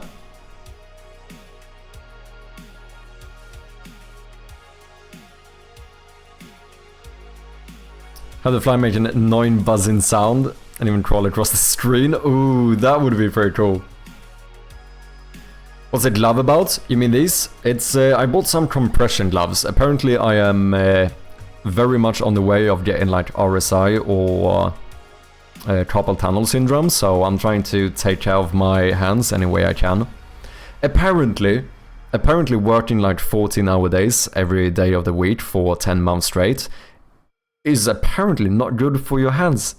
Who could have fucking known? Who could have known? I never saw it coming, man. Bug swatting minigame, yeah.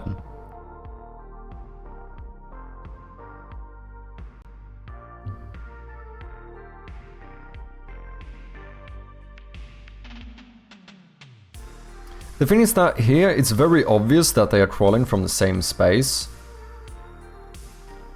I guess that would be if we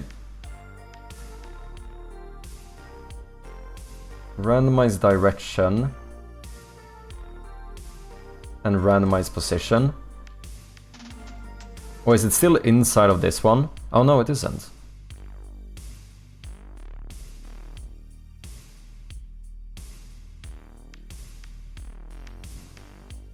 Randomize position, let's do 0.5.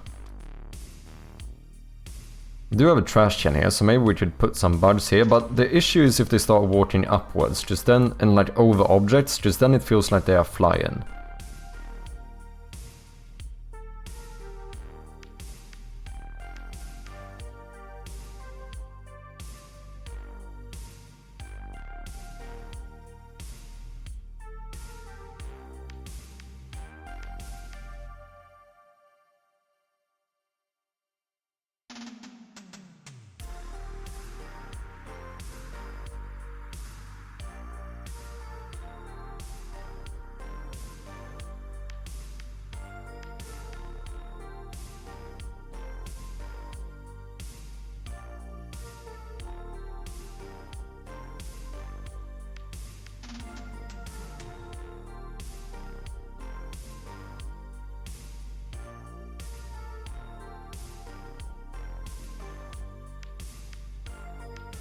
Do you think having some extra flies in here though would be pretty neat?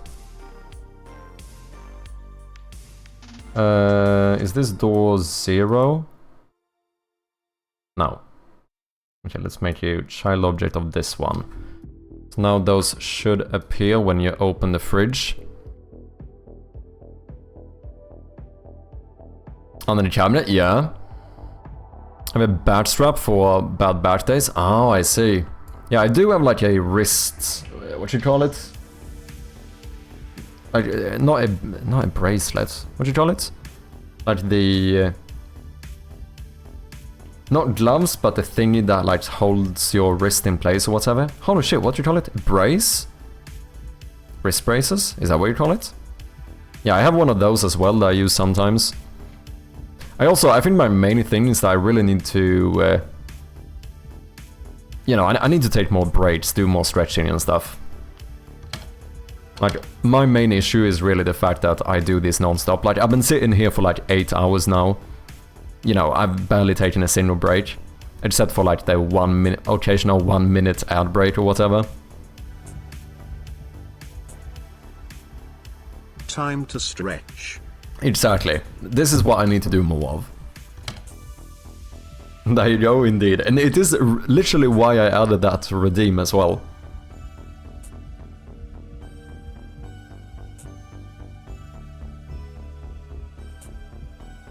Solely dripping tab, even with the drip drip sound, yeah. We did do that in the game jam versions, we could definitely do something similar.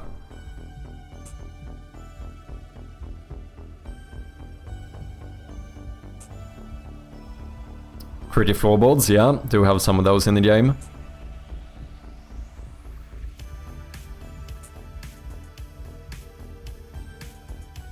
Yeah, it's easy to get sucked in and forget about human needs, true.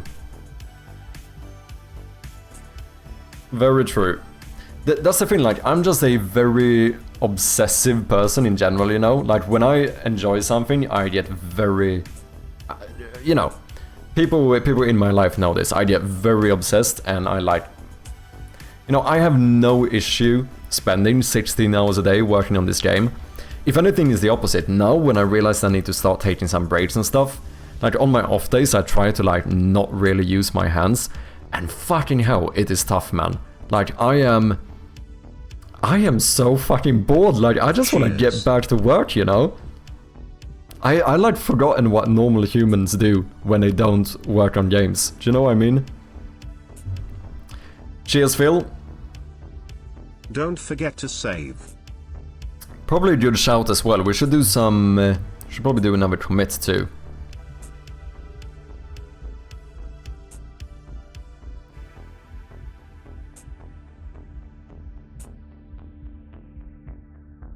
Let me just finish stretching my hands here. Hot take, without obsession, I feel you can't be an indie game dev. Yeah, I don't know. I don't think I could be... like, I think I... it's probably not the... always the most healthy thing, but I do feel like I rely a fair amount on my obsession, you know? Takes passion, yeah. Yeah, just the thing about game dev in general as well is that it's such a long process, you know?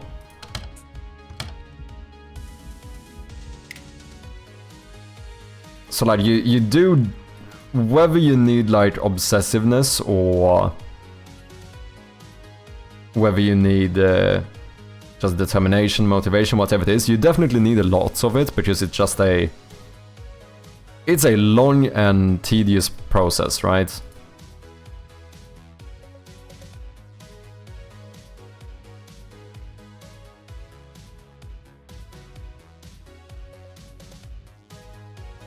That feels pretty good.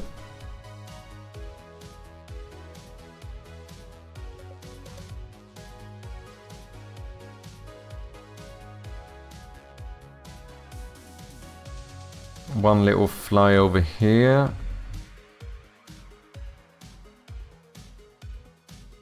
Ah, the thing, now I don't like this as much, because now it's very obvious that there's like one coming out all the time, right?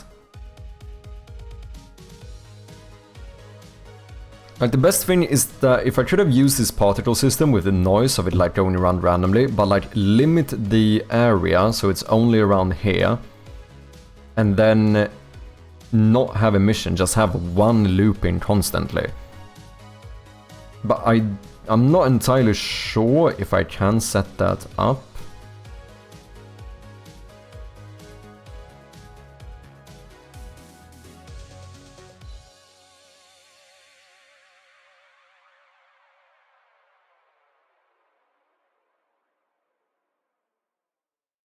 I don't know if particles like work that way. Can I have one infinite particle? I think particles are kind of meant to be created and destroyed. So I think maybe for something like this I should have used like just an animation and loop it.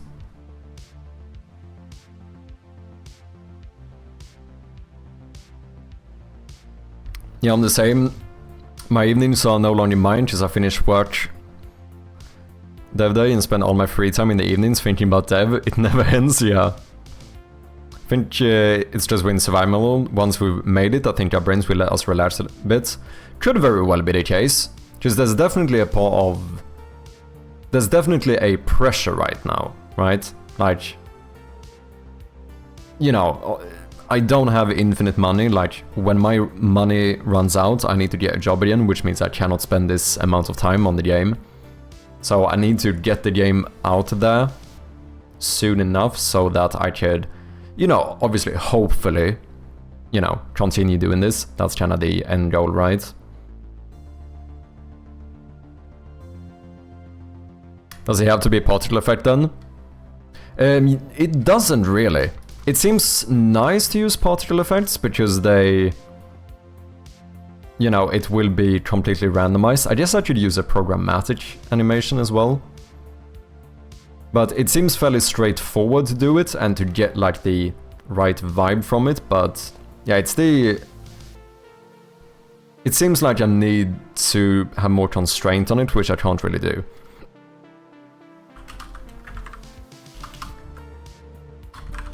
Windshield mask, fly particles. Because it's also the thing where if I make one animation, I kind of feel like I need to make like 4 different ones. Because a perfectly looping animation is gonna be much more obvious that it's a... It's gonna be more obvious that I'm reusing it. Like right now with these, they kinda... Like they're fully randomized, right? Which means that it's gonna look a bit different every time. Like every time you open this, it's not gonna be exactly the same. If I use an animation, it's basically gonna be the same every time you open it.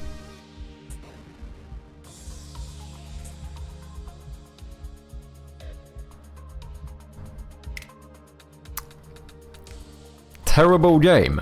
Okay, I don't know what the fuck just happened. But cheers, I suppose.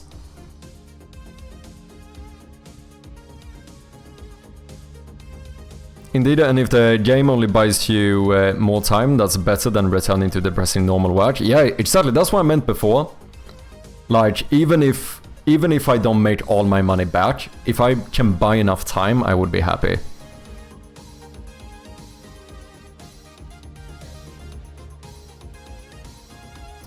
Does anyone know what the fuck just happened?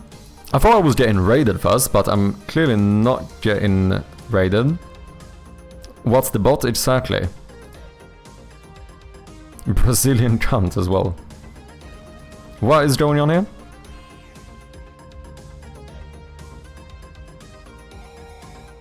Okay. I think we have some bots.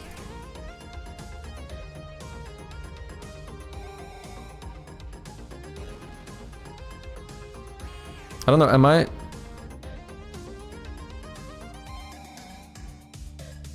Now we have it. General bots, yeah.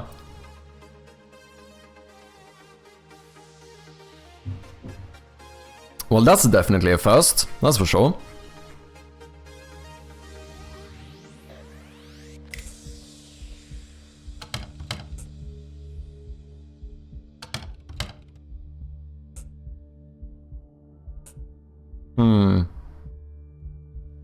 Don't know about the bugs. The bugs I think are too obvious.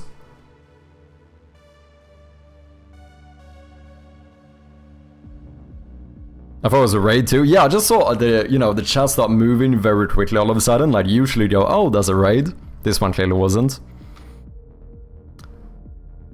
Okay.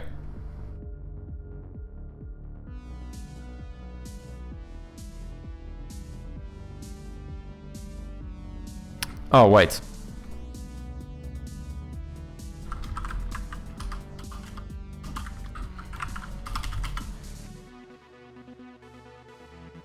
You know, why fight bots manually when you can fight bots with bots? Do you know what I mean?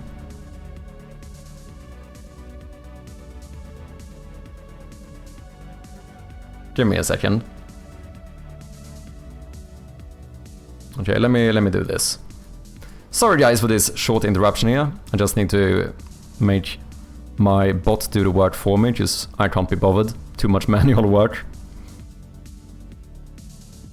Fight. Chubb is gonna put his hacker gloves up, whip up his terminal and start tracking down IPs, you know it, man. What you streaming? I'm gonna make my bot do the work for me. Because it seems like this was more than a one-off, so... Okay. Fair enough.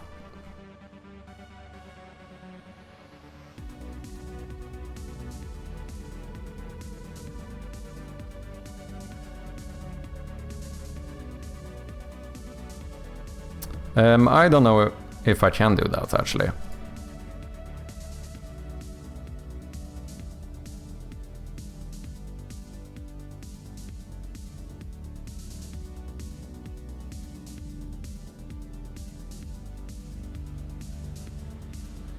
Whoever's doing is having a right jiggle behind the monitor, I bet. I suppose so. Just woke up, it's 8 AM and you're being attacked by bots? Does seem like it. Just walked into a massacre? Yeah. I don't know what the fuck's going on.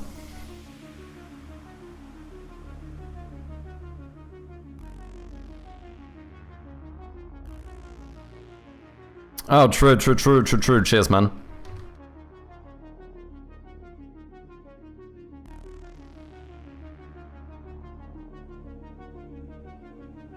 Okay, let me go on a little purge mission here.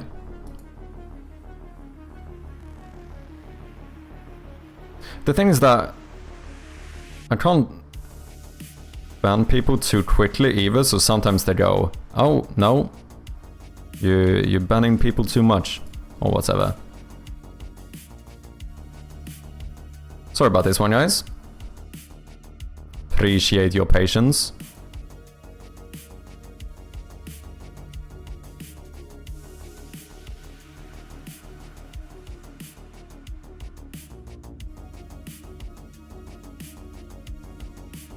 How you doing, Fanny Slam?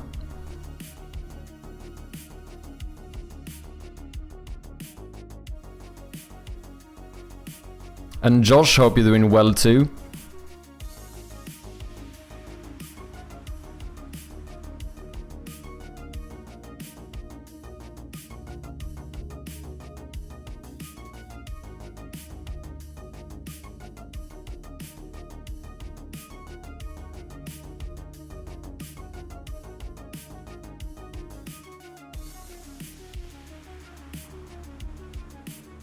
Okay, I think that should be enough.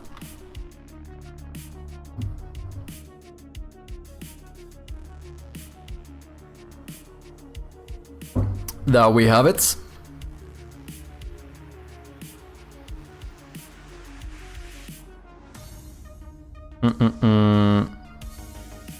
Let me do this as well.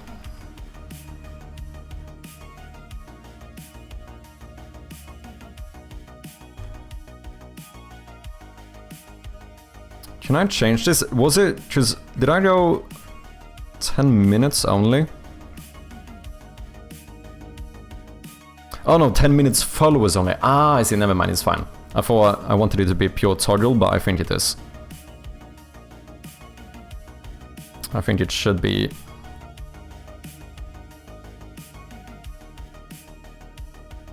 Yeah, just this is not duration it's on, it's duration they have been following. Okay. That should be fine. Flawless. Cheers, man.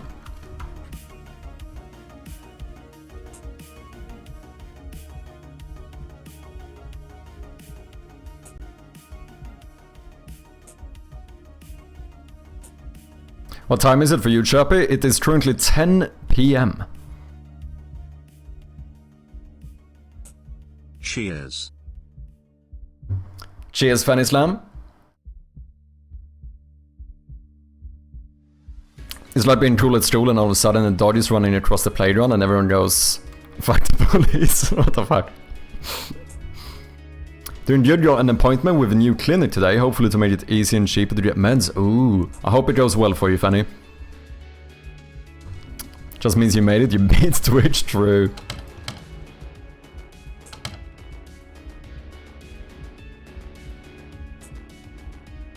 Like, I could, on the bugs on the floor, I could add like an insanely long lifetime as well. The issue is that they would eventually start going quite literally everywhere and it's not gonna make sense. Like, it could be kinda cool if they did crawl up here, but then they could go straight, like, which they wouldn't do in reality. There would be some perspective to it, right? So I don't know, same thing with bugs, maybe we would have to do it with like pure animation.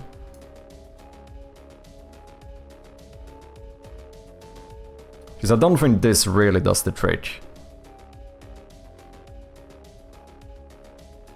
And like I said, I'm scared to just increase the lifetime, because then it's just gonna seem like a fly again, right? It's gonna seem more like it's flying rather than crawling.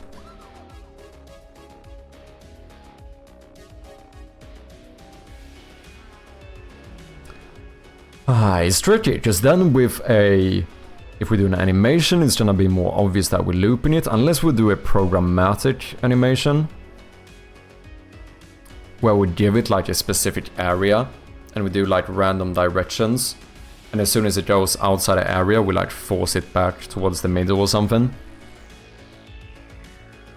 Choppy, I'm going to luck. Good luck, no worries, Ayo. Thank you very much for dropping by as always. Have a good luck, I appreciate ya.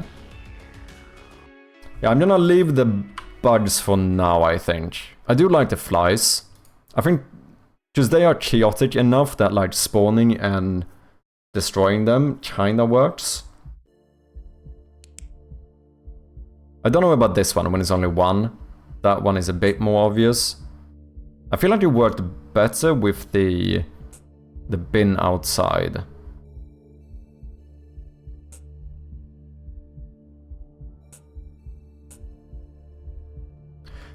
Unless I can... No, that doesn't work. I was thinking, can I make a... Or maybe I can. Oh shit, wait. Could I not make a particle that on death spawns the same particle, which also spawns a particle, and so on, so we get like an everlasting trail? Like, quite literally, particle-ception. So like when this one dies, it spawns a new one in the same place that keeps going randomly. I guess the issue then is the only real issue is that it's somewhat likely that this one could just go off screen and then disappear and never come back. I suppose that's the only real issue. But if we have random movements enough, it's somewhat likely that's gonna stay in the room for a while. But we could try it. That could be like the random fly that we can spawn in a room. So like just randomly they might spawn a fly here. Just continuously goes around randomly. So we have, I guess... Well, how does that work? Because then we get to the tricky thing where we can't have a mission, right? Right, let's try the fly particle again. Because right now I have one in the mission, which means I spawn a new one. Oh, unless I do that... Oh, but I put the rate so fucking slow that by the time the other one is off screen, that's only when we spawn a new one. But then this should be an issue. What if someone stays in the room long enough? Like, what if someone goes AFK, comes back, and we have, technically speaking, spawned like 10,000 flies? Because if we do the infinite looping one, it will never get destroyed, right? Every time one dies, it's gonna create a new one. But I don't need that. I just made one with long enough lifetime. Yeah. Like, if I do this, but then we just max out the lifetime. We do like 60 in lifetime, and then we do like 0.001 in rate over time.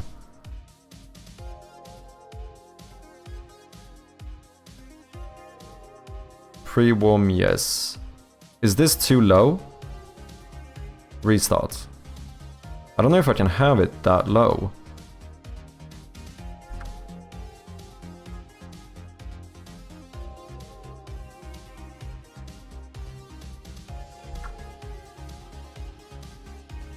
And now it works.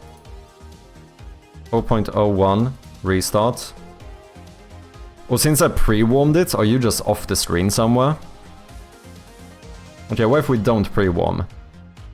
And then restart? Nope.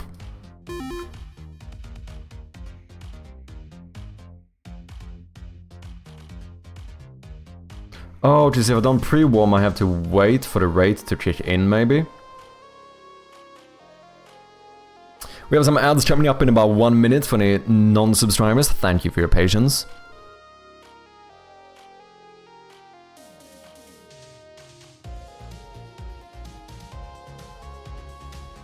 If it goes well, I'd save 85 USD a month, so yeah. Damn. Okay, I'm gonna be crossing my fingers for you, Fanny Islam. That looks like it's going well, working on. It is indeed. One infinite chunky fly. Set a counter for your infinite loop. And have a match spawn checked. Oh yeah, that's the match spawn thing, right. At that point it would be fine.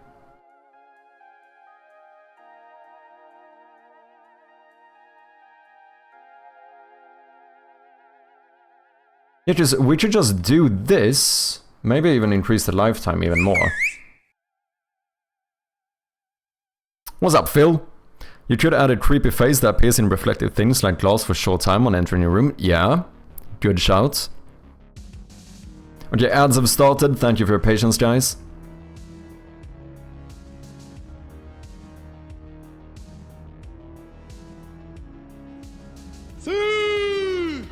Look, we do something like this. Bruh. Spoopy, indeed.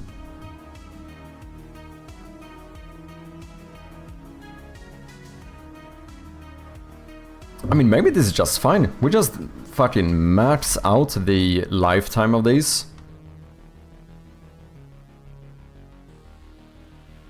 And then if we want to, what we could do is just put a...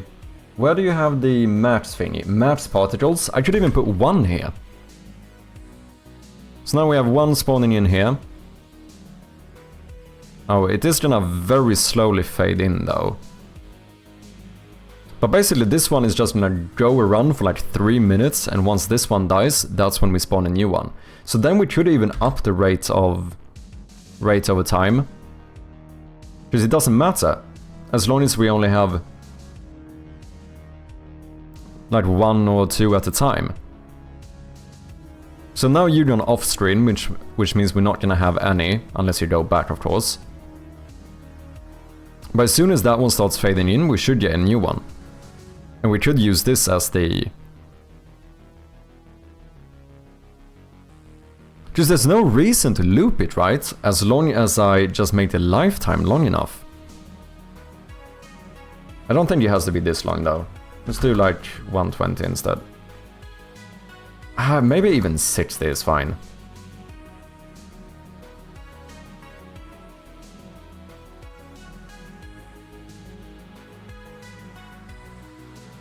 Now it disappeared though. Now, there we have it. I think it just faded in very slowly.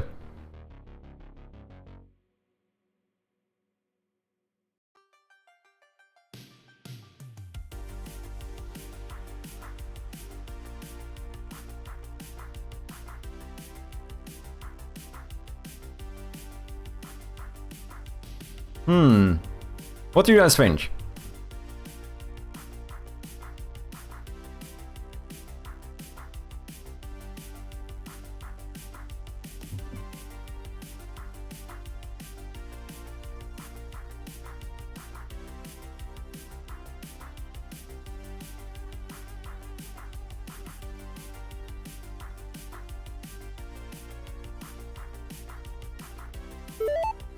Else should be over. Welcome back, people.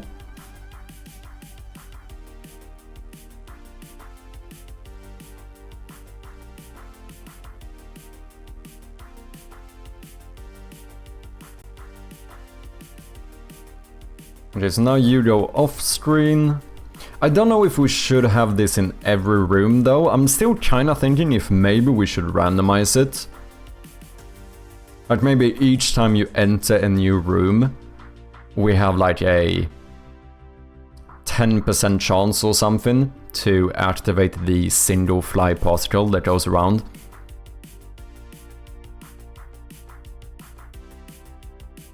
Okay, I lost track of it.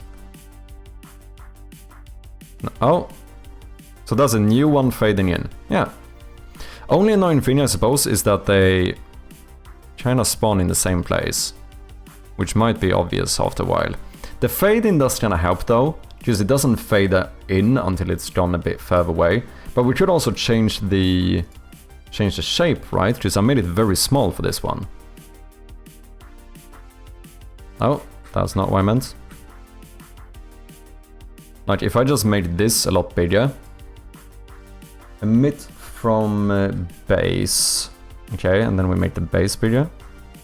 Now it should spawn a little bit more like anywhere, right?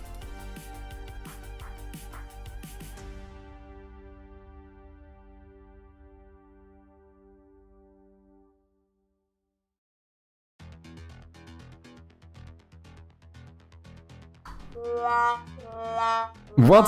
How is that a fail? I feel like we're making mad progress here. What are you on about, man? Flawless. Cheers, man. Very going back and forth here, Phil. Okay, let's call this the lonely fly. Maybe we should even make it like super random. Like maybe we just have like just for the fun of it, like you have a 1% chance of spawning a lonely fly in the room.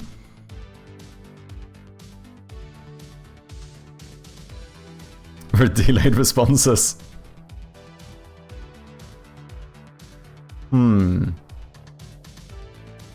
But in that case, I don't know, do I want to pre-warm you? How long does it take for one to spawn? Oh, I should just change the rate over time though. Restart.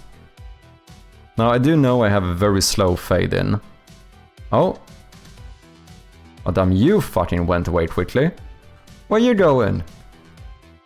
Okay, do we need more noise on this one? Let's actually change the color over time. Let's do a lot quicker of a fade in. Because we made the lifetime so big now. Okay, restart.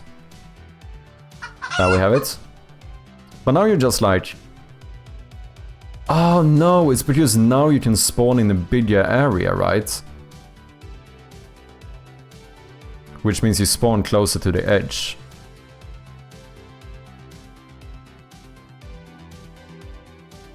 Okay, noise. Can we play around more with the noise maybe? Frequency. Strength. Position amount. Maybe we up the position amount. Restart. Or delayed redeems rather. maybe. There is probably a bit of a... Generally speaking, the... A Phil with the gifted sub as well. Thank you guys. Damn, we got a lot of gifteds today. Cheers, man. I truly do appreciate it, Phil. Absolute legend.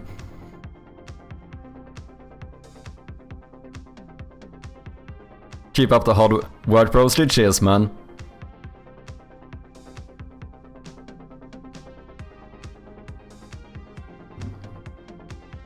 Yes, join me in my quest. Let's go. I kinda like this. Now it's a lot more random, which means it's gonna stay in the room a lot longer. Ah, fuck. You know what would be kinda fun, though? What if you actually could swat the fly? But I can't make a particle. A particle is not interactable. In that case, I would have to do a programmatic one. It could be kinda fun if you could. Spot the fly, it would be fun. In that case, we do need to make it an actual interactable object though.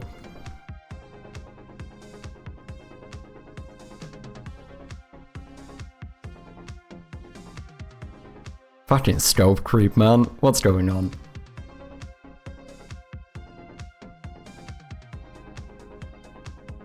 We could randomly spawn a game object inside of the room. And then we just have it like pick a random direction going around continuously. And then either we do something where if it reaches the edge of the screen, it actually turns back. Or we just destroy it.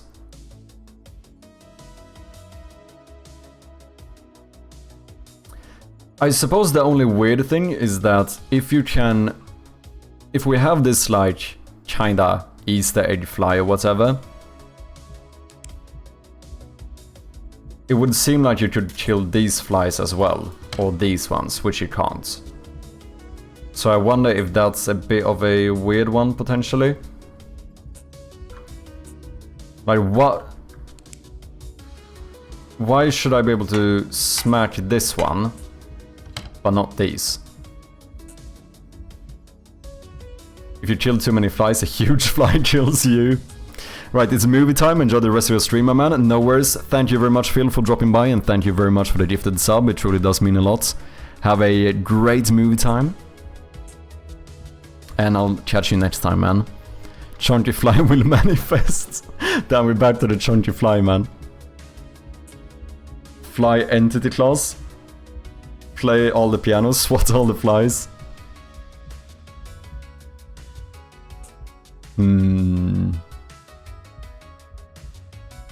It would be kinda fun.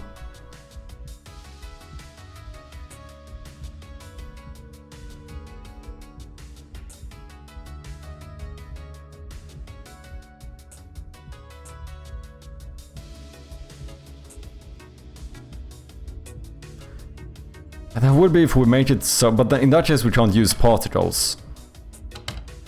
If we want like every fly to be interactable.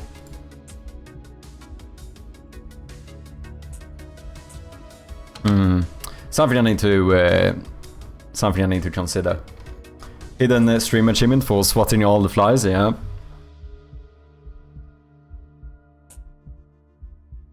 It would be kind of fun doing like a proper like, you know, fly swatting sound effect as well.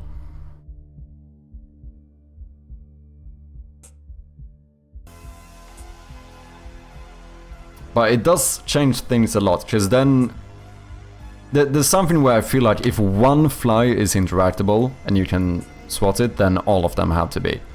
Consistency, you know? We value consistency over here. So in that case, we basically have to scrap all of the... Whoops. Don't know why that broke. We basically have to scrap all of the fly particles that we've made. And like do our own game objects or whatever for flies. With a lot more logic.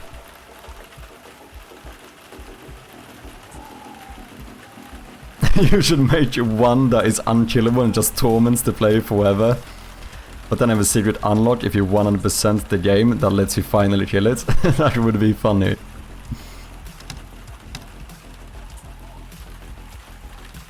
Ah shit, I need to put some thought into this.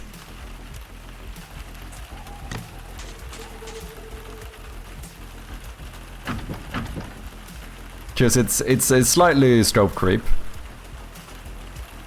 Oh my god, what if every time you kill a fly, 2 more spawn? Yeah.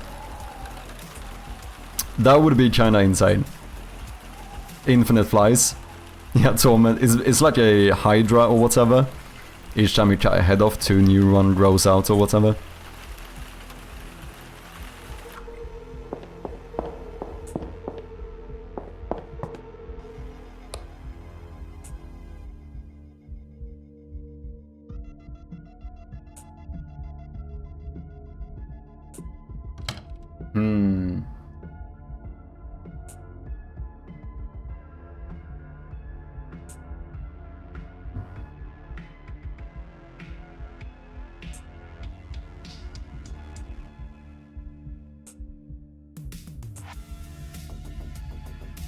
It would be a cool little thing. Like having smackable flies.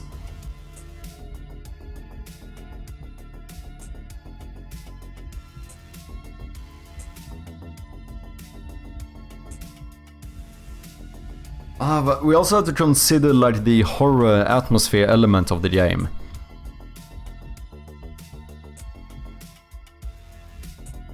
Like I'm kinda wondering if potentially doing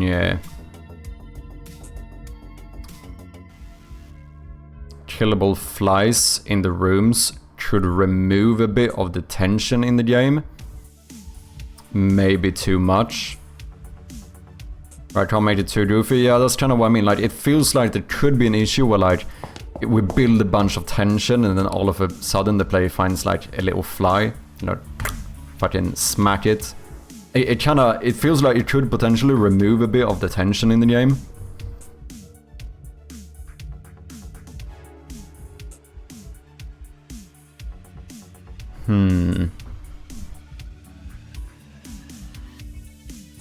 I will consider it.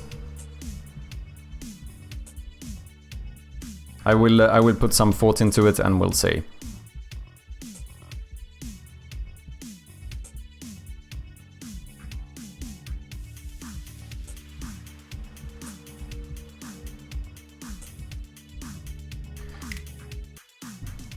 I don't understand this. How do I make a particle effect that doesn't have a mission?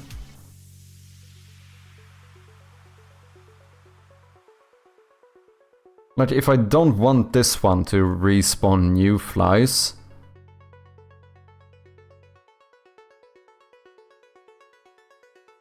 Well, I just turn off looping?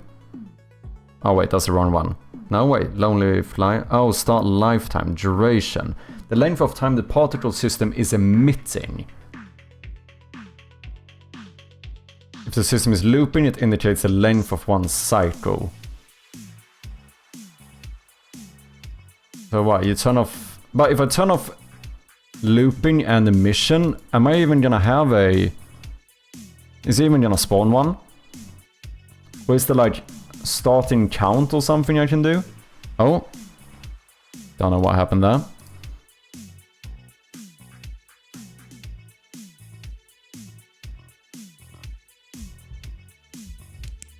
Cheers. Are we gonna get the random fly here now? Cheers, Fanny Slam.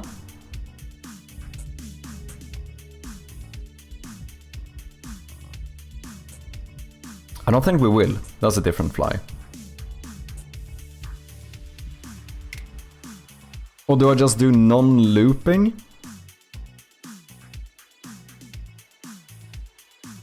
The length of time the particle system is emitting particles. Okay, so I put this at 0.1. And then... emission, I suppose, doesn't matter. As long as it only has time to spawn one, it shouldn't loop. But in case I wanted something to only happen once, this is how I do it, right? Unless I put the thing too low now. Where are you, fly? Come on. That's a dust particle. That's a different fly. Okay, that doesn't seem to work. Okay, I put you at the same, slightly above my rates over time. And then non-looping. Is that gonna make it only spawn one?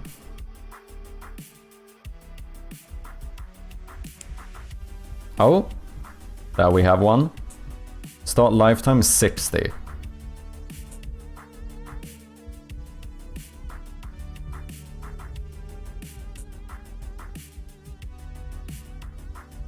It would be kind of fun to be able to smack it though. It would be kind of funny.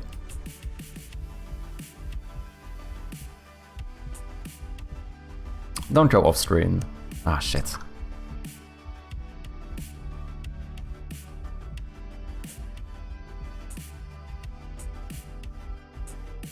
Okay, I think it's starting to fade out. It's been fun, gents, but I must work now. Best of luck, catch you later. No worries, Darksaber. Thank you very much for dropping by. Thank you for the subscription as well as the gifted subs too. Truly does help out. It was nice to have you here, man, and I hope to see you again. Cheers, man. Have some good work. Okay, now it is fading out. So now the question is, are you gonna spawn a new one? I don't think you will, if I understand this correctly.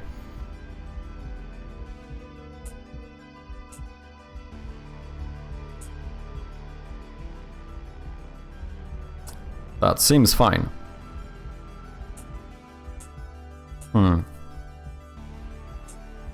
Okay.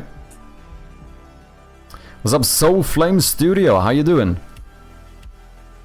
Welcome in, man. Hope you had a good weekend. We'll start some C++ tutorials later today. Ooh, exciting. Exciting.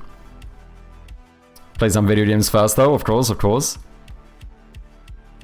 Hope you're doing well. Okay, so now question is...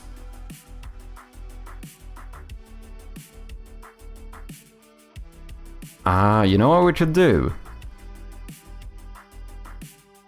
Wait, how do I do the disable thing now? Stop action. Destroy. What determines when it has stopped though? Okay. When a particle is stopped and all particles have died, should the game object automatically disable/destroy itself? Okay, I think that's what I want. Because then what I'm kind of thinking is that we could put a small chance each time you go into a room to spawn one random fly in there, just for fun. Like we could have some of these places where we have the guaranteed ones, but then a chance for this little bugger to spawn. Which just disappeared on me. Let's see if he gets destroyed or not. I think it should be now. Since when the last fly has died, it should be fine.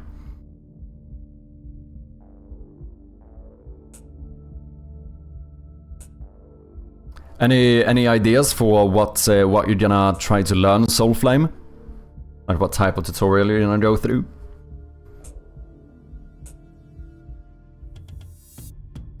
Also, does anyone know any... I feel like I should watch more horror movies as well. Any good horror movies? I don't want to, but I feel like I should. Basics first, nice.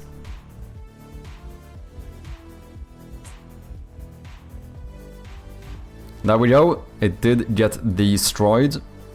Okay, so now I have a slight idea here. I guess we're gonna do all of my particle effects in here. That kinda made sense, I think. I think that made sense.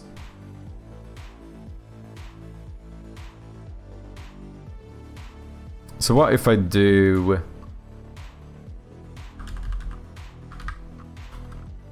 a public... Well, this could actually just be a game object.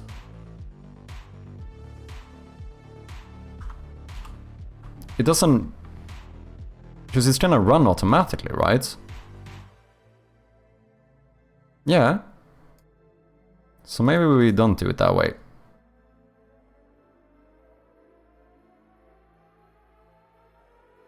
Room manager. Like, what if we do a... We serialize a private game object and we call this the lonely fly.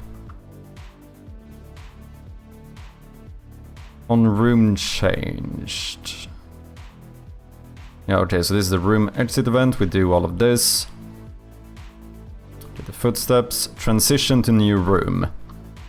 Like, after we set the new room, what if we do a check?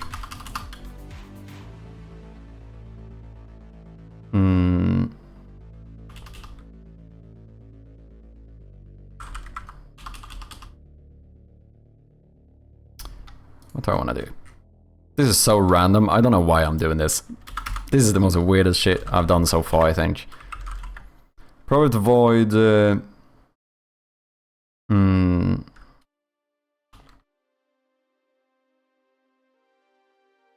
don't know. Spawn. Lonely fly. Sure thing. Sure thing.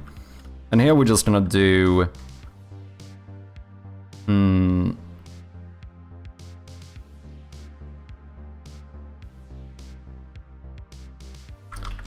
Let's do an int for a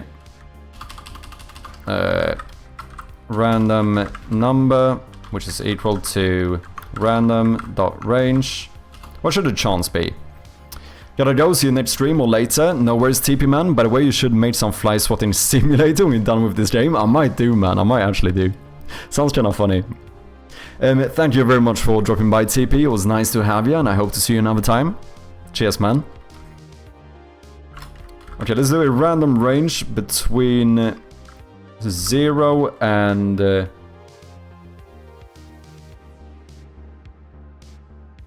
Wait, what? Min inclusive, max inclusive? Oh, that's for floats. Because this is a int, which means it's gonna give me a max exclusive, right? I'm fairly certain that's the case. Who cares? If random number is less than 10, then instantiate lonely fly at the current room dot transform. That's all I need, right? So for now, let's do if this is less than 99, just for testing purposes.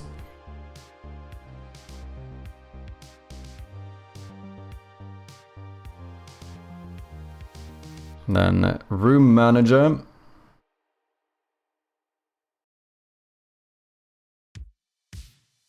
The lonely fly, I need to unpack you.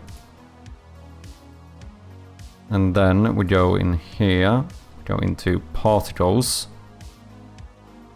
We throw in the lonely fly here. Saul Goodman, welcome in, man. Thanks for the follow. And we remove the lonely fly. Go into room manager and we pass you in here. And we should now have a random lonely fly spawning in pretty much every single room. So it does a different fly.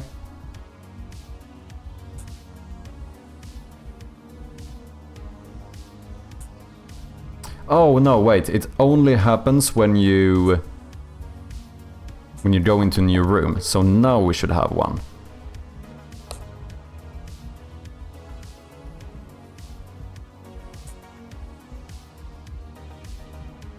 Where's my fly? Oh, I'm not calling the function, you fucking Dumbo. It's probably good to call the function I just did.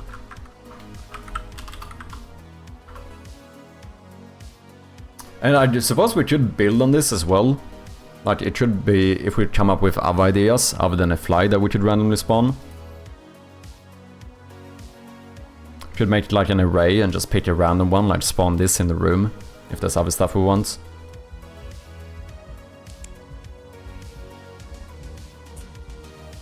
Okay, so now when we go in here... Oh, look at that. That is our random little fly.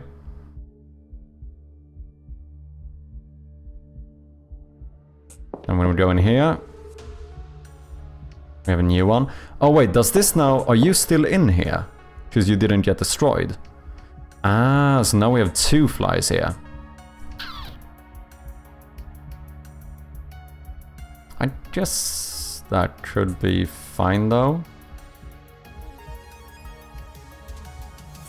Because otherwise, if you had a fly, you should walk out, go back in, and it's immediately gonna be gone. But we can't have this. Because now we can create infinite flies by just going back and forth. Okay, that's an issue.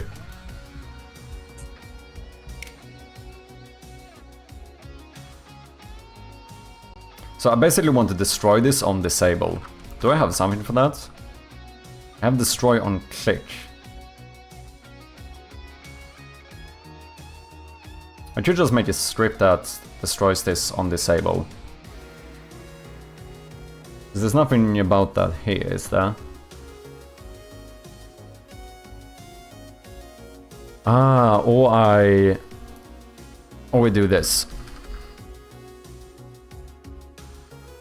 We should keep a track of the lonely fly and then we just destroy it when you exit the room. Or we just keep a reference to the game object. If it's not null, then destroy it.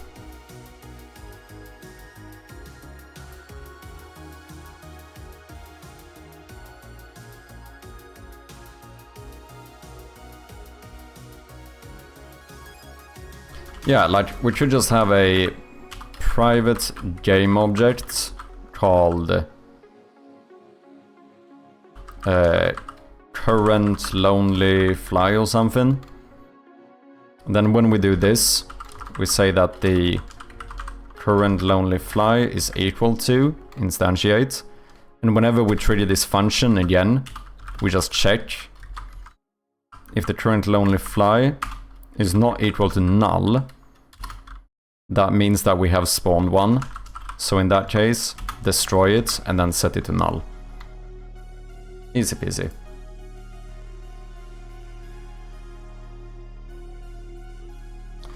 Oh, right though. Maybe I didn't need to do this. If we have a very low chance of it spawning, it wouldn't have mattered. Because it's most likely you're not going to be able to create infinite flies anyway. Now it is always going to disappear. So now if we go in here, we have a fly. If you go out and go back, you wouldn't have one anymore. Now it's still gonna spawn, because we have the rate is too high.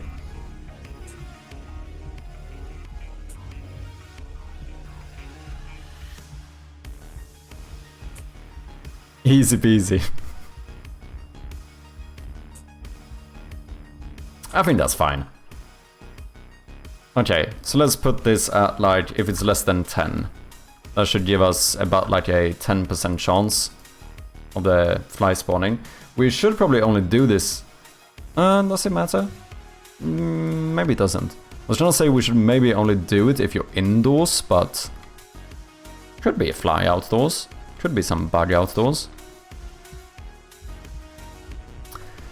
But yeah, how long have you been coding in C#? About 2 years. About maybe a little bit more than 2 years. Something like that.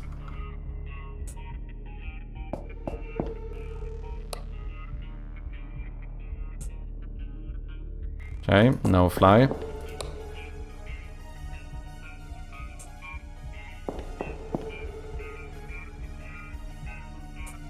Oh, you know what? We should do this. It's gonna be easier, rather than having to actually wait.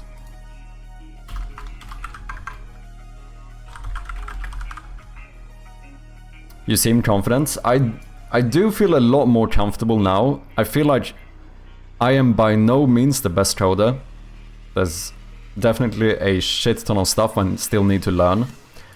However, I do feel like I can usually make the stuff I want to today. Like, if I want to make something, I will figure out a way to do it.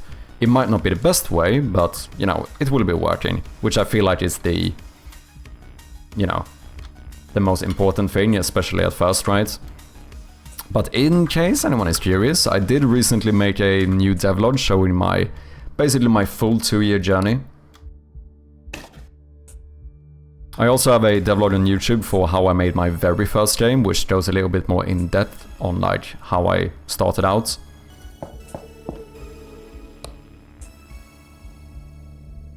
Okay, so now let's clear this.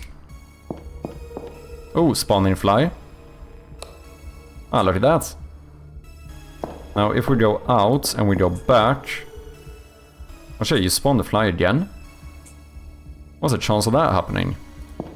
Go out, go back again. Now you're gone. 10% chance on a 10% chance. Fairly low. Low probability of that happening. Oh. You know, this seems like more than 10%.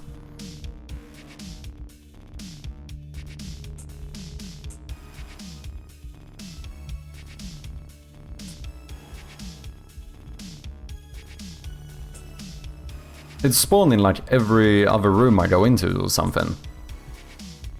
I click the thingy, let's go.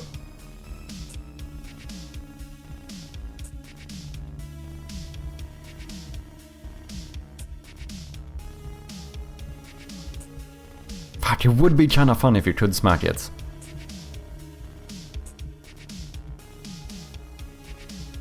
Fuck, I kinda wanna make it so you can swat the fly. This cannot be 10%. Okay, random range is not working as well as it should, right? It's spawning in legitimately like every other room I walk into. Okay, just as I said it, it's gonna stop spawning, of course. Now we're never gonna see the fly again.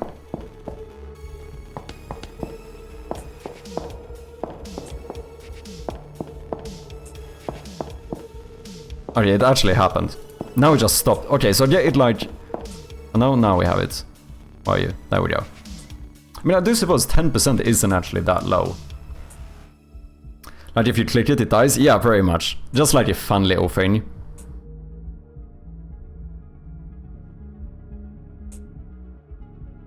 A little... Click it, you hear a little smash sound, and then it dies. Destroy the game object.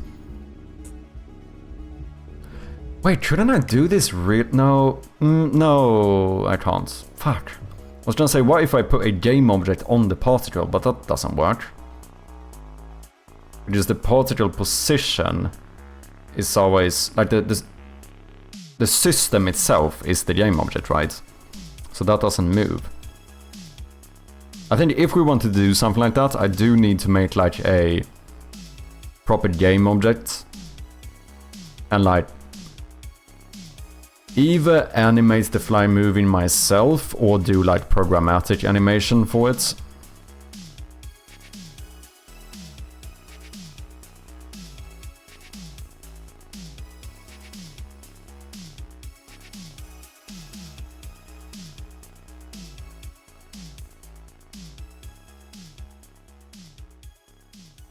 There's no way to make a single particle interactable, is there? In Unity, is there a way... Oh, this is not gonna work though, it's not even on my canvas now. But no, it is, just I am spawning it on the canvas. Is there a way to make a particle of a particle system interactable?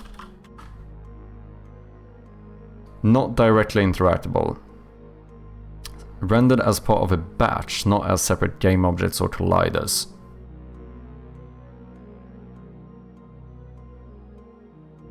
Approximate a particle position with screen space rays.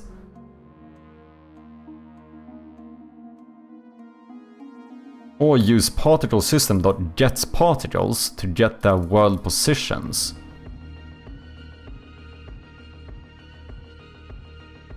Compare the radar's hit position or cursor position with particle positions with a certain radius.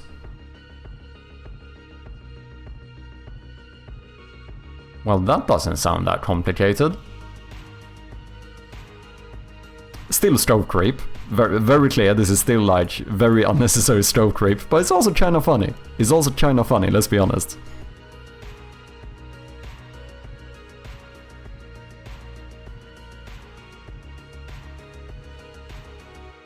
I think let's see if we can disable follower only mode now. It's been a while. Apparently we got a little bot attack here before. To be very clear though, I will turn it on again, if it happens again.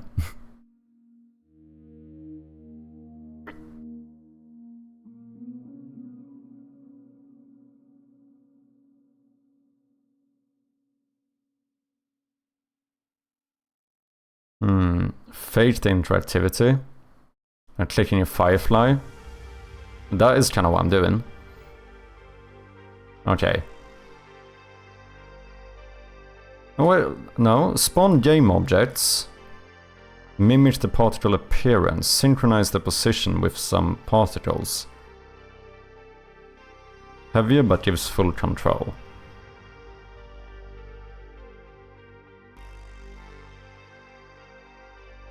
I wonder if Suribot would handle that. Kinda, we're very specific. Suribot is great regardless though, snipes most bots. I do have 2 bots. I have both Streamlabs and what do you call it? Streaming bots. I do suppose what I could do, but I kinda don't want to do that. Because obviously they're spamming one message, right? Like I could check and like deny spam messages if they are exactly the same. But that kind of ruins it in case, like, because people might be spamming the same stuff in the chat, but like in a moral way or whatever you want to call it, you know? And I wouldn't want to inhibit that either. And it's tricky. It's the detection, I suppose. You could definitely write a script for streaming bot though. Like if it's... Because the difference when viewers do it is never gonna be on like the exact same second, like 50 messages. Unless, no, there could be an issue. What if I get raided with a bunch of people and they start spamming the chat and then fucking everyone gets banned? That would be a bit of an issue. It's tricky.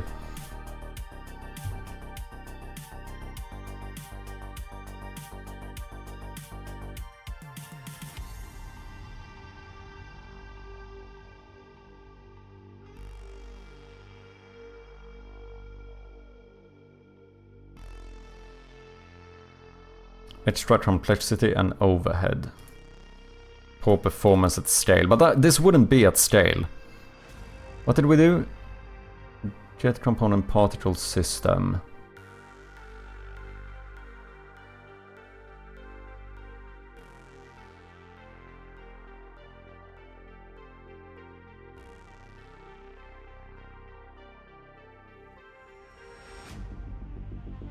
Get particles to get their world positions. There should only be one. What are you doing? Strobe creep. We are doing strobe creep. So I made this random fly that can spawn in any room. Or, yeah, basically any area in the game. It has like a 10% chance of spawning.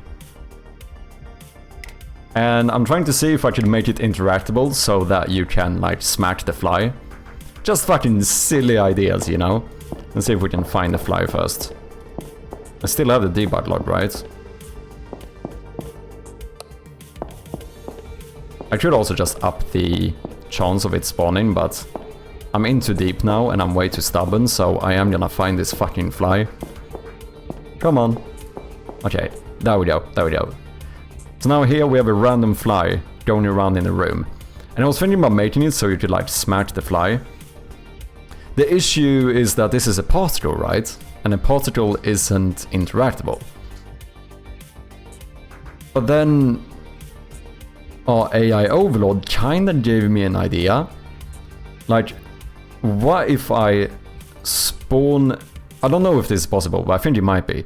What if I spawn a invisible interactable object, like a hitbox, that follows the particle in real time?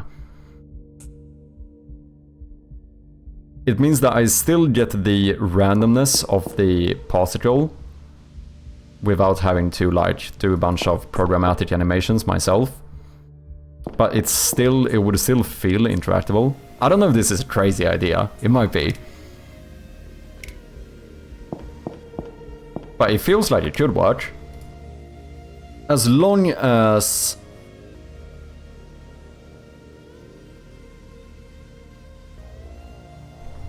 we can get the position of it. And at least ChatGPT might be hallucinating, but he says particle system.getParticles. I could get that world position.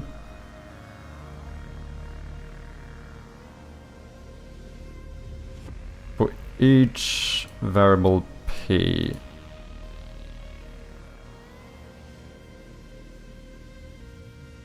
It feels like this could work.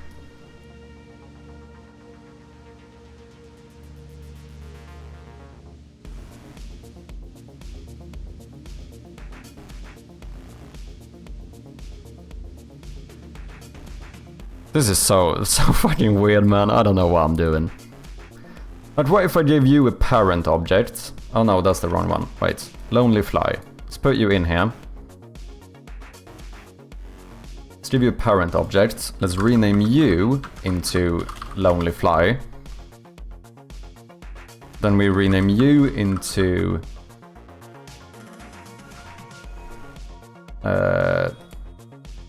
let's do Lonely Fly Particle.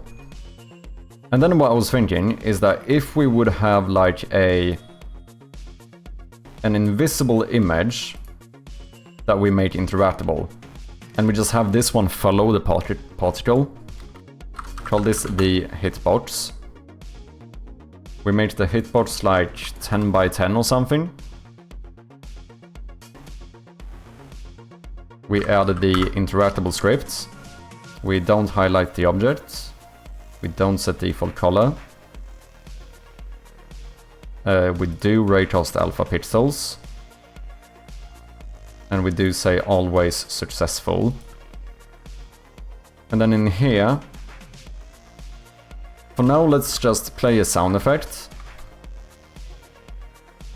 I guess we do some knock. Would knock, sure. We would make this into like a clap sound effect or something. Classic strobe creep, it really is, man. Definitely not the most important thing, but it's also kinda funny. It's also kinda funny. And then we do destroy on click. Is this only this specific game object?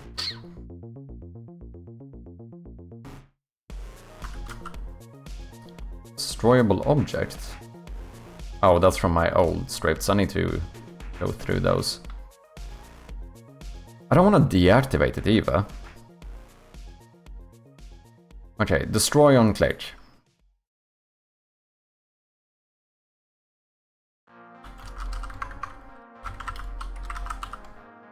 Game object array.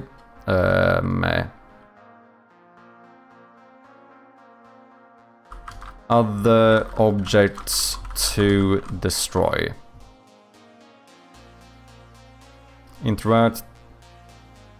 Cue destruction. Oh, that's if we have a delay. Okay. Private void destroy game objects. Feels like you should 100% just code some randomized movement and call it a day instead of using particle system, but I might be wrong here. You're probably not.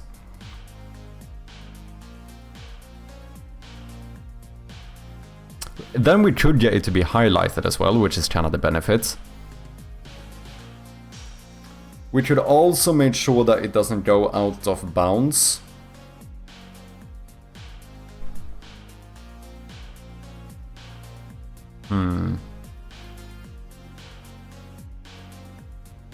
It's probably way more performance, I would imagine. I guess the tricky thing is to get like the movement right, get it to actually feel like a fly.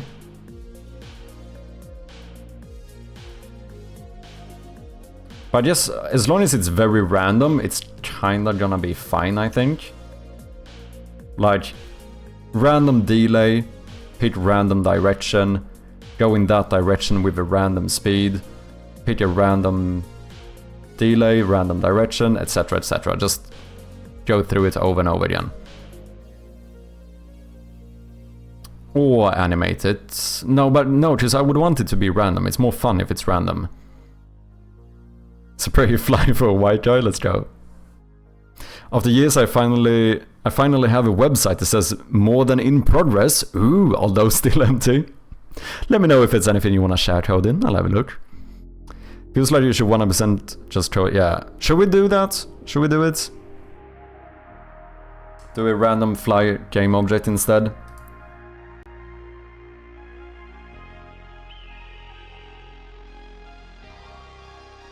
Okay, you maybe have convinced me. Let me see what I could do.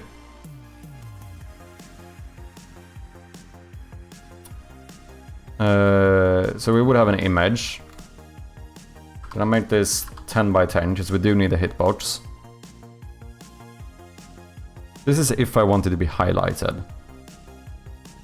But you know what, for now, we should probably make you 1 by 1, so we can see if it looks correct. And then we increase it and make a proper hitbox and a sprite for it. Let's do lit material. And then do... I kinda like the name Lonely Fly, so let's call this script that. So all I care about here is the movement, as long as intelligence wakes up again.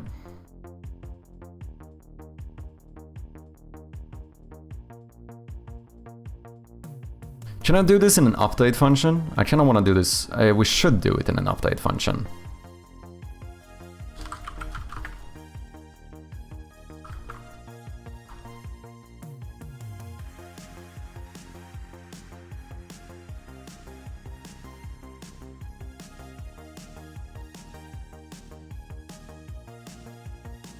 Then the question is, how do I do it? That is the real... We have a center position, then a radius you can move within. Yeah, so we probably want to have some type of like... Maybe return a bool for like, is valid position. Where we... And I guess we would look for... That would be whether or not the target position is a valid position, and then we like check if that is, you know, within these bounds, then you return true. And if you fail finding a random valid position, then I guess you... But wait, can I not make sure it's always a valid position? If the random point I... But no, because the random point should probably be compared to where the fly currently is, right? Like we shouldn't be able to, if the fly is in this corner of the room, it shouldn't be able to all of a sudden try to target this and just fucking... Like, because we want it to be erratic. So we do need to check for valid position, since we're gonna use the position of the fly as the base. Couldn't help but laugh coming back to Chappie working on a fly particle system. No, Strom, we have gone way further. We are not trying to make a fly particle system. I'm gonna make my own fly that you can swat now. We have gone further into the strobe creep. Nothing really worth your time yet. Supposed to be a portfolio devlog blog thing. Oh, interesting. Spin-off game is all about the lonely fly. Yeah.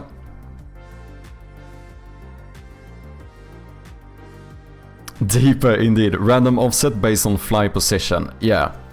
Then we check if that is a valid position. In that case, go there. But how do I make it... This is the thing, like, because you don't really have... Oh no, I guess... if you have a target position... Yeah, we have like a bool or something. Like, has target position. We set this to false.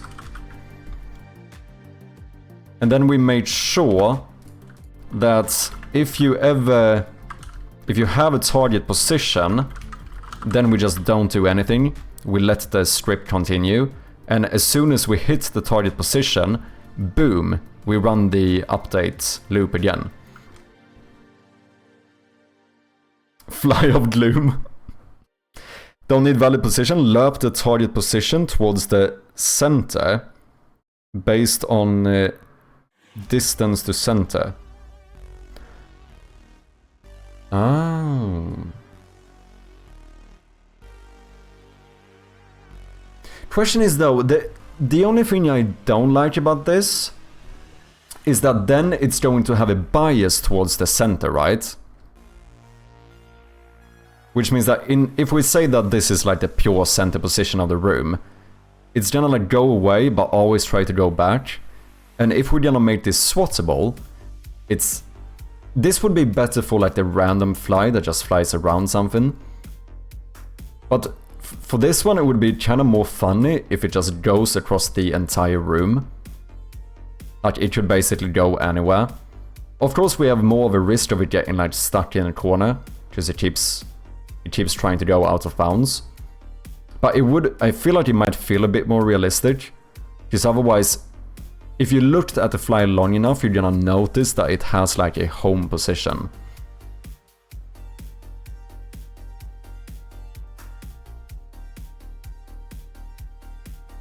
This rabbit hole, if you're not taking your red pill, please leave the ride now. This makes it more likely to move towards the center if it's far, yeah. Which I suppose if we want to fine tune it, we could do it where like it only starts doing that once it is very close to the edge. That's when we start making it want to go back towards the middle more. But like if it's inside of like this radius, then we don't care about it. You could do something like that. I think maybe for now we just try the check for valid position, which should be fairly easy, right? Just we just check if it is, yeah, greater than this or less than this, greater than this or less than this. Because as long as it remains in the room, we should kind of be fine. Okay, let's see if we can solve this. I feel like this shouldn't maybe be too difficult.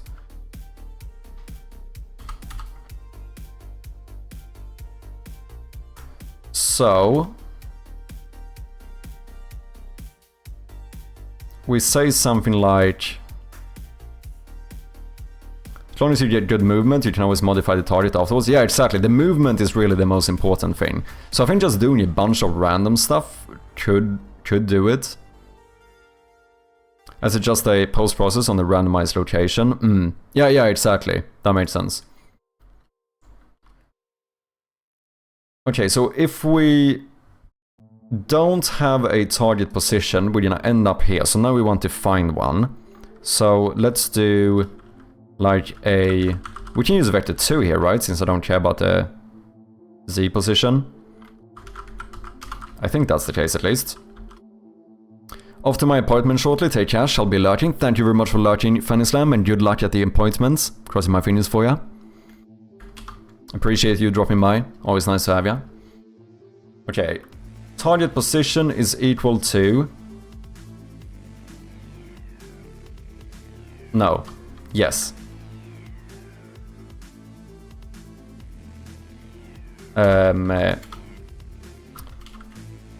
Float target x is equal to transform position.x plus random.range between minus...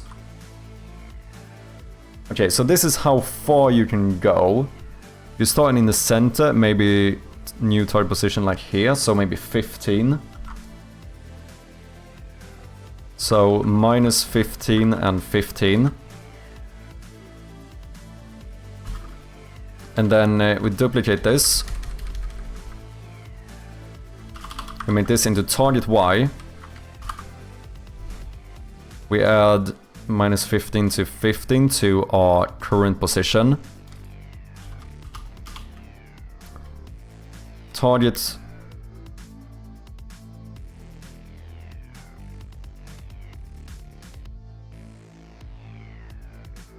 Pick location, modify location, ensure it's within bounds, move towards it, yeah.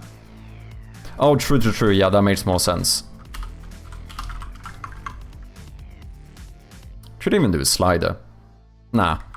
Let's do a private float. Max this, what did you call this? Max distance to target. And then here we just do -2 boom, -2 boom. There we go, yeah, this makes more sense. So new target position is equal to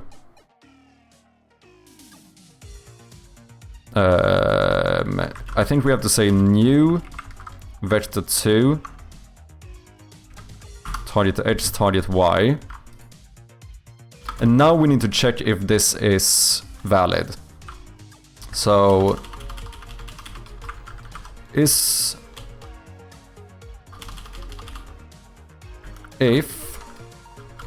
is valid position, pass in our target position. So this one I can pretty much hard code. Check if it is inside of the room or whatever.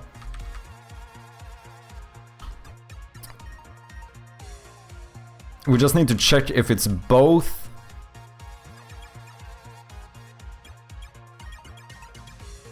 Yeah, we need to check if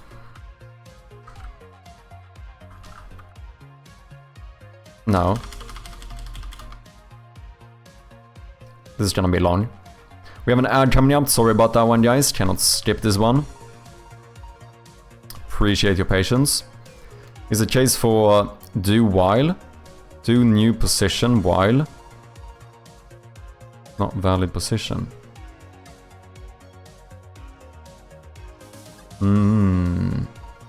Is that better in this case? I'm still scared about while loops.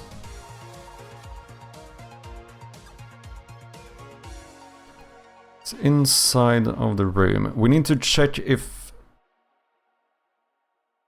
Let's see, center. So we have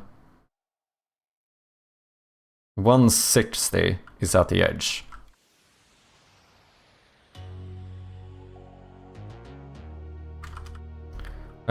Bool is x valid equals target position dot x is less than 160 and target position dot x is greater than minus 160. Bool is y valid if it's less than 90 and if it is greater than minus 90. Return is x valid and is y valid. So now if both of these we return true.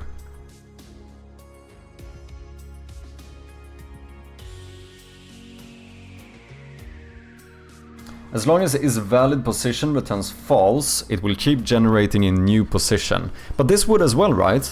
Which is as long as I don't have a target position, every frame is gonna look for a new position.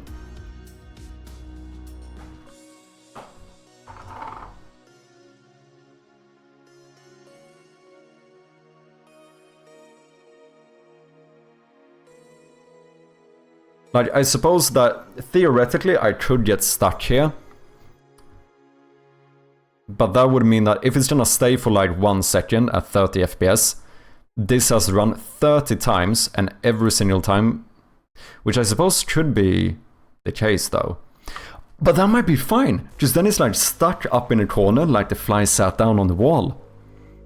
So that might not even be an issue. It might actually make it seem more realistic. Like a small chance for the fly like stopping, which I should add anyway, to be fair. I'll just roll a random chance for the fly light stopping.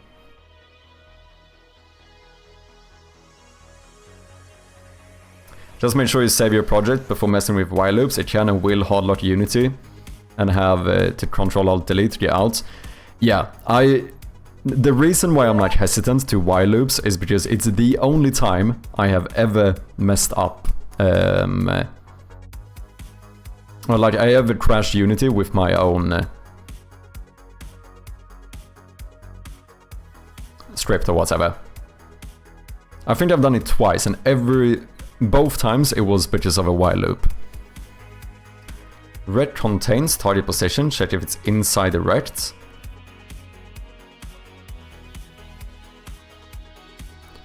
Oh. Interesting.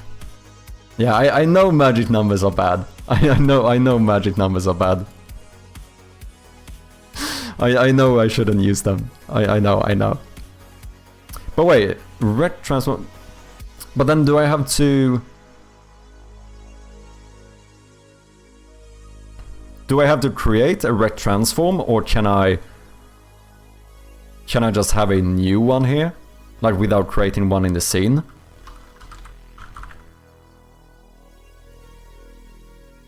Rect is X, Y, width and height.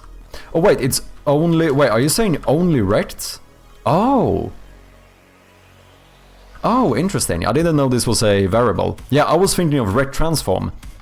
But this is just a pure rect. A 2D rectangle defined by X and Y positions, width and height. You know what? That makes full sense. This makes full sense. Do I have to say new? Yes, I do. And then I have to pass in. So this would be X and Y. Which means we do float width, float height. We have X, Y, width and height.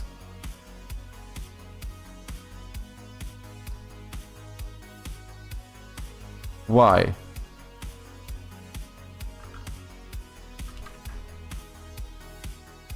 Am I confused? Oh, I need to add... Oh! Minus 16, minus 90, 320, 180.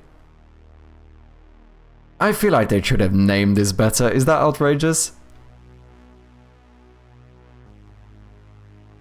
Like min X max X would have made more sense. Wouldn't it? Am I crazy to think this? Okay, so I understand the process here. So, but yeah, so X is just the most left number, and then width is the...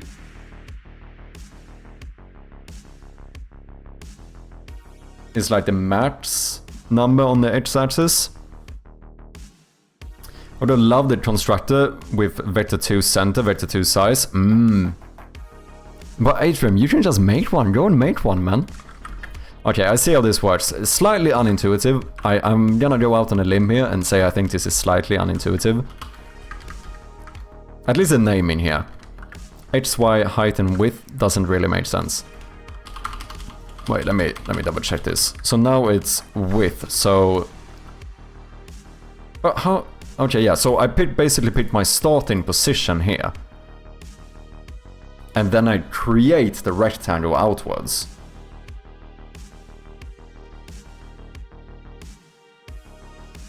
Oh, they had that? Vector 2 position, vector 2 size. What's up, Venusia? How you doing? Welcome back. Nice to have ya.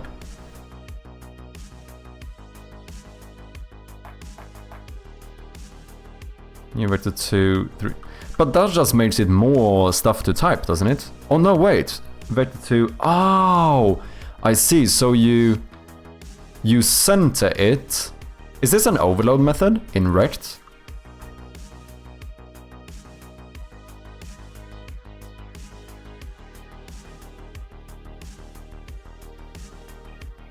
Yeah, vector 2. No, but this is different, isn't it? Match width, height, size. Because I have multiple constructors. Floats with, okay, so that's that one. Oh yeah, position size. Size and position. Position of the minimum corner of the rect, but oh, that doesn't sound like... Because then I basically have to enter the same stuff, right? This can't be a vector 2, 0, can it?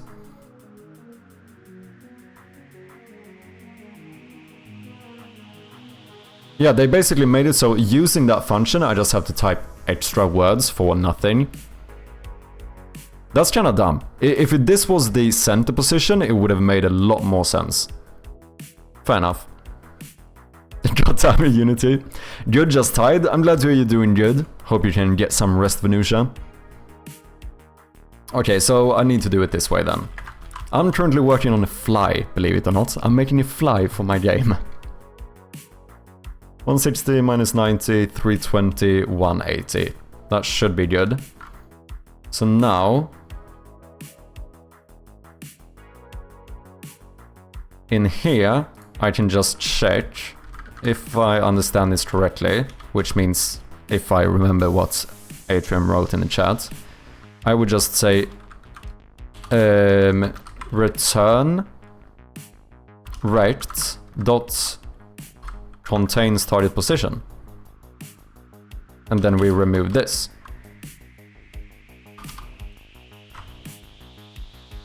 You can do it like this though, but then it's a total mess. New rect center equals vector 2, 0. Size equals... Oh, I can like manually set the center position for it. Oh, interesting.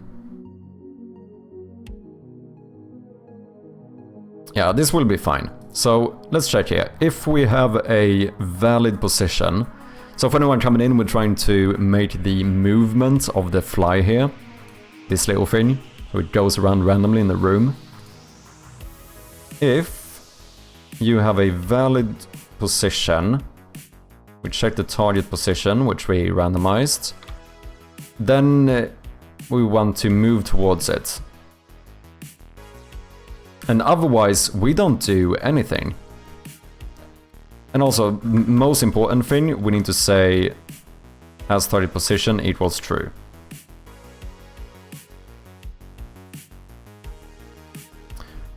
Oh. So if I have a target position, this needs to be the logic to move towards it.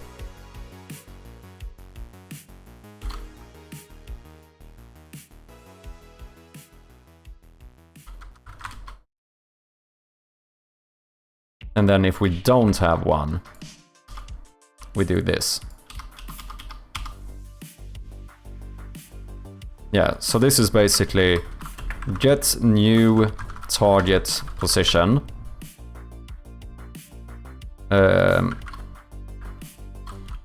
If position is invalid,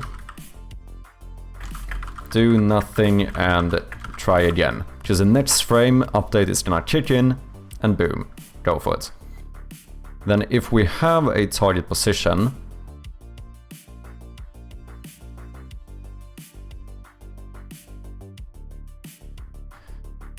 I could use do to in here and just move it. Then we should even add a bit of easing. I don't know if we want easing though, because this should feel pretty erratic. But then I don't have to specifically code the movement. Otherwise I need to do like speed and plus speed, blah blah blah, per But no, wait, this is gonna trigger every frame, isn't it? Wait, is this gonna change if I change the FPS of the game? Like the frame rate? Because update depends on frame rate, right? So the fly is gonna act differently depending on my frame rate.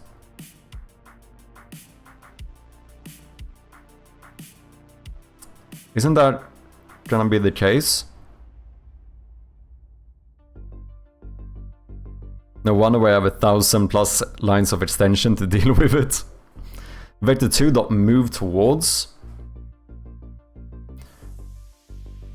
Okay.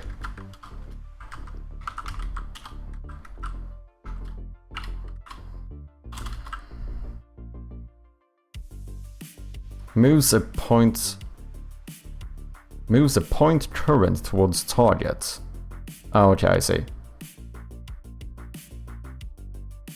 There's no argument given that corresponds. Oh, match distance delta. Oh wait, delta. Does that fix the thing I thought was an issue? Match distance. So I suppose that will be like my speed in this case. Speed times time dot delta time. Okay, and the delta time will fix the frame rate issue, right? Okay, so then I think this should be fine. But just the main issue is that I don't have a current position. Well, I do. My current position is transform.position. Time.delta time is love, yeah. And then we want the... Oh wait, I'm not saving. Oh, I need to save my target position.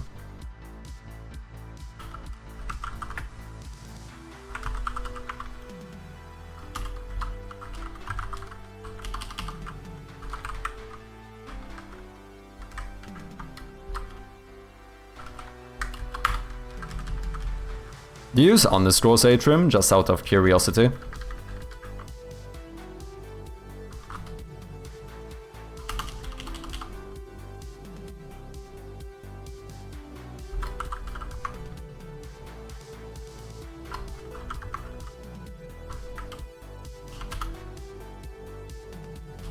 Okay, and then match distance delta.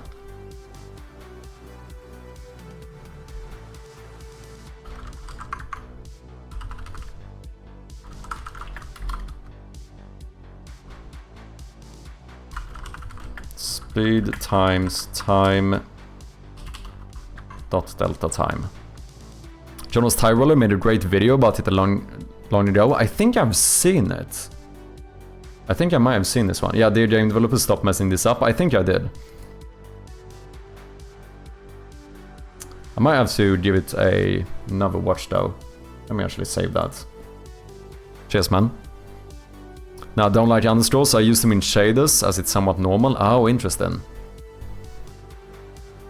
I use them when I want stuff to be named by a number, like enums. Oh, okay.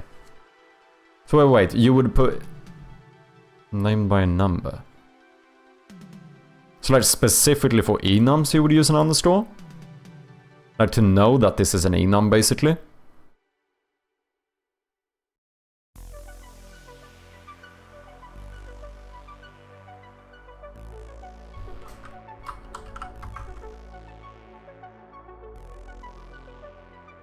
Is this all I need?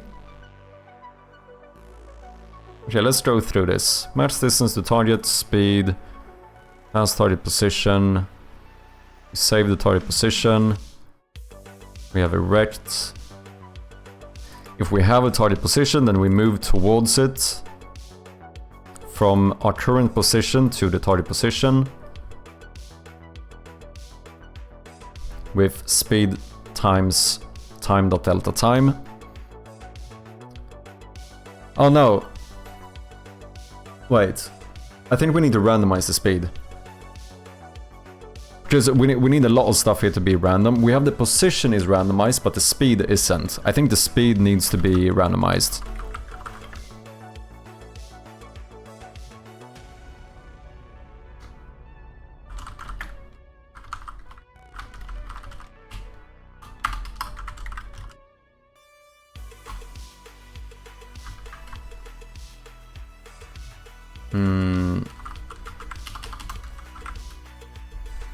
So instead of doing speed, I think we should do the min speed and the match speed. And then here we pass in get random speed.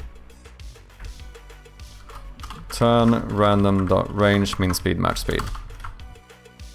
Because the more randomness we have, the better I think this is gonna look.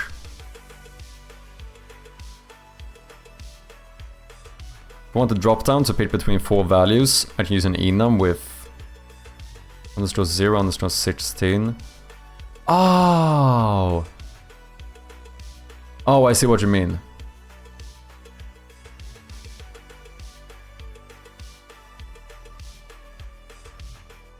This was supported as depth values on a render texture, number of bits in depth buffer. Okay. Yeah, I think I see what you mean. Okay, so now if we have a target position, we move towards it with a random speed times time.delta time. Which means that as soon as we end up there... Oh yeah, we need to check for that. We never reset has target position. Which I guess I just do in here, right? I just check if transform...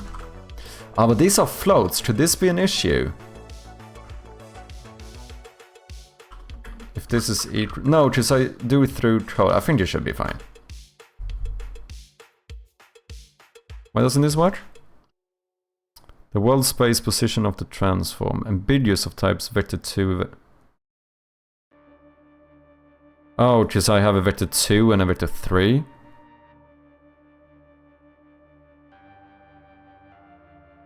What? Can I not do this? I feel like I should be able to do this.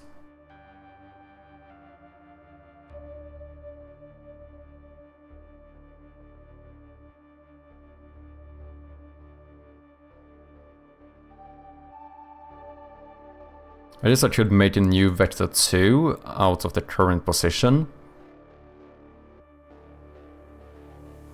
I suppose. Like vector 2.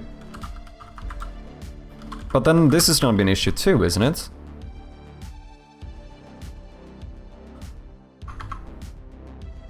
Okay, so why is this fine but this isn't? That's outrageous.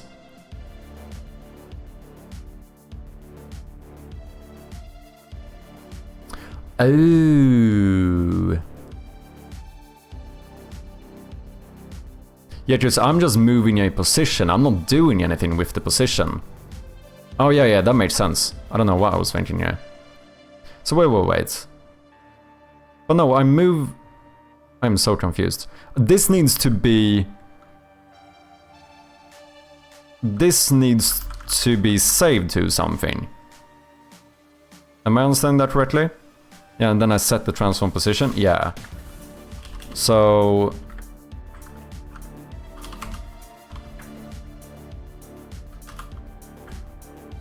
I mean, I guess I could set this... No, I should just do this. I could say transform dot position. I don't even need to save it.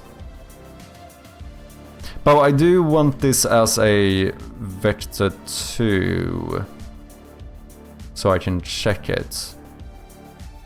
Vector 2 new position. Yeah. But I still need to save my current position, don't I?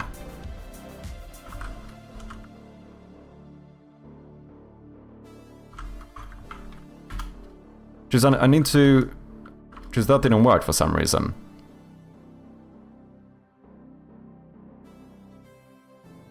Yeah, so what we need to do is to start off by saving our current position as a vector 2. Current position equals... Because this works for some reason. It's time, have a good one all, see you in the next one. No worries, Choden. Thank you very much for dropping by. Always nice to have you, man. And yeah, have a good night, man.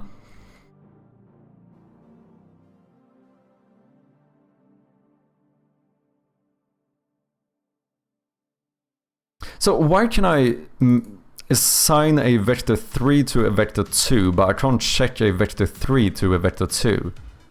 It feels like that should be backwards compatible, or whatever you call it.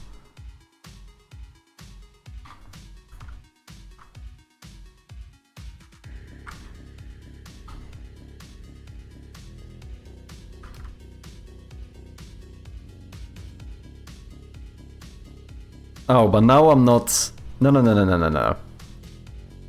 Now I also need to set my transform.position. Because... this is not a reference to this, or is it? No.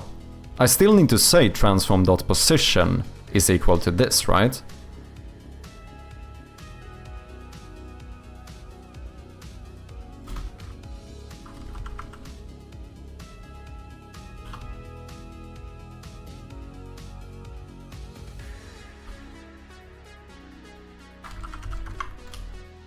No. Oh. Yeah, because I would still check this the next frame, so it's kind of fine even if I don't update it, I suppose. Because then here we check if the current position is equal to the target position, and if that's the case... unless we want a wait time here.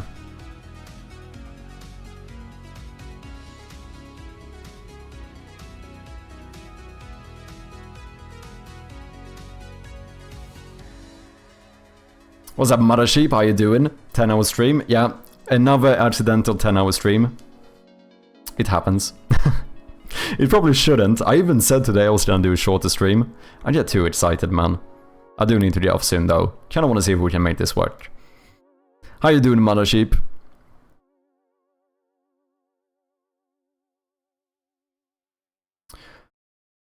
Oh, right, wait. New position equals target position.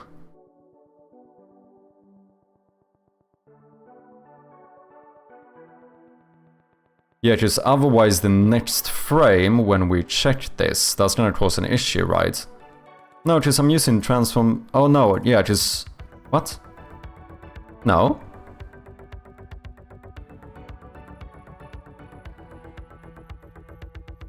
Oh, if new position... ah, no, yeah. I'm being silly. I see what you mean. Here you're saying that we can just check if the new position is equal to the target position. In that case, has target is equal to false, unless we want to stop for a moment.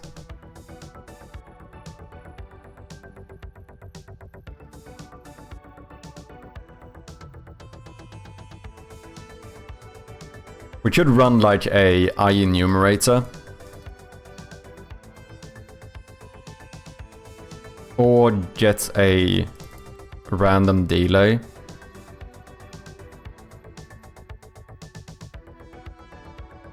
Oh yeah, and then we just use it as a normal timer, so we just do minus time, whatever. Yeah. Like, we just do this. Wait time minus equals delta time. We can even check if...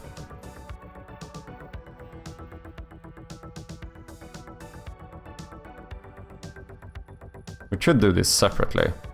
If we have a wait time over 0,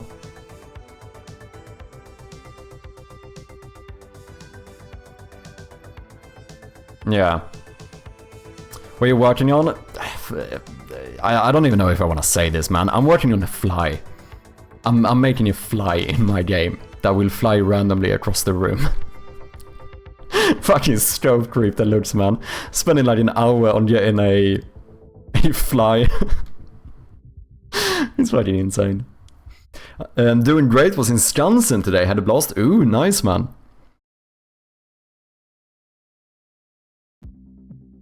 Yeah, Mothership is visiting Stockholm.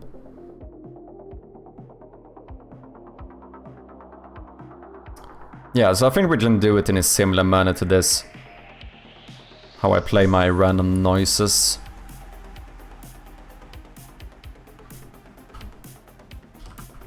Private float wait time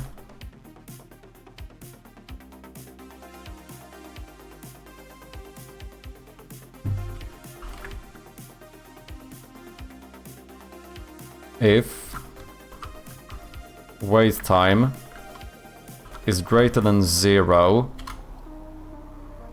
then wait time minus equals time dot delta time return. So if we currently have a wait time, all we do is to just remove from the wait time until it's no longer greater than 0, then we continue down.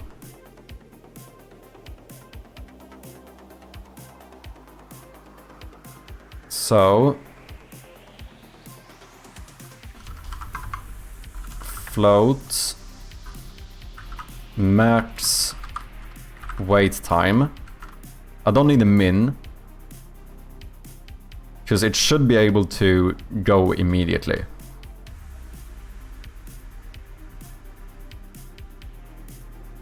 If new position is target position, this means that we have hit the target position. Then we say something like wait time is equal to a random range between 0. This one is fine as a magic number, right? That one's fine. And max wait time. And start position set to false. I was going to wait. Next time we're not gonna have a target position, so we get a new one. When we have a new one, we have a target position, so the next frame we're gonna start moving towards it. As soon as we reach it, we set a new wait time. This feels like it should work.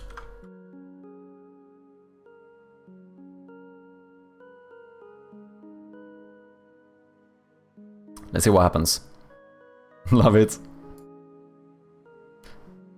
So, how long are you gonna stay in Sweden again? I know I asked you before, but memory, eh? A lonely fly particle, let's disable that one. So we don't mix these up. Get random speed will not do what you think it does.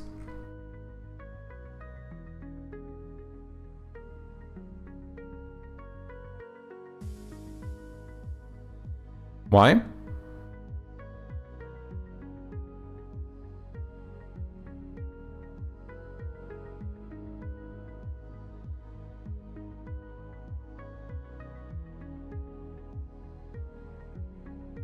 This is trolled every frame. Ah, true. Yeah, true.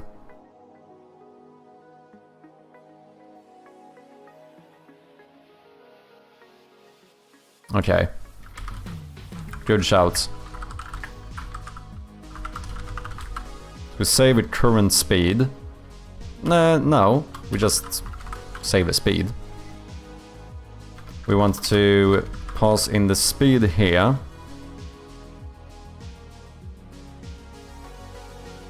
And then I guess if we find a valid position here, we could say that speed equals get random speed. So as soon as we find a position, we also pick a random speed. Now when we go back, we have a position and we have a speed. Okay, good shout. Butterfly in the game once, looks pretty similar to your code, honestly. Oh, interesting. Returning home on Wednesday, nice. Still have some time left then.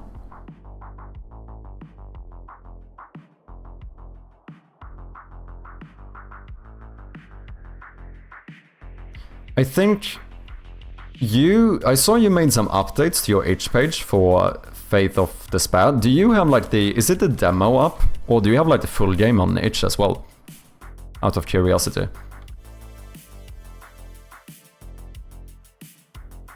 Okay, max distance to target. 15. Speed, I have no idea, so I'm just gonna put 1 and 10 here and see what happens. Max wait time, like half a second. It's a fly, right? Maybe it should be able to be longer. Maybe we do 1 second. Okay, let's save this to make sure everything is saved. We should be fine. We're not doing while loops here. Okay, only the demo. Okay.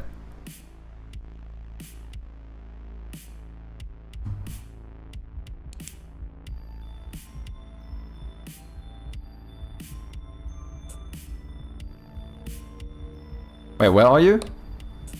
That's a different fly.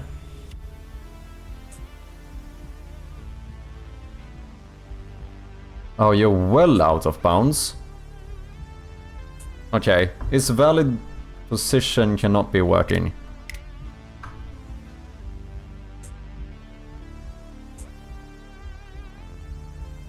Because that is... Oh, we're not using local position. We're not using local position. Fuck. Classic little problem here.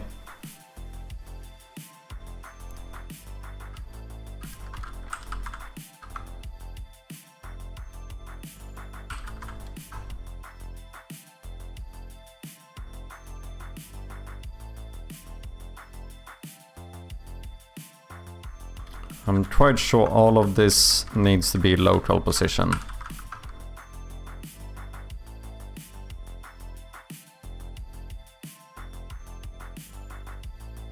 Okay, that should be good.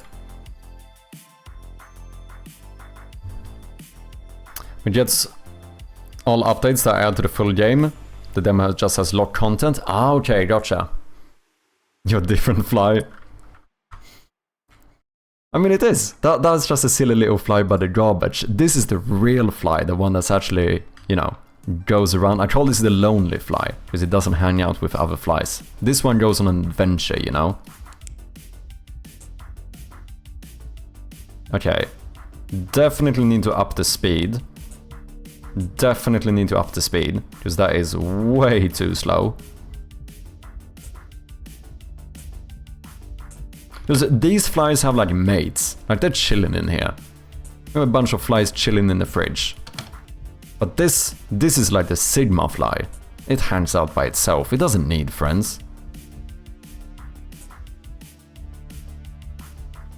Wait time is probably good. I think maybe match speed was good as well, because I did see one that was fairly quick, but the min speed is definitely too low.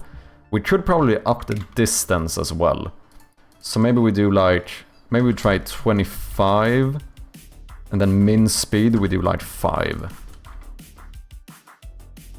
Let's see how that changes things.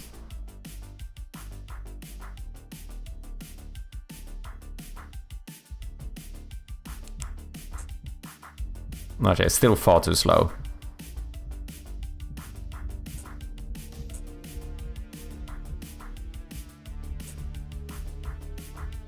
It needs to be way more erratic. Way more erratic. We need to... Min speed must be like 25, max speed like 50. And it flies to the fridge? I did indeed. And it flies to multiple places. We have them outdoor by the bin as well. One little lonely guy here too.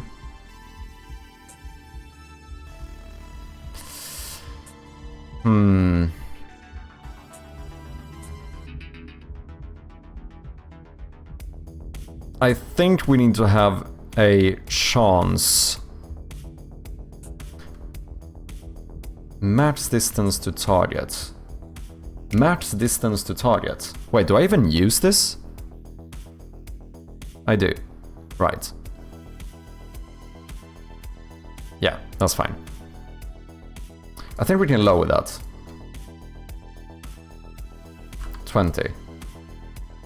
15. I want it to be a higher chance for like lower values, so it adds more erratically.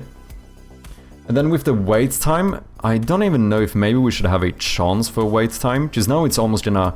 The chance of wait time ending up at 0 is very, very small.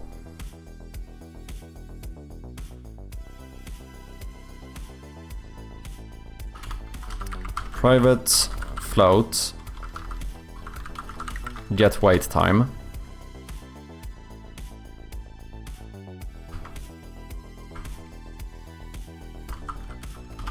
Return this, but we want to do some check here.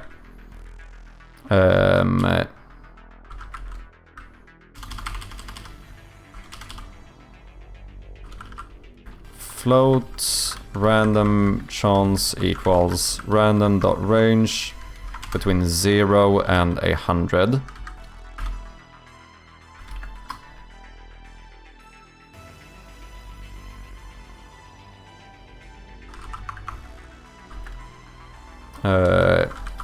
Wait time chance. Wait time, let's be more clear, this is technically percent.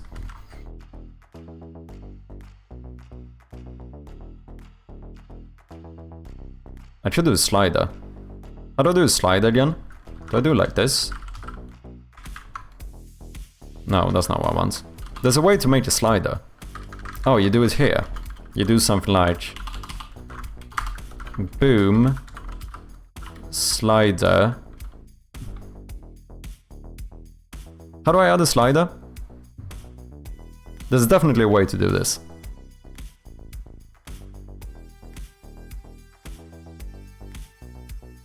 Oh, I do it inside the serialized field? Oh, interesting. Oh yeah, because you can only have like one attribute per thing. Or is it just because it makes more sense to put it here?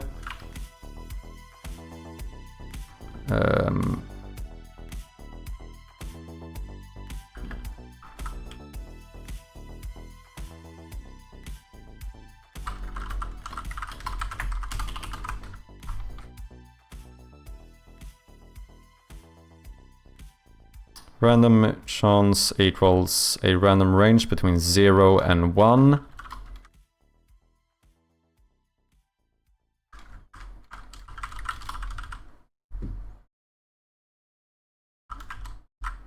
If random roll is less than, I guess, or equal to, the wait time chance, then return this, otherwise return 0.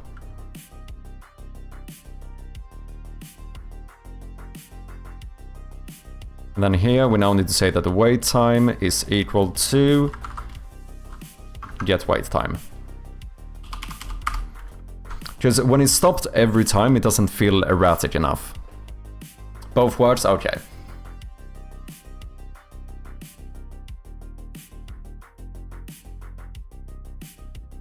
So let's put this at like... So this is a chance for getting a wait time.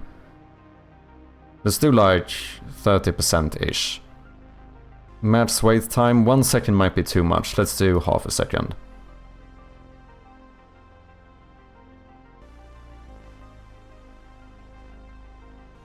Okay. I have a crazy idea to make it more crazy. Okay.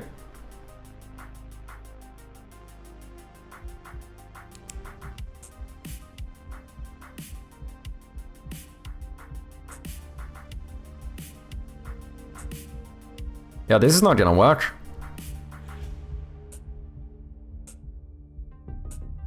Unless maybe I make it way quicker.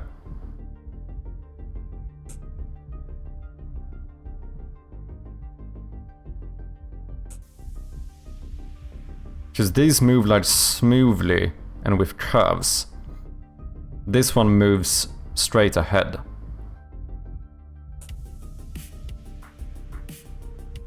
This looks more like a spider that's like crawling than it looks like a fly flying. Does that make sense?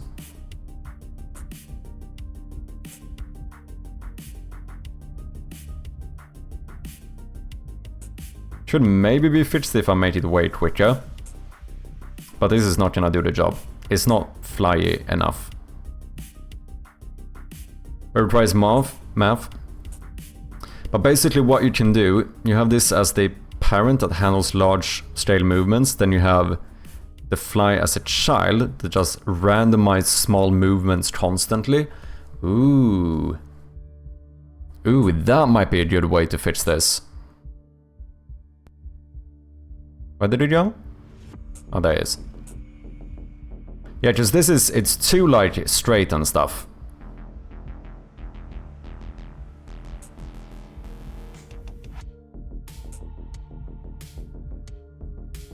It looks more like a spider. I think that could fix it.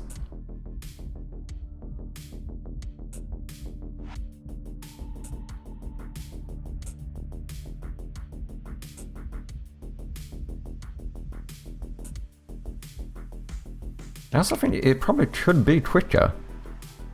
Maybe like 70-35 or something? Fix the straightness by picking random points really fast and interpolating it.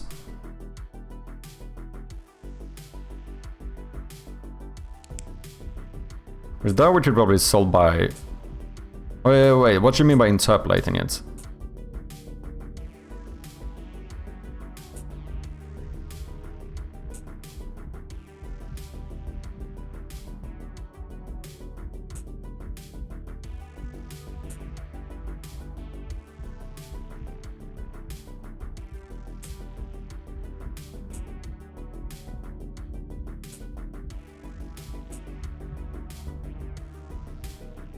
I also think it would get a lot more chaotic. Like, if I put the max distance to target to like 5, it's gonna up the chance of wait time, but it would probably look a lot more erratic.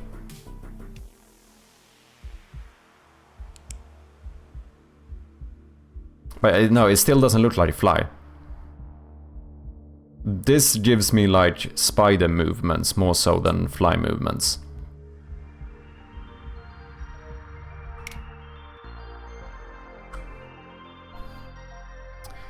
What child position? It was math Perly noise. Time.time times x times 371.81f. That's a fucking specific magic number, man. Maybe it isn't a magic number, maybe there's some actual math to this, which I don't understand. Very possible. Time.time times y times 173.17. Then repeat for the y pos with 2 other magic numbers. Oh wait, are the magic numbers just for the noise, basically?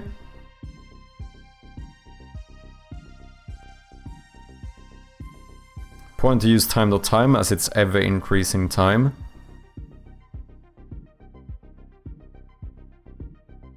Okay, interesting. But then what, would you do this every frame, basically? Oh wait, what? Yeah. Is that what you mean?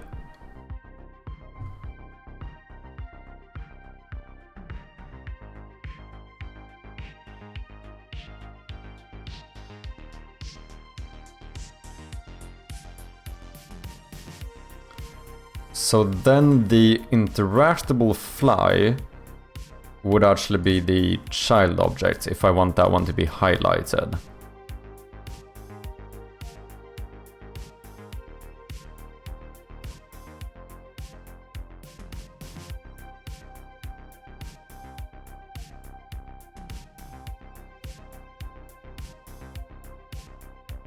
Just use a simple random range instead of noise.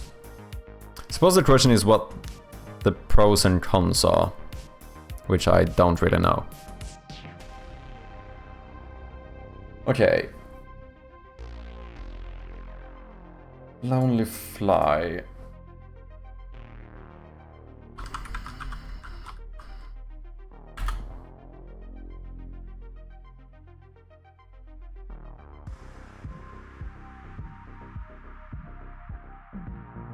Then we should remove the image from this one.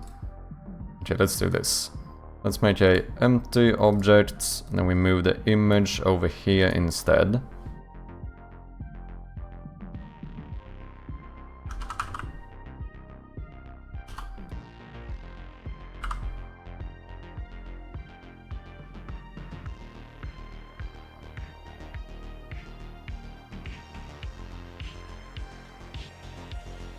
This should still react the same. Let's call this the fly object or something.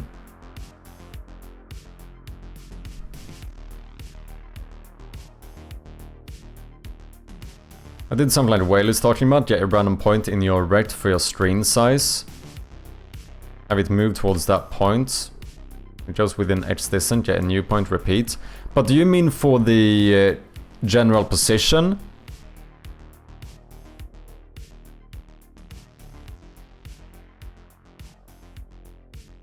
Or for the erraticness? Because I think the, like, get in the target position is fine.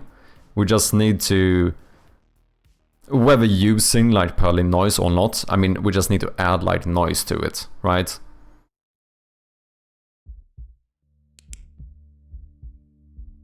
Because it's too clean.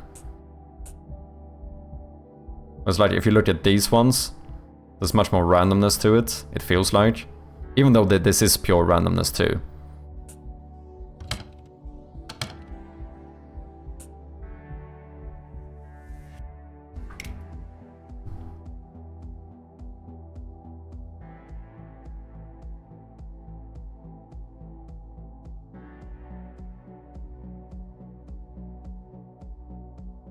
Yeah, that would be for the position of the fly. You'd want the child object set up like Adrian was talking about for the jittery movements.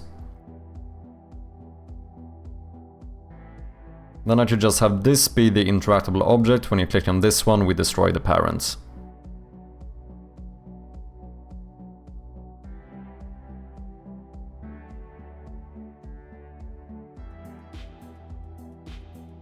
I'm actually gonna need to make a sprite for a fucking fly.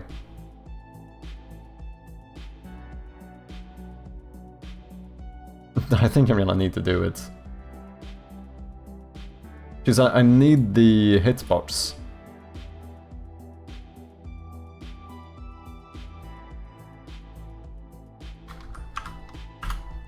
Okay, this is gonna be very difficult.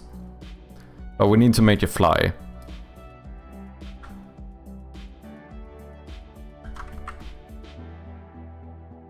Boom. Okay, we are done. We have made a fly. That is how difficult that was.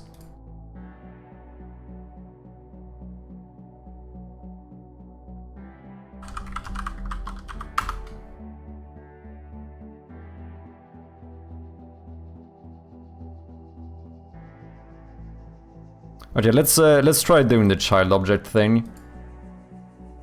Single point no filter, none, read write, apply.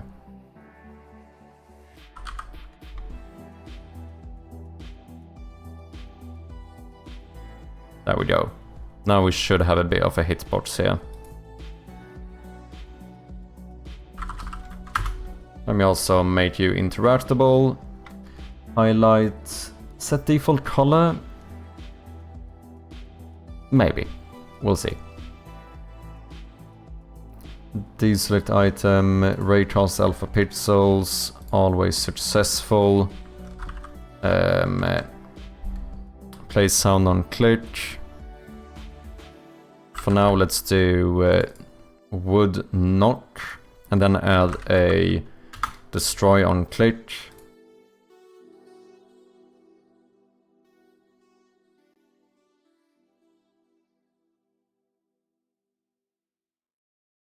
I never finished this. Shit, give me just 1 second.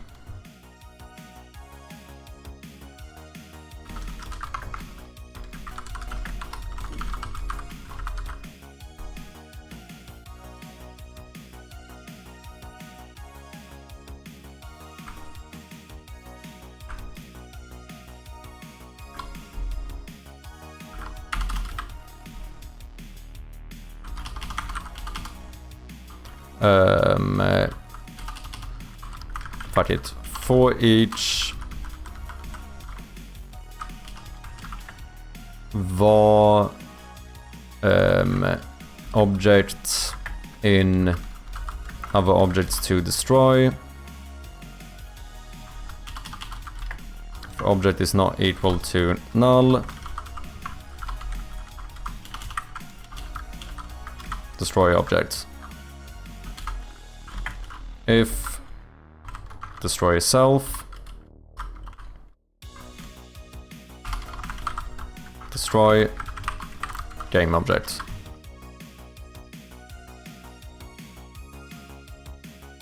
Fuck! Oh, please, God, don't tell me I fucked this up now. This needs to be defaulted to true. Is that gonna update? Just that's what I use this script for right now. Will that update?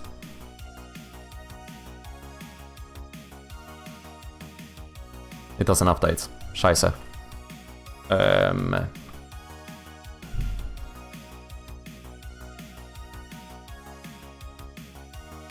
Okay. But if I rename you into randomness, this needs to be set to true for every object automatically. Otherwise I'm fucked up.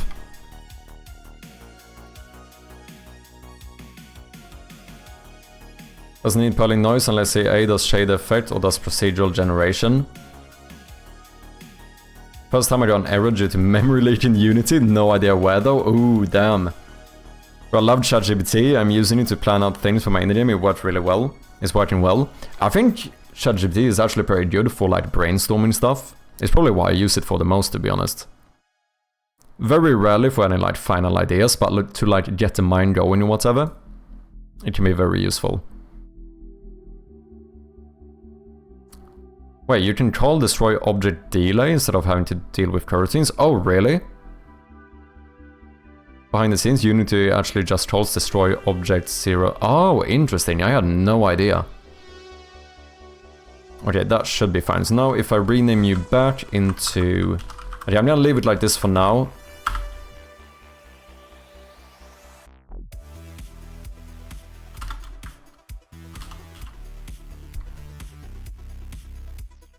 Am I? I'm not gonna leave it like this. Because I'm never gonna fix this. If I do. So wait, you're saying that I can just do...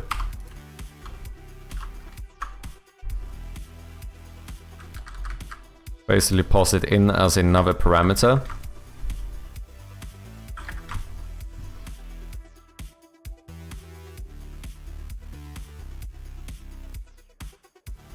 And that makes way more sense. If I don't have to use an enumerator, I don't want to. Okay, destroy self is true. For this one we can uncheck it, and then objects to destroy will be the parent object. Delay 0. Yeah, that's fine. Okay, now we need a child object in the Lonely Fly. Private game object child. Private void away. Well, can I only get one child? I can't, can I? No, no, get child 0, that's fine. Oh, that doesn't work. Oh, this is a game object? Oh, I don't want it to be a game object though. Because we only need to affect the transform, so we can just save the transform instead. That's better.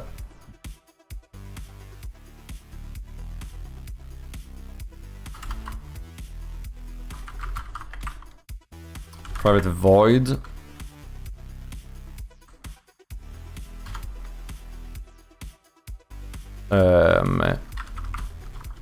Move child objects. And then I suppose we do it when it's moving, so whenever this is called, we move the child object.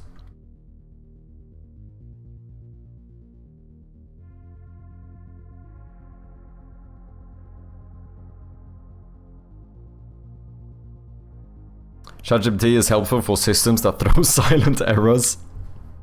Yeah, I didn't say it was for code. I think for brainstorming though, it can be... I think it can be useful to get like the mind going.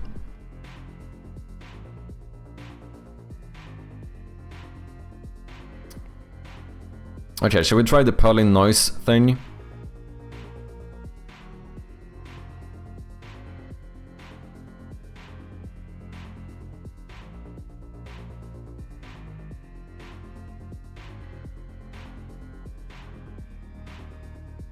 Another thing ChatGPT can be useful is to explain things. Can you explain this?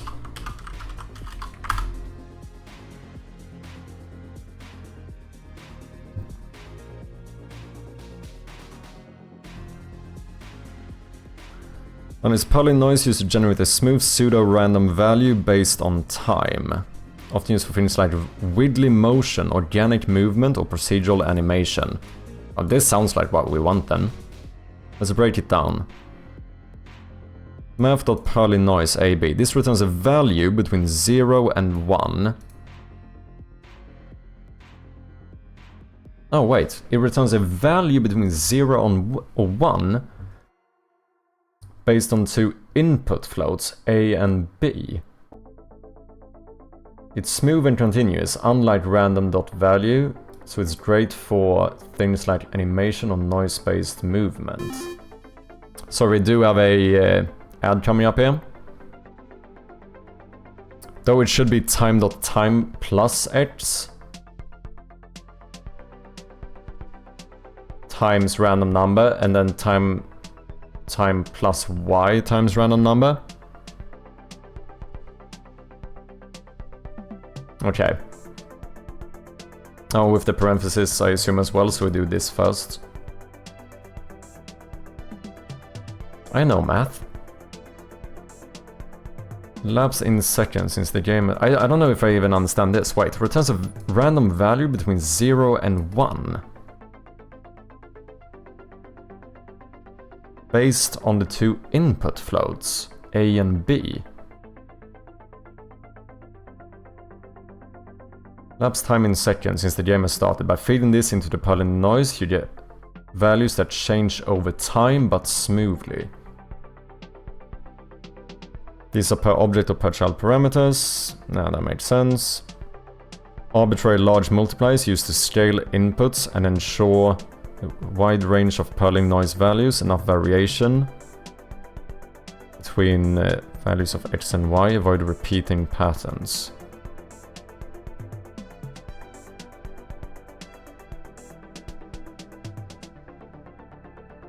Each object or child gets a unique but smooth movement. The position wiggles or floats around but doesn't jerk or jump. Large constants and multiplies ensures that the noise are well distributed and not all in sync.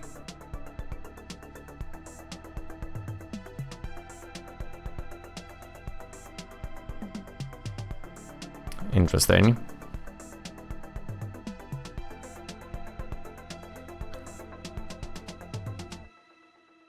As we use X and Y position to offset...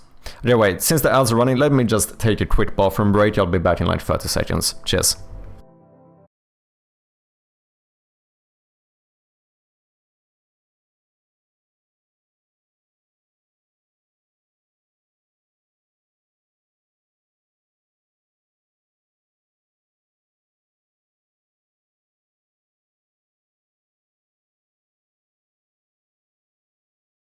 They had some big menu on the outside, and I started looking, and all I saw was cachorro, which I only knew that word as dog, and I was like, this is so confusing.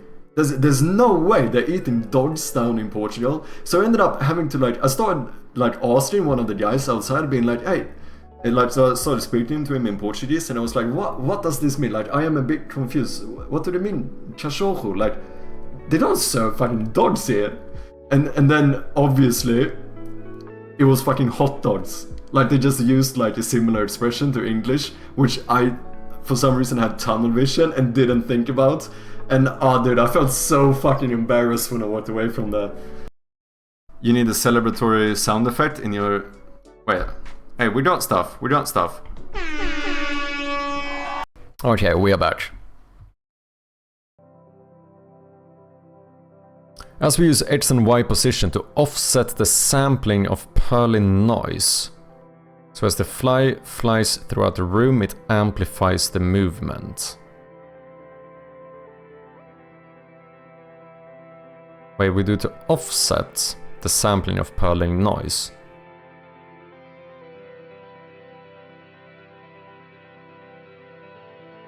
Polynoise states in XY location, then returns a value between 0 and 1.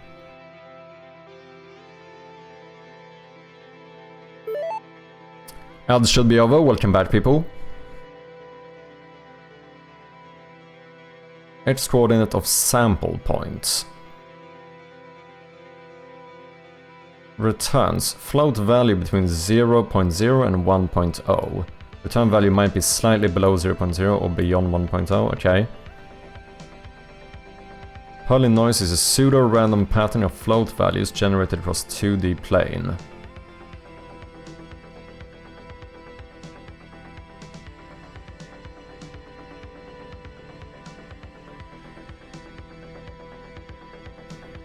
Okay. Polynoise sampled in the range 0 to 10. Grayscale value represents blah blah blah. Yeah, I think I'm still confused about the part of returning something between 0 and 1.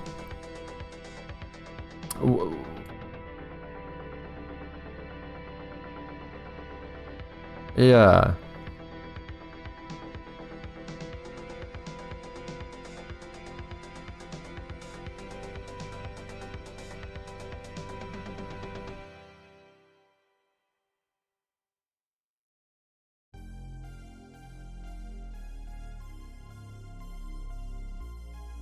Just returning a brightness. So when you do polynoise, does it do this for like when you generate something like this? Does it do this across the entire screen to like randomly set the brightness of the pixels? Is that what's happening?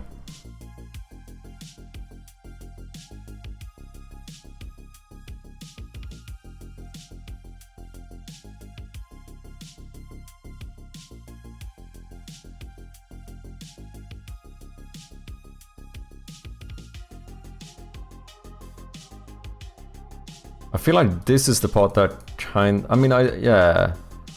Like obviously I understand this stuff-ish, but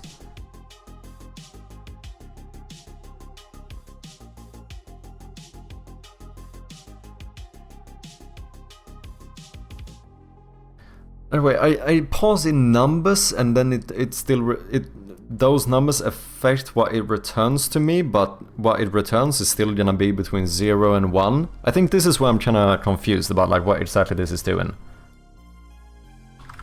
Can you explain this like 5?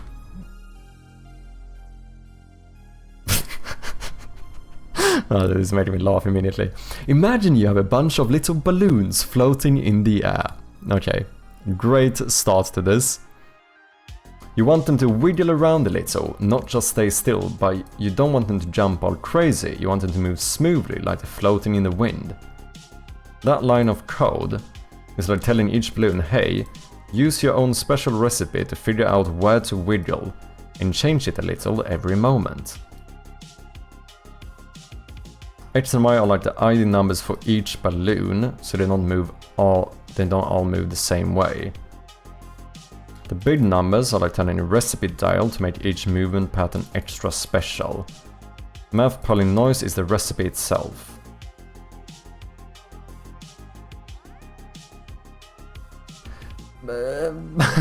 Fuck. But why 0 to 1? The 0 to 1 thing I think is what like fucks this up in my head right now. Because I'm not deciding like a noise between these numbers. I'm just saying give me a noise. I feed you stuff, but then it gives me 0 to 1. Getting the noise value at the pixels, then putting that value to the texture. You know, yeah, the like sine waves travels and shit. It returns between -1 and 1. No matter how large the value are, you always get between -1 and 1. Okay. Noise functions work the same. You put in any number and you get out a number between 0 and 1. Normalized values. 0 to 1 is just normalized value that are easy to multiply. Okay. That makes a bit more sense.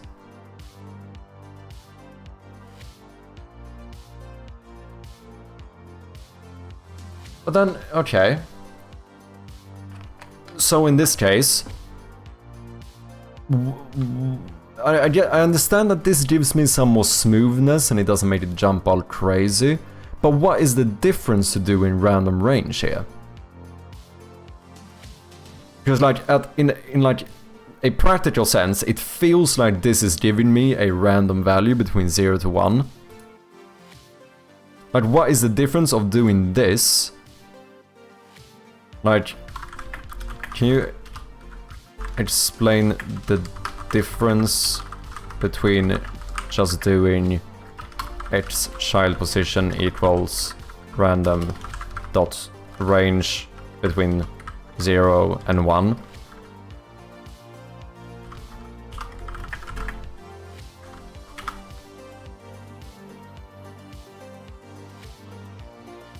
Would be awful to return -3 and 2 to have to remap that into 0 and 100. Yeah, that makes sense. It's smoothed random.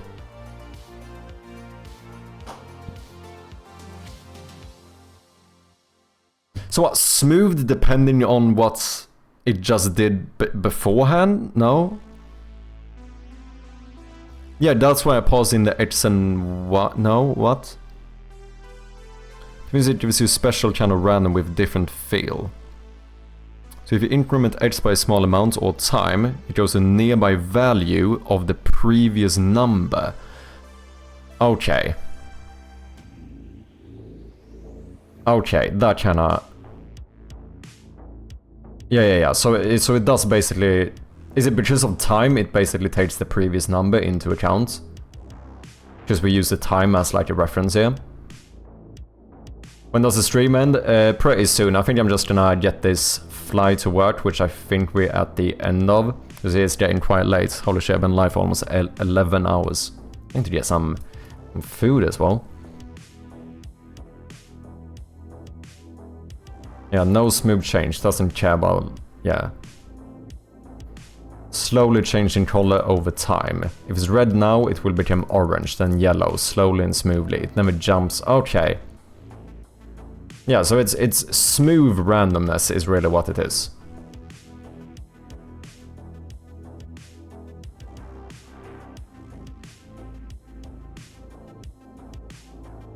Kind of, it flows from one to the... It kind of remembers the last number. Okay. Okay, I think I kinda get it.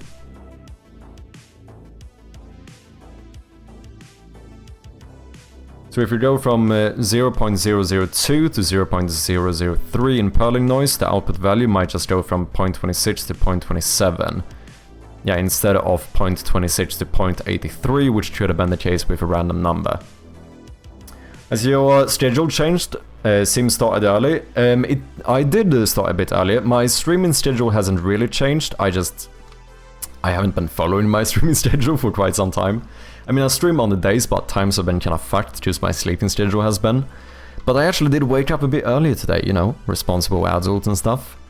I went to bed like a normal person at like, you know, 1, 2 a.m. or something. You know, like a responsible adult. So, you know, I'm turning it around. So that did make it so I could go live a bit earlier, which I should do every day. So like, this is technically not the unusual day.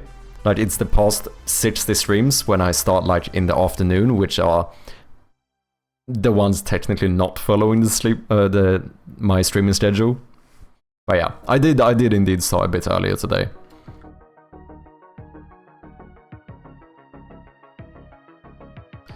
Okay, so here, whenever we want to move this one, we're gonna use some purling noise here. So I mean, I can just update the child.transform. Very importantly, we want to do local position. Then we use the math F, which is we're using a float. And then we do purling noise, which is like... Is this what purling noise always is used for? Yeah. The purling noise just gives you smooth, random noise. Yeah, exactly. Because these are kind of smooth, right? Like, it never goes from, like, pure black to pure white. But this is different type, so that might be wrong image.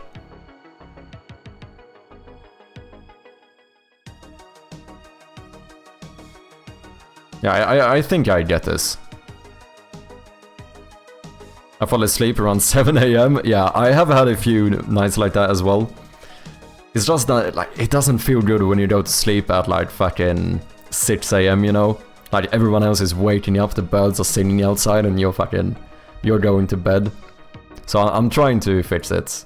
So, but yeah, I think my average over the last fucking months or something has been, like, 3 AM or some shit. It doesn't feel great. I feel like it's just weird though, because I kind of like staying up late, but I also like waking up early. Do you know what I mean?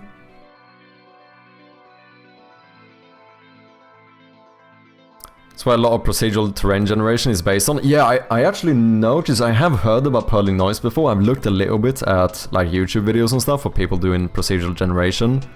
And so I know like I've heard of the thing, I just don't know like exactly what it is doing. But it's starting to make sense to me now. Just lay a bunch of them with some strength and scale, and then you output terrain, yeah. Welcome back TP man! What did I miss? I left at this fly swatting thing. Well, that makes me feel bad. We are still working on the fucking fly. I think we are almost done though. We are the same, yeah.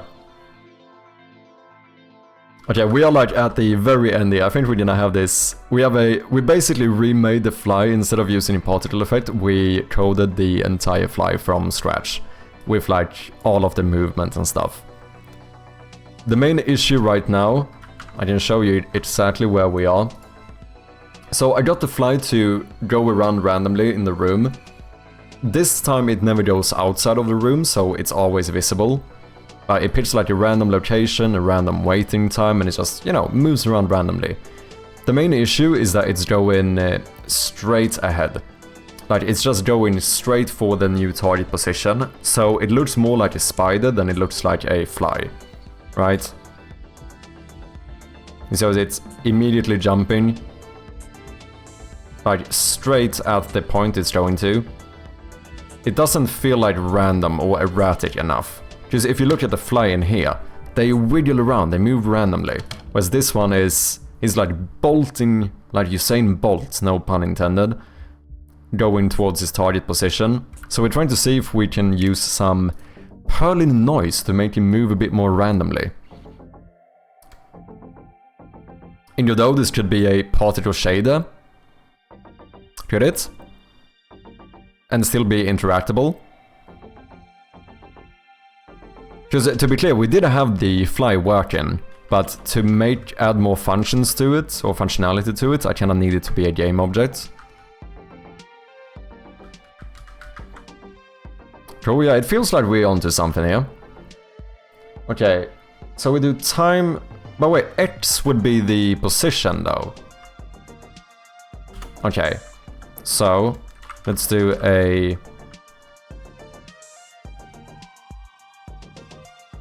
vector 2 position equals child dot local position. Oh yeah, why did I do transform here? This is a transform. I'm basically saying transform dot transform.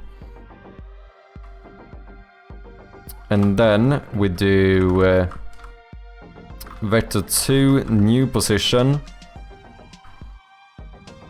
is this times position.x times some random number.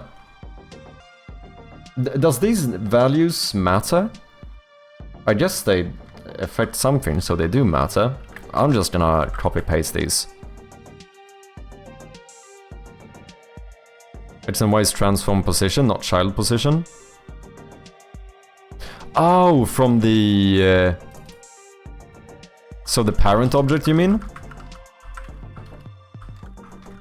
But it would still be local position, right? Because otherwise it goes haywire, I'm quite sure.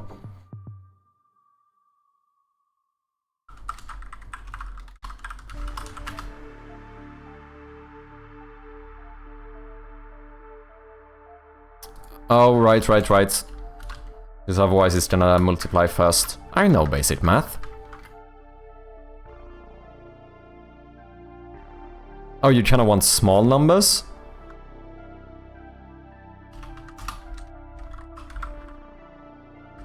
Well, why? Oh, just that gives it less... Does it become more chaotic if I do a high number?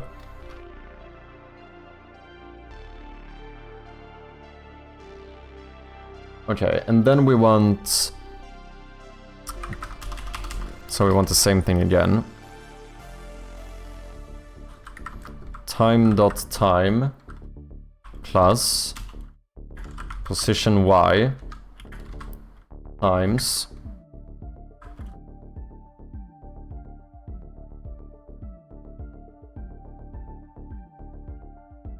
huh?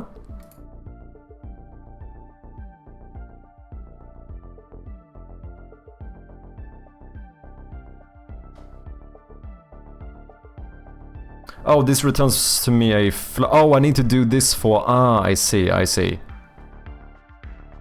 Okay. So this would be like float x. And then we do float y.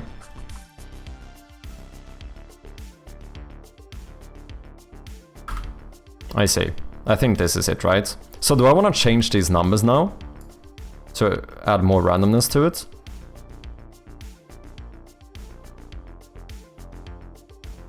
The polling texture is basically sampling on 0 to 1. Yeah. UV sampling, basically. You might want to multiply the output. Oh yeah, just otherwise it might not be enough, but then if we multiply it... Yeah, that makes sense. Okay.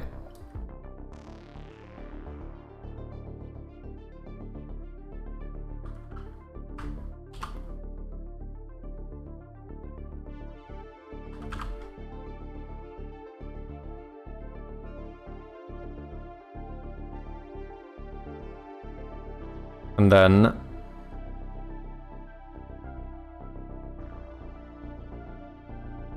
Don't multiply, we stay within the same 4 pixels.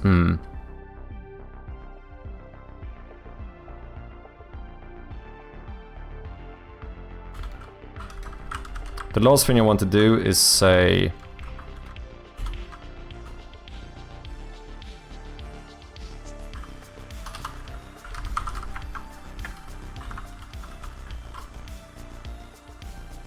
I don't need to do this.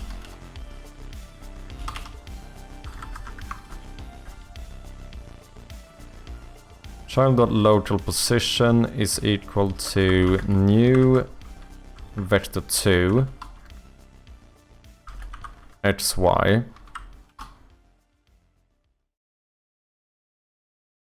And now if we need to, we just multiply these here. Do like a variable for it. Let me just see how this looks first, and then we'll see. Let's see, every time we have a target position, we move the child. Yeah, should be fine.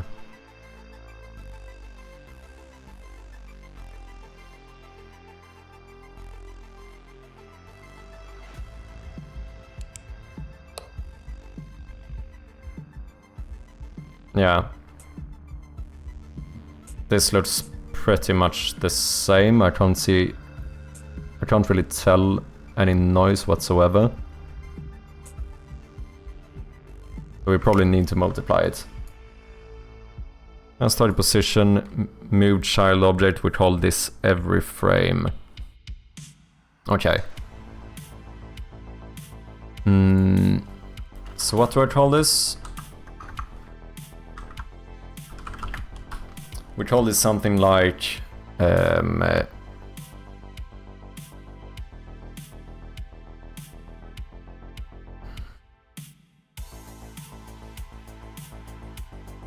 naming stuff, people.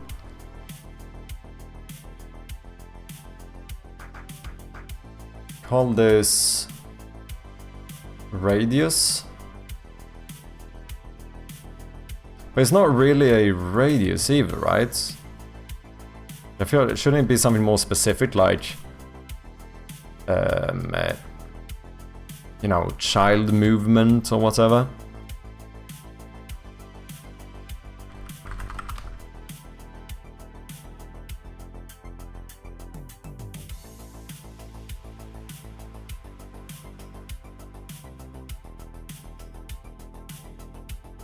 I don't know. Individual move range, yeah. Okay, this times boom times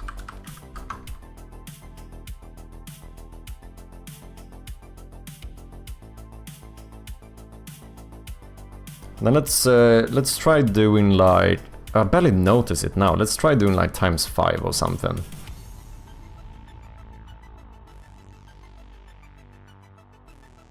Child movement doesn't really make sense either. Because what does 5 represent in this case? Just the amount of movement. Ooh. Okay, that is better. It's probably too much now though. Yeah, now it feels very chaotic. So we probably want to minimize it, maybe do like 3. Maybe even less. 1. Oh wait, no. Multiply by 1. Fucking genius. Where did you go?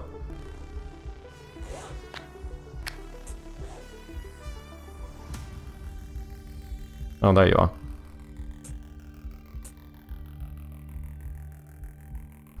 Okay, I think we can maybe add more noise and lower the min speed. So sometimes he moves a bit slower.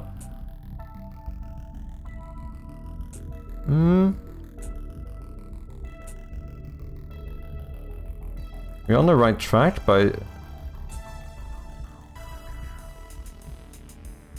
Okay, I need to fit some values here.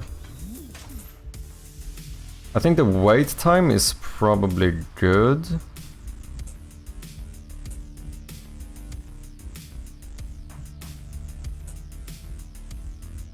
You just slap a lerp everywhere. So now it's going very weirdly, which I suppose is good. I guess this is the kind of stuff I could maybe affect with like the magic numbers as well.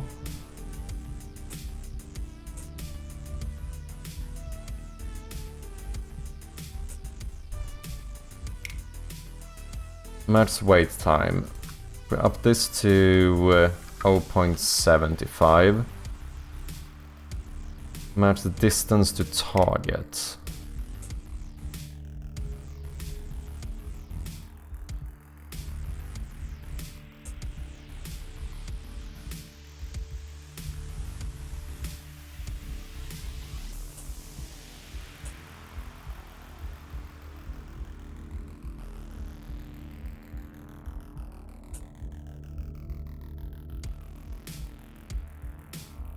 Especially when it stays on the ground, it's slightly unclear if this is a fly. It's funny how even just going up here, it looks more like it's flying.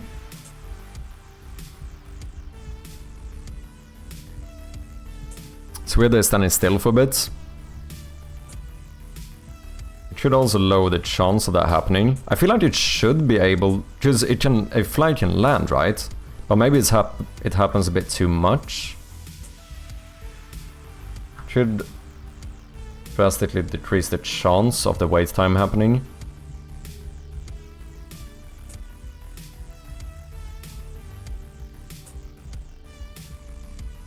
Still feels like it happens fairly often.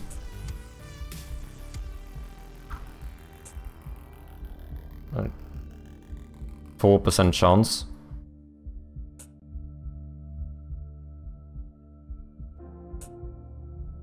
You know, it is still waiting a lot. What if I do 0?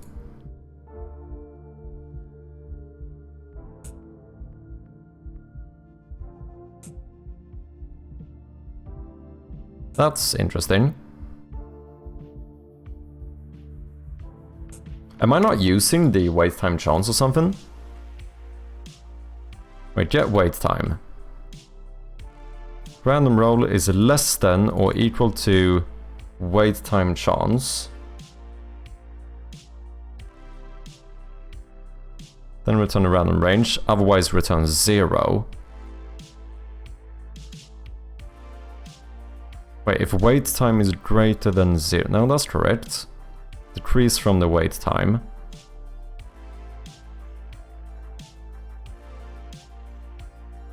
Wait time equals get wait time. It seems like this triggers more than it should.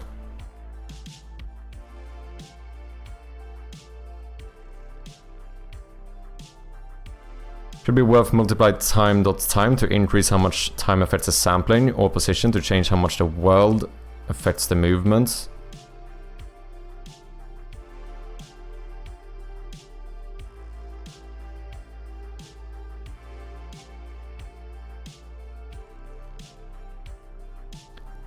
Or position to change how much the world affects the movement. Ah, but yeah, just if we add to the position, it's depending on the current position, right? It's gonna act differently. But why are you stopping though? Why is it stopping so much? I put the wait time down to... Oh shit, I forgot to copy. Fuck. Wait time 0. Oh wait, I'm changing the... No, maths... Yeah, it's the chance I want to change. Oh well, I did say change the chance. 0. And 20. Wait, let me try this.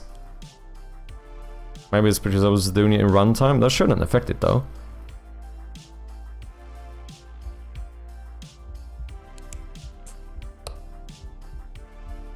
It's definitely not stopping now. Does seem to work.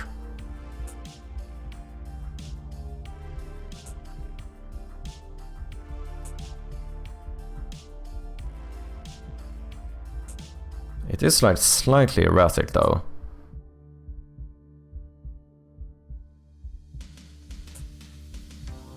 Or like too erratic.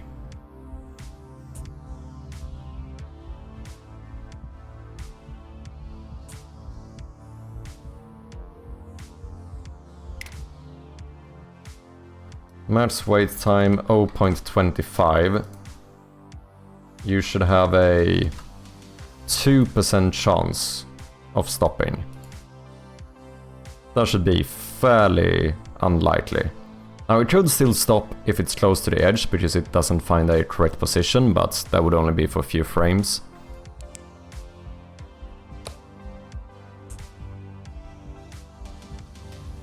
Okay, maybe what we need to do is add to the maximum distance and then maybe decrease the speed. 50, 30.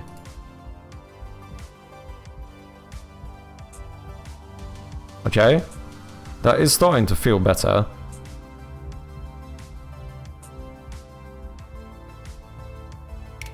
And then maybe child movement, slightly lower that one.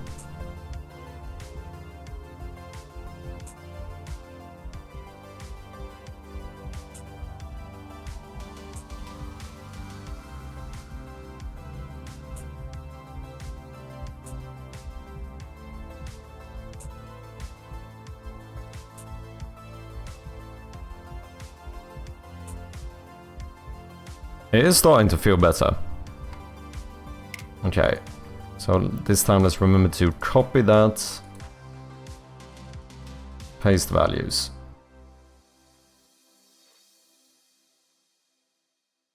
Okay, maybe we should do something to the purling noise as well.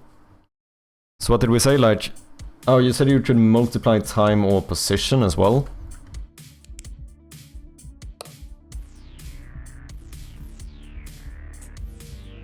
I feel like it's almost too wiggly now. Like, to explain it this way.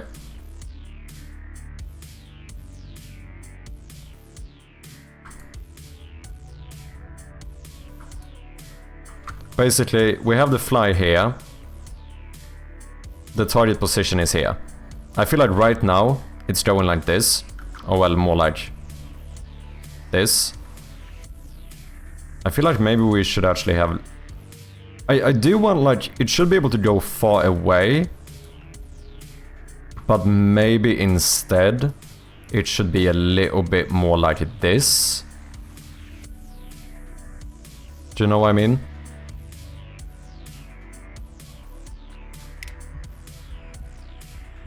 The big question though is, can we whack it? That actually works. You can actually get to fly. Holy shit. Look at that. Beautiful.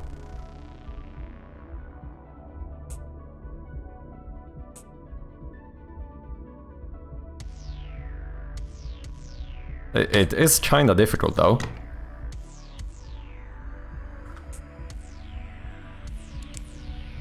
You know, this was definitely worth it, right?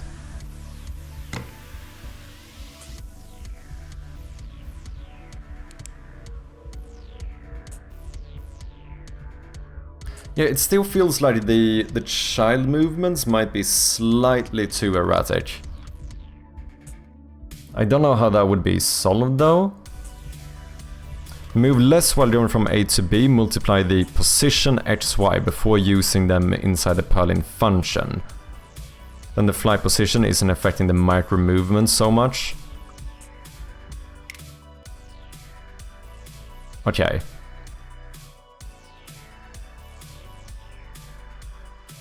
Multiply the position before using them in the purling noise. Okay.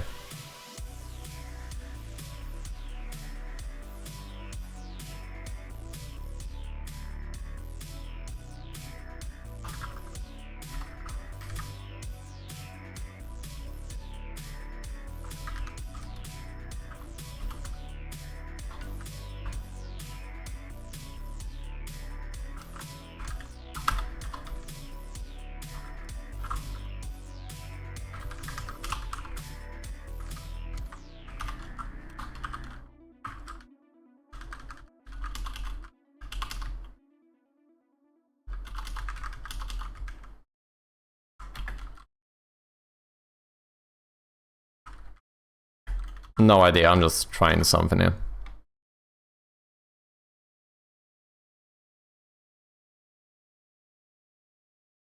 So that line, 63 times 0.1 f, no need to do anything, H or anything.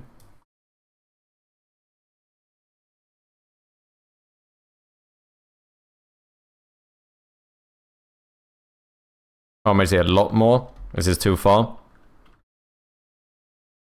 Oh wait, I want to decrease this.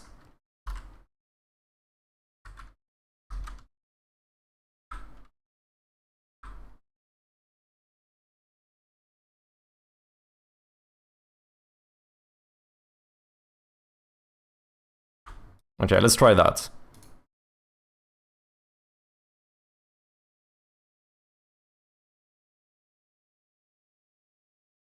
Oh.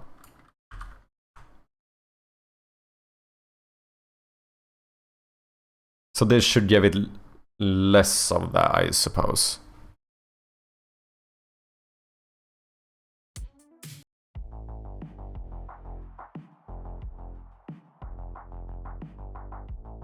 Let's have a look. I cannot believe I spent this much time working on a fucking fly. But you know, so far, it's kinda worth it. Okay, yeah, this is more what I want, I think. Now it's going a lot straighter now though, but it is still wiggling.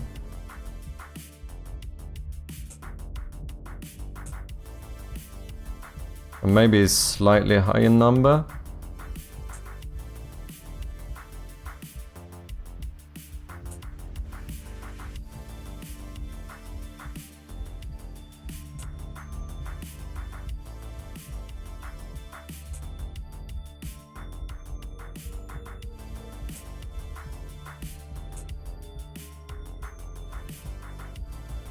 Try to time the time into a variable.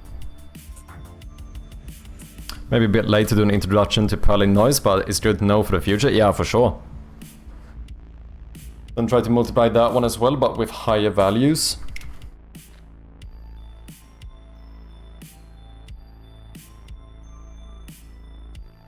Okay.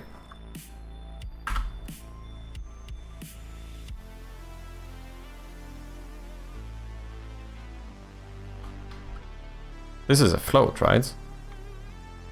Yeah.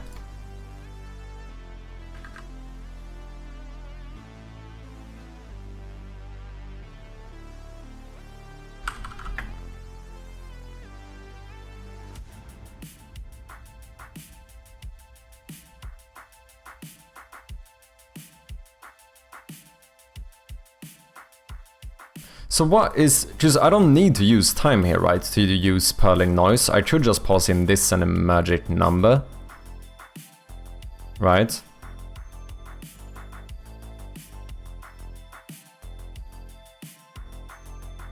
Okay, here it has.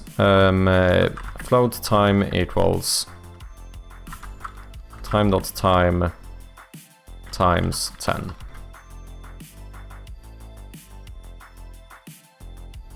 Like I should basically skip anything. I should just pass in position X. Just all this needs is to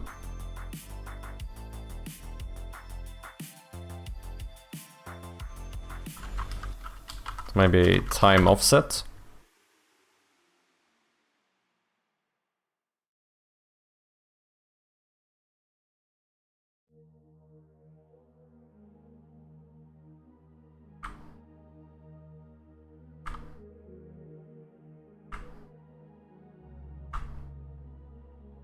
Okay. The magic numbers add like stretching that texture in different directions. But wait, maybe that's what I should fix then. Because the way I see it is that, like, you know, we have the max line of the curve or whatever and the bottom line. Like, I basically want those, I think this is what I want at least. I think I want those to be in the same position, but just minimize how short the curves are. Because here, right now, it feels like that when I up this, the curves are very short, right?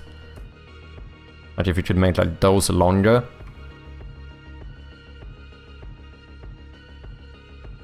But now, to be clear, I don't understand what really is affecting what here. Let's start off by trying this and see what happens. So now we multiply the time offset.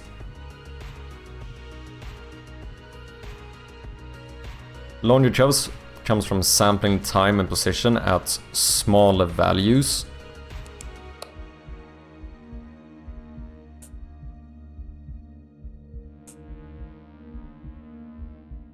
Okay, so do I want to like maybe use less for both then?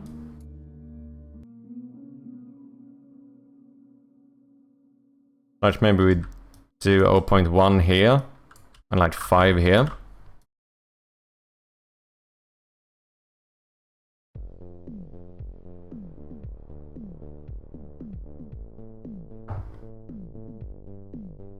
Sampling time and position at smaller values. Maybe I should even do a negative number for the time as well. Like multiply by a negative number. Or not negative, but less than, you know what I mean. Less than 1.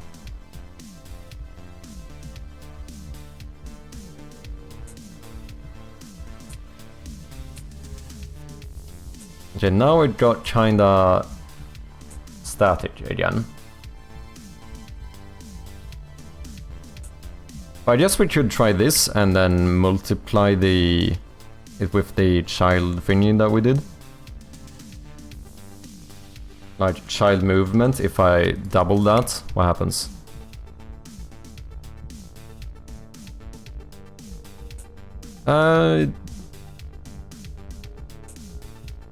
Kinda closer. Test time.time 1 by having a really long wait time. Because the time.time is only applied when it's waiting.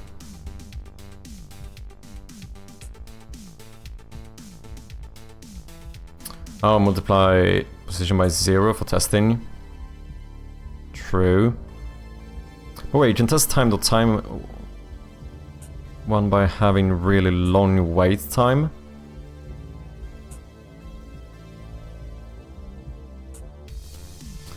Ah, wait, I see what you mean. If it's short wait time, time.time has not really been affected much. Is that what you mean?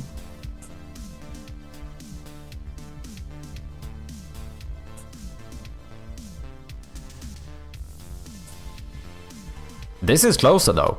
This is already a lot closer. Right? Now it feels like it's doing bigger curves here. Sometimes. Sometimes it almost goes straight, but...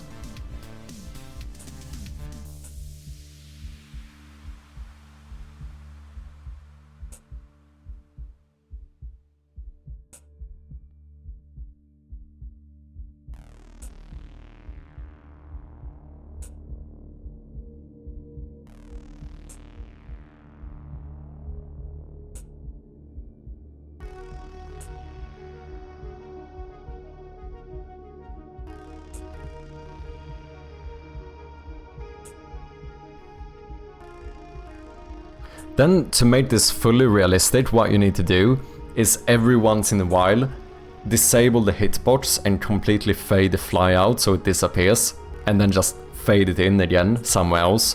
Because let's be honest here. No way you can keep track of a fly this long. Like, all of a sudden it's just fucking gone, right?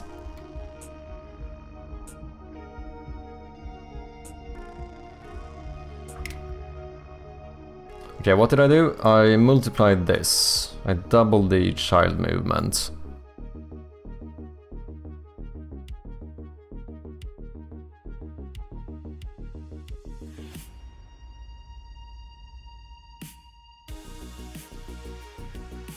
But what happens if I do the opposite?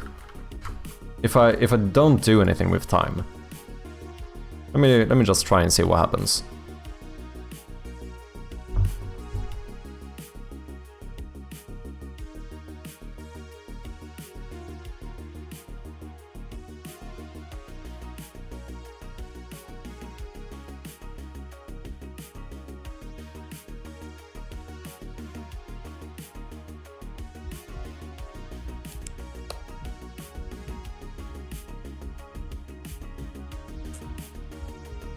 Nah.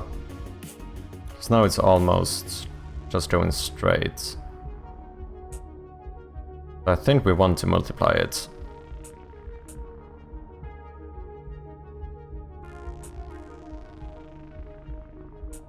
It's a weird thing, because I want a longer curve, but I don't want a less intensive curve, right?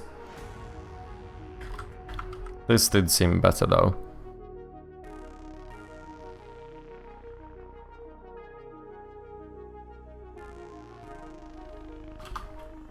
Yes, we can do this as well. So now position is not gonna do anything. It's all time.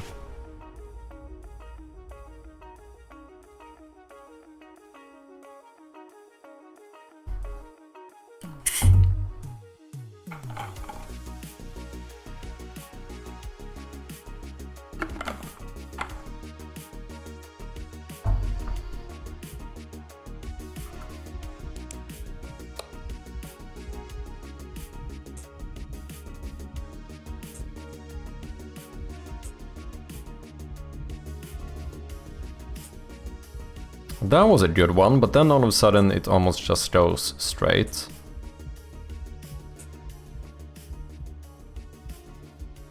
That was a few good ones.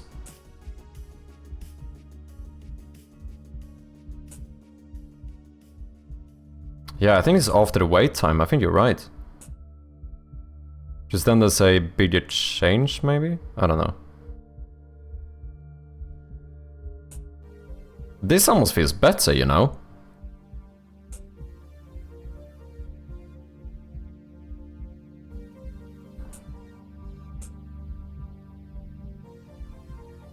But wait, now... time.time... Wait, time.time is the... time at the beginning of this frame. As in like the time of day? You know, like the clock here? Because... No. Wait. In seconds from the last frame to the current one, that's delta time. Or is this since the application started thingy?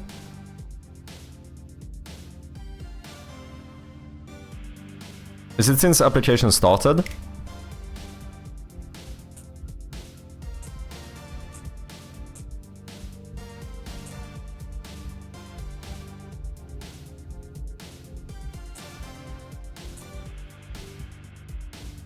So does that mean that the movement is going to change the longer I stay in game?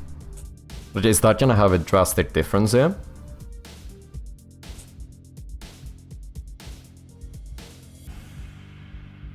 Because in that case, this is a number that keeps going up constantly. Nope.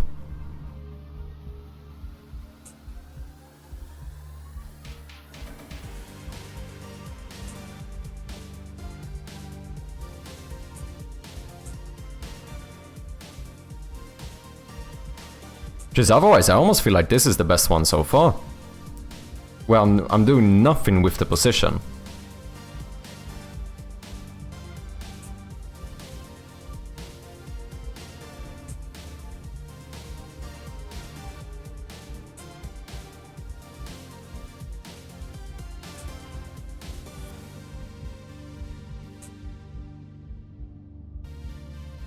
Could also be that I've just been staring at this fly for too long.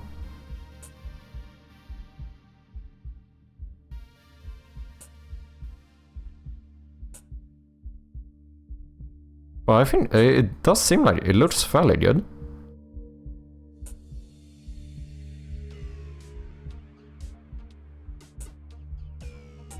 I think we could increase the wait time though. What if it could sit down for like a full second?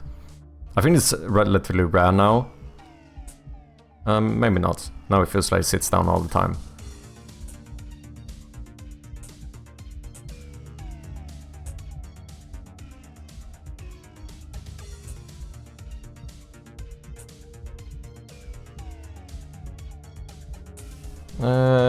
Maybe not. Maybe 0.5.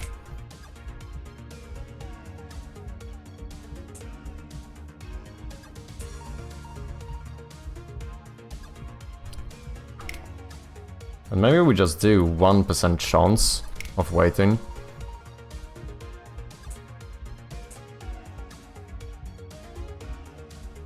Am I really calling that at the right moment? I'm gonna be... because it feels like it's... waiting a lot. Where do I get wait time? If new position is equal... no, that should be fine. Or if you open a particle system, the noise page, you basically rebuilt that one. Ah, yeah, because that's what I used for the particle flies, right? Like I just... the thing that made them seem like flies was just checking the noise thingy. But yeah, I'm pretty happy with this.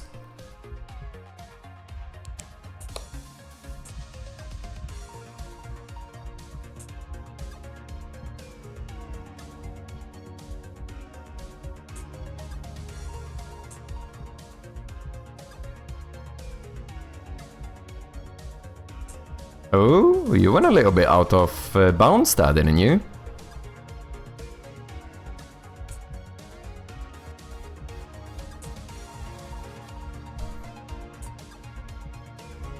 Yeah, out of curiosity, how far away are they from each other, like the parent and child objects? Not too far. Yeah, so I think that is what makes it so we can technically do a bit outside. I don't think that's an issue though.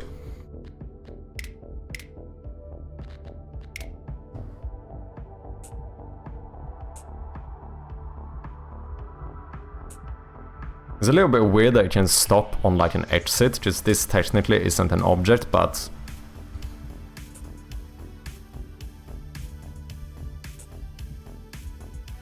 I wouldn't know how to solve that. I mean, I guess we could check if it's inside of this, or this, wherever we can have doors, then we say no stopping is allowed, but I think this is kind of fine.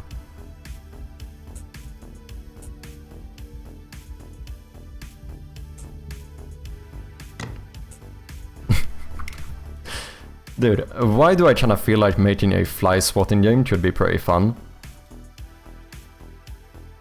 We should just multiply this one, and then we basically have our own little fly swatting game.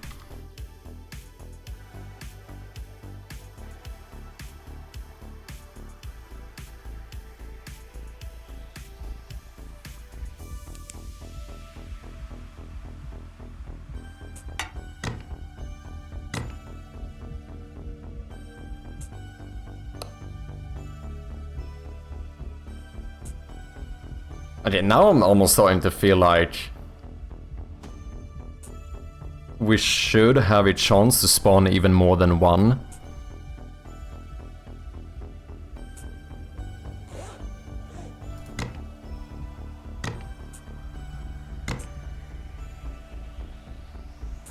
Then once again, the only issue is if it takes away from the horror. Like, this can't get too silly either.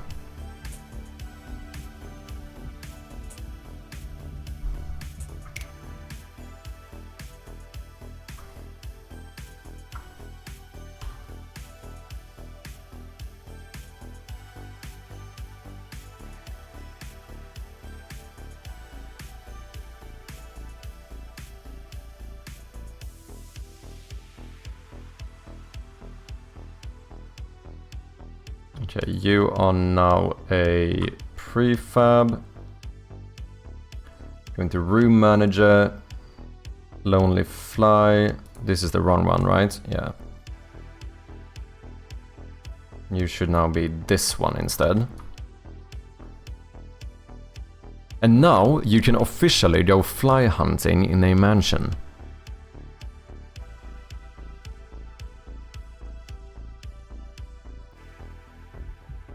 Unless we do some fucking achievement for catching enough flies or something.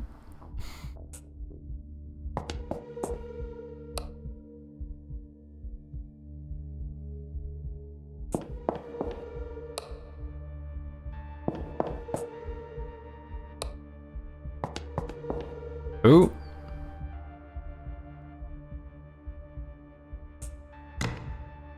It's kind of tricky though, because you don't want to like click on any random objects or whatever. Because obviously, if the fly is like right on the exit and you misclick, you're actually gonna walk out.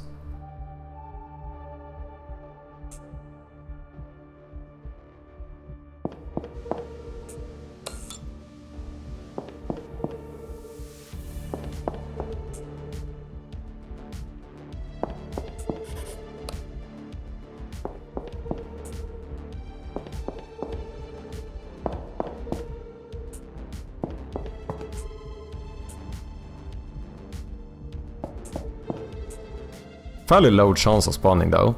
I don't know if that's a bad thing though. I feel like it should be fairly unlikely for it to spawn.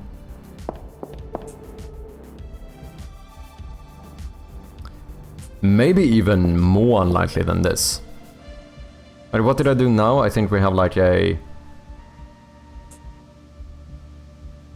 What did I do? Like a 10% chance or something?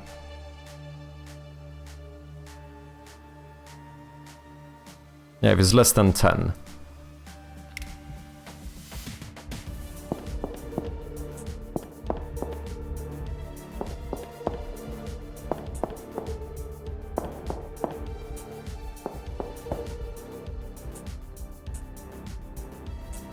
It looks pretty good though. Thanks for the help, guys. Definitely would not have been able to do the fucking Perlin stuff by myself here.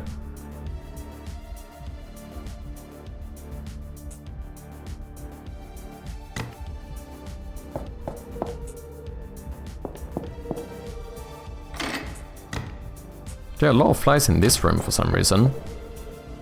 Perlin was a bit overkill. Well, it's still fun. And I do think, as you said as well, I think it's good to learn about.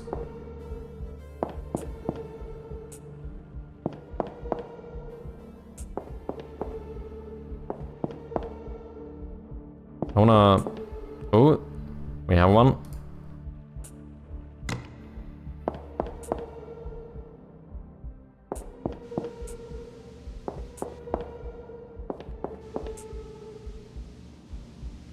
But when I'm here, you're learning something new every day. True. I still have this bug as well. The arrow is stuck for some reason. So guys, we do have some ads coming up. Appreciate your patience.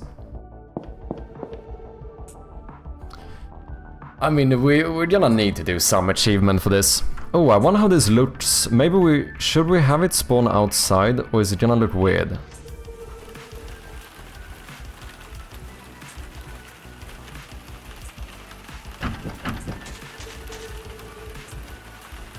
See if we can get a fly out here. Game is looking good though, happy stuff is working out with it, cheers man. I am feeling really good about where the game is going. Ooh, look at that, we have a fly. This is just random flies. That's the only thing that becomes a bit weird. You could argue that these flies are non-interactable, but then we have one that is interactable. I do suppose we could make them all interactable though. Because I could just minimize the rect or whatever, and just spawn more of these here. You know, that would work. If I did want like every single fly to be interactable. But that might be taking it a bit too far. Because we could also separate it by like, for example here, these are multiple flies. Well, technically not here. And it's only the lonely flies that you can swat, like these ones.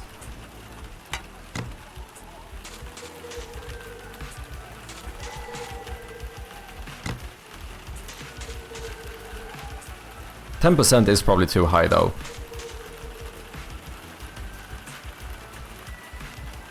It feels like it should be fairly rare for this to spawn.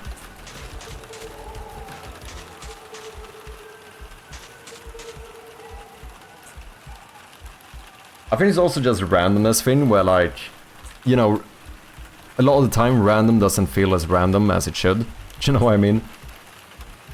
Like 10% feels like a low chance. It feels like I've been getting this way more than every 10th room. But then again, 10% chance doesn't mean you are going to get it every 10th room, right? Like even with a 10% chance, you could get it like 5 times in a row.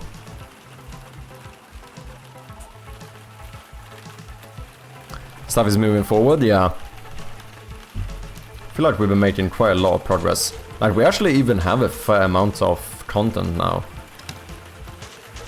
I think, I mentioned this before, but I think for like a new person playing the game, I think we might even have upwards to like 45 minutes of content or something. Which is like a fair amount, right?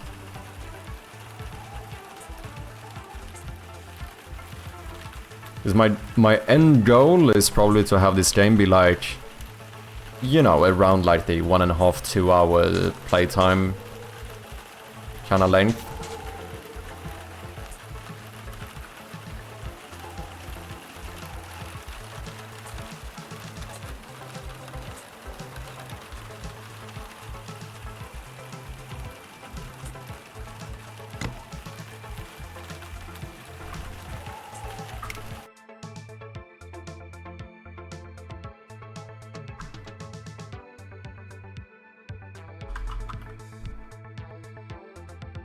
Do this 0 to 1, and then we do maybe 5% chance instead. Because I don't know, 10 felt too high. It feels like it spawned a bit too often.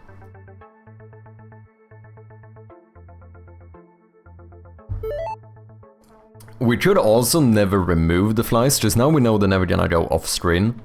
Also, welcome back from the ads, people. Because right now, every time you go into a new room, if there is a fly, then we destroy it. We could just keep them. But that could be weird, because at the end of the game, you would like increase the amount of flies. Oh shit, and I get one immediately. What is the chance of this? And that's one fly. And immediately again.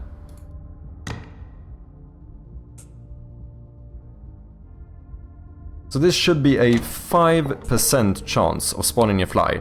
And I get it 3 times in a row. I could make it so it can't happen in a row though. Spawn lonely fly. If it's not null, we destroy it. I could just return. If I return here, it can never spawn in 2 rooms after each other, because they only call this function once. That would minimize it a fair amount. Yes, as a roll-up video to watch before bed should solidify your newfound knowledge. The most famous algorithm in computer graphics. So is this, I assume this is about purling noise? Oh yeah, I see they're doing some... I might give this a go. Thanks for sharing, man.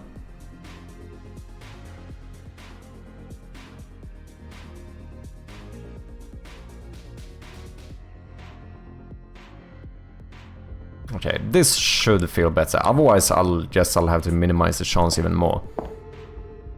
Yeah, immediately I get a fly. This doesn't feel like... this does not feel random enough. Holy shit. I put it to 5% chance.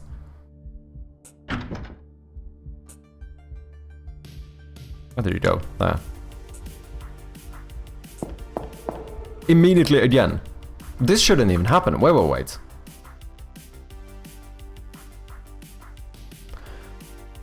Oh, because I killed it. If I killed it, it probably gets set to null. So if I wouldn't have killed it, it could not have spawned again. But because I kill it, it was already null. Right. But same thing again. 5% chance of spawning, and it happens twice in a row. Not saying that that's like, you know, impossible to happen or whatever. Just like...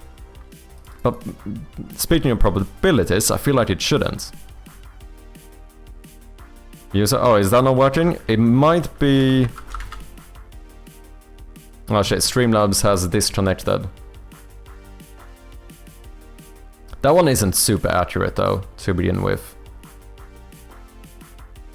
Did I set something like that up with Streambots?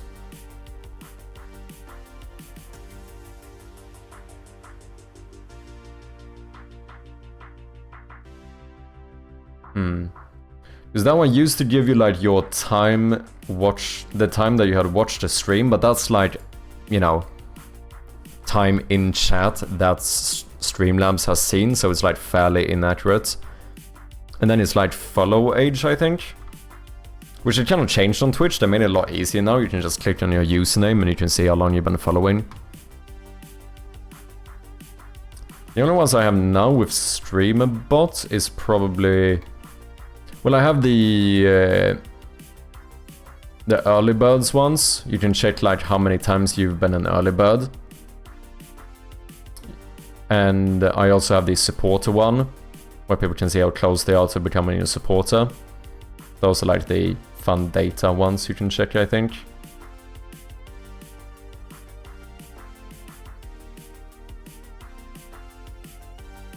I think so. Throw in floats and not int into random range. Oh my god, you're fucking right. This is supposed to be a float. Oh yeah, because I was doing 0 to 100 before and I switched it to 0 to 1. And then I did a float. So it was basically 50-50. It would... No, because it's match exclusive. Yeah, so it gave me a 100% chance. No wonder it happened too often. Oh my fucking god. Good shouts, Hadouken. I was sitting here like, why... Yeah, exactly. Since it's exclusive, or match exclusive, it even was 100%, and I was like, how does this keep on happening? Okay, maybe I need to increase the chance now. Shit. That's so dumb, man. That's so dumb. I don't know, I feel like 5% should be fine though. So on average that would be like every 20 rooms. Maybe that is a little bit low. Maybe we do 10% again. If you don't have your own RNG class that has a RNG chance that returns a boolean if success, well scrub. Okay, fam. Okay. How do you even... I don't know if I even would know how to write a function that legitimately just returns a random value.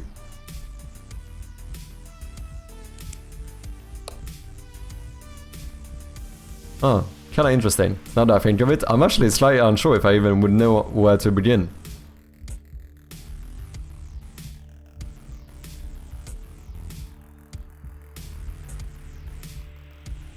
Oh, mine is just a wrapper for system.random. Cheating! Okay, never mind, I'm not impressed anymore.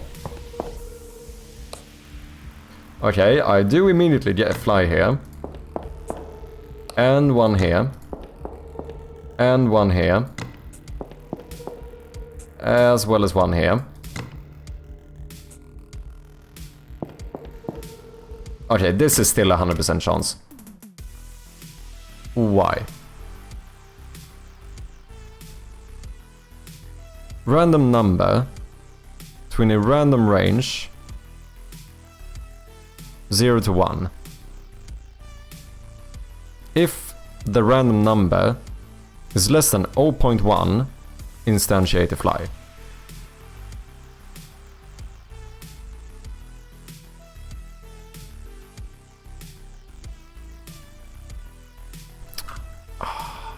That is stupid, man. Fuck off. That is stupid. Come on now. Wait, random value also works? Wait, what is the difference between random value and random range? Okay, interesting. It makes sense. I should know that. I should know. I need to use the F when it's a float.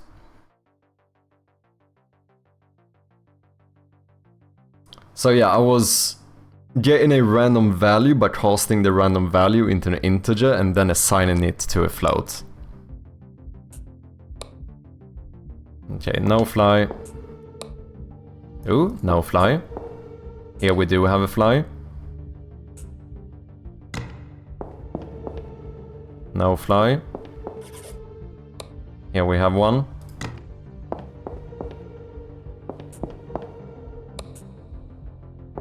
Okay. At least it's not 100% anymore.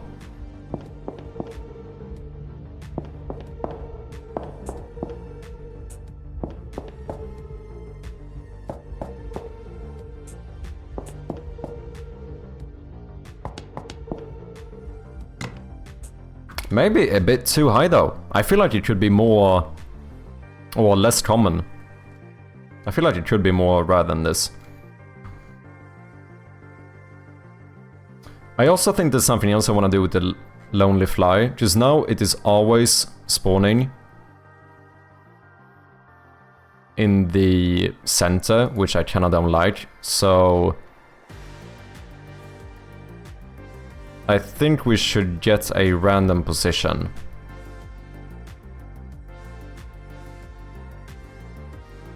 So all we do is say get random position. Can I spell? You know what? Let's actually do set random position.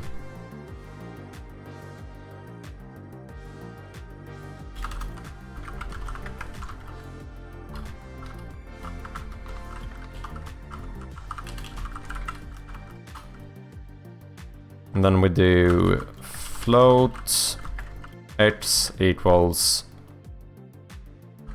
random dot range. Can I use the rect here to get like a random vector 2 somehow? Well, I should check the... Yeah, wait, I should do between x and width and y and height, rather than using magic numbers. So this should be random between rect.x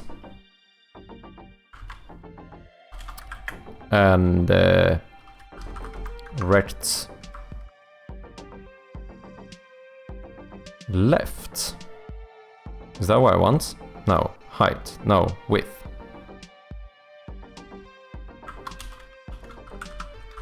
Float y. Now it should be height. It should be Y. And you should also be Y.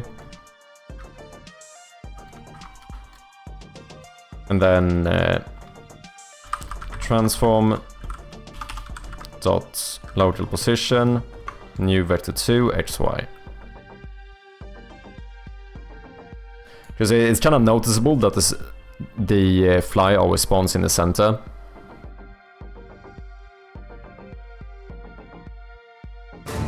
I would say. Irish John Games with the raid. Welcome in, man. How you doing? Kill the Ninja, the Set Tidier, Scully Redhawk. Welcome in, guys. How you been? John, anything you want to show, anything you want to share, let me know. For anyone coming in, if you don't know me, I go by Mad Sherpy and I'm working on this point-and-click horror game called Shroud of Gloom. And I might, or might not have, spent the last like 3 hours working on a single fly in my game. Which is kind of mad, you know? It's fairly mad. But yeah, this is a point-and-click horror game called Shroud of Gloom, which you can find on Steam in case you want to wishlist the game. Skim and Elsa, thank you very much for the follows, appreciate ya.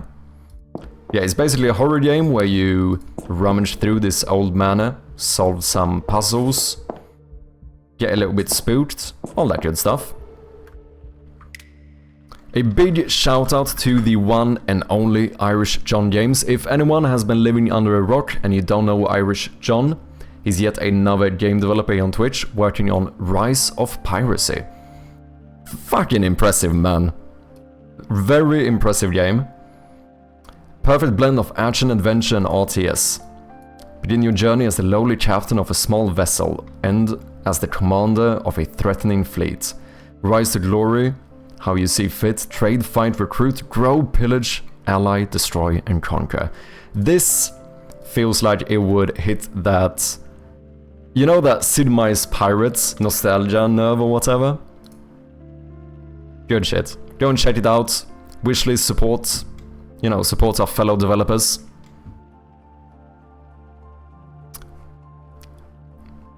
Join the Jern Jam. Ooh, wait, is the Jern Jam up? Ooh, let's have a look at this. Jern Jam 2025.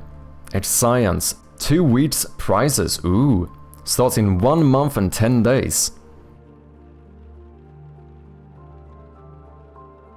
New criteria to the voting.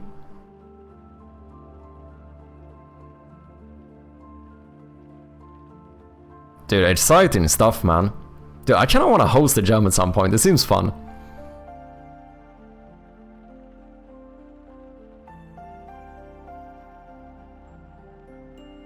Hope the dancing DLC is coming along nicely. What's up, Elsa? Nice to have you.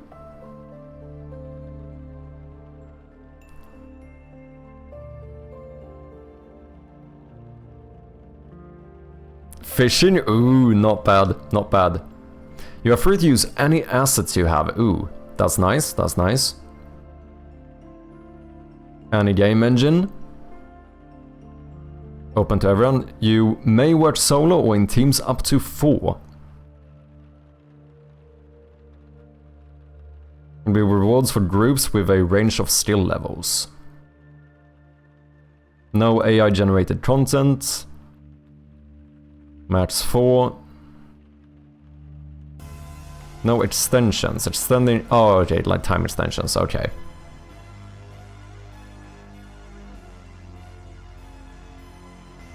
Good shit. How often do you do your jam, Irish? Because I know you've done it before. Is it like a yearly thing, or I suppose since you say it's a 2025 jam, I'm gonna assume it's a yearly one. That kinda makes sense.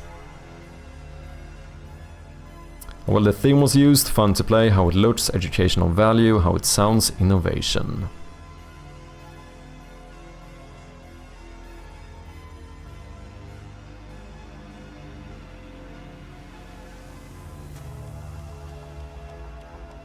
Good shit.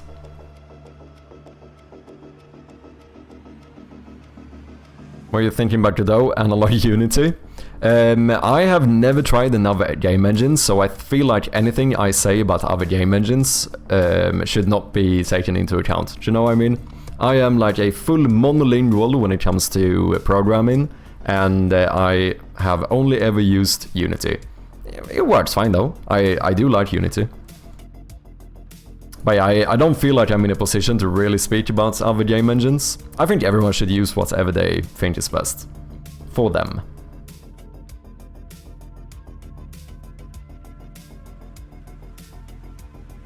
So what did you say? It's a 2-week jam? That's a good time as well. But Unity is the best? Yeah, like, you know, Unity is obviously the best one, but like, still, no. Let's not start another. We already had one game engine war in here today. We probably shouldn't start another one.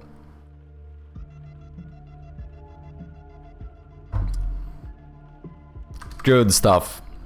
Ladies and gentlemen, go and join the jam.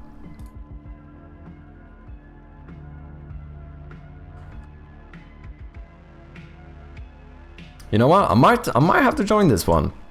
We'll see. It depends on where I'm at with the developments. But at the very least, let me pin this to have my little jam folder.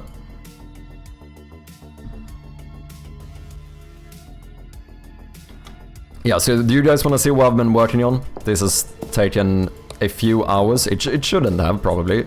It's definitely not the most important thing. But it was definitely time well spent. Okay, I might have to spawn it because the chance is fairly low. See, I have made a random chance for a small little fly to spawn in the game, which you can smack. That is what we've spent all of our time on. We have some random flies in here too, been playing around with the particle system, but those are not as interesting. Okay. I think we might have to cheat here. Yeah, maybe 5% is a good spawn rate. This feels rare enough. Because I definitely don't want it to spawn constantly. It should feel like a semi-rare thing. Okay. Let me up the spawn rate just so I can show this off.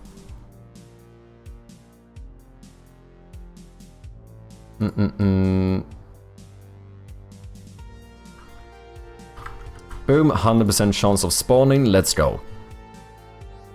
Been also working on a lot of new props recently, made this little kitchen thing here, which I think turned out pretty good. We also made a new intro. Should show the new intro as well. It's still in the works, but I think it's turning out pretty decent.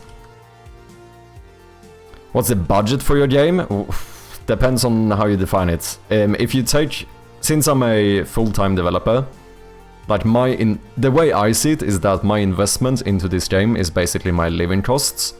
I know some people have argued against that.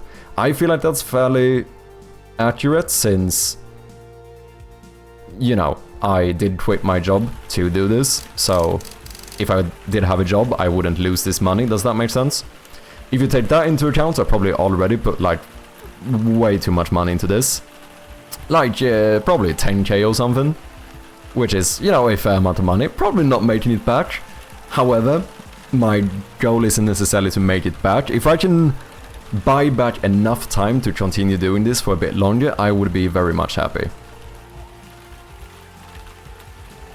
But if you wouldn't count my living cost as a investment into the game, in that case my budget is basically zilch, nothing. Like, I don't know, I did buy Easy Save, I suppose, so that was like, well, on sale, like 30 quid or something.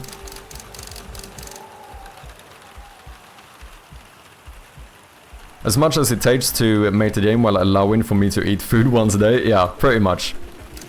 Okay, so obviously some placeholder text here, but this is the new intro. So we can, instead of just randomly waking up in the house, we just set the scene a little bit here, did some new particles for the rain. And then once this is done, we arrive at the house, and this is where the game actually starts. But then the interesting stuff So yeah, the first puzzle would be to like find your way into the manor, basically. And then, the thing that we did now, which I think turned out pretty good, is that we now have a chance for a random little fly to spawn. Which should have spawned. Why did it not spawn? Where's my fly? Come on. I wanna show off my cool fly to my friends. This is not the time to be messing around. Did we break the fly? Oh no, there it is. Look, look. We have a 1 pixel little fly going around the room. This is what I've spent like the past 3 hours working on. And yeah, it doesn't really do much. However, you know, if you're a bit accurate, you can actually smack it. Yeah, that's what I've spent like 3 hours working on.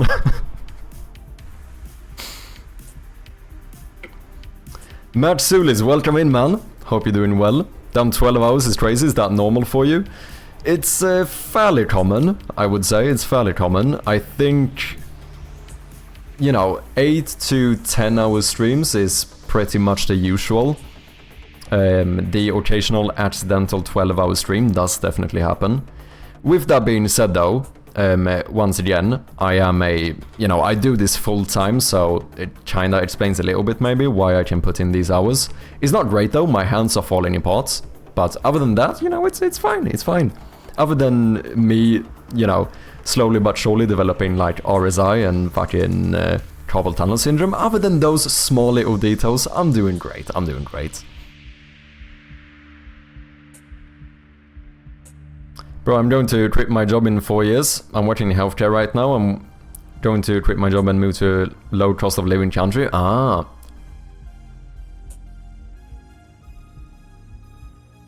That's so cool, cheers, man. Reminds me of the scene in Breaking Bad. Oh yeah, I didn't even think about that, true. The only thing I get like a little bit unsure about is the fact that I have other flies in the game, right? Like, there's one fly here by the trash can. And there's a bunch in the fridge. Is it weird that these are non-interactable, where the one fly is interactable? Potentially. I guess what I maybe could do to... Oh, you know what we maybe could do? We could have these ones a little bit more faded out to like show that these are different, if that makes sense. Maybe that could work.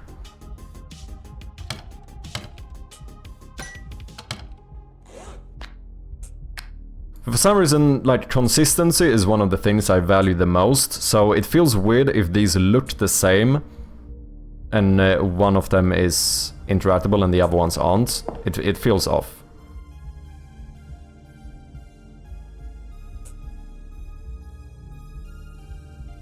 Didn't I do 100% spawn rate? Why is there no fly in here?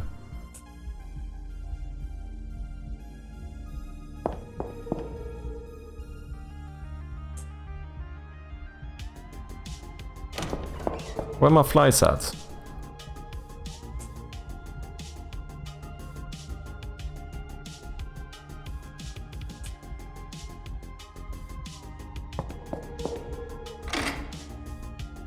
Maybe I messed up the... I made a method to spawn it at a random position. Did I mess it up? Oh, here we have a fly.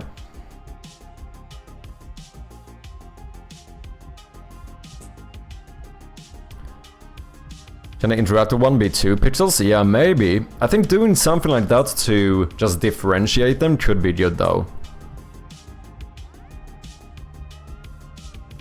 Like the way you think? Cheers, man. Fruit flies versus regular housefly? Yeah, that's a good point. Yeah, and I think it actually could work pretty well if we maybe just fade these out a bit more. Because naturally, like the way we experience colors, like less bright colors end up looking smaller. Something I've noticed a lot in this game. Like that pixel looks smaller when it's almost faded out, right? Compared to this one. But they are literally the same size, the color is the only difference. But I think maybe fading these out could do it. That would be fairly simple too.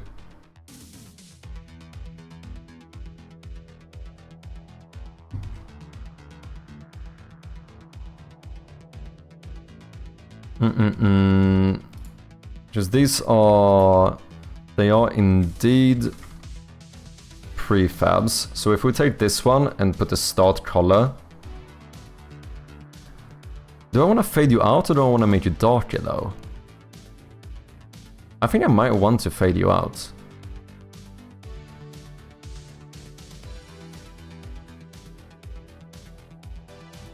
I feel like that could be a good way of differentiating them.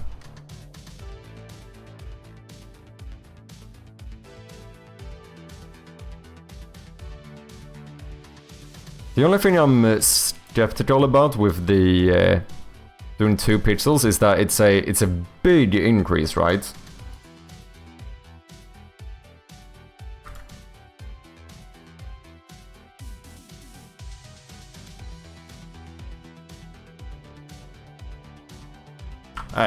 You know what? We should try it and see how it looks.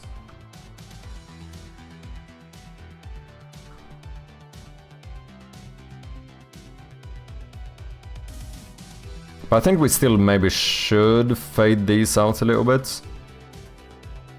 Let's do that, apply all. And then in the fridge we have some as well.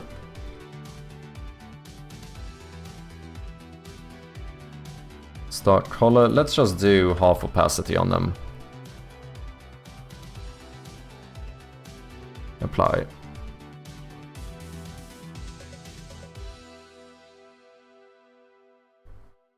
Let's try it. So those are have less opacity, and the other one should be 2 pixels. We'll see how it looks. Looking great, man. Off to bed. Good luck with the rest of the dev. Thank you very much, Tilted Ninja. I appreciate you dropping by, and I'll catch you next time. What's the name for Steam games in development, but they get released? Do you mean early access?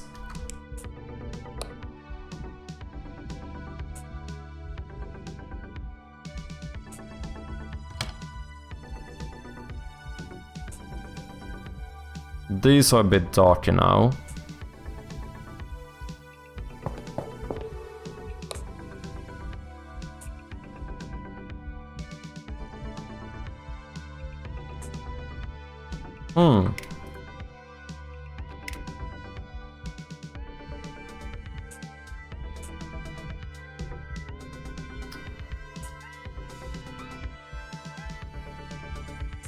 I don't know if it ends up looking too big instead.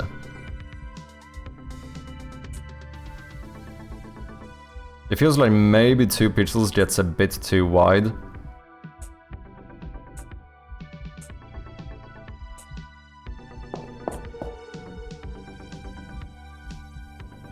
Definitely separates them a lot more though.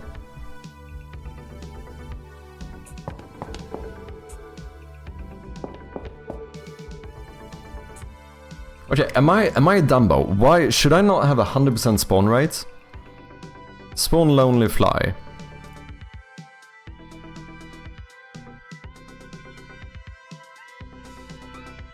It's not equal to null. That should be fine. Okay, random range between 0 and 1. If the random number is less than 1, this should give me like a 99% spawn rate.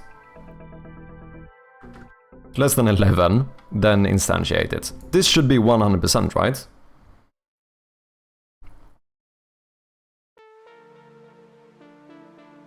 Looks like a B or something. Yeah, I think it might be a bit too big. I think maybe just doing the color could be fine to separate them a bit at least.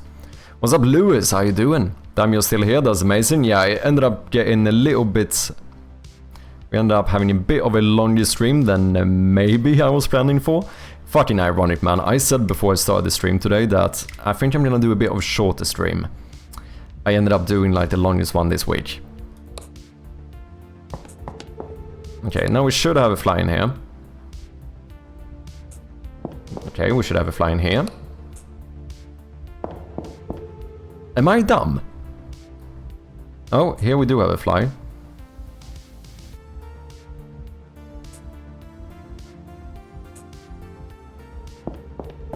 Okay, so we shouldn't be able to spawn 2 in a row.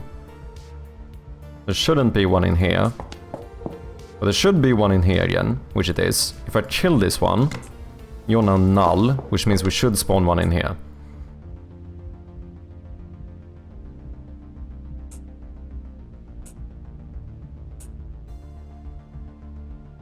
I don't see one.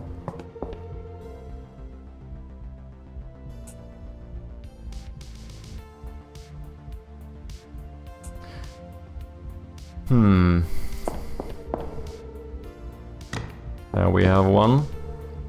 I cannot believe I spent this much time on a fucking fly. I'm kinda happy with it though, not gonna lie, I am pretty happy with it. I think it turned out pretty good. But this